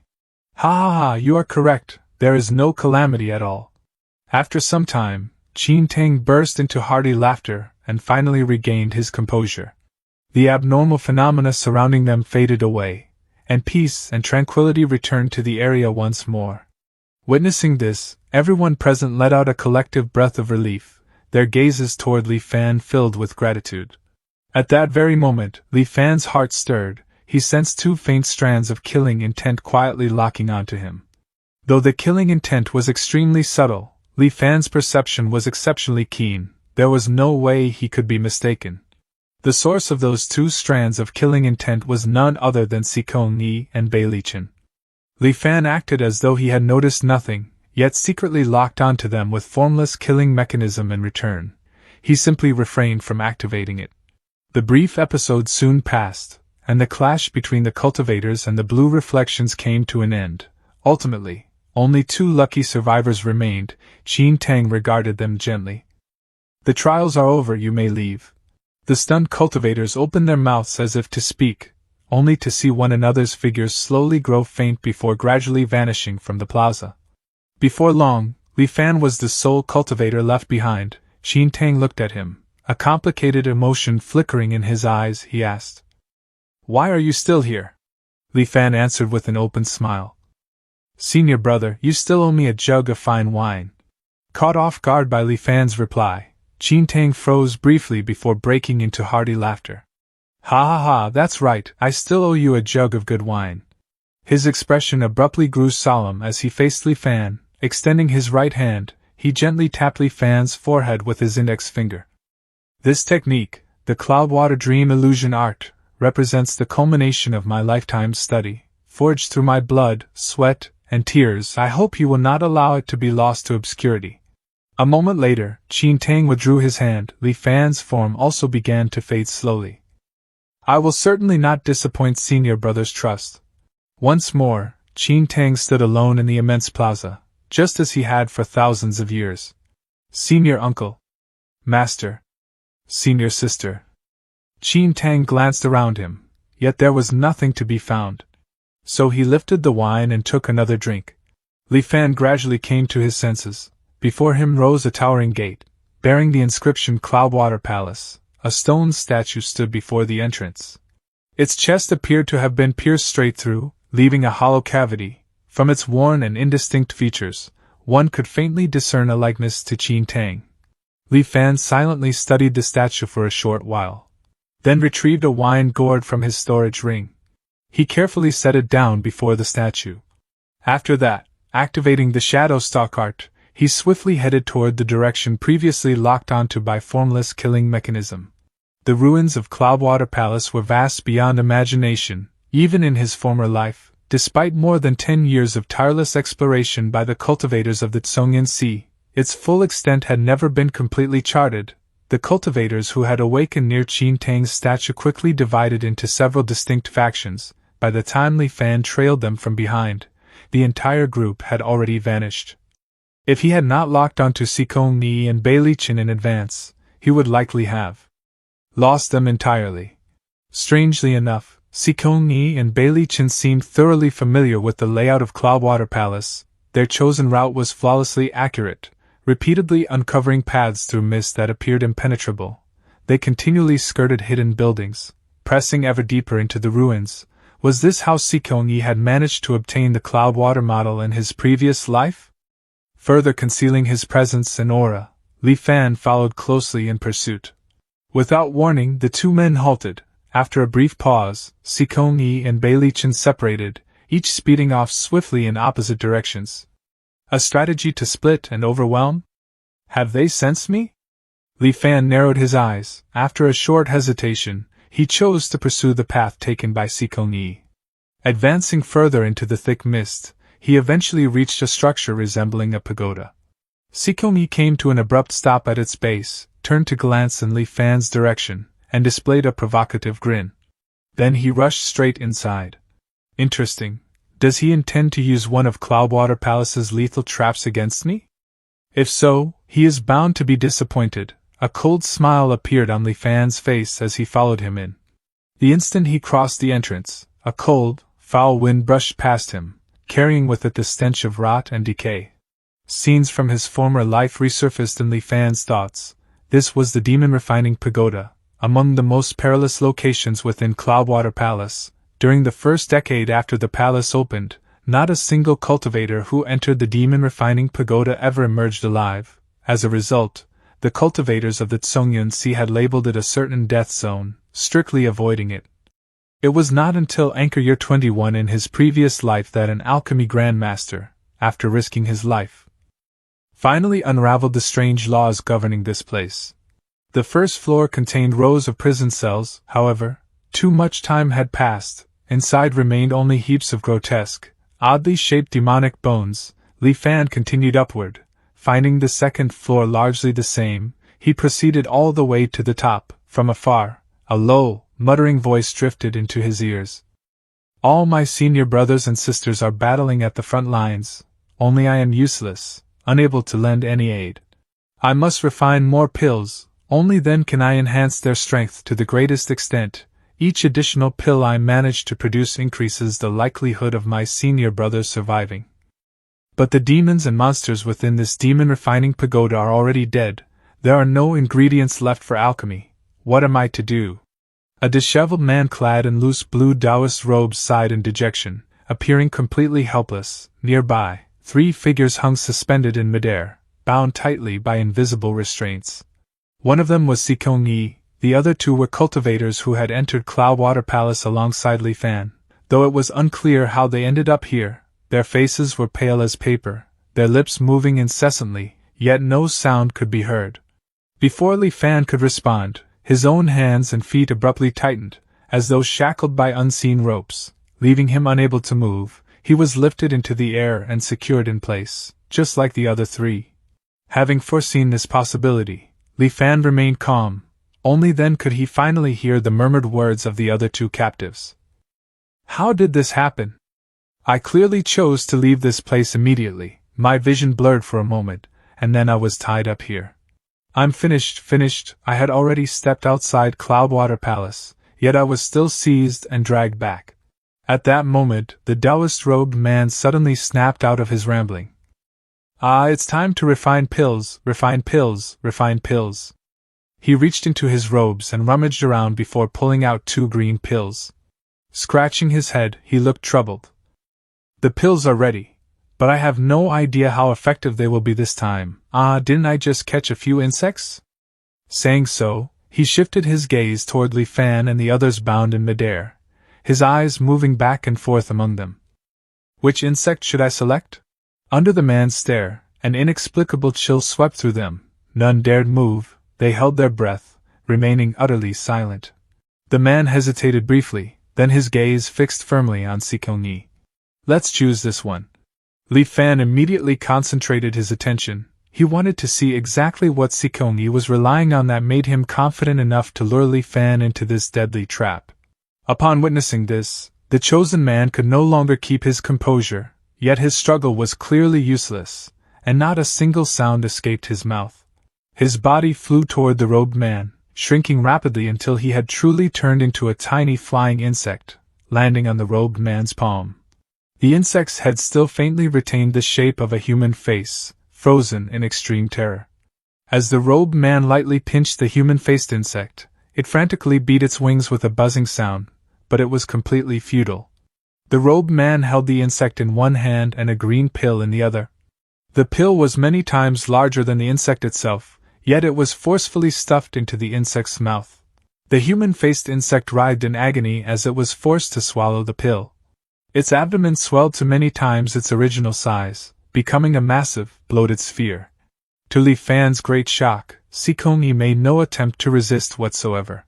After being turned into an insect and forced to swallow the green pill, he dissolved into a puddle of green liquid. Sikong-yi was dead. After a long pause, the robed man sighed. It seems the drug test failed. The medicinal properties must be too strong.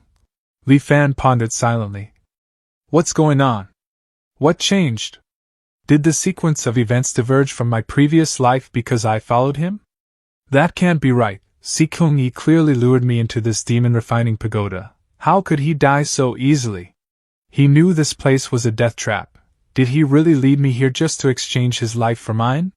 Just as Li Fan was sinking into endless confusion, he suddenly sensed something and lifted his head. Through formless killing mechanism, he detected that Bailey Chin was outside the demon-subduing pagoda, slowly drawing closer. And beside him, formless killing mechanism, which had previously lost its target, had locked onto a new one. Sikong-yi, who should have been dead, had reappeared outside the demon-subduing pagoda. A puppet? An external incarnation? Neither seems quite right. Li Fan looked at the puddle of green liquid on the ground and couldn't help but smile. It seems the secrets these two carry are far greater than I imagined. However, once I set my sights on them, secrets will no longer remain secrets. With formless killing mechanism locked onto them, I'm not worried about them escaping. I only need to find a way to leave this demon-subduing pagoda as soon as possible. In Li Fan's perception, Sikong-yi and Bailey Chin continued advancing deeper into Cloudwater Palace. However, the robed man moved entirely at his own pace. Li Fan had no control over the situation and could only wait patiently. Soon, the third round of pill testing began. The man muttered, "Should I try this one again?" Forget it. They were refined in the same furnace, they should be about the same. Had I known, it would have been better to die by Qin Tang's hands. At least it would have been a quick death. This anomaly swallowed the elixir but was completely unaffected. Next, let's test this elixir. Which bug should I choose to test the medicine? I'll choose this one. Just like Sikong-yi before him, the selected person flew into the anomaly's hand and transformed into a human-faced flying insect. The anomaly pinched the insect with one hand, held a black elixir in the other, and forcibly stuffed it inside.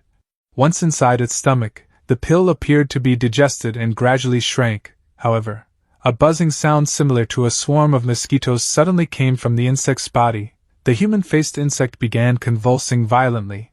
Tiny black specks started emerging one after another from its swollen abdomen. On closer inspection, each speck was actually a newly born flying insect, after emerging. These insects did not scatter randomly, instead, they landed on the body of the human-faced insect and began greedily devouring it. Before long, the human-faced insect was completely eaten, leaving not even the slightest trace behind. The robed man shook his head with a regretful expression. It seems the test has failed, the potency must have been too strong.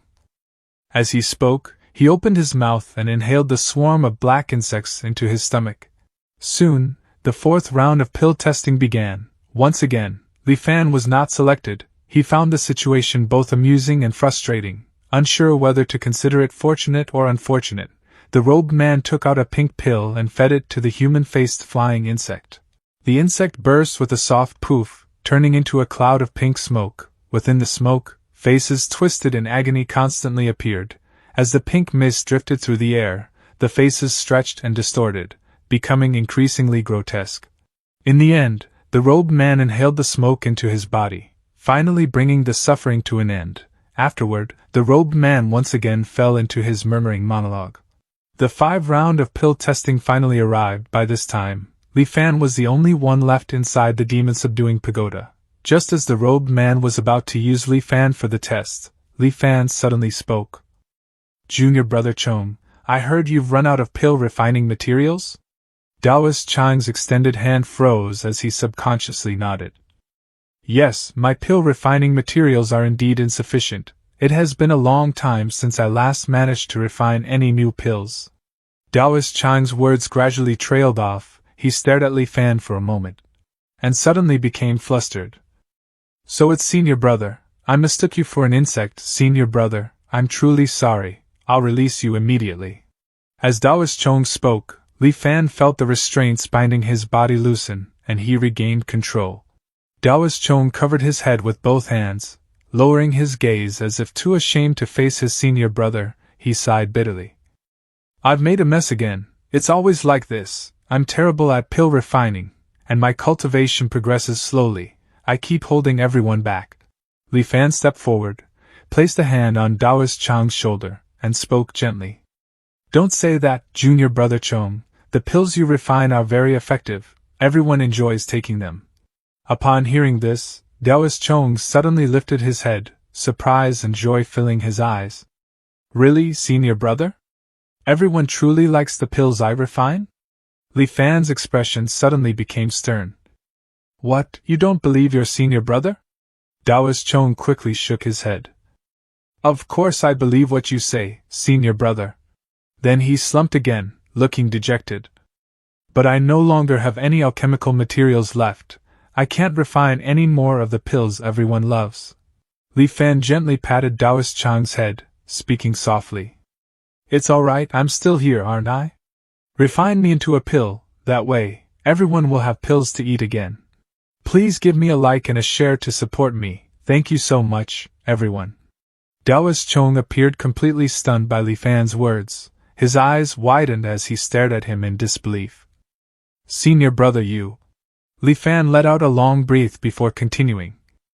"Although I joined the sect early, my aptitude is lacking. My cultivation has always remained low. Our senior brothers and sisters fight and fall on the front lines, yet I can contribute nothing of real value." Li Fan clasped Taoist Chang's hand tightly, his voice filled with emotion.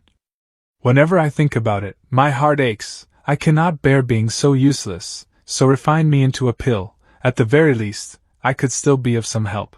Taoist Chong stared at Li Fan blankly, deeply moved. "So you feel the same as I do, Senior Brother, but you are far greater than me. You are willing to sacrifice yourself for the sake of our fellow disciples at the front lines, while I only know how to flee, to hide myself inside this tower." Taoist Chong grabbed his own hair in anguish. "No, I absolutely cannot allow you to sacrifice yourself like that." Suddenly, a thought flashed through his mind. He turned to Li Fan excitedly. "Senior Brother, I can refine pills for you.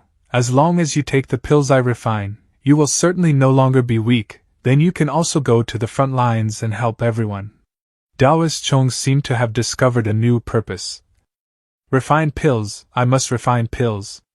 He reached into his wide Taoist robes, rummaging around. After a moment, he pulled out 2 golden pills, Holding them carefully with both hands, Taoist Chong offered them to Li Fan with a bright smile. "Senior brother, these pills are for you." Li Fan slowly extended his hand forward. Yet Li Fan did not take the pills. Instead, he loosened Taoist Chong's robes. Beneath the loose Taoist garment there was nothing but a hollow skeleton. Only faint traces of flesh and blood still clung to the bones. Taoist Chong had been using his own flesh and blood to refine these pills. Witnessing such a bizarre sight, Li Fan felt a stir in his heart. These beings were oddities, entities suspended between life and death, clarity and madness, bound by obsession. They endlessly repeated the same cycle according to rigid rules, unable to escape. Qin Tang had been like this, and Taoist Chong was no different. Seeing that Li Fan had not reacted, Taoist Chong lifted the 2 golden pills and waved them before his eyes. "Senior brother, the pills." His gaze toward Li Fan carried hopeful anticipation. Li Fan, however, shook his head with regret. "My aptitude is too poor. Even if I consume these pills, my cultivation would likely improve very little, therefore, I cannot take them. They would be far more useful to future senior brothers with greater talent." Taoist Chong looked disappointed and was about to persuade him again, but Li Fan quickly continued. "However, I would like to request a favor from you, junior brother. I wonder if you would be willing." Taoist Chong brightened instantly. "Of course, senior brother, whatever you need, just say the word." Li Fan spoke slowly. "I wish to learn that insect-catching method from you, junior brother." Oddities followed their own rules. Anyone who violated those rules would certainly die by their hands. But if someone discovered those rules, not only could they remain unharmed, they might even gain great benefits from the oddity. Take Qin Tang's stone statue from before as an example. If one's performance in the 3 trials was fairly good, then before leaving, one could request a pot of fine wine. Qin Tang would then offer guidance, either helping improve cultivation or imparting a technique depending on the person's performance in those trials. As for Taoist Chong, if someone chose to swallow the golden pills, they could obtain his pill refining method. However, this was no ordinary alchemy, it was the path of insect pills. The materials used were mostly parts from strange flying insects, and the refined pills themselves even took the form of insects. Worse still, the more insect pills one refined, the more the refiner would gradually transform, just like Taoist Chong.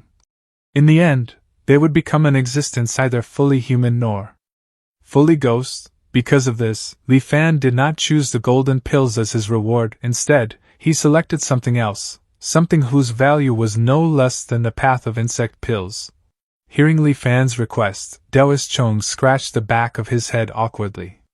"Senior brother, that insect binding net is only something I play with casually. Why would you want to learn it?" Li Fan explained seriously. "It is inevitable that troublesome insects may harass our senior brothers fighting on the front lines. I am weak and cannot fight the enemy directly, but if I master your insect binding technique, I can support them from the side by clearing away those irritating pests." Taoist Chong suddenly understood. "I never thought the insect binding net could be used like that, senior brother, you truly are clever." Li Fan replied sincerely. "Then I must trouble you to teach it to me, junior brother." As he spoke, a buzzing sound emerged from behind Taoist Chong as 4 pairs of transparent wings appeared from his back.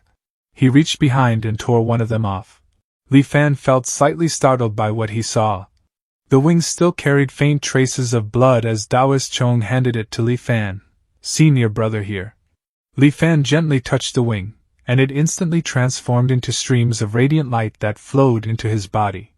At the same time, Li Fan felt the world before him become crisscrossed with countless thin horizontal and vertical threads. It felt as though he could manipulate those threads freely, weaving them into a massive net capable of capturing all living beings within sight. This is it, the divine ability, insect binding. The vision of the enormous net gradually faded, yet Li Fan knew he had already obtained this extremely powerful divine ability.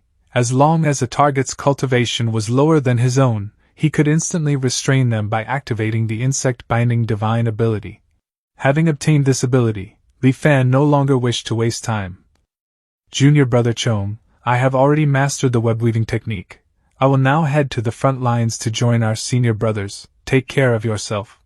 Taoist Chong looked reluctant to see him leave. Then you must be careful, senior brother, you must come back safely. As Li Fan walked away, the look of concern on the Taoist's face slowly faded.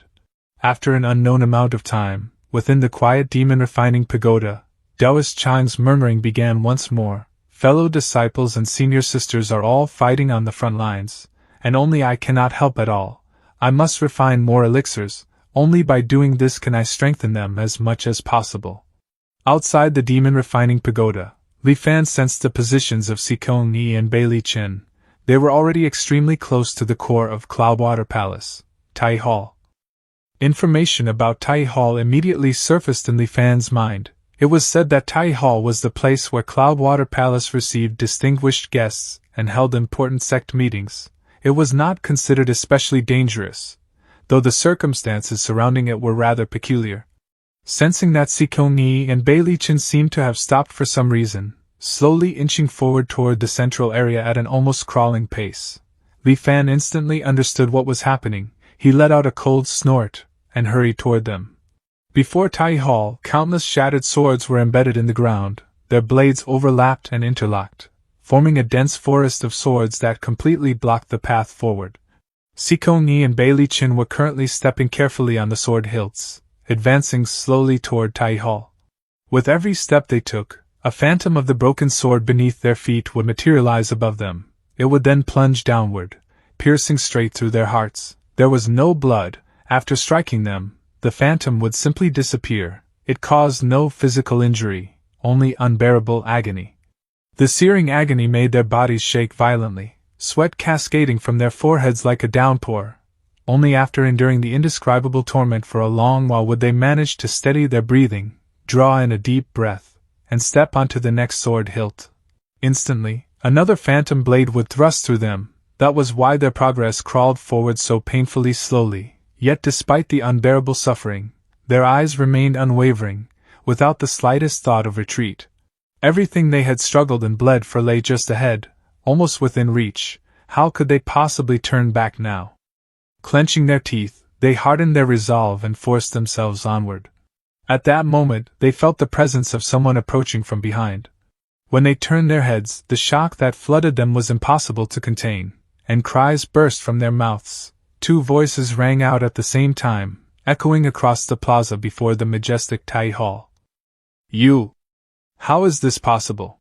Before the endless forest of swords, Li Fan stood with his arms folded, quietly observing the pale-faced Sikong Yi and Bei Li Chen. The only response he offered was a cold, mocking smile.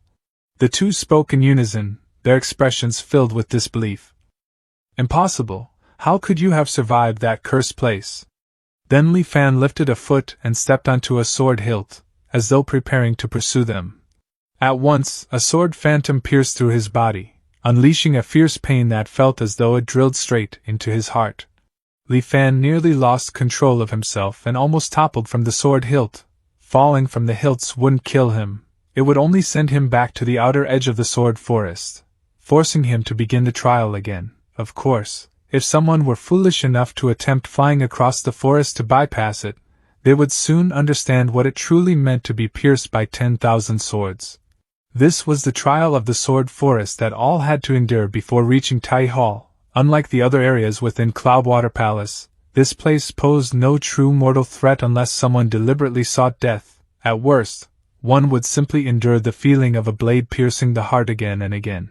As Li Fan contemplated this, the blue flame phantom spirit ignited within his sea of consciousness. His body temperature gradually cooled, and his mind became utterly calm and clear.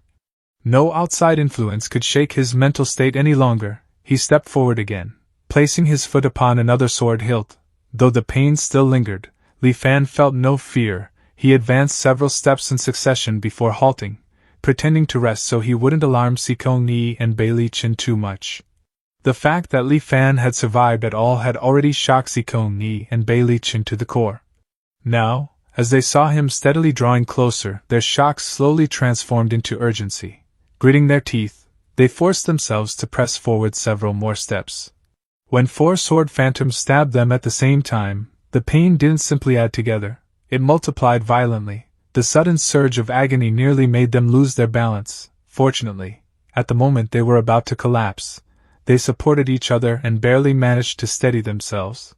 Seeing this, Li Fan advanced 3 steps as well, once again putting on the appearance of someone struggling to remain standing. The pursuit continued in this fashion. Li Fan deliberately kept a certain distance from them to lower their guard, while still seeming determined to catch up, constantly pressing them forward.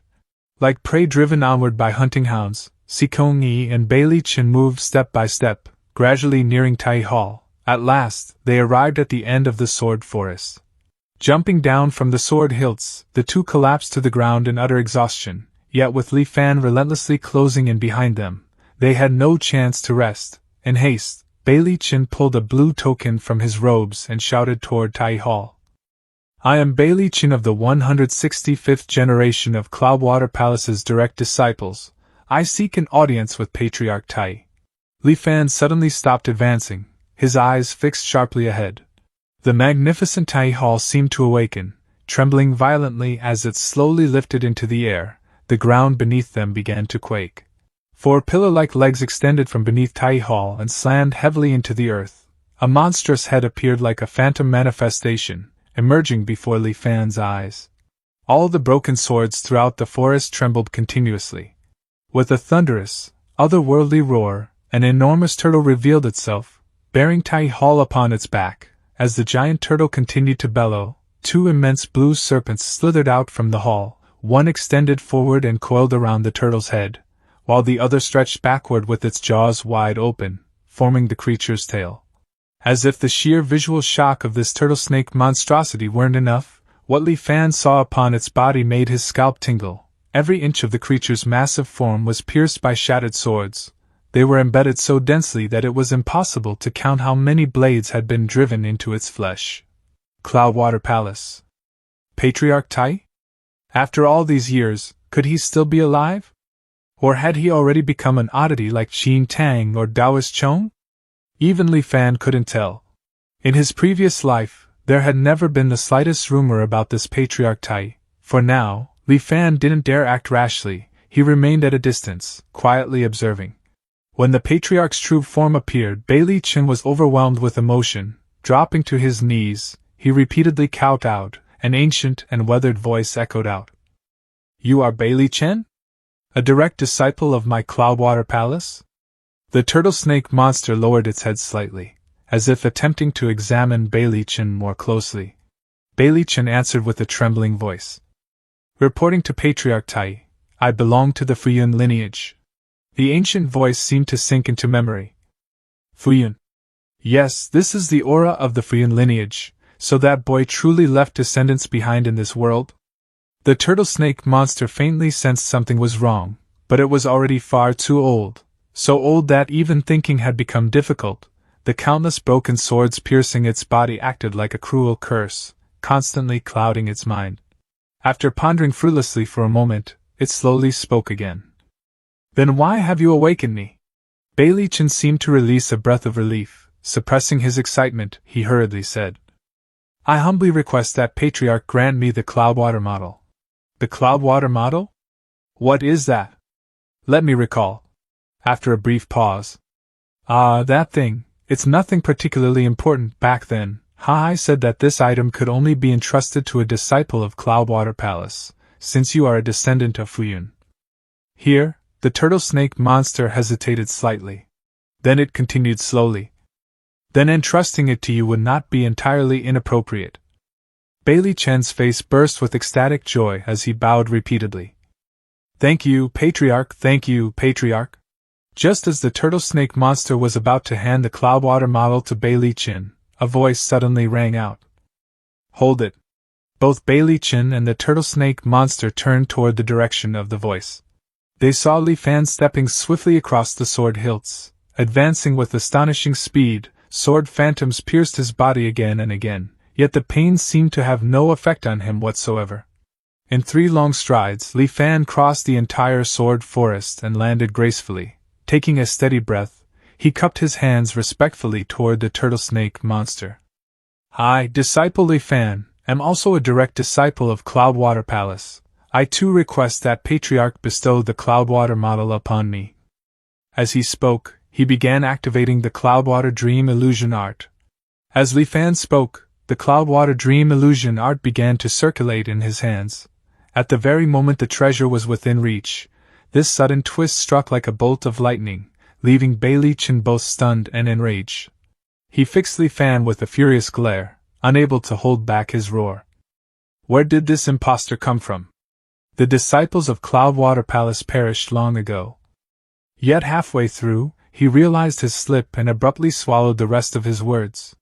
Grinding his teeth, he forced out, "Patriarch Tai, please see clearly, this man cannot possibly be a true disciple." The turtle snake creature ignored him completely, its attention instead locked onto the aura radiating from Li Fan's technique. "Humph, the Cloudwater Dream illusion art. I never imagined little Qin would leave behind a successor. Good, very good." As if stirred by old memories, the massive beast trembled faintly, the savagery in its eyes easing ever so slightly. Li Fan gave a small nod, his expression calm as ever. "This art was personally taught to me by senior brother Qin Tang. By all rights, I am indeed a disciple of Cloudwater Palace." Bailey Chen had never expected those words to be true, his expression darkened instantly, and both he and Sikong-yi locked onto Li Fan with eyes brimming with killing intent, yet Li Fan merely met their hostility with a faint, indifferent smile. "Humph, you claim to be a true disciple, and this one as well, yet both of you seek the Cloudwater model. Troublesome indeed." The turtle snake monster seemed to struggle, its gaze drifting repeatedly between Li Fan and Bailey Chen. After some thought, it finally arrived at a decision.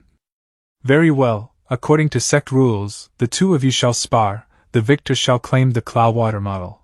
Clearly satisfied with its own judgment, the turtle snake monster shifted its rigid body. One broken sword after another fell from its form, drifting downward in eerie arcs before embedding themselves at the edge of the sword forest below, expanding its borders. The turtle snake monster spoke in a hoarse, ancient tone. "Disciples of Cloudwater Palace cherish one another. When you spar, exercise restraint and know when to stop." Then countless shattered blades shot forth, planting themselves around Li Fan and Bailey Chen, leaving an open space at the center, a natural arena. The turtle snake monster let out a low grunt. "Well, you may begin." Li Fan let out a soft chuckle. "Rest assured, Patriarch, I will show mercy to junior brother Bailey." Bailey Chen said nothing, but the killing intent in his gaze surged to its peak. Above him, 21 azure water swords abruptly manifested, spinning into formation before slicing through the air toward Li Fan with piercing whistles. Li Fan simply raised his right hand and made a light grasping motion toward Bailey Chen. In that instant, the outcome was sealed. No matter how many techniques he still held, Bailey Chen could no longer use them. His body froze midair, bound as though caught within an invisible net. The 21 water swords dissolved before reaching their target. Tai, who had slumbered for millennia, began offering commentary with keen interest, yet his rusted mind lagged behind events. By the time his words caught up, Bailey Chen had already been subdued.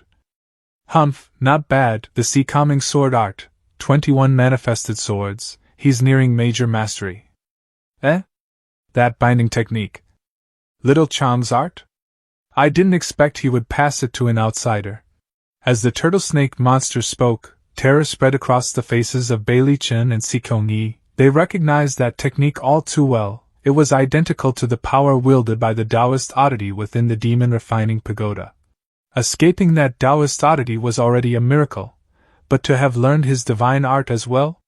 It defied reason. Could Li Fan truly be a disciple of Cloudwater Palace? Otherwise, nothing made sense, yet all its disciples had perished in the catastrophe thousands of years ago. Just who was he? Doubt and dread surged within them.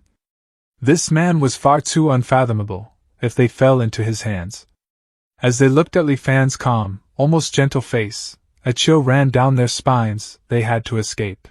And so, before the eyes of both Li Fan and the turtle snake monster, something bizarre unfolded. Bailey Chen, bound by the insect binding art, suddenly transformed. In the blink of an eye, he became Sikong-yi. Meanwhile, Sikong-yi, who had been standing aside, took on Bailey Chen's appearance.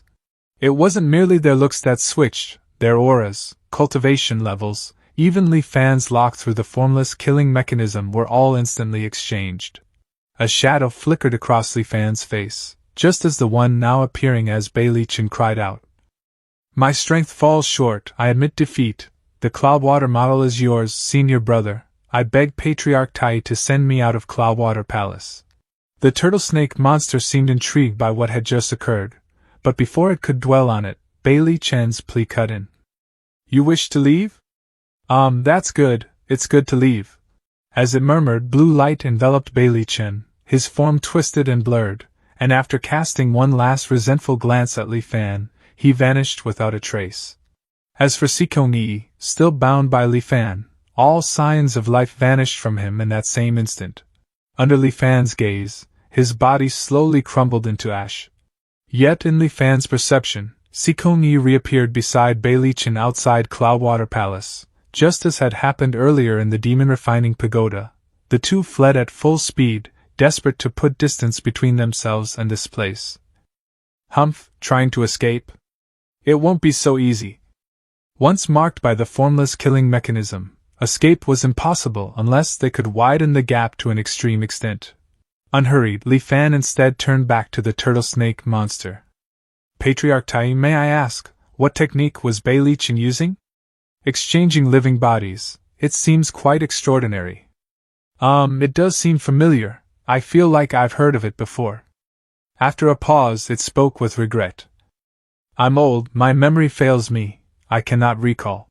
The black snake coiled atop Tai's head opened its mouth. While I still remember, I will grant you the Cloudwater model. A miniature Cloudwater palace, shimmering with multicolored radiance, drifted gently toward Li Fan before settling into his palm. As the information flooded into his mind, Li Fan couldn't help but feel a trace of disbelief. This is it? This alone is worth 100,000 contribution points. The so-called Cloudwater model was exactly what it appeared to be, a tiny yet exquisitely detailed replica of Cloudwater Palace. Every structure, every courtyard, every scene had been perfectly recreated. More than that, remnants of thoughts left behind by past disciples lingered within, preserved through some unknown method as miniature figures, living and moving inside this small world. By channeling his divine sense into the model, Li Fan could experience Cloudwater Palace as though walking its ancient grounds himself, yet beyond this, it seemed to hold no extraordinary function, he pondered. Perhaps Cloudwater Record would be a more fitting name, or maybe there is something hidden within. Otherwise, why would it be valued so highly? Questions filled his mind, but now was not the time to pursue answers. Stowing the model into his storage ring, Li Fan cupped his hands toward the turtle snake entity. Patriarch Tai, I request to leave as well. I still have matters to settle with my junior brother, Bei Li Chen. Soon after, Tai's weary ancient voice echoed. Yes, leaving is good, leaving is good. Just as before, blue light enveloped Li Fan, and his figure faded away. The Tsongyun Sea, his vision blurred, and in the next moment, Li Fan stood once more above the vast blue ocean, this time outside the central region of the Cloudwater Palace ruins.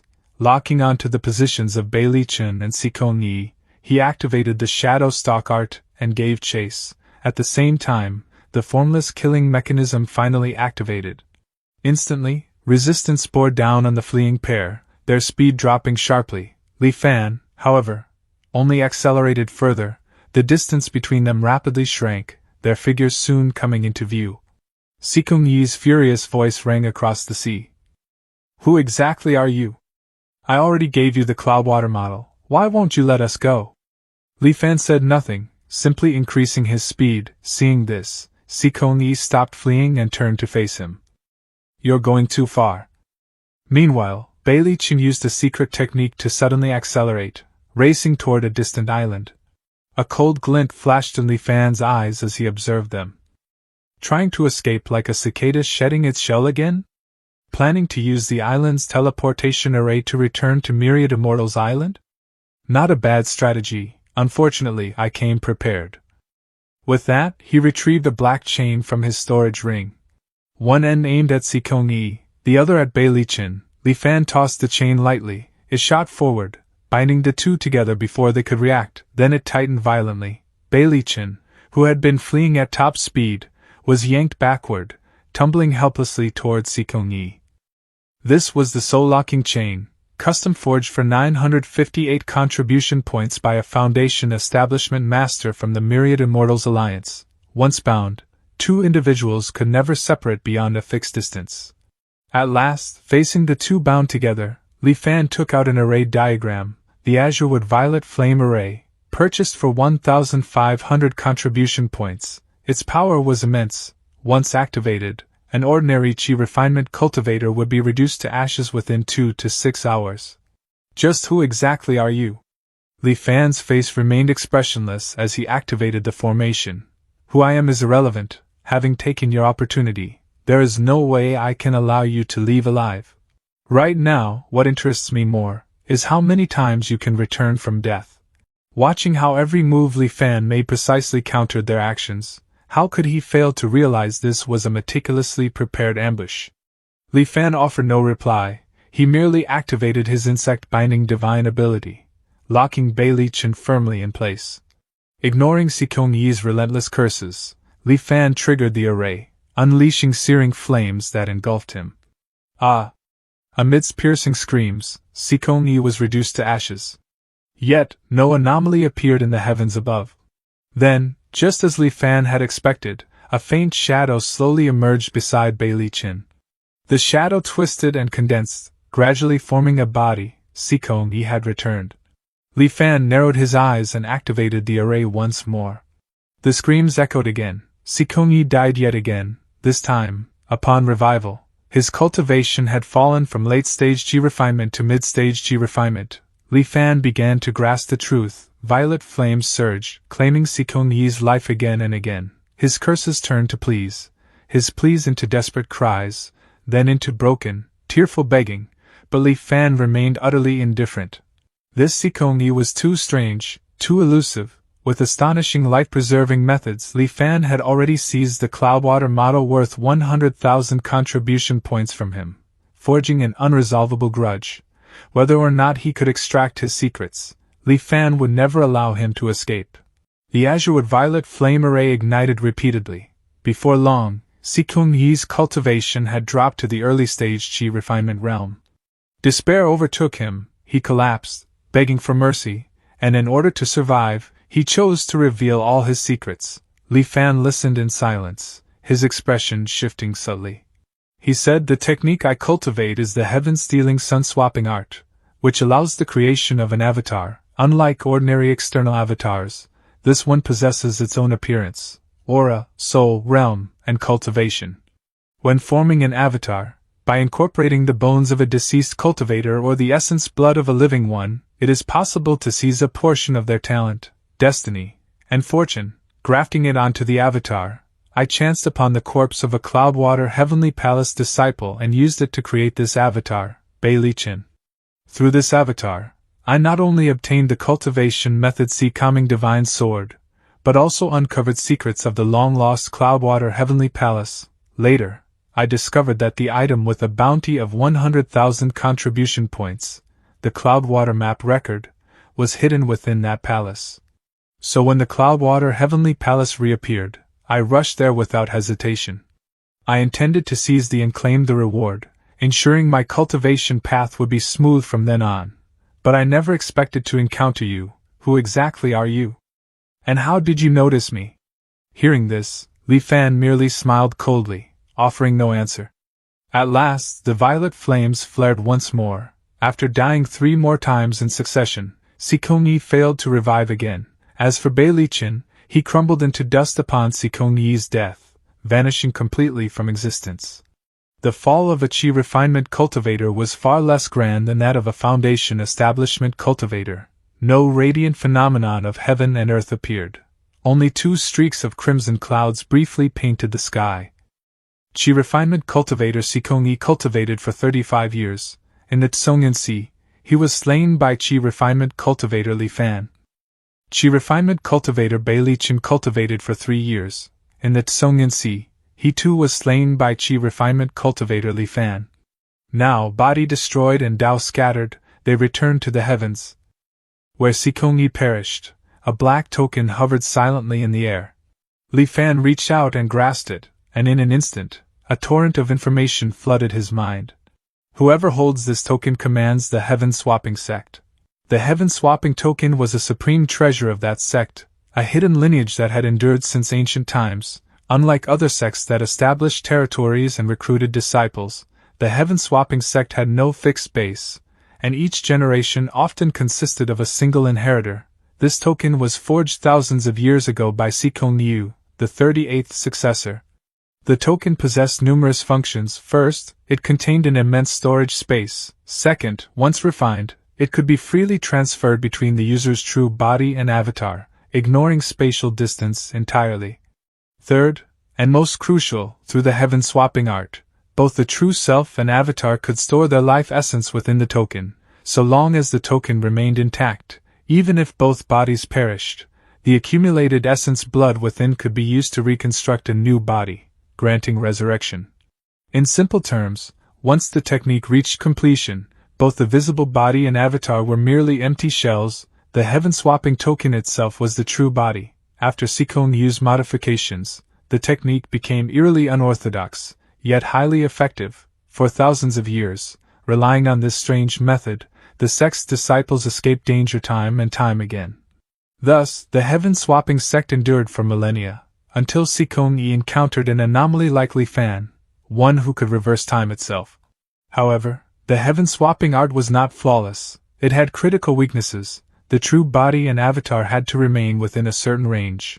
The farther apart they were, the weaker the avatar became. Beyond a certain distance, it would drop to early-stage chi refinement strength. The limitation was absolute. The greater the distance, the more the avatar weakened, until only the lowest level of chi refinement remained. Furthermore, because their life essence was bound to the token, upon death, fragments of their souls would remain trapped within it. These fragments often retained portions of memory. In dire moments, the token's wielder could even release them to confront enemies. Li Fan extended his divine sense into the token. Inside its vast, empty space drifted only Sikong Yi and another indistinct soul fragment. His consciousness formed into a giant hand, grasping them and sifting through their lingering memories. After a long while, Li Fan finally uncovered why this ancient inheritance had fallen into ruin. It all traced back to Sikong Yi's so-called master, Sikong Bo. Over generations, the sect had escaped countless dangers, breeding arrogance and recklessness. By Sikong Bo's era, that arrogance had reached its peak.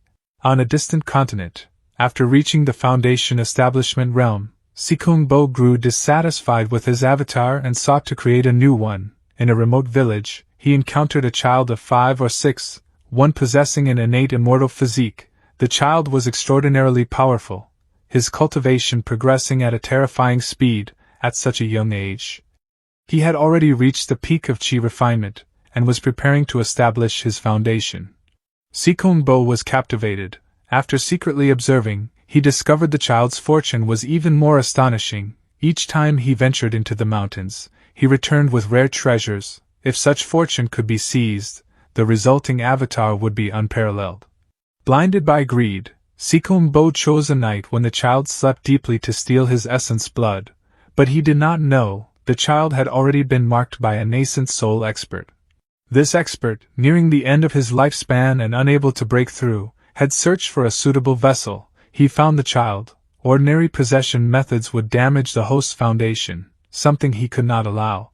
When Sikong Bo made his move, the expert was instantly awakened. Enraged, he revealed his form, an azure willow, and attacked. This child was his hope of reaching spirit transformation, even Dao unity.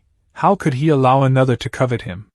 One was a former nascent soul cultivator turned weakened curio of heaven and earth. The other, though only at Foundation establishment, wielded the hidden sect's ancient inheritance. Their battle dragged on, both suffering heavy injuries until retreat became inevitable. And at that very moment, the child appeared. He gazed coldly at the two, no longer the innocent child he once seemed. His cultivation had reached the absolute limit of chi refinement. Only a curio of heaven and earth was needed to step into Foundation establishment. The azure willow sensed danger and tried to flee, but it was already too late. While it had slumbered, the child had secretly placed numerous restraining spells upon it. Now, as they activated all at once, the azure willow was dragged into the child's body, and refined completely in an instant. The moment Sikong Bo witnessed it, fear seized his heart. Without hesitation, he turned and fled. The child, however, had no intention of letting him get away. Though the child had only just stepped into the Foundation establishment realm, every motion he made bore the calm authority of a seasoned grandmaster. Each strike was precise, aimed directly at Sikong Bo's vital points. Even more unsettling, he seemed to know Sikong Bo's methods inside out. Every attempt to split and escape using his avatar was instantly crushed. After a prolonged chase, Sikong Bo's avatar was utterly destroyed, and his true body was left gravely wounded, cornered with no way out. With no other options left, he released all the remnant souls of his sex elders stored within the heaven-swapping token, hoping they could stall the child for even a brief moment. The souls did manage to delay the child, buying Sikong Bo some distance, but then, from afar, a streak of violet lightning tore down from the heavens, obliterating every remnant soul into ash. Panic-stricken, Sikong Bo fled without daring to look back, only stopping once he had escaped deep into the remote Songyun Sea. Yet his wounds were far too severe, death loomed near. Before his final breath, Sikong Bo found Sikong Yi and took him in as a disciple. In haste, he passed down the heaven-swapping art and the token before dying. Sikong Yi had originally planned to seize the Cloudwater model, exchange it for 100,000 contribution points, and carve out a smooth path for his cultivation. He never expected to encounter Li Fan. Even at the moment of his death, he never learned who had killed him. Nor did he understand how he had been discovered. Had he not been cautious after learning from his master's fate?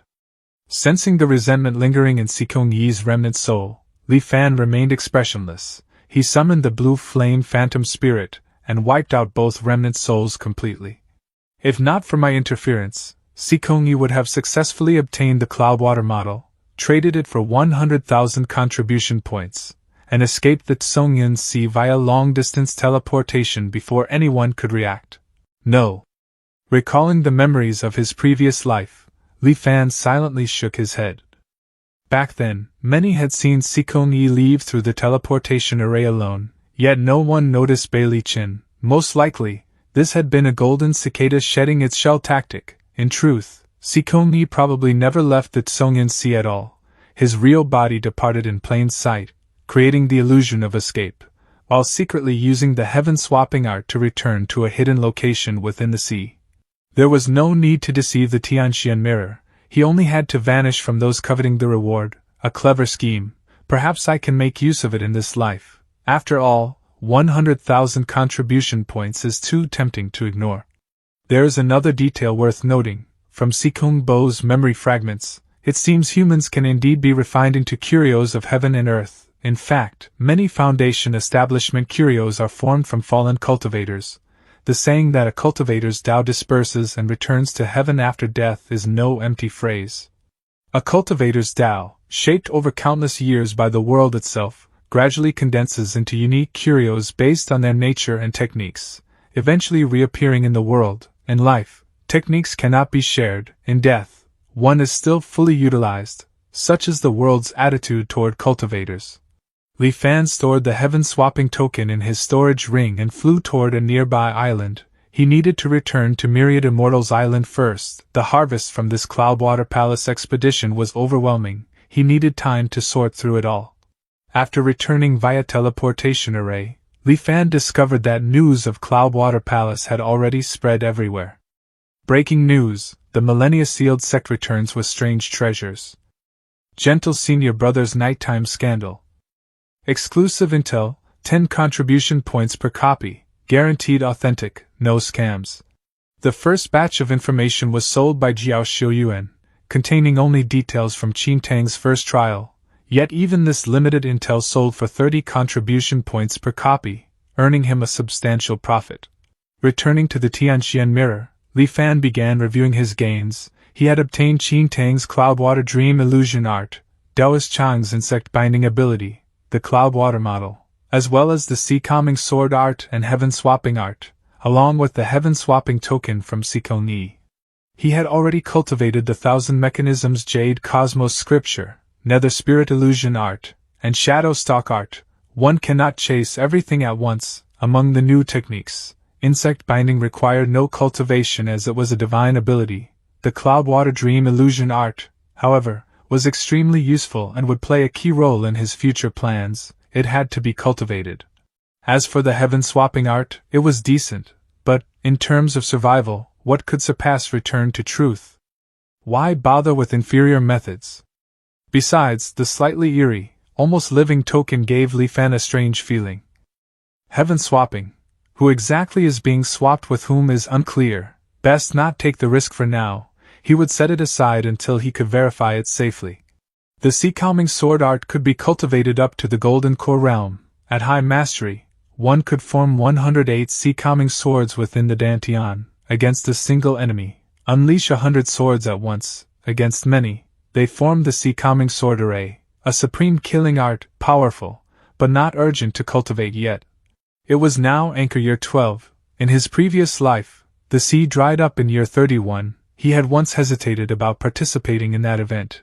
But with these new gains, even if his true self fled to another continent, he could still stir chaos in the Tsungyan Sea using an avatar and the Cloudwater Dream illusion art. Countless plans flashed through his mind. Only after a long time did he set those thoughts aside. Taking out the small multicolored model, he examined it carefully. If I hadn't personally obtained this from Tai, I'd never believe this was the legendary Cloudwater model. After studying it for a while, he still couldn't uncover its secrets. Perhaps it truly held mysteries, but if he couldn't understand them, it was no better than scrap. Exchanging it for 100,000 contribution points was the best choice, however. Doing so with his true identity would attract too much attention. He needed an avatar first. Fortunately, most materials required weren't expensive. After gathering them, Li Fan left Myriad Immortals Island and arrived at a western island in the Tsungyan Sea. Yet he faintly sensed someone else's presence. His heart tightened as he concealed himself and moved closer. A familiar voice echoed from afar. Strange, it should be here. Focusing his gaze, Li Fan recognized the sneaking figure. It was Jiao Xiuyuan. His voice suddenly rang out. What are you searching for? Jiao Xiuyuan startled, turning toward the figure hidden by a form-concealing talisman. Fellow Taoist Sikong? Li Fan's tone turned cold. You sent people to follow us before. Was it just to sneak into my cave dwelling while I was gone? Jiao Xiuyuan laughed awkwardly. A misunderstanding, truly a misunderstanding. His eyes flickered as he quickly asked. May I ask where fellow Taoist Bailey is? Li Fan gave no reply. Instead, he activated the Azurewood Violet Flame Array, trapping Jiao Xiuyuan within it. Violet fire erupted, and amid miserable screams, Jiao Xiuyuan was burned to ash. The scent of charred wood lingered faintly. Just a puppet. As expected, Li Fan showed no surprise. Looking down at the deserted island, he sensed a hidden cave dwelling deep within the jungle. He flew toward it, stopping before an ordinary coconut tree. With a light touch and aura verification, a pulling force drew him in. He did not resist, allowing himself to be pulled inside.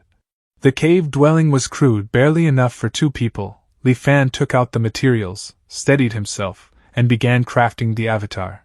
This time, he had no intention of seizing another's destiny. The avatar would only serve as a decoy, to secure the reward and divert attention. It would also remain behind to witness crimson flame evaporating the sea. Since it was destined to perish, there was no need for perfection. Bones, organs, skin, and hair gradually formed. Li Fan adjusted its appearance. Not handsome, not ugly, a plain, forgettable face. Soon, a dull, expressionless visage emerged. He stared at it for a long moment before nodding in satisfaction. Then came the final step. Gathering his focus, Li Fan pointed at its crown. Sever. The connection between its fate and its origins was cut. The avatar became an independent existence. It felt like gaining another body, another perspective. Strange at first, he controlled it to move, sit, lie down, stand. Gradually, he grew accustomed to it. The avatar bowed. Greetings, fellow Taoist. Li Fan smiled. From now on, your name is Lin Fan. Nice. Lin Fan stood at mid-stage Qi refinement, one level below the original. He had no techniques, just an empty vessel with cultivation. Next, he joined the Myriad Immortals Alliance. After meeting the Lingyun Island Guardian and completing the procedures, He arrived at Myriad Immortals Island and activated his Tianxian mirror space. Meanwhile, Li Fan returned separately. They did not meet. Lin Fan took out the Cloudwater model and chose to complete the mission for 100,000 contribution points. At the same time, Li Fan focused, observing through him. This time, the Tianxian mirror remained silent far longer than usual. Just as Li Fan began to suspect something was wrong, the mirror spoke again. Unable to verify the authenticity of the Cloudwater model, please wait. After a long pause. The task issuer requests to visit your space. Do you accept? Lin Fan hesitated briefly, then agreed. Soon after, an elderly man with graying hair and a gentle expression appeared before him. No trace of cultivation could be sensed. He seemed like nothing more than an ordinary mortal. Not the slightest trace of a cultivator's aura could be detected from the old man. He appeared no different from an ordinary mortal. He lowered his head respectfully. Greetings, elder. The white-haired elder let out a gentle laugh. There is no need for such courtesy. I am merely an old man who should have perished long ago, yet somehow continues to linger. The elder's face seemed faintly familiar, yet Lin Fan could not recall where he had seen him before. His presence was warm and approachable, like a kindly old grandfather next door, naturally putting others at ease. Of course, Lin Fan understood all too well that this man was anything but ordinary. The depth of his cultivation was unfathomable, far beyond what Lin Fan could perceive at present. This realization only made Lin Fan grow more guarded. The white-haired elder spoke gently. Have you come to submit the Cloudwater model? Lin Fan nodded, presenting the multicolored miniature construct. The elder received the tiny Cloudwater palace and examined it closely, a trace of nostalgia clouding his gaze. Yes, this is indeed it, Hai Tai Fuyun. It has been far too long. His eyes turned distant, as though sinking into memories long buried by time. Hearing these words, Lin Fan's heart skipped a beat. He remained standing silently to the side, not daring to act rashly. From the elder's tone, it sounded as though he belonged to the same era as that turtle snake Tai. The destruction of Cloudwater Palace had taken place countless years ago. How could this man have endured until now? Ever since the Great Reformation, cultivators had been plagued by the world's malignant will, losing the longevity once enjoyed in ancient times. To live for 1,000 years was already an extreme feat. What level of cultivation would allow one to survive this long? Spirit transformation? Tao unity? Lin Fan suppressed his spiraling thoughts, yet his vigilance only deepened. Sensing Lin Fan's unease, the white-haired elder smiled faintly. He asked, "What is the current condition of Cloudwater Palace?" Lin Fan then recounted everything he had witnessed in detail. Qin Tang reduced to a statue, Daoist Chong refining his own body into pills, and Tai pierced through by countless shattered swords. After a long silence, the elder sighed heavily. If not for certain circumstances preventing me from entering Cloudwater Palace, I would never have allowed them to suffer such a fate. He cast an approving glance toward Lin Fan. To emerge alive from Cloudwater Palace proves that you possess both keen wit and caution. Lin Fan replied humbly. I was merely fortunate. The white-haired elder suddenly spoke again. I have another matter I wish to entrust to you. Would you accept it? Please, elder, go ahead.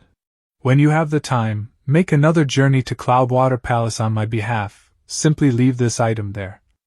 The elder produced a small white jade figurine and handed it to Lin Fan. It appeared to be carved from ordinary jade, devoid of any unusual aura, and its features were identical to the elder himself.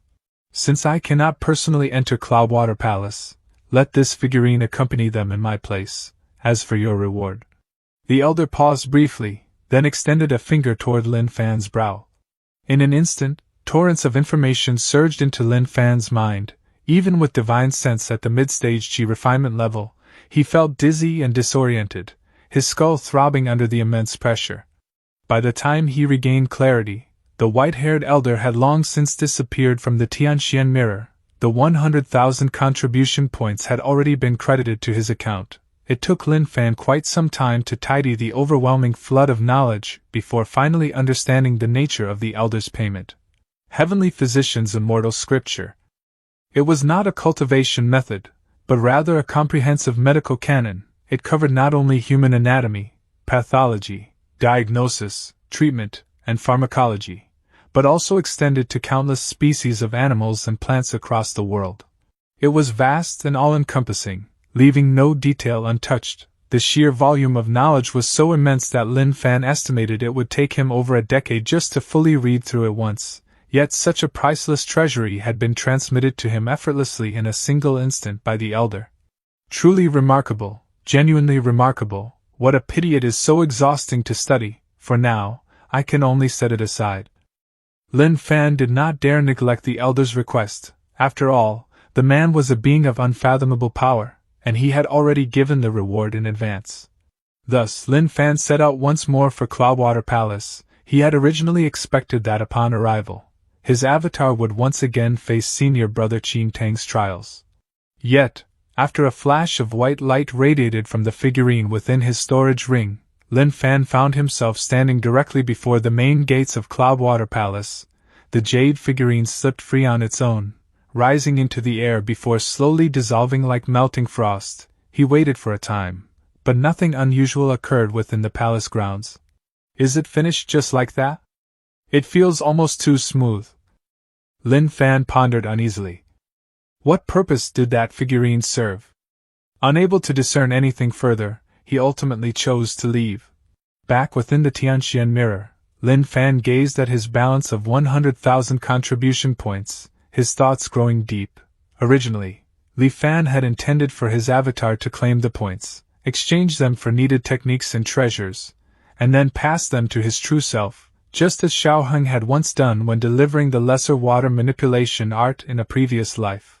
However, after encountering the white-haired elder, Li Fan abandoned that plan. For now, it was safest for the avatar and the true self to remain completely unconnected. That elder gave Li Fan an overwhelming sense of danger, and the avatar had already drawn his attention, if their link were exposed. As for whether the 100,000 contribution points would be wasted in the avatar's possession, there was no cause for concern. In this world, the most valuable assets were forms of knowledge, especially techniques. When the avatar studied various texts, it was no different from the true self learning them simultaneously. Therefore, spending those points through the avatar was equivalent to spending them directly. Resolving himself, Lin Fan first searched for information regarding the ancient war that Qin Tang and Taoist Chong had repeatedly mentioned within Cloudwater Palace. Resolving himself, Lin Fan first searched for information regarding the ancient war that Qin Tang and Taoist Chong had repeatedly mentioned within Cloudwater Palace. While the avatar, Lin Fan, immersed himself in the hidden truths of the cultivation world, Li Fan's true self traveled by teleportation array to Liuli Island under the cover of night. However, He Zhenghao was nowhere to be found. The guardian of the island's protective formation was an unfamiliar cultivator. It seemed He Zhenghao had yet to return from exploring the cave dwelling. Li Fan did not linger on the matter. After offering a brief nod, he exited the array, concealed his presence, and silently made his way toward the residence of Zhang Haobua, captain of the Tsengyuan. Gazing upon the sleeping Zhang Haobua, a faint smile appeared on Li Fan's lips. 19 years remained before the crimson flame would evaporate the sea. Now that the avatar was established, parts of his plan could be arranged in advance. He activated the Cloudwater Dream Illusion art. Zhang Haobua jolted awake from a nightmare, his body drenched in cold sweat. He gasped heavily, the lingering terror refusing to subside. Only after a long while did he regain his senses. Looking around blankly, he muttered, "This is Liuli Island? Was it all merely a nightmare? Yet what kind of dream could feel so vividly real?" In that dream, he had fished up a corpse from the sea. Along with it came a book. Despite being soaked in seawater for so long, the text within remained perfectly intact. Sea Calming Sword Art. It was a cultivation technique originating from the ancient Cloudwater Palace. Capable of being cultivated up to the foundation establishment realm, it allowed the practitioner to condense 24 sea-calming swords within the Dantian and unleash them upon enemies. Relying on this powerful art, his cultivation had surged rapidly. In just over a decade, he had risen from an ordinary mortal to the late-stage Qi refinement realm. He stood on the threshold of foundation establishment, but then the mere recollection of what followed caused Zhang Haobua's body to tremble uncontrollably. Above the Tsongyin Sea, A translucent crimson figure had suddenly appeared, holding a seemingly weak flame in its grasp. Yet it was this very flame that, over the course of 10 years, gradually boiled the entire Tsongyan Sea dry. His family, his friends, his homeland, everything was annihilated. The cultivators of Myriad Immortals Island resisted with all their might. But the figure was far too powerful, and its arrival far too sudden. The Tsongyan Sea became a sealed death zone, impossible to escape or enter. With no reinforcements, every cultivator of Myriad Immortals Island ultimately perished, managing only to severely wound the entity. In the end, a torrent of blazing fire descended from the heavens, reducing the island to ashes, and thus, the nightmare came to an end. Yet Jean Halbois could not calm his mind for a long time. Was it truly just a dream? How could an ordinary mortal like him dream of Myriad Immortals Island and the Tianxian Mirror, things he had never even conceived of before? And that cultivation technique as well. Wait! Jean Halbois' eyes suddenly sharpened. The sea-calming sword art surfaced instantly within his mind, every word and every line incomparably clear. He jolted upright. So it wasn't a dream? Then, could it be? I've truly regressed? He had read countless bizarre novels where protagonists died and returned to decades earlier. Never once did he imagine such a thing would happen to him. It took Jean Halbois quite some time to steady his breathing and piece together fragments from his previous life. Unfortunately, perhaps that crimson figure had been too horrifying. Its shadow dominated his mind, leaving behind only scattered memories of major past events. But even that was enough. He turned his head toward his wife, still peacefully asleep at his side, and a firm resolve settled in his eyes. There were still more than 10 years before that catastrophe would descend. With preparation and careful planning, he could surely set a trap and eliminate that crimson figure. First, he had to break into the early-stage Chi refinement realm, then, join the Myriad Immortals Alliance. The truth of his regression was too absurd to reveal. He also needed a way to convince the Alliance that the crimson figure would indeed appear. Drawing upon the mindset of a late-stage Chi refinement cultivator from his past life, Jean Halbois' thoughts began racing with countless strategies. Watching Jean Halbois' rapidly shifting expressions, and seeing no sign that he intended to flee immediately, Li Fan nodded slightly. What Jean Halbois believed to be regression was, in truth, nothing more than the effect of Li Fan's Cloudwater dream illusion art. Constructing a dream illusion based on glimpses of a true future was more than sufficient to deceive a mere mortal. However, Li Fan's mastery of the technique was still incomplete. Even having witnessed fragments of the future, he could not grasp every detail. As a result, the illusion inevitably contained flaws. To strengthen its authenticity, Li Fan had paid a significant cost. Even using a diluted foundation establishment-level version of the sea-calming sword art, his purpose was to manipulate Jean Halbois into becoming a proxy, pushing the Myriad Immortals Alliance into conflict with Crimson Flame. Li Fan wanted to see how the cultivators of Myriad Immortals Island would react if they were forewarned about the sole arbiter of heaven and earth's descent. Naturally, to prevent Jean Halbois from losing his nerve and fleeing, Li Fan embedded psychological suggestions into the illusion, planting a sense of responsibility within him, for the sake of family and companions, to stop the impending disaster. For now, the results appeared satisfactory. He would need to revisit periodically to reinforce the illusion through the Cloudwater Dream illusion art. With that thought, Li Fan secretly locked onto Jean Halbois using the formless killing mechanism, ensuring he could not slip away unnoticed. The reason Li Fan had chosen Jean Halbois as his regressed proxy to incite conflict between the Myriad Immortals Alliance and Crimson Flame was simple. The man's destiny was far from ordinary. In his previous life, despite being a mere mortal, Jean Halbois had somehow sensed the looming calamity and escaped far before it struck. Not only that, he had encountered further opportunities across distant lands. In just over 20 years, he rose from mortal status to a foundation establishment cultivator. Now, with the cultivation method provided by Li Fan, his growth would undoubtedly accelerate. Only then could he participate in, and possibly influence, the catastrophe of Crimson Flame scorching the seas. After watching Jean Halbois drift into deep sleep following his mental exhaustion, Li Fan rose into the air, preparing to return to Myriad Immortals Island. Beneath the night sky, Most of Liuli Island had fallen silent, shrouded in darkness. Only one residence remained illuminated, its courtyard adorned with white funeral banners. Li Fan immediately recognized it. It was the residence of Manager Zhao, formerly responsible for managing Liuli Island's personnel. He halted midair, surprise flashing across his face. Descending into the courtyard, he stepped into the morning hall. Manager Zhao, dressed in mourning attire, knelt before a spirit tablet. Li Fan's gaze fell upon the inscription, and he froze momentarily. Spirit tablet of the late immortal master He Zhenghao. He Zhenghao had died.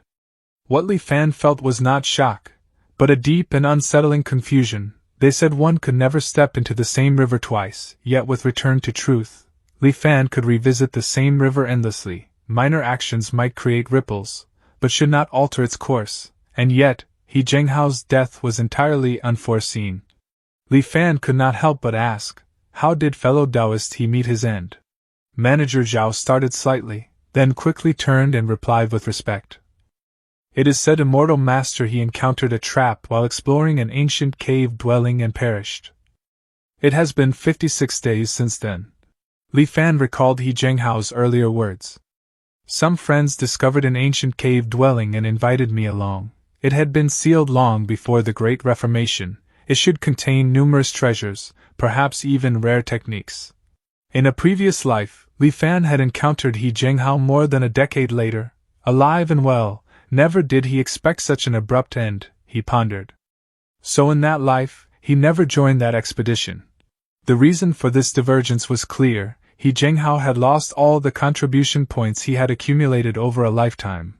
To obtain that nascent soul technique, he chose to gamble, and the cause of his losses traced back to the destruction of the spirit mist grass island by the Dracohale exotic beast, leading him to believe there was profit to be made. In that previous timeline, this incident had never occurred, so what triggered the beast's attack? A sudden image flashed across Li Fan's mind.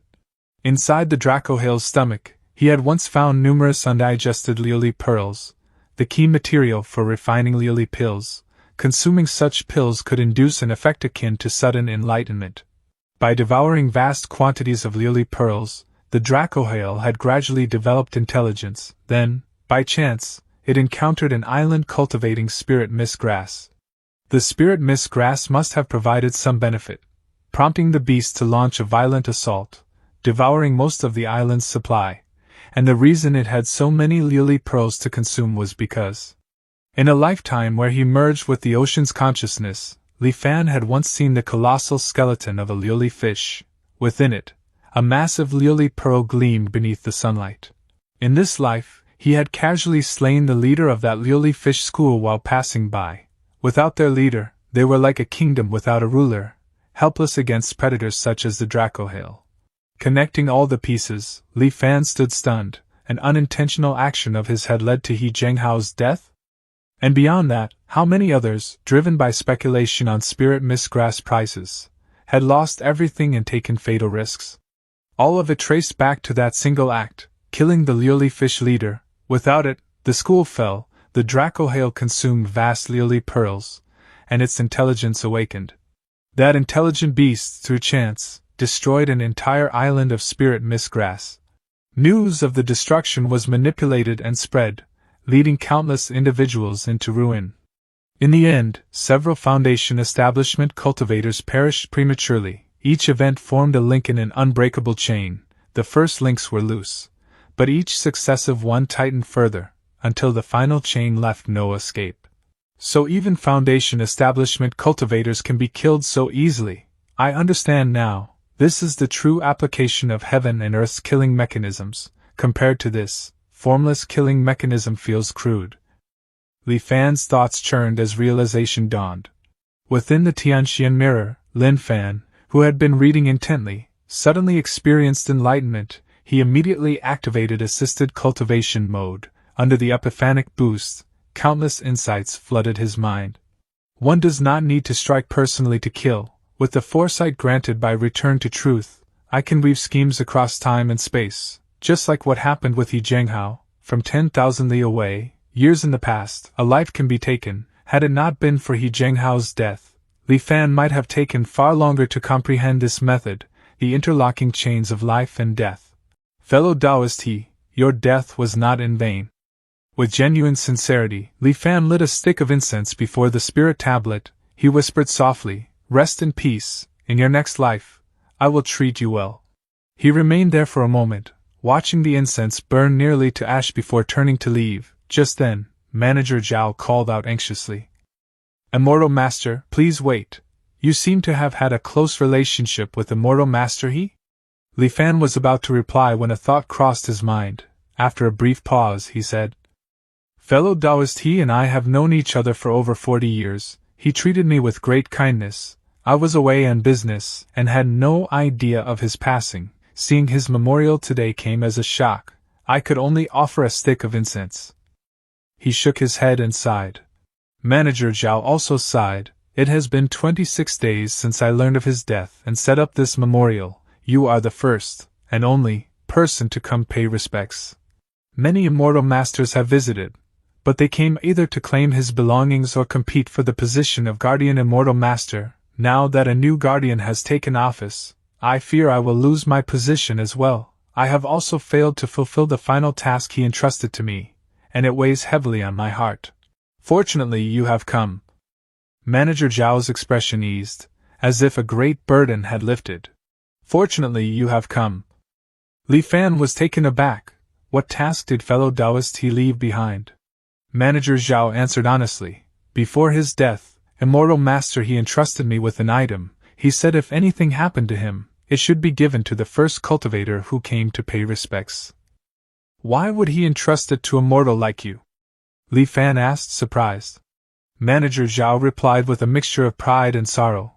"To be honest, Immortal Master, in my youth I once saved his life. He wanted to take me as a disciple, but I feared the hardships of cultivation and chose to remain as a servant instead. Over the years, I served him loyally. That is why he trusted me." He quickly turned and retrieved a small square box hidden beneath the spirit tablet, handing it over with slight nervousness. "This belonged to Immortal Master He. As for its purpose, I do not know." Li Fan opened the box and found a spirit talisman engraved with the word myriad. It seemed familiar, wasn't this? It was the passage talisman required for non-members entering or leaving Myriad Immortals Island for the first time, but what use could it possibly have?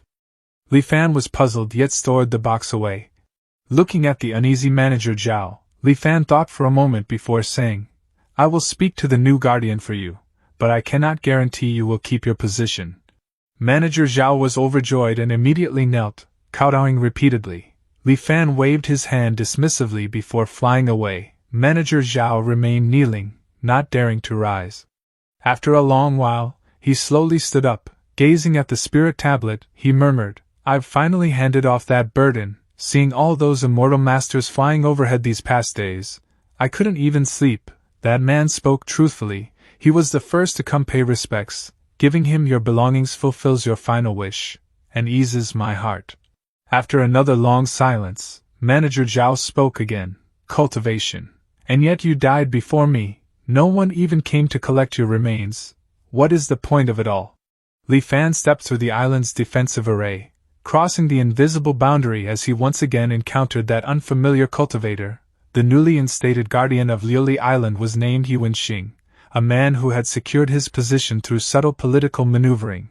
Li Fan chose not to bring up Manager Zhao's ties with He Zhenghao.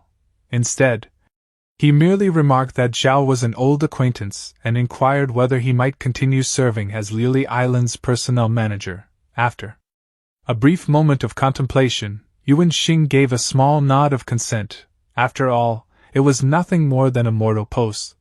After exchanging communication talismans, Li Fan wasted no time and hurried back to the Tianxian mirror. Following a period of careful searching and probing, he finally uncovered the true function of that passage talisman. Beyond acting as a key to enter Myriad Immortals Island, the talisman also functioned as a retrieval token. The stored items were not kept within the Tianxian mirror itself, but rather in a separate location known as the Myriad Vault. This vault, however, was not situated on Myriad Immortals Island. It lay instead upon Yulan Island, far in the northern reaches of the Tsongyan Sea.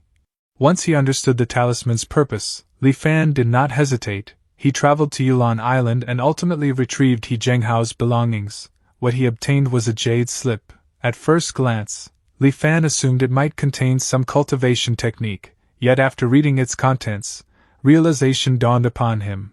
The jade slip held an unfinished manuscript authored by He Zhenghao. Detailed explanations of the 100 veins array diagram. The text meticulously documented He Zhenghao's unique insights into array formations accumulated over many years, along with numerous original ideas. Accompanying the manuscript was a final message left behind by He Zhenghao. He confessed that throughout his entire life, the only path he had ever truly cherished was the Tao of arrays. For decades, he had devoted himself entirely to it, advancing step by step, enduring countless failures, until he managed to complete just over half of detailed explanations of the 100 veins array diagram. This journey to explore the cave dwelling had not seemed especially perilous. Yet one could never be too cautious. If misfortune were to strike, death itself would be insignificant. What truly terrified him was the possibility that his life's work, detailed explanations of the 100 veins array diagram, would be lost to time, buried and forgotten. Thus, he had made preparations, hoping that whoever obtained the talisman might deliver the manuscript to any array master on Myriad Immortals Island, so that it might one day be completed. In the end, He Zhenghao could not help but express a trace of bitterness. He spoke of the many advantages of the mountain-sitting art he cultivated, lamenting only its extreme difficulty. Had it not been so arduous, he would never have needed to risk his life exploring that ancient cave dwelling merely to replace his cultivation method. The mountain-sitting art? Fellow Taoist you've truly left me with quite the dilemma. As Li Fan stored the jade slip away, an inscrutable glimmer flickered deep within his eyes. Sitting upon a mountain and harvesting its gains, to think such a cultivation method truly exists in this world. What a pity he only mentioned it briefly without leaving the technique behind. I wonder, could fellow Taoist remains still be recovered? The mountain-sitting art was, without question, perfectly suited to Li Fan. It would allow him to fully exploit the foresight granted by return to truth. Not knowing of it before was one thing, but now that he understood its potential, he was determined to obtain and cultivate it. Nothing would stand in his way. He Zhenghao was already dead and seemed not to have passed the technique on.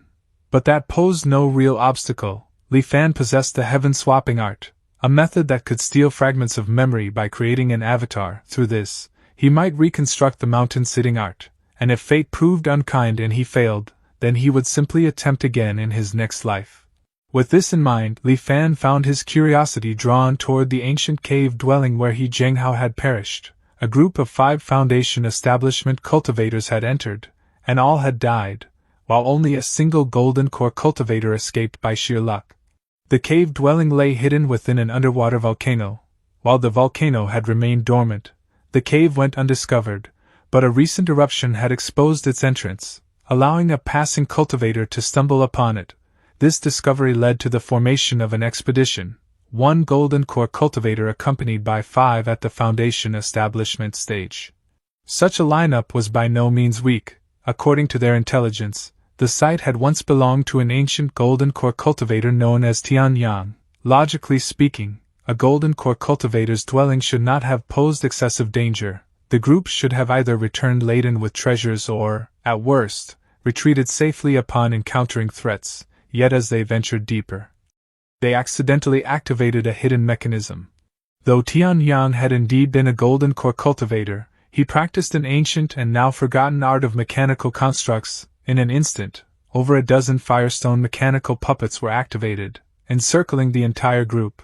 Only the golden core cultivator Jing Xiaoyun managed to escape, and even then, he was gravely wounded.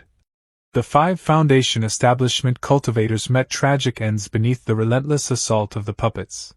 The deaths of those 5 did nothing to dampen the ambitions of others. On the contrary, it only intensified their desire to explore the cave dwelling. Setting aside the invaluable mechanical puppets within, the possessions left behind by the fallen cultivators alone were enough to stir countless greedy hearts.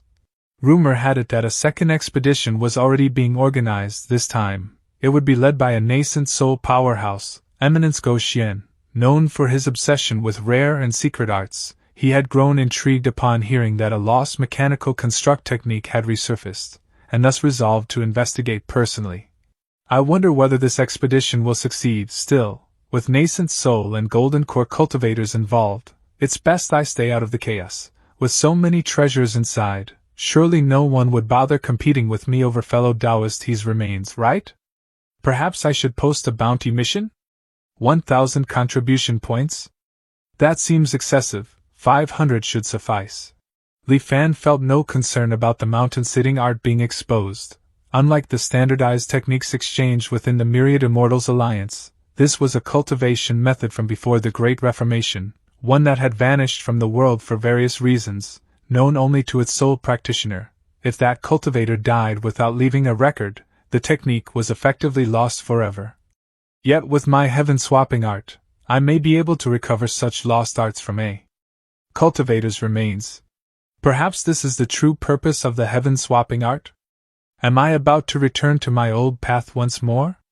Li Fan sank into deep contemplation. After a long moment, he slowly shook his head.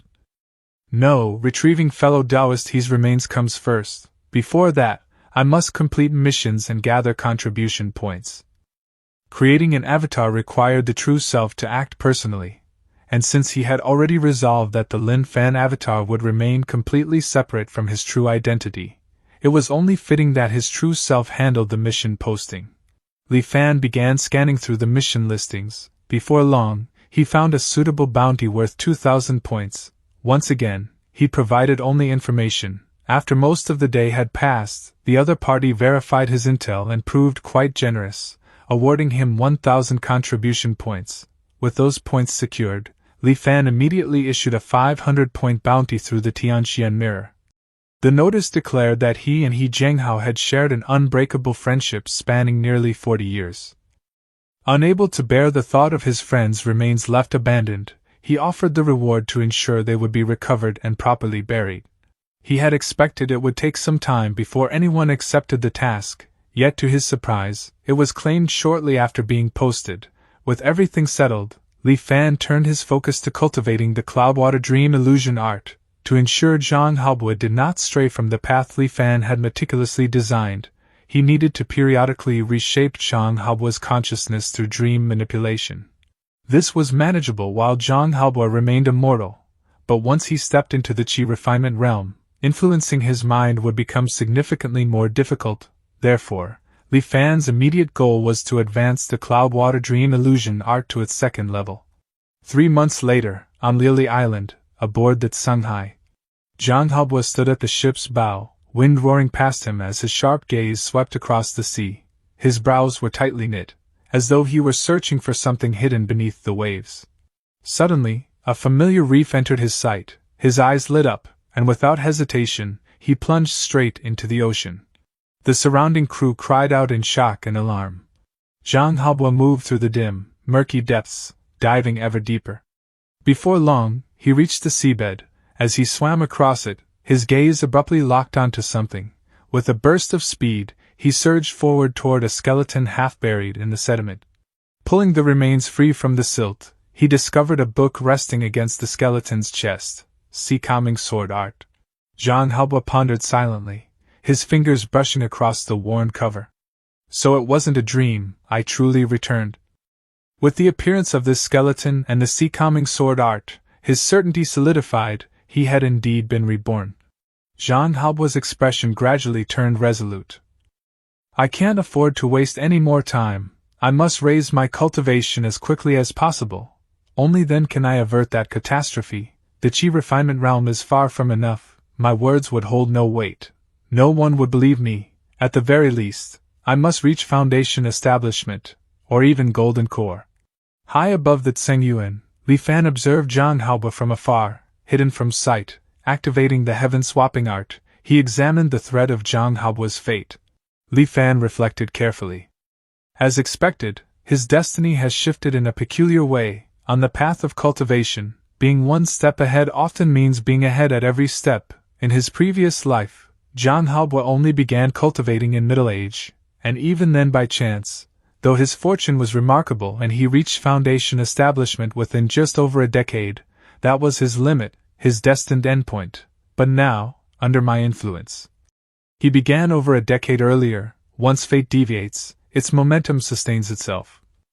Like riding a favorable wind, the strong only grows stronger. Realization dawned upon him, and Li Fan let out a faint, low chuckle. Perhaps you truly will bring me a delightful surprise. I look forward to seeing how far you can go, Zhang Haoba. In high spirits, Li Fan flew back toward Liuli Island, just as he prepared to return to Myriad Immortals Island via the teleportation array. He noticed Yuan Xing standing nearby, his expression heavy and clouded with concern. Li Fan spoke politely. Fellow Taoist Yuan, has something occurred? Yuan Xing seemed lost in thought, failing to respond at first. Li Fan had to call out again. Fellow Taoist Yuan? Only then did Yuan Xing snap back to reality. He looked at Li Fan and let out a long sigh. A disaster has struck. The cave-dwelling expedition led by Eminence Go Xian has been completely annihilated. Not even Eminence Go Xian himself managed to escape. How could this possibly happen? Li Fan blinked repeatedly, unmistakable astonishment threading through his voice. Wasn't this place supposed to be merely the cave abode of a golden core cultivator? Then how could it be that even a nascent soul expert had met their demise here? Yuan Xing slowly shook his head. At present, no one knows the exact circumstances. The entrance to that cave dwelling has already been sealed for the time being, precisely to stop more ignorant cultivators from rushing in and throwing their lives away. Saying this, Yuan Xing let out another long sigh. Across the entirety of Myriad Immortals Island, there are barely more than a dozen nascent soul powerhouses. Losing even one so suddenly is a tremendous blow. Not to mention the additional 4 Golden Core and 13 Foundation Establishment cultivators who perished across the 2 expeditions, the whole island is in unrest. With so many positions now left vacant, factions have already begun scheming in the shadows, competing fiercely for these highly coveted roles. Li Fan could faintly sense that Yuan Xing's unease was rooted in something deeper, something he wasn't voicing aloud, yet since the man chose not to speak of it, Li Fan saw no reason to pry further. After exchanging a few more courteous words, Li Fan used the teleportation array to return to Myriad Immortals Island. Upon making some discreet inquiries, he finally uncovered the source of Yuan Xing's anxiety. As it turned out, Yuan Xing's patron had been none other than the fallen Eminence Go Xian. It was precisely because of this backing that he had managed to secure the position of Liuli Island's guardian amidst intense competition. And now, before he could even firmly establish himself, that support had completely collapsed. No wonder his expression had been so troubled. Li Fan pondered silently. If even a nascent soul cultivator had fallen, then this cave dwelling must be unimaginably perilous. It seems that retrieving fellow Taoist his remains will have to be postponed for now. That was his initial conclusion, yet only a few days later, the situation took an unexpected turn. The Myriad Immortals Alliance publicly released the results of their investigation. The Golden Core cultivator Jing Xiaoyun was declared innocent. The reason why he, merely at Golden Core, survived the first expedition, while a nascent soul powerhouse died in the second, was attributed to a peculiar trait of the mechanical puppets within Tian Yang's cave dwelling. They became weaker when facing weaker opponents, and stronger when facing stronger ones. Naturally, this so-called ability of growing stronger against the strong must have some upper threshold. However, just where that limit lay remained entirely uncertain. Once the official announcement from the Myriad Immortals Alliance spread, the oppressive atmosphere hanging over Myriad Immortals Island quickly dissipated. Most cultivators found the explanation credible. As a result, the Qi refinement cultivators, who made up the majority in the Tsongyan Sea, became visibly excited. A dozen or so puppets with nascent soul-level strength were indeed terrifying, but a dozen puppets limited to the Qi refinement realm, those were far less intimidating. If one could somehow bring even a single puppet back, countless Qi refinement cultivators began indulging in such fantasies. Their ambitions stirred. Before long, many began organizing themselves, eager to launch a third expedition into Tian Yang's cave dwelling. Upon hearing this news, even Li Fan felt a stir of temptation. Within the Qi refinement realm, wasn't he essentially unrivaled? Against weaker opponents, his insect-binding divine ability could suppress them effortlessly. Against those at the same late stage, He possessed techniques such as formless killing mechanism, cloud water illusion, and the blue flame phantom spirit. Li Fan simply did not believe that anyone in the Tsungyan Sea could surpass him. Should he venture into the cave dwelling? The temptation lingered briefly, but Li Fan soon sensed something was off. If those puppets truly weakened against the weak and strengthened against the strong, then the Myriad Immortals Alliance could have secretly assembled a group of late-stage chi refinement cultivators to seize the cave dwelling and claim all the puppets. Obtaining more than a dozen puppets with at least nascent soul-level combat power would be an irresistible gain. Why? Then, would they publicly disclose such information? The only plausible explanation was that the puppets possessed other strange properties that even the Alliance could not fully comprehend. Thus, they chose to let the masses of chi refinement cultivators risk their lives to probe the unknown. Li Fan was not the only one who found the Alliance's actions suspicious. After the initial wave of excitement subsided, most people quickly regained their composure, yet there would always be those who believed themselves favored by fate. Around 30 such individuals gathered together and embarked on a third expedition into Tian Yang's cave dwelling. 10 days later, they returned in a miserable state. More than half of the group managed to escape back alive. Through their tearful and trembling accounts, the onlookers learned what had transpired inside the cave dwelling. Those 17 puppets were simply too formidable. Their bodies, forged from some unknown material, were unbelievably resilient. No arcane technique had any effect on them whatsoever. Not even the faintest mark could be left behind, though their combat strength was restricted to the chi refinement realm. Their physical durability was enough to withstand attacks from a nascent soul cultivator. Li Fan fell into deep thought. I wonder how this cave-dwelling situation was resolved in my previous life? After joining the Myriad Immortals Alliance back then, he had never once heard mention of Tian Yang's cave-dwelling. Clearly, by that point, it had already disappeared. Perhaps a powerful figure had intervened and resolved everything. That was Li Fan's speculation.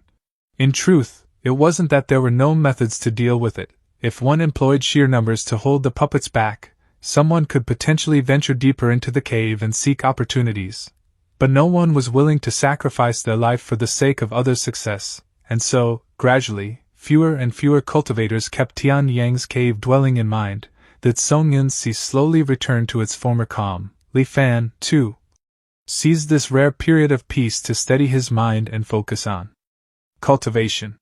Time passed swiftly, and in the blink of an eye, half a year had gone by. It was now anchor year 13. Suddenly, a subtle disturbance arose within Li Fan's mind. The lock he had placed on Zhang Haobui using formless killing mechanism showed faint signs of loosening.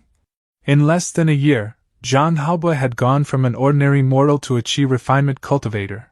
After the shift in his destiny, his cultivation speed had become even more astonishing than in Li Fan's previous life. At this rate, he might truly reach the Golden Core realm within a dozen years. The faster his growth and the greater his strength, the more upheaval he would be capable of causing. Even if he did not directly participate in the conflict with Crimson Flame, Li Fan, who had already begun to comprehend the interlocking chains of life and death, knew all too well that the influence of a Golden Core cultivator could never be underestimated. 3 months later, while in secluded cultivation, Li Fan received a message from Yuan Xing. Fellow Taoist Li Fan, have you heard? Recently, our Liuli Island has produced an extraordinary individual. A glint flashed in Li Fan's eyes. Oh? I would very much like to hear more. Yuan Xing sent over a recording. See for yourself. Within the video, 17 massive, dark red puppets swung their heavy fists, each locked in combat against a blue water sword. At the very center, surrounded on all sides by these puppets, stood a single figure, Zhang Haobui. 7 additional blue swords floated around him, revolving continuously to form a protective barrier. He was simultaneously controlling 24 water swords, engaging all 17 puppets at once. Such a battle clearly demanded immense mental exertion. Before long, 3 puppets broke through the defensive line of water swords and closed in on Zhang Haobui. Instantly, 3 of the 7 guarding swords shot forward to intercept them. In the very next moment, Zhang Haobui retreated with astonishing speed, withdrawing from the cave dwelling amid the furious roars of the puppets. Shortly after, Yuan Xing's voice rang out again. filled with unmistakable pride. What does fellow Taoist Li Fan think? Li Fan feigned ignorance. Those 17 puppets, are they from Tian Yang's cave dwelling? To confront all 17 alone, even for a brief moment, is already remarkable. Who exactly is this person?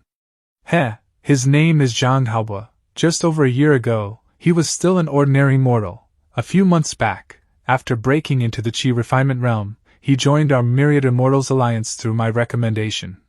After hearing about Tian Yang's cave dwelling, he went there alone. At first, I had no idea what he intended.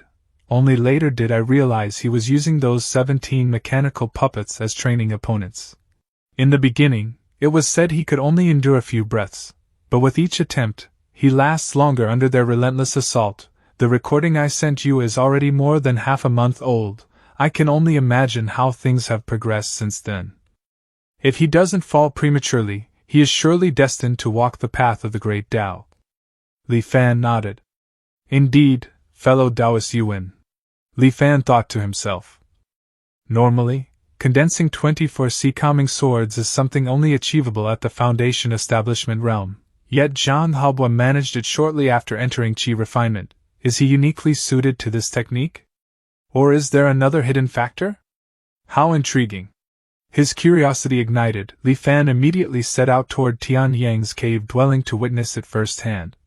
Around the crater, quite a number of cultivators had gathered. They paid no attention to the boiling seawater, nor to the strange eruptions from the underwater volcano. Their focus was entirely fixed on Zhang Haobo, who sat cross-legged not far away, eyes closed in meditation.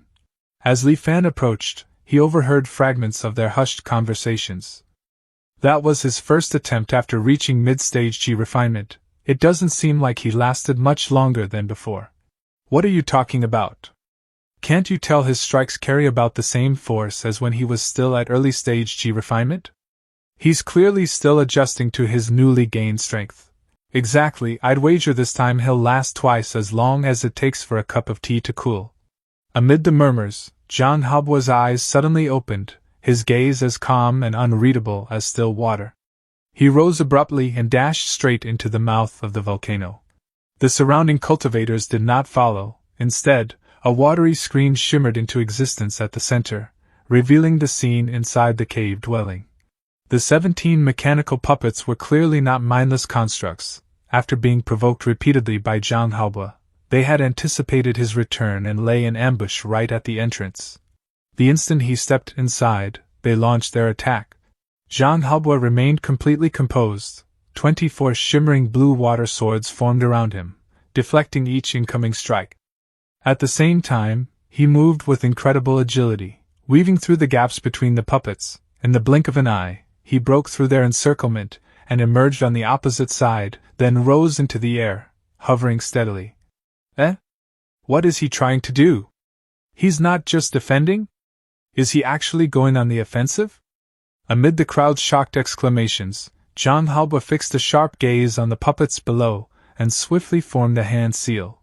In that instant, the 24 water swords surged in speed, moving several times faster than before. They descended upon the puppets like a sudden, torrential storm. The swords moved like living spirits, leaving behind countless afterimages as they wove an intricate web of blue light. It created the illusion that hundreds, perhaps even thousands, of water swords were striking simultaneously. Amid the astonished cries echoing through the crowd, Zhang Haobo's gaze turned razor-sharp as it locked onto the puppets below. His fingers moved in a flash, forming a precise hand seal. In that instant, the 24 water swords surged in speed, accelerating far beyond their previous limit. Like a violent tempest descending from the heavens, they rained down upon the mechanical puppets. The blades whirled like living spirits, weaving endless afterimages that intertwined into a dense lattice of blue light. To any observer, it seemed as though hundreds, no, thousands, of swords were striking at once. Outside the cave dwelling, every cultivator stood frozen in shock, their hearts pounding uncontrollably. Is Zhang Haobo truly only at mid-stage Qi refinement? What cultivation method is this? His strength is beyond belief. They say he only began cultivating a year ago. This is a once-in-a-generation genius. Suddenly, a voice rang out from the crowd. Fellow Taoists, now is the time. The puppets are completely suppressed. This is our chance to seize the opportunities within the cave dwelling. Instantly, excitement surged, and the crowd grew restless with greed and anticipation. At that moment, a burly cultivator shook his head slowly. I disagree. Brother Shang's technique is indeed terrifying, but it must consume an immense amount of vital energy. It cannot be sustained for long. I fear he won't even last as long as he did before. The crowd fell silent at his words, thinking it over before nodding one after another. Li Fan, however, kept his gaze fixed on Zhang Haobu's image reflected in the watery screen, his brows slightly furrowed. He recognized the move just unleashed. It was a killing technique from the sea calming sword art, Water Dragon's Roar, an extraordinarily formidable technique. Yet such a technique required a tremendous expenditure of spiritual power to maintain, something normally achievable only by cultivators at the Foundation establishment realm. Bailey Chen, who had also reached mid-stage chi refinement and mastered the full sea calming sword art, had been completely unable to perform this move. What troubled Li Fan was this: although Zhang Haobu's talent far surpassed Bailey Chen's, he was still only at mid-stage chi refinement. This technique, Water Dragon's Roar, simply should not be sustainable for long, and yet, Zhang Haobu's expression was calm and unwavering, as if he held absolute confidence that his spiritual power would not run dry. Why? Just as Li Fan was immersed in thought, he suddenly sensed something unusual. His expression shifted slightly as his gaze swept across the surroundings. Deep within the ocean, countless tiny blue lights gathered from every direction, converging toward Tian Yang's cave dwelling. Li Fan reached out and caught one of the glowing specks in his palm. Pure water attributed spiritual chi. In that moment, realization struck him. Without hesitation, he made his decision, activating the shadow stalk art. His figure blurred into a phantom as he shot directly into the volcanic vent.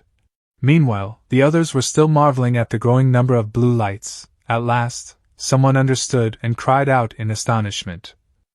Water spirit body. Zhang Haobu actually possesses a water spirit body. Now I understand. Those with such a physique have an innate affinity with spiritual chi. As long as he stands above this vast sea, he will never need to worry about depletion, no matter how quickly he consumes it. The surrounding water-attributed chi will replenish him instantly. Charge, fellow Taoists. The chi refinement cultivators, now fully awakened to the situation, surged forward after Li Fan, plunging into the volcanic vent in a desperate scramble for opportunity. Li Fan, already a step ahead, had passed through the lava and entered Tian Yang's cave dwelling. Weaving through the battlefield between Zhang Haobu and the puppets, he extended his divine sense, searching for any trace of He Zhenghao's remains. But after multiple fierce battles, the area had become a chaotic ruin. The full-force assault of 17 nascent soul-level mechanical puppets was nothing short of terrifying. Li Fan's eyelids twitched at the sight. Hearing the others rapidly approaching from behind, he did not hesitate. He swiftly gathered every piece of debris he could find. At that moment, an ancient mechanical voice suddenly echoed through the cavern. Tian Yang. Li Fan froze, a sense of unease rising within him. Turning toward the source, he saw one of the mechanical puppets. Though suppressed by the Water Dragon's Roar, the dark red puppets appeared to be undergoing a strange transformation. Rage gathered within their cores like a volcano awakening after millennia of slumber. Cracks spread across their bodies, revealing a sinister darkness beneath. The fractures multiplied rapidly, like porcelain on the verge of shattering. Under the relentless force of Water Dragon's Roar, the puppets, said to possess nascent soul-level strength, shattered one after another, breaking apart like fragile vessels into countless fragments. Every cultivator present was left in utter shock. How could this be? Were these puppets nothing more than hollow shells? Or was Zhang Haobu, who appeared to be only at chi refinement, actually a hidden powerhouse? Zhang Haobu himself stared blankly at the scene. Amid the deathly silence, every fragment began to tremble. Weaker. The mechanical voice echoed once more, this time from every fragment simultaneously. Tens of thousands of voices merged into one, reverberating throughout the cave.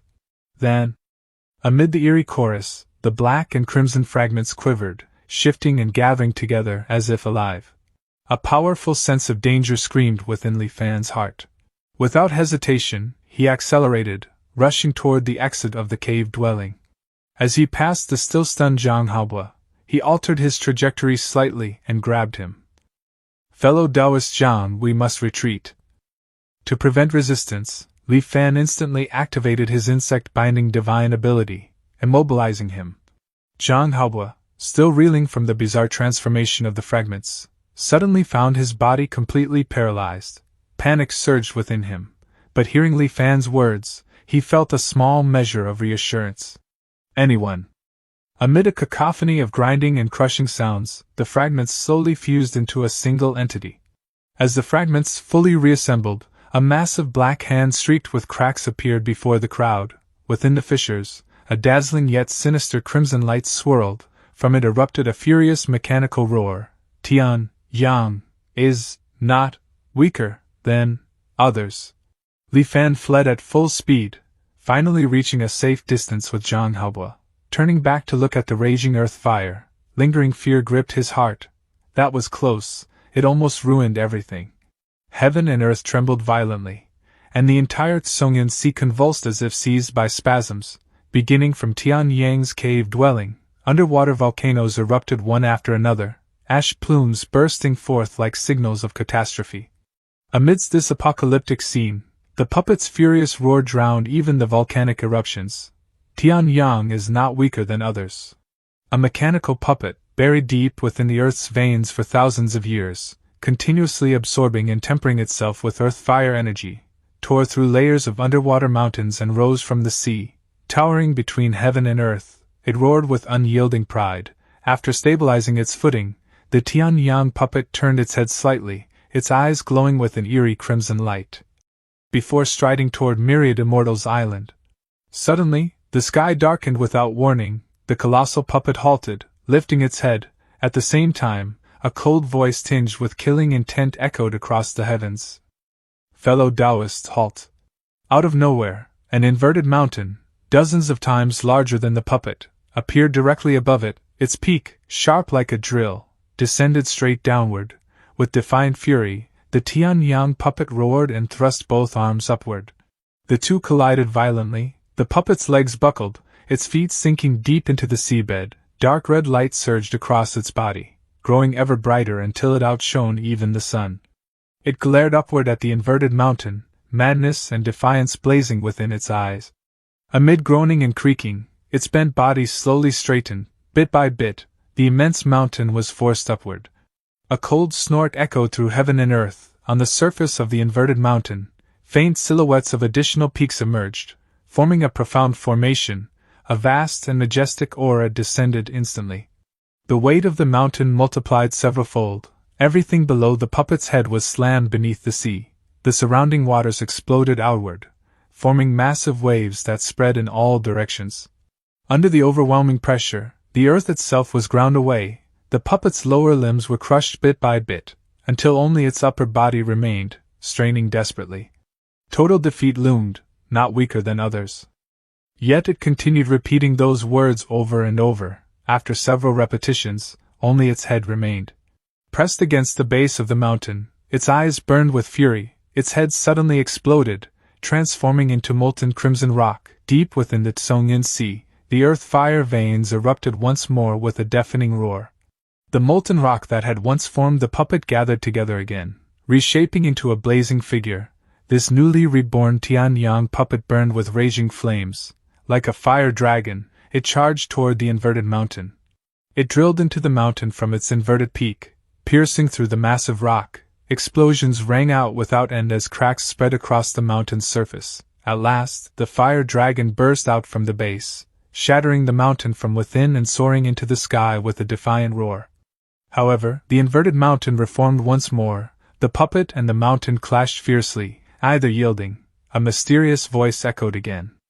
Interesting, truly worthy of being the inheritor of the embodiment transformation Tao sect of ancient times, to have reached such power after thousands of years with only golden core potential.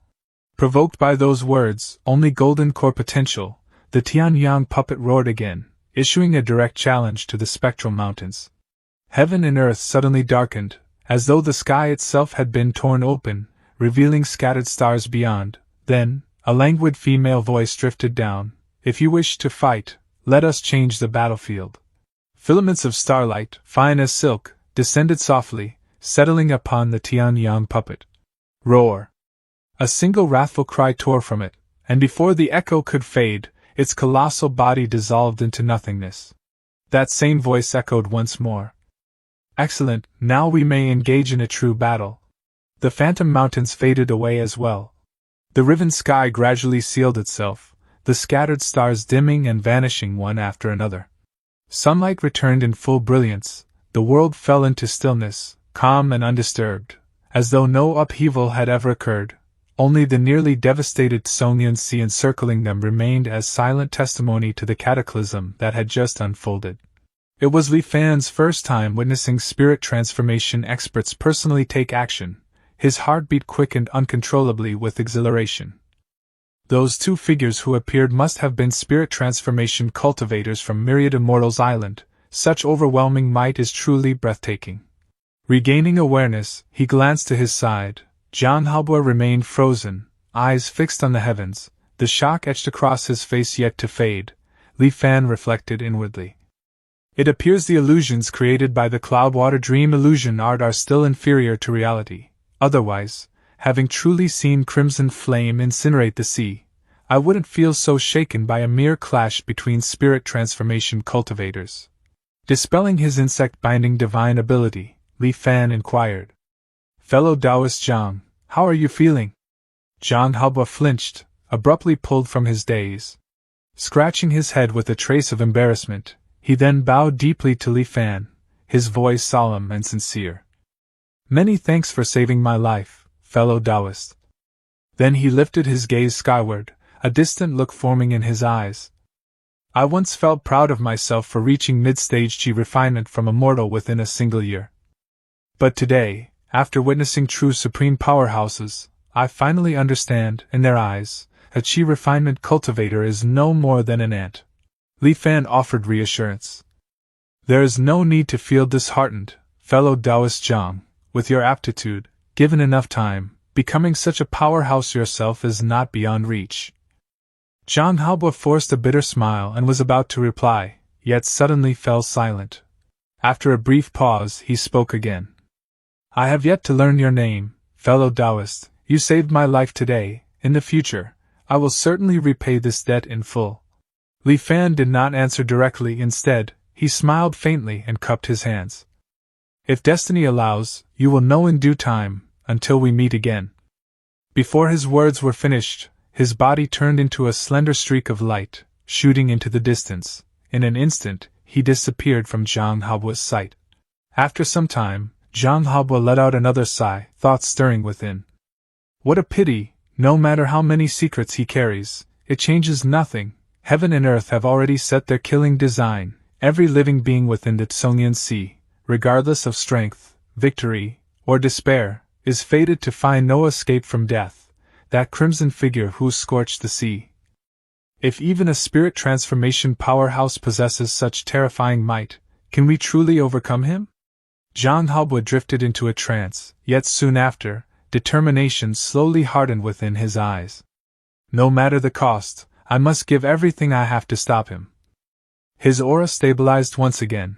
Casting a final glance at the devastated surroundings, he soared away.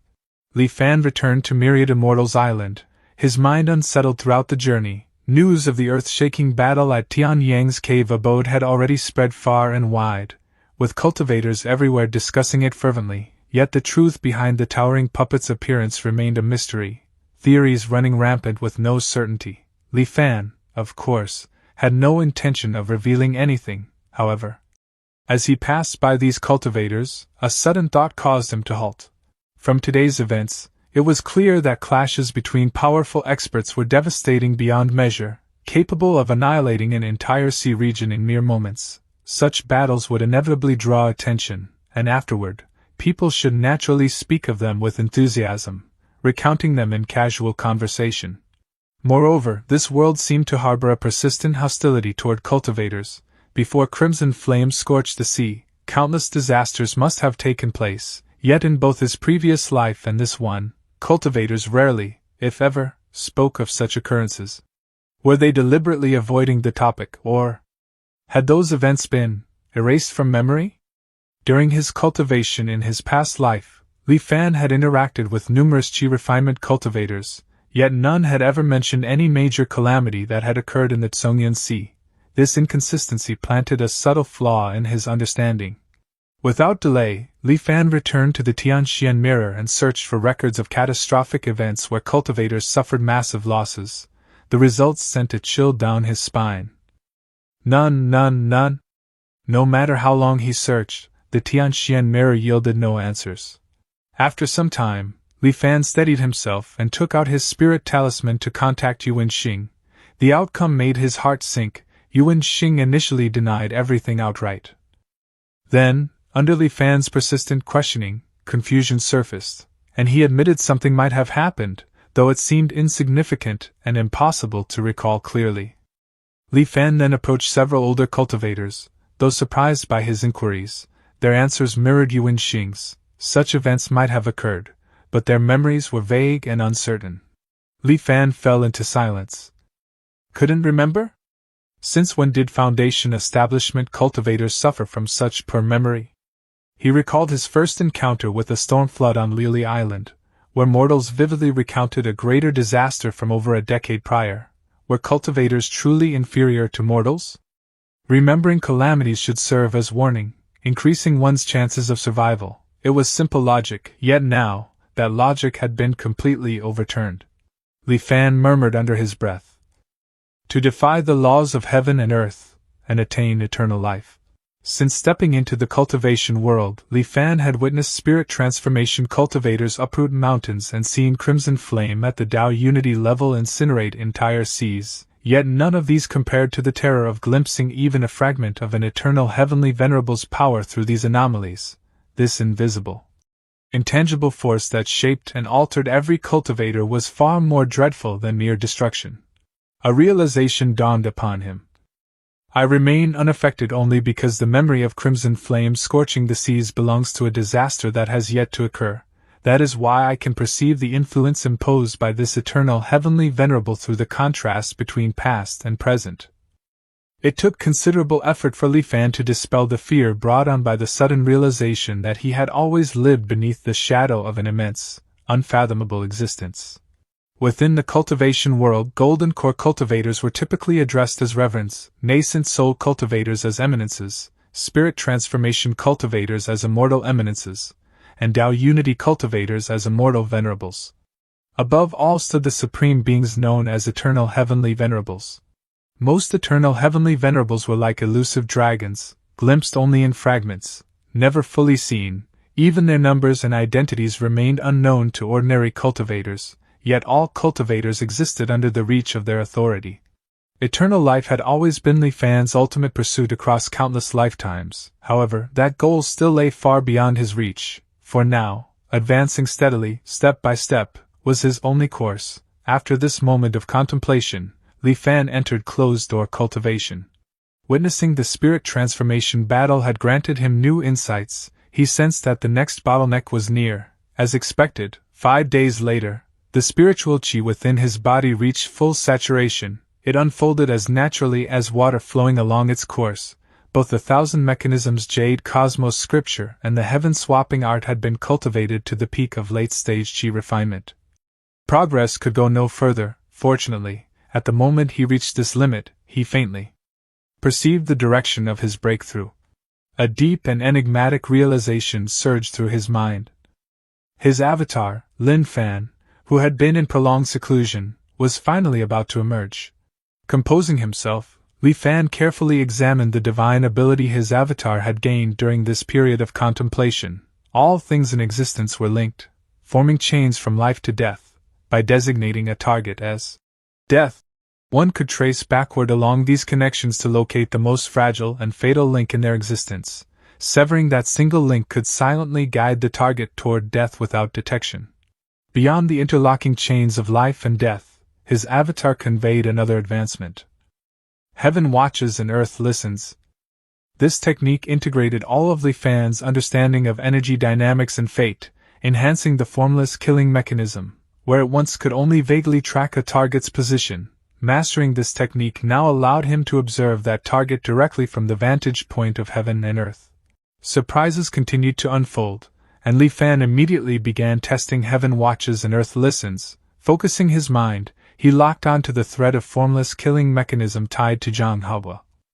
Instantly, a scene formed within his consciousness. Zhang Haoba hovered above endless azure waters, 24 increasingly vivid blue water swords orbiting him in a mysterious formation, shifting like constellations.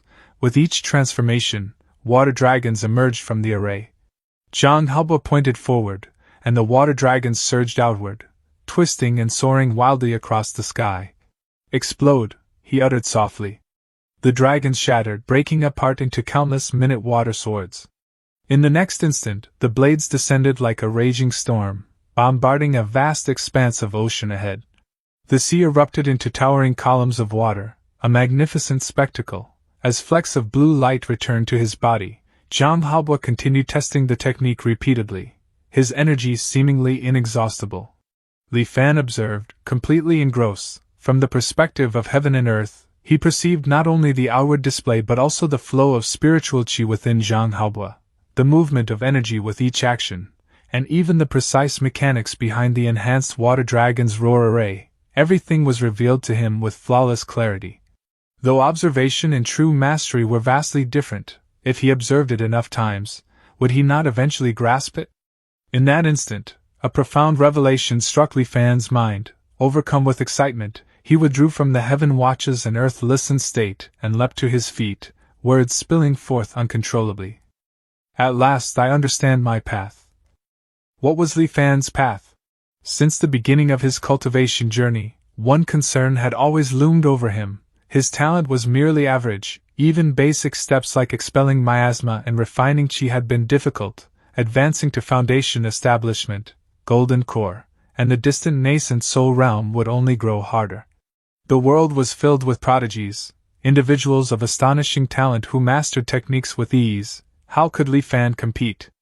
What if, one day, the gap between realms became insurmountable? What if repetition alone could no longer bridge that divide? What future would await him? Today, Li Fan had found his answer, a path that belonged solely to him, one no other could replicate.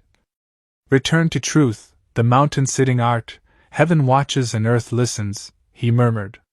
"Peerless talent? So what? Under my observation, all their lifetime insights shall become mine. Though heroes rise endlessly like fish in a river, generation after generation, they will all become stepping stones along my path." He slowly lowered himself back into his seat, murmuring under his breath. "Though heroes rise throughout the world like fish in a mighty river, surging forth endlessly year after year, in the end, they shall all become stepping stones beneath my path." Li Fan's chosen road was to use the brightest of cultivators as his footholds, gathering the truly exceptional as his eyes, ears, and instruments, then refining their strengths into his own. He would absorb the essence of 10,000 schools, forge all their brilliance into himself, and from it carve out a singular great Tao unlike any before. The road has been chosen, now, only the careful laying of plans remains. As Li Fan solidified his path, his avatar Lin Fan was equally stirred, another ripple of thought surging through the bond they shared, yet this time, it was not a divine ability, but rather a fragment of insight he had uncovered. Before the era of the Great Reformation, the cultivation world had treasured Tao comprehension above all else. Ancient cultivation focused upon perceiving the heavenly Tao itself. Legends spoke of mortals who attained enlightenment at dawn, refined qi by morning, forged their Tao foundation by evening, formed a golden core within 3 days, and condensed a nascent soul in merely 5. Some would sit in meditation for a century, only to experience sudden enlightenment and leap directly from mortality into spirit transformation in a single bound. Unfortunately, throughout the vast history of cultivation, fewer than 10 had ever achieved such miraculous ascension. Most epiphanies merely allowed one to advance a realm or awaken a divine ability, but in the present age, true Tao comprehension had become vanishingly rare. Gaze into the laws of heaven and earth, seize the essence of heaven and earth, strip away the marrow of heaven and earth. Li Fan's thoughts hardened. If heaven refuses to bestow it, then I shall claim it by force. Why should I rely upon comprehending the Tao? After mastering these two divine abilities, Li Fan spent another half-month within the Tianxian mirror, carefully stabilizing his newfound insights. Only then did he decide it was time to seek the opportunity needed to shatter his bottleneck. Comparing the location imprinted within his mind against the map of the Tsongyan Sea, he found his destination, Inin Island. The island had earned its peculiar name because no mortals dwelled there, only a lone cultivator known as Inin Shangren. Is Inin Shangren here? Li Fan's voice rang across the island. But after waiting for a long while, no response came. Li Fan silently confirmed his intuition. This was indeed the correct place. Maintaining full vigilance, he cautiously entered the square structure before him. Inside was absolute darkness, a void so profound it devoured not only light, but even divine sense itself. Nothing could be perceived within. Only intermittent sobbing and eerie cries drifted faintly from the depths. Just as he was about to proceed further, a sudden rustling noise drew his attention. A small creature resembling a dog suddenly darted from the darkness, nearly colliding with him. Assuming it might be some strange beast launching an attack, Li Fan nearly struck it down at once, yet when his divine sense swept over it, he realized it was merely an ordinary creature. Since he was a guest here, slaughtering the host's pet without cause would be inappropriate. Thus, Li Fan simply reached out, seized it by the scruff, and lifted it into the air. Bringing the creature closer for inspection, Li Fan immediately felt a surge of disgust. Though dog-like in form, each of its limbs ended in disturbingly human hands. Across its stomach writhed 5 or 6 grotesque eye-like organs, blinking intermittently as they stared directly at him. What in heaven's name is this abomination? Suppressing the instinct to hurl it away, Li Fan held it behind him and stepped deeper into the darkness. After some time, his vision gradually adjusted, allowing the interior to reveal itself. Contrary to his grim expectations, the structure was not horrifying or blood-soaked, but surprisingly neat and orderly, with not even the slightest trace of blood to be seen. Transparent cages lined the interior, each containing bizarre and grotesque creatures of various forms. These strange beings lay weakly within their enclosures, showing little sign of aggression. Even as Li Fan passed by, they showed no reaction, as though the cages functioned as one-way barriers, transparent from the outside but opaque from within. Even in his darkest nightmares, Li Fan had never encountered such profoundly revolting horrors. Forcing down the nausea churning in his stomach, he spared them only a brief glance before quickening his pace. It was then that Li Fan noticed a low murmur echoing from the depths of the structure, repeating endlessly, "I must find you, I must find you." Following the voice deeper inside, Li Fan eventually arrived before a massive rectangular transparent cage. Standing directly before it was a solitary man, his gaze obsessively fixed upon the enclosure while muttering the same phrase like an unending mantra. "I must find you, I must find you.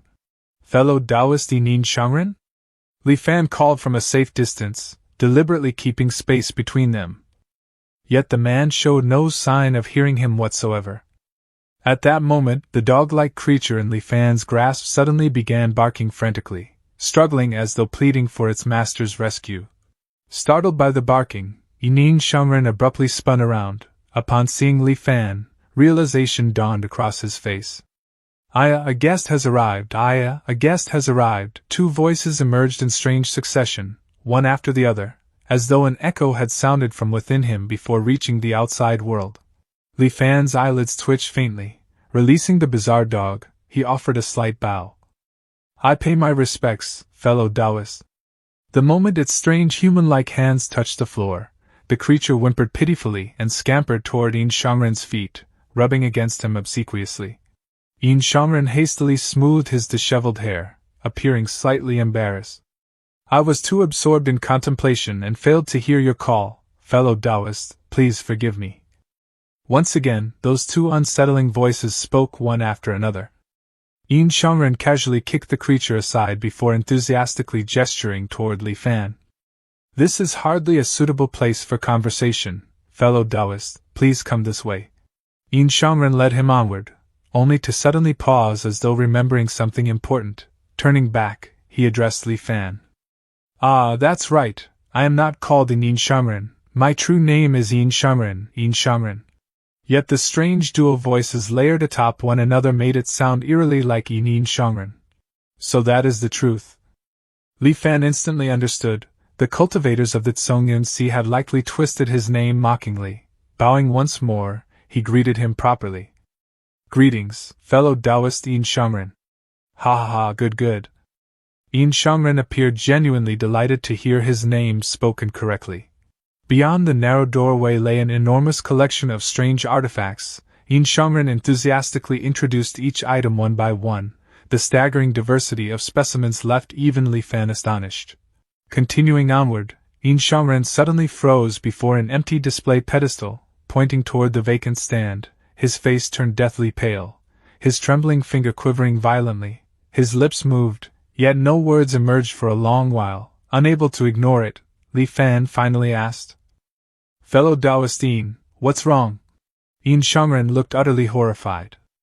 My treasure, where is it?" The dog-like creature behind him whimpered guiltily, ears drooping low. It cast a furtive glance upward before huddling at Yin Shangren's feet, trembling.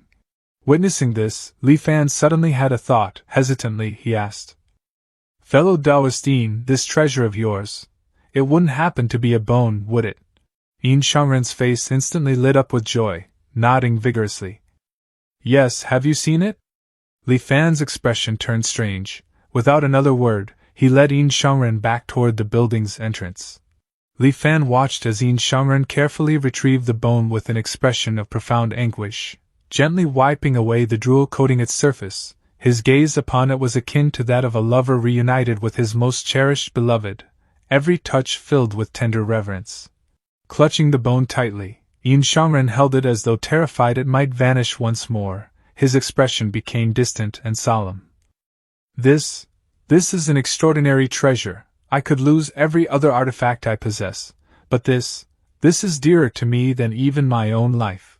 Hearing this, Li Fan's expression grew serious. Genuine curiosity flickered within his eyes as he regarded Yin Shangren questioningly. Yin Shangren began. "I assume you are familiar with immortal miasma. In the beginning, the immortal miasma only spread among mortals. It posed absolutely no threat to cultivators. Only later, after a cultivator somehow became infected, did it begin spreading among cultivators as well." Li Fan's gaze fell upon the white bone in Yin Shangren's hand. "You mean to say?" Yin Shangren giggled strangely, lovingly stroking the rib as though it were the most precious relic in existence. "Exactly, this rib belonged to that very first cultivator ever infected by the immortal miasma." But noticing Li Fan's complete lack of shock or excitement, Yin Shangren's face shifted to confusion. "When you behold it, don't you feel your entire body tremble with indescribable excitement and awe?" Li Fan repeatedly shook his head. Yin Shangren sighed deeply. "Ah, what a pity that you cannot appreciate its true value, fellow Taoist. The infection of cultivators by the immortal miasma is among the most monumental events in all of history. Its influence upon the current cultivation world is second only to the Great Reformation itself. The remains of that first unfortunate victim hold immeasurable research significance and commemorative worth. Are you not curious how a plague affecting mortals could possibly mutate enough to infect cultivators? If I can uncover the source of this transformation, perhaps I can eradicate the immortal miasma at its root. When that day comes, I shall be revered throughout the cultivation world as a monumental figure." For a brief moment, Yin Shangren seemed utterly lost within his own grand fantasy. After some time, seeing Li Fan's face remain completely expressionless, Yin Shangren let out a long, disappointed sigh, like a master grieving over an utterly hopeless disciple. "You simply do not understand this fellow Su something, never mind. Every single bone from that unlucky soul's skeleton is priceless, coveted fiercely by countless cultivators. I was incredibly fortunate to secure this single rib. Naturally, the most valuable relic of all is his complete skull, currently preserved at the headquarters of the Myriad Immortals Alliance." Yin Shangren's gaze grew distant with longing, drool nearly slipping from his mouth. Li Fan found such bizarre obsession utterly incomprehensible, and could only shake his head repeatedly. Just then, Yin Shangren seemed to suddenly regain his senses. I've only just realized. What brings you here so suddenly, fellow Taoist?" Just then, Yin Shangren seemed to snap back to reality. Eh? I just realized, what brings you here so unexpectedly, fellow Taoist? Together, Li Fan and Yin Shangren returned inside and sat within a designated resting area. There, Li Fan finally explained the true purpose of his visit. Yin Shangren immediately became animated, practically spraying saliva as he spoke excitedly. Oh? You wish to ask about breaking through into the Foundation establishment realm? Then you have come to exactly the right person, fellow Taoist. I dare say no one alive understands Foundation establishment better than I do. Li Fan responded with a pleasant smile. I am eager to hear your insights. So-called Foundation establishment is the act of constructing the very foundation of one's cultivation. But tell me, do you truly understand what this Tao Foundation is? Li Fan reflected briefly before replying. The Tao Foundation is the cornerstone of a cultivator's path. Once one reaches final stage Qi refinement, a personal Tao Foundation must be established to continue onward. Otherwise, even if cultivation were to increase, it would resemble building a towering 100-jiang structure atop loose sand. The slightest tremor would cause total collapse.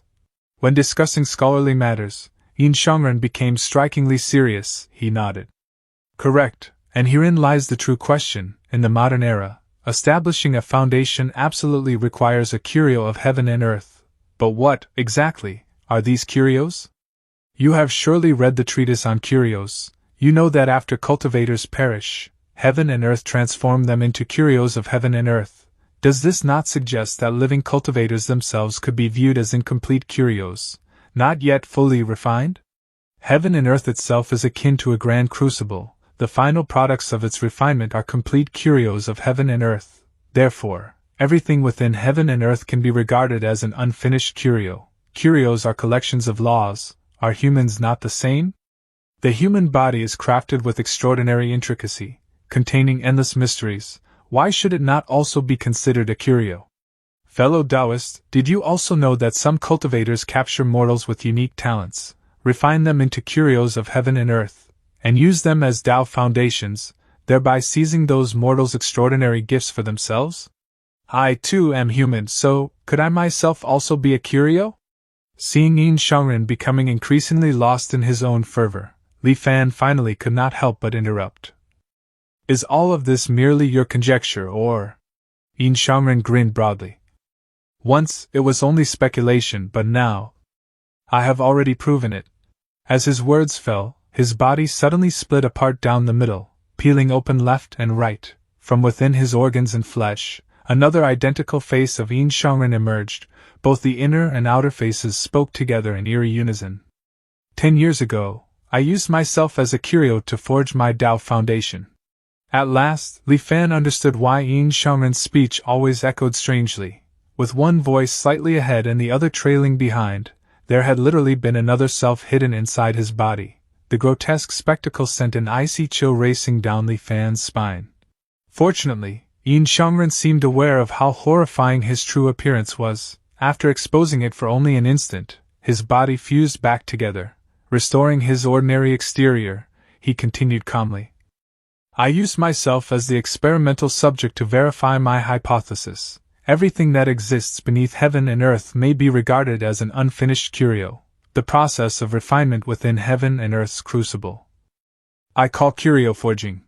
Yin Shangren let out a dark, unsettling chuckle and said, However, if one wishes to employ an unfinished curio to establish a Tao foundation, then one must personally complete the curio forging process. The difficulty is unimaginably great. Failure means instant death at best, and even if one survives by some miracle, the body will suffer grotesque transformations, much like the miserable state I now endure.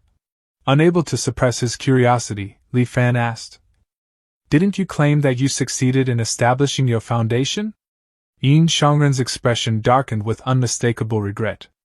I succeeded, but only partially. My understanding of myself was still insufficient. At the final moment, when perfection was within my grasp, I failed. If only I could attempt it a few more times. No, even just once more, if I were granted another opportunity, I would undoubtedly forge a flawless self-foundation. Self-foundation? The phrase immediately captured Li Fan's full attention. If one were truly successful in using oneself as the foundation, what exactly would result? Yin Shangren's eyes gleamed with fanatical yearning. It would be equivalent to borrowing the power of heaven and earth's crucible itself to completely reconstruct your body. Such a body would become the most perfect constitution imaginable. There is an old saying, that which suits you best is what is truly supreme. In modern foundation establishment, cultivators seek curios of heaven and earth that resonate with their nature in order to maximize compatibility. Yet no matter how extraordinary a curio of heaven and earth may be, even a fabled curio of heaven itself, none could ever rival a true self-foundation. Consider it carefully. What could possibly suit you better than your own being? Your Tao foundation would merge with you absolutely. Every divine ability, every cultivation method, would become as innate as breathing itself. From then onward, I imagine you would master any technique instantly, achieving profound mastery the moment you learned it. Having already obtained the knowledge he sought, Li Fan had no wish to remain any longer. Although Yin Shangren likely harbored no malicious intent, the atmosphere here was simply too unsettling. Thus, Li Fan decisively chose to depart. Thank you for resolving my doubts. Now that my questions have been answered, I shall not trouble you further. Yin Shangren attempted repeatedly to persuade him to stay, but Li Fan politely refused every effort. Fellow Taoist, remember to test my self-foundation method. Yin Shangren urged earnestly before their parting.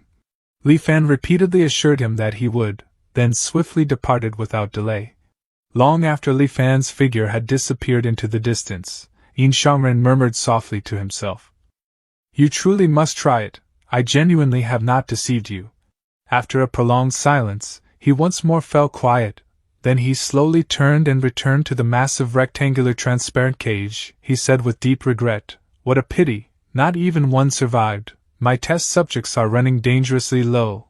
It seems I shall need to venture out once more. Amid grinding, mechanical sounds, the dissolved remains of mortals were cleared from the 4 cages. Soon, a fresh batch of living test subjects appeared within the enclosures, and anguished screams once again echoed throughout the structure. Yin Shangren, long since numb to such horrific sights and sounds, showed no visible reaction. His eyes remained fixed upon the rectangular transparent prison as he tightly clutched the white rib bone in his hand. In a nearly obsessive whisper, he muttered, Don't worry, I will avenge you. I will uncover the one who created the immortal miasma. I will avenge you. Myriad Immortals Island. Once back within the Tianxian mirror, Li Fan searched extensively for records concerning the self-foundation method. It was not some forbidden secret, yet across the cultivation world, it was universally regarded as little more than an absurd joke, with no cultivator taking it seriously. The reason was simple. Every person who had attempted it had died in catastrophic failure during foundation establishment. Self-foundation. Naturally, Li Fan did not wholly trust everything Yin Shangren had said, yet one particular statement resonated deeply. Everything in heaven and earth could be regarded as an unfinished curio. Then what of return to truth? The mysterious power that had allowed him to cycle through countless lifetimes. Could it too be one of these curios of heaven and earth? And if so, might it be possible to forge return to truth into his own Tao foundation? His avatar, Lin Fan, immediately began investigating all available knowledge regarding foundation establishment. Preliminary discussion on foundation establishment, heaven, earth, and man, records of 100 foundation establishments. Li Fan continuously redeemed and absorbed one text after another. Currently, attempting to use return to truth for foundation establishment is still far too dangerous. In this lifetime, it would be wiser to wait for the deep sea pearl's appearance, and instead use it as the basis for foundation establishment. In his previous life, he had once become one with the sea itself, borrowing its consciousness to comprehend heaven and earth. His affinity with the deep sea pearl was already near perfect. So using it would undoubtedly produce twice the result with half the effort. Now, more than half of Anchor Year 13 had already passed. Only 7 or 8 years remained before Crimson Flame would scorch the sea and the deep sea pearl would emerge. Yet during this waiting period, Li Fan was far from idle in deepening his understanding of foundation establishment. Formless killing mechanism. Heaven watches and earth listens. Activate. Li Fan's attention turned toward Zhang Haoba. Nearly 3 months have passed since I last observed him. He has already reached late-stage G refinement. His eyes remain shut, his breathing has ceased, and even the spiritual Qi throughout his body lies in complete stillness. What profound mystery is he comprehending? The endless storm showed no indication of subsiding. Li Fan could only maintain a fragment of awareness focused on Zhang Haobo, while redirecting the majority of his attention back toward the Tianxian mirror. Betting everything upon a single person is unwise. I need a broader web. I have yet to test how many individuals' formless killing mechanism can simultaneously lock onto. Perhaps I can experiment using cultivators approaching foundation establishment. When gathering intelligence was concerned, Li Fan immediately thought of Jiao Xiuyuan. Though greedy and cowardly, the man's information network was undeniably dependable, and Li Fan was already one of his frequent customers. Concealing his aura, Li Fan made his way with practiced familiarity toward Thousandly Hall. Before he even entered, Jiao Xiuyuan's irritated voice rang out from within. I already gathered everything you requested. When exactly are you coming to collect it? How many times must I remind you? Don't give me that nonsense about being too busy. I bet you just don't want it anymore. Hey! Damn it! Upon entering, Li Fan found Jiao Xiuyuan's face twisted in visible frustration. Another failed investment, Taoist Jiao? Li Fan teased with amusement. The moment he saw a customer, Jiao Xiuyuan's expression instantly transformed into one of warm hospitality. But hearing Li Fan's jab caused his smile to falter once more. Chuckling awkwardly, he replied, "Whatever do you mean, fellow Taoist? I, Jiao, have never once conducted business at a loss." Then through clenched teeth, he muttered bitterly, "That little brat actually dared play me. Does he really think Jiao Xiuyuan is so easy to fool?" Li Fan had heard such complaints from him many times before and merely smiled without comment. His attention shifted toward the small cauldron resting upon the table. "Fellow Taoist Jiao, this small cauldron."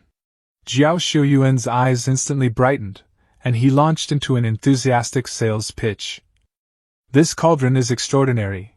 I endured immense hardship to retrieve it from the ruins of a fallen sect." Li Fan's curiosity stirred. "Oh? And what purpose does it serve?" Jiao Xiuyuan lowered his voice mysteriously. "Have you ever heard of the illustrious Medicine King sect?" "I have not," Li Fan admitted with a slight shake of his head. Jiao Xiuyuan's smile froze momentarily. Fortunately, his professional instincts quickly recovered, and he immediately explained. "The Medicine King sect was among the most illustrious sects of ancient times, renowned throughout the cultivation world for alchemy and spirit herb cultivation. It is said that after the immortal Venerable spread the Tao, but before the Great Reformation, the sect master of the Medicine King sect, Lu Rukin, foresaw a great upheaval approaching. Thus, using the Medicine King cauldron as his vessel, Lu Rukin tore through the void itself, shattered the world's boundaries, and departed this realm together with the entirety of the Medicine King sect. This was the first time Li Fan had encountered such a tale. They broke through the boundaries of this world. Where did they go? Jiao Xiuyuan shrugged casually. It happened thousands of years ago. Who can truly know? Perhaps they journeyed to one of the surrounding minor worlds. Perhaps they entered an entirely new world altogether. But that is hardly the important part. The truly important part is this cauldron itself. Li Fan nodded faintly, but at the same moment, his avatar Lin Fan rapidly searched the Tianxian mirror for the term world. Relevant records surfaced instantly. The price, however, was astonishing, over 1,000 contribution points. He purchased them without hesitation and began reading. The cultivation world they currently inhabited was not the sole world in existence. Surrounding it were countless attached minor worlds and independent miniature grotto heavens. Beyond the endless void, there also existed entirely separate worlds akin to their own, before the Great Reformation. The flourishing ancient cultivation civilization had maintained substantial communication and exchanges with these external realms. Cultivators of that age referred to themselves collectively as cultivators of the Xianhuan world. Li Fan paused, deep in contemplation. The Xianhuan world. Could the Xianhuan Heart Clarification Sutra truly be an inheritance passed down since ancient times? Yet the immortal miasma had not existed in that era. the chronology does not align. What truly transpired in that forgotten age remained obscured in mystery, with even the Tianxian mirror offering no definitive historical record. Yet one fact remained certain: some cultivators had indeed survived from that ancient era into the present, such as the white-haired elderly Fan had once encountered. However, without exception, all of them maintained strict silence, burying that era beneath layers of uncertainty and fog. While Li Fan was immersed in thought, Jiao Xiuyuan noticed his prolonged silence and waved the small cauldron directly before his eyes. "Fellow Taoist, what do you think? Are you buying this mini Medicine King cauldron or not?" Li Fan returned to himself, his expression unchanged. "What exactly is this cauldron used for?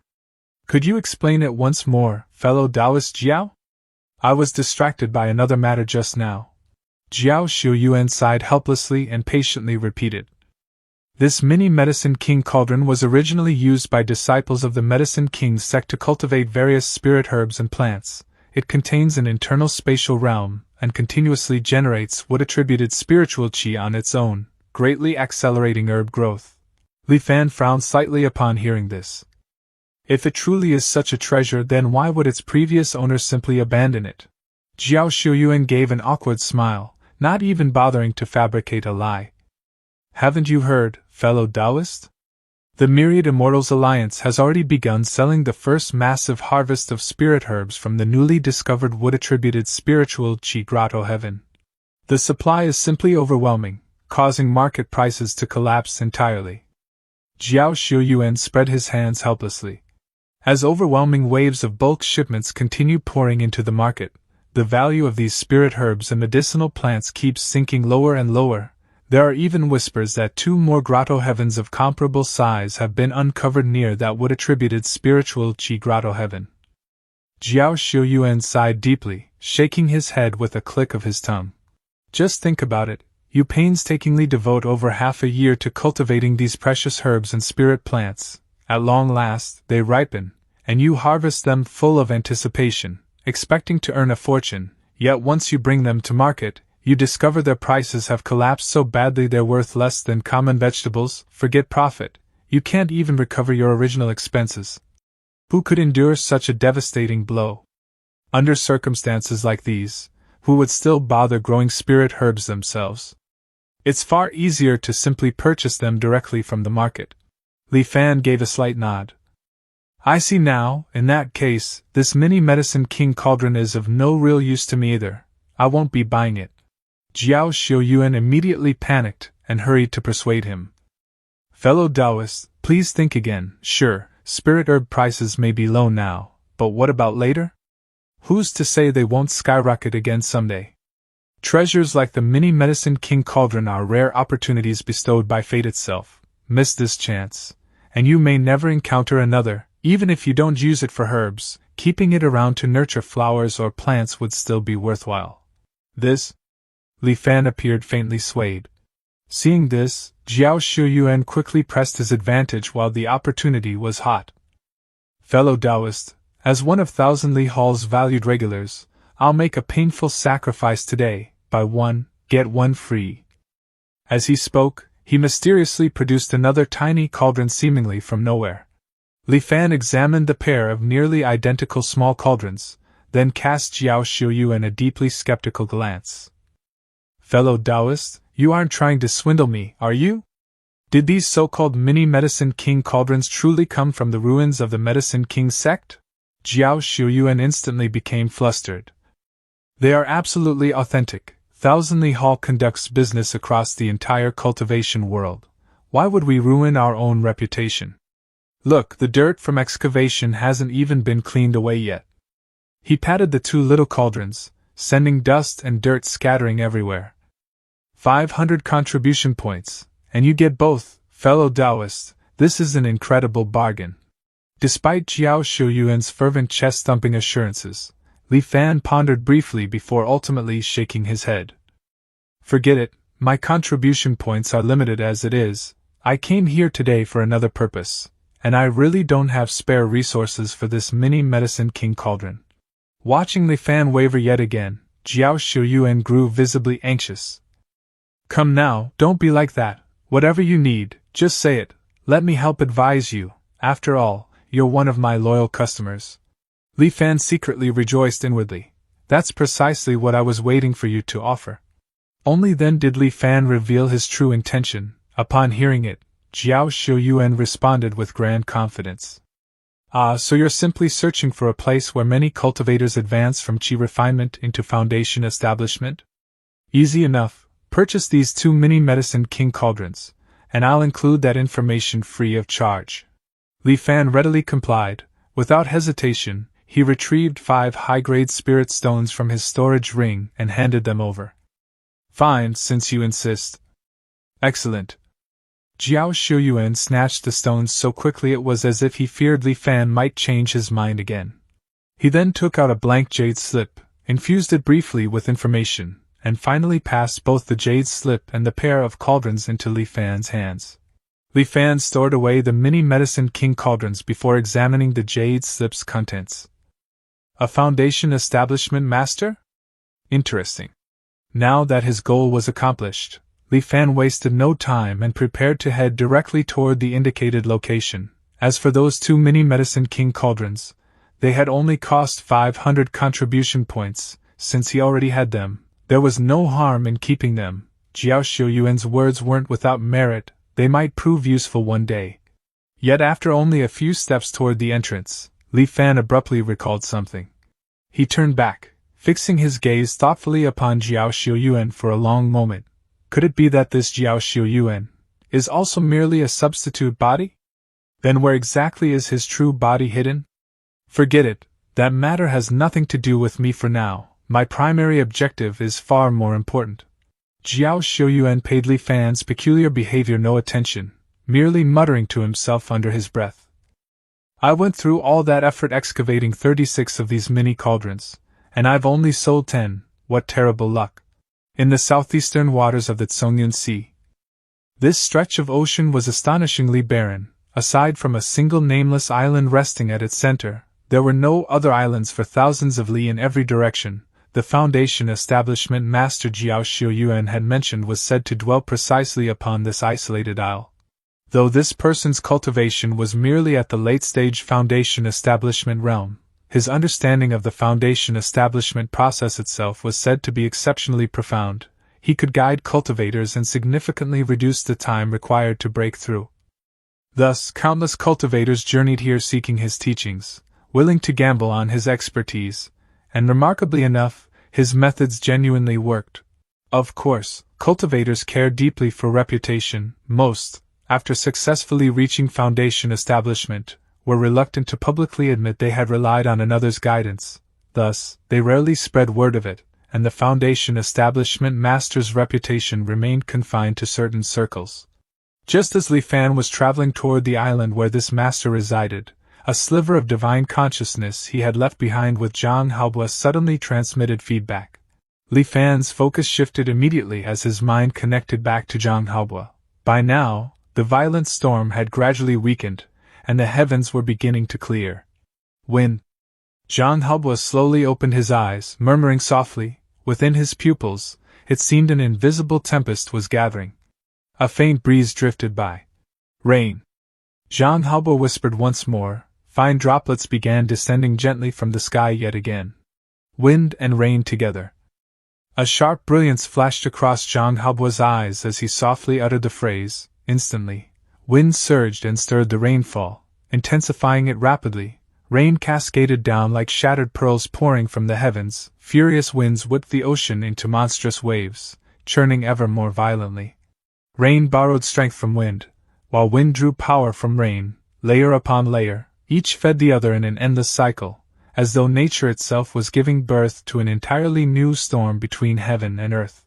Yet in the very next instant, the clouds dispersed, the winds halted abruptly, all strange phenomena vanished without warning. Zhang Haobua burst into loud laughter before his body, utterly drained, gave out. He plummeted helplessly from the sky into the sea below. With an enormous splash, he crashed into the waters and sank all the way to the ocean floor, where silence consumed everything. Wind and rain together. Observing it all through heaven watches and earth listens, Li Fan couldn't help but feel genuine admiration. Although Zhang Hao's divine power remained incomplete due to exhaustion, even this unfinished glimpse revealed terrifying future potential. I truly hope you continue bringing me even greater surprises in the future. With that thought, his consciousness withdrew and returned fully to his true body, which continued onward toward its destination. 3 days later, the isolated island housing the Foundation Establishment Master finally appeared before him. The island itself seemed to contain only a single compound-like residence. Slowing his flight, Li Fan gently descended before the compound's gate. The entrance stood wide open, where a lazy-looking youth leaned carelessly against the doorway. He glanced at Li Fan and drawled, "With our master's guidance, your Foundation establishment is assured, honest business, fair for all." Li Fan cupped his hands respectfully. "I am Li Fan, may I ask how I should address you, fellow Taoist?" The young man's eyes brightened immediately. "What a coincidence, we even share the same surname. I'm Li Chifeng." Li Chifeng lowered his voice conspiratorially. "By the way, when you go in, try haggling a bit, you can probably get a slot for only 1,800 contribution points." Li Fan explained. "Many thanks, brotherly, however, I've yet to secure a suitable heaven and earth curio. My purpose today is mainly to observe the Foundation Establishment Master's methods before deciding." "Oh, that's perfectly fine too. Plenty of people come here every year just to watch. Master doesn't mind observers, provided they remain quiet and cause no trouble," Li Chifeng said casually, though his tone sharpened slightly in warning. "Just remember, stay silent, do not disturb him." Li Fan nodded and proceeded into the courtyard. Before long, he heard a solemn voice. "Empty your thoughts and focus your spirit. Enter deep meditation. Do you know why I chose this desolate place? Because for thousands of li around us, there is nothing but water. The great Tao's laws are far purer here. Were you attempting Foundation establishment on Myriad Immortals Island instead, countless distractions would interfere and greatly hinder your breakthrough." As Li Fan drew nearer, he saw 5 chi refinement cultivators seated cross-legged in the open courtyard. Each one radiated a deep and mysterious aura, as though standing right on the threshold of Foundation establishment. Li Fan's thoughts stirred, and formless killing mechanism immediately began locking onto them one by one. 1, 2, 3. By the time he reached the 4th, the strain was already immense. Including Zhang Hao, my current maximum is 5 individuals. Li Fan calculated silently. Under my guidance, 265 cultivators have successfully established their foundations. The vast majority completed the process far faster than expected. You, too, shall. The solemn Foundation Establishment Master, who had been earnestly lecturing, suddenly paused, his brows furrowed as he looked suspiciously toward the sky, scanning it carefully for a prolonged moment before ultimately finding nothing. Muttering softly to himself, he resumed. "You, too, shall establish your foundations far more swiftly.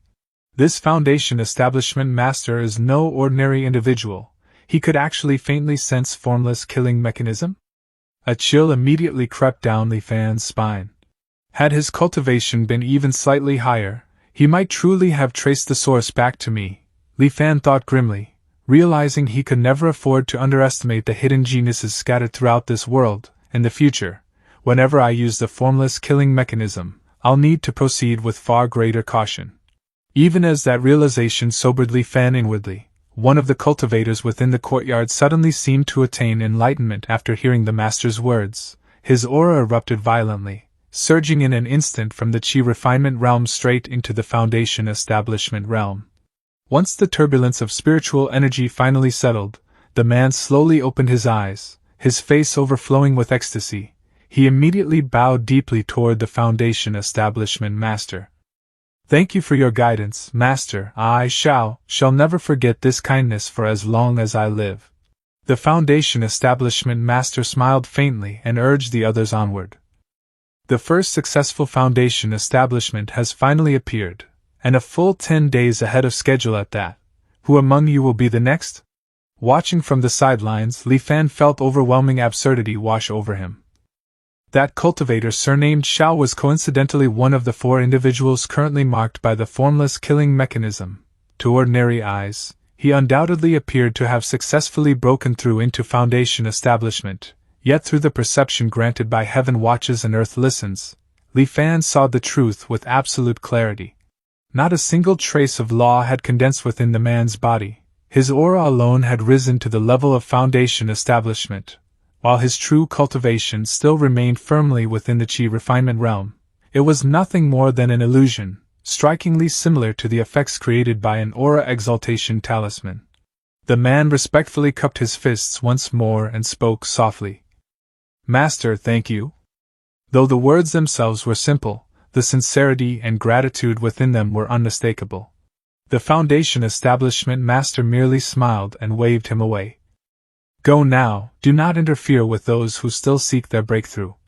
The cultivator surnamed Shao promptly departed at great speed. Meanwhile, the remaining cultivators gathered within the courtyard visibly grew more spirited, their confidence rekindled once again.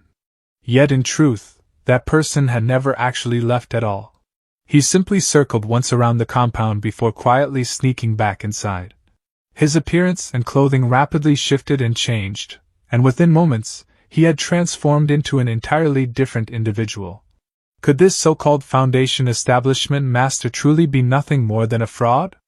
Li Fan glanced once more toward the black-haired, youthful-looking, immortal-like Foundation establishment master, inwardly marveling at just how many extraordinary talents existed beneath the heavens. But at that exact moment, another cultivator began displaying faint signs of an imminent breakthrough, seemingly inspired by the success of the cultivator surnamed Shao. Li Fan's eyes sharpened slightly with interest. This time, the breakthrough was genuine.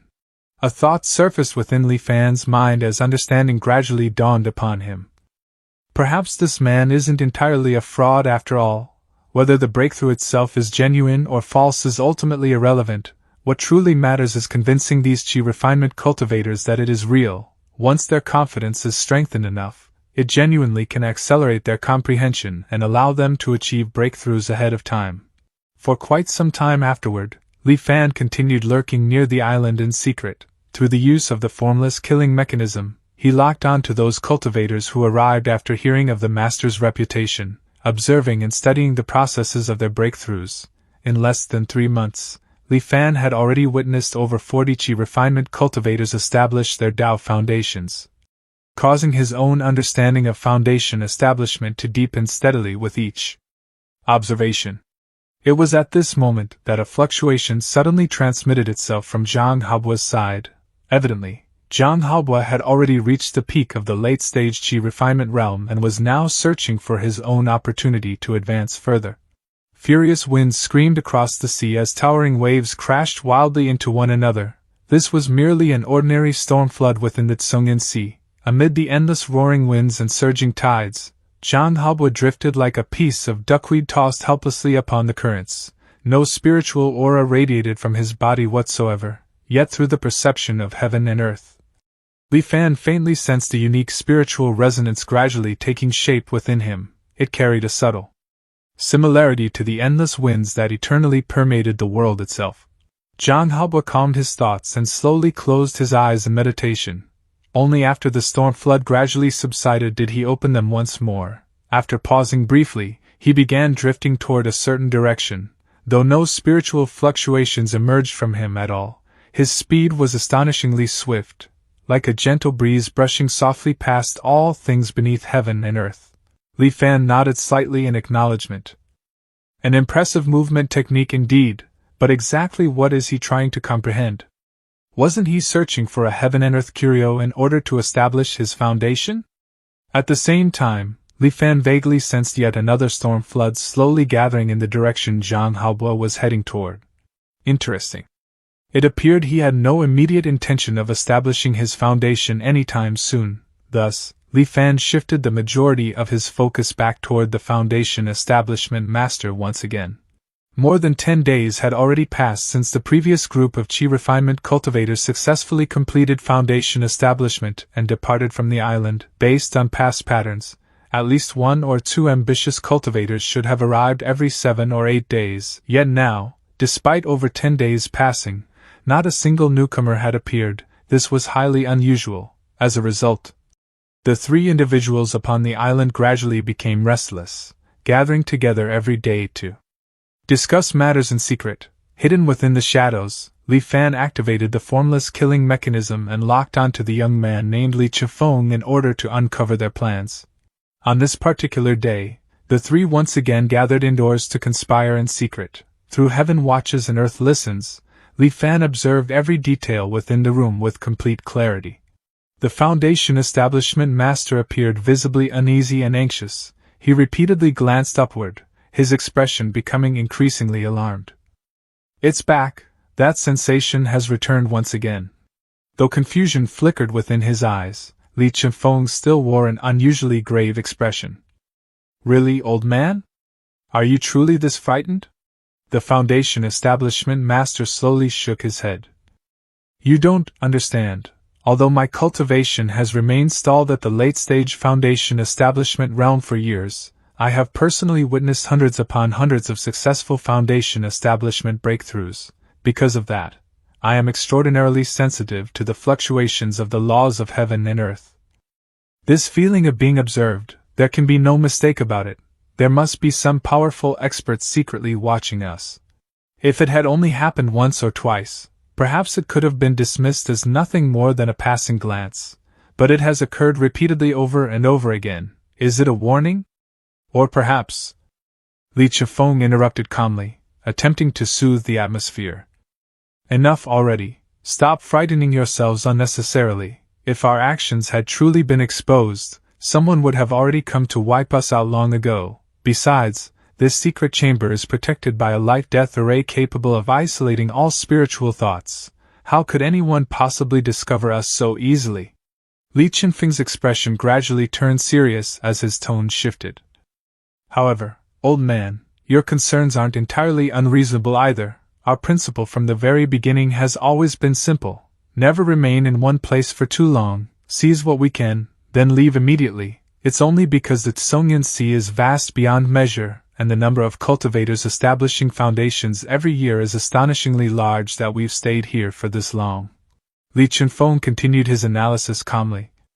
"Our original intention was to continue operating here for another 7 or 8 years before withdrawing, but now, it seems our success has attracted attention we shouldn't have drawn. Since that's the case, we should retreat ahead of schedule. We'll pack everything tonight and depart at dawn. We'll head north toward Yongliang province.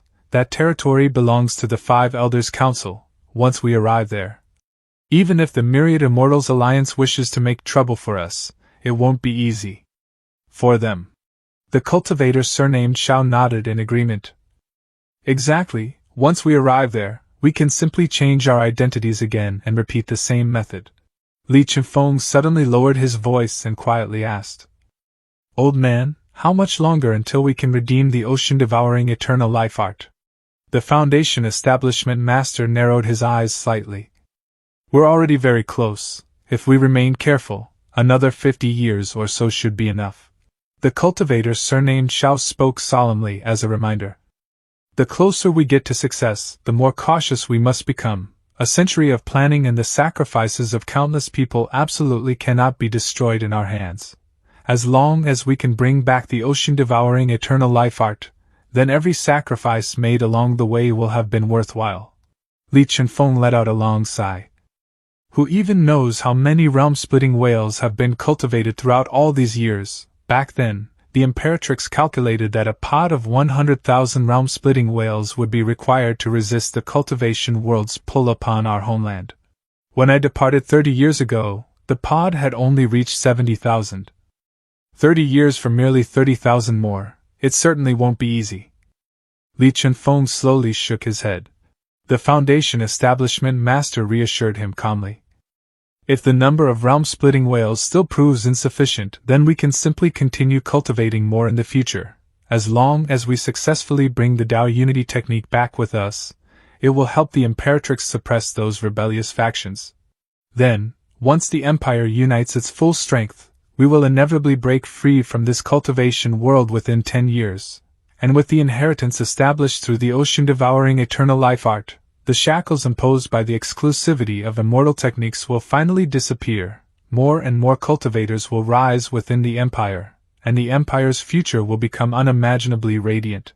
The Foundation establishment master's words filled Li Chifeng and the cultivator surnamed Xiao with visions of an incomparably glorious future. After a prolonged silence, the three men clasped each other's hands tightly, fanatical light burning fiercely within their eyes as they declared in unison, "For the Empire, for the Imperatrix." From afar, Li Fan silently watched the scene unfolding within the hidden chamber, his gaze carrying a complicated emotion. An empire, thieves who steal cultivation techniques, ambitions of escaping the cultivation world itself, and even the ability to cultivate and command a pod of 100,000 realm-splitting whales. This so-called empire was far from weak.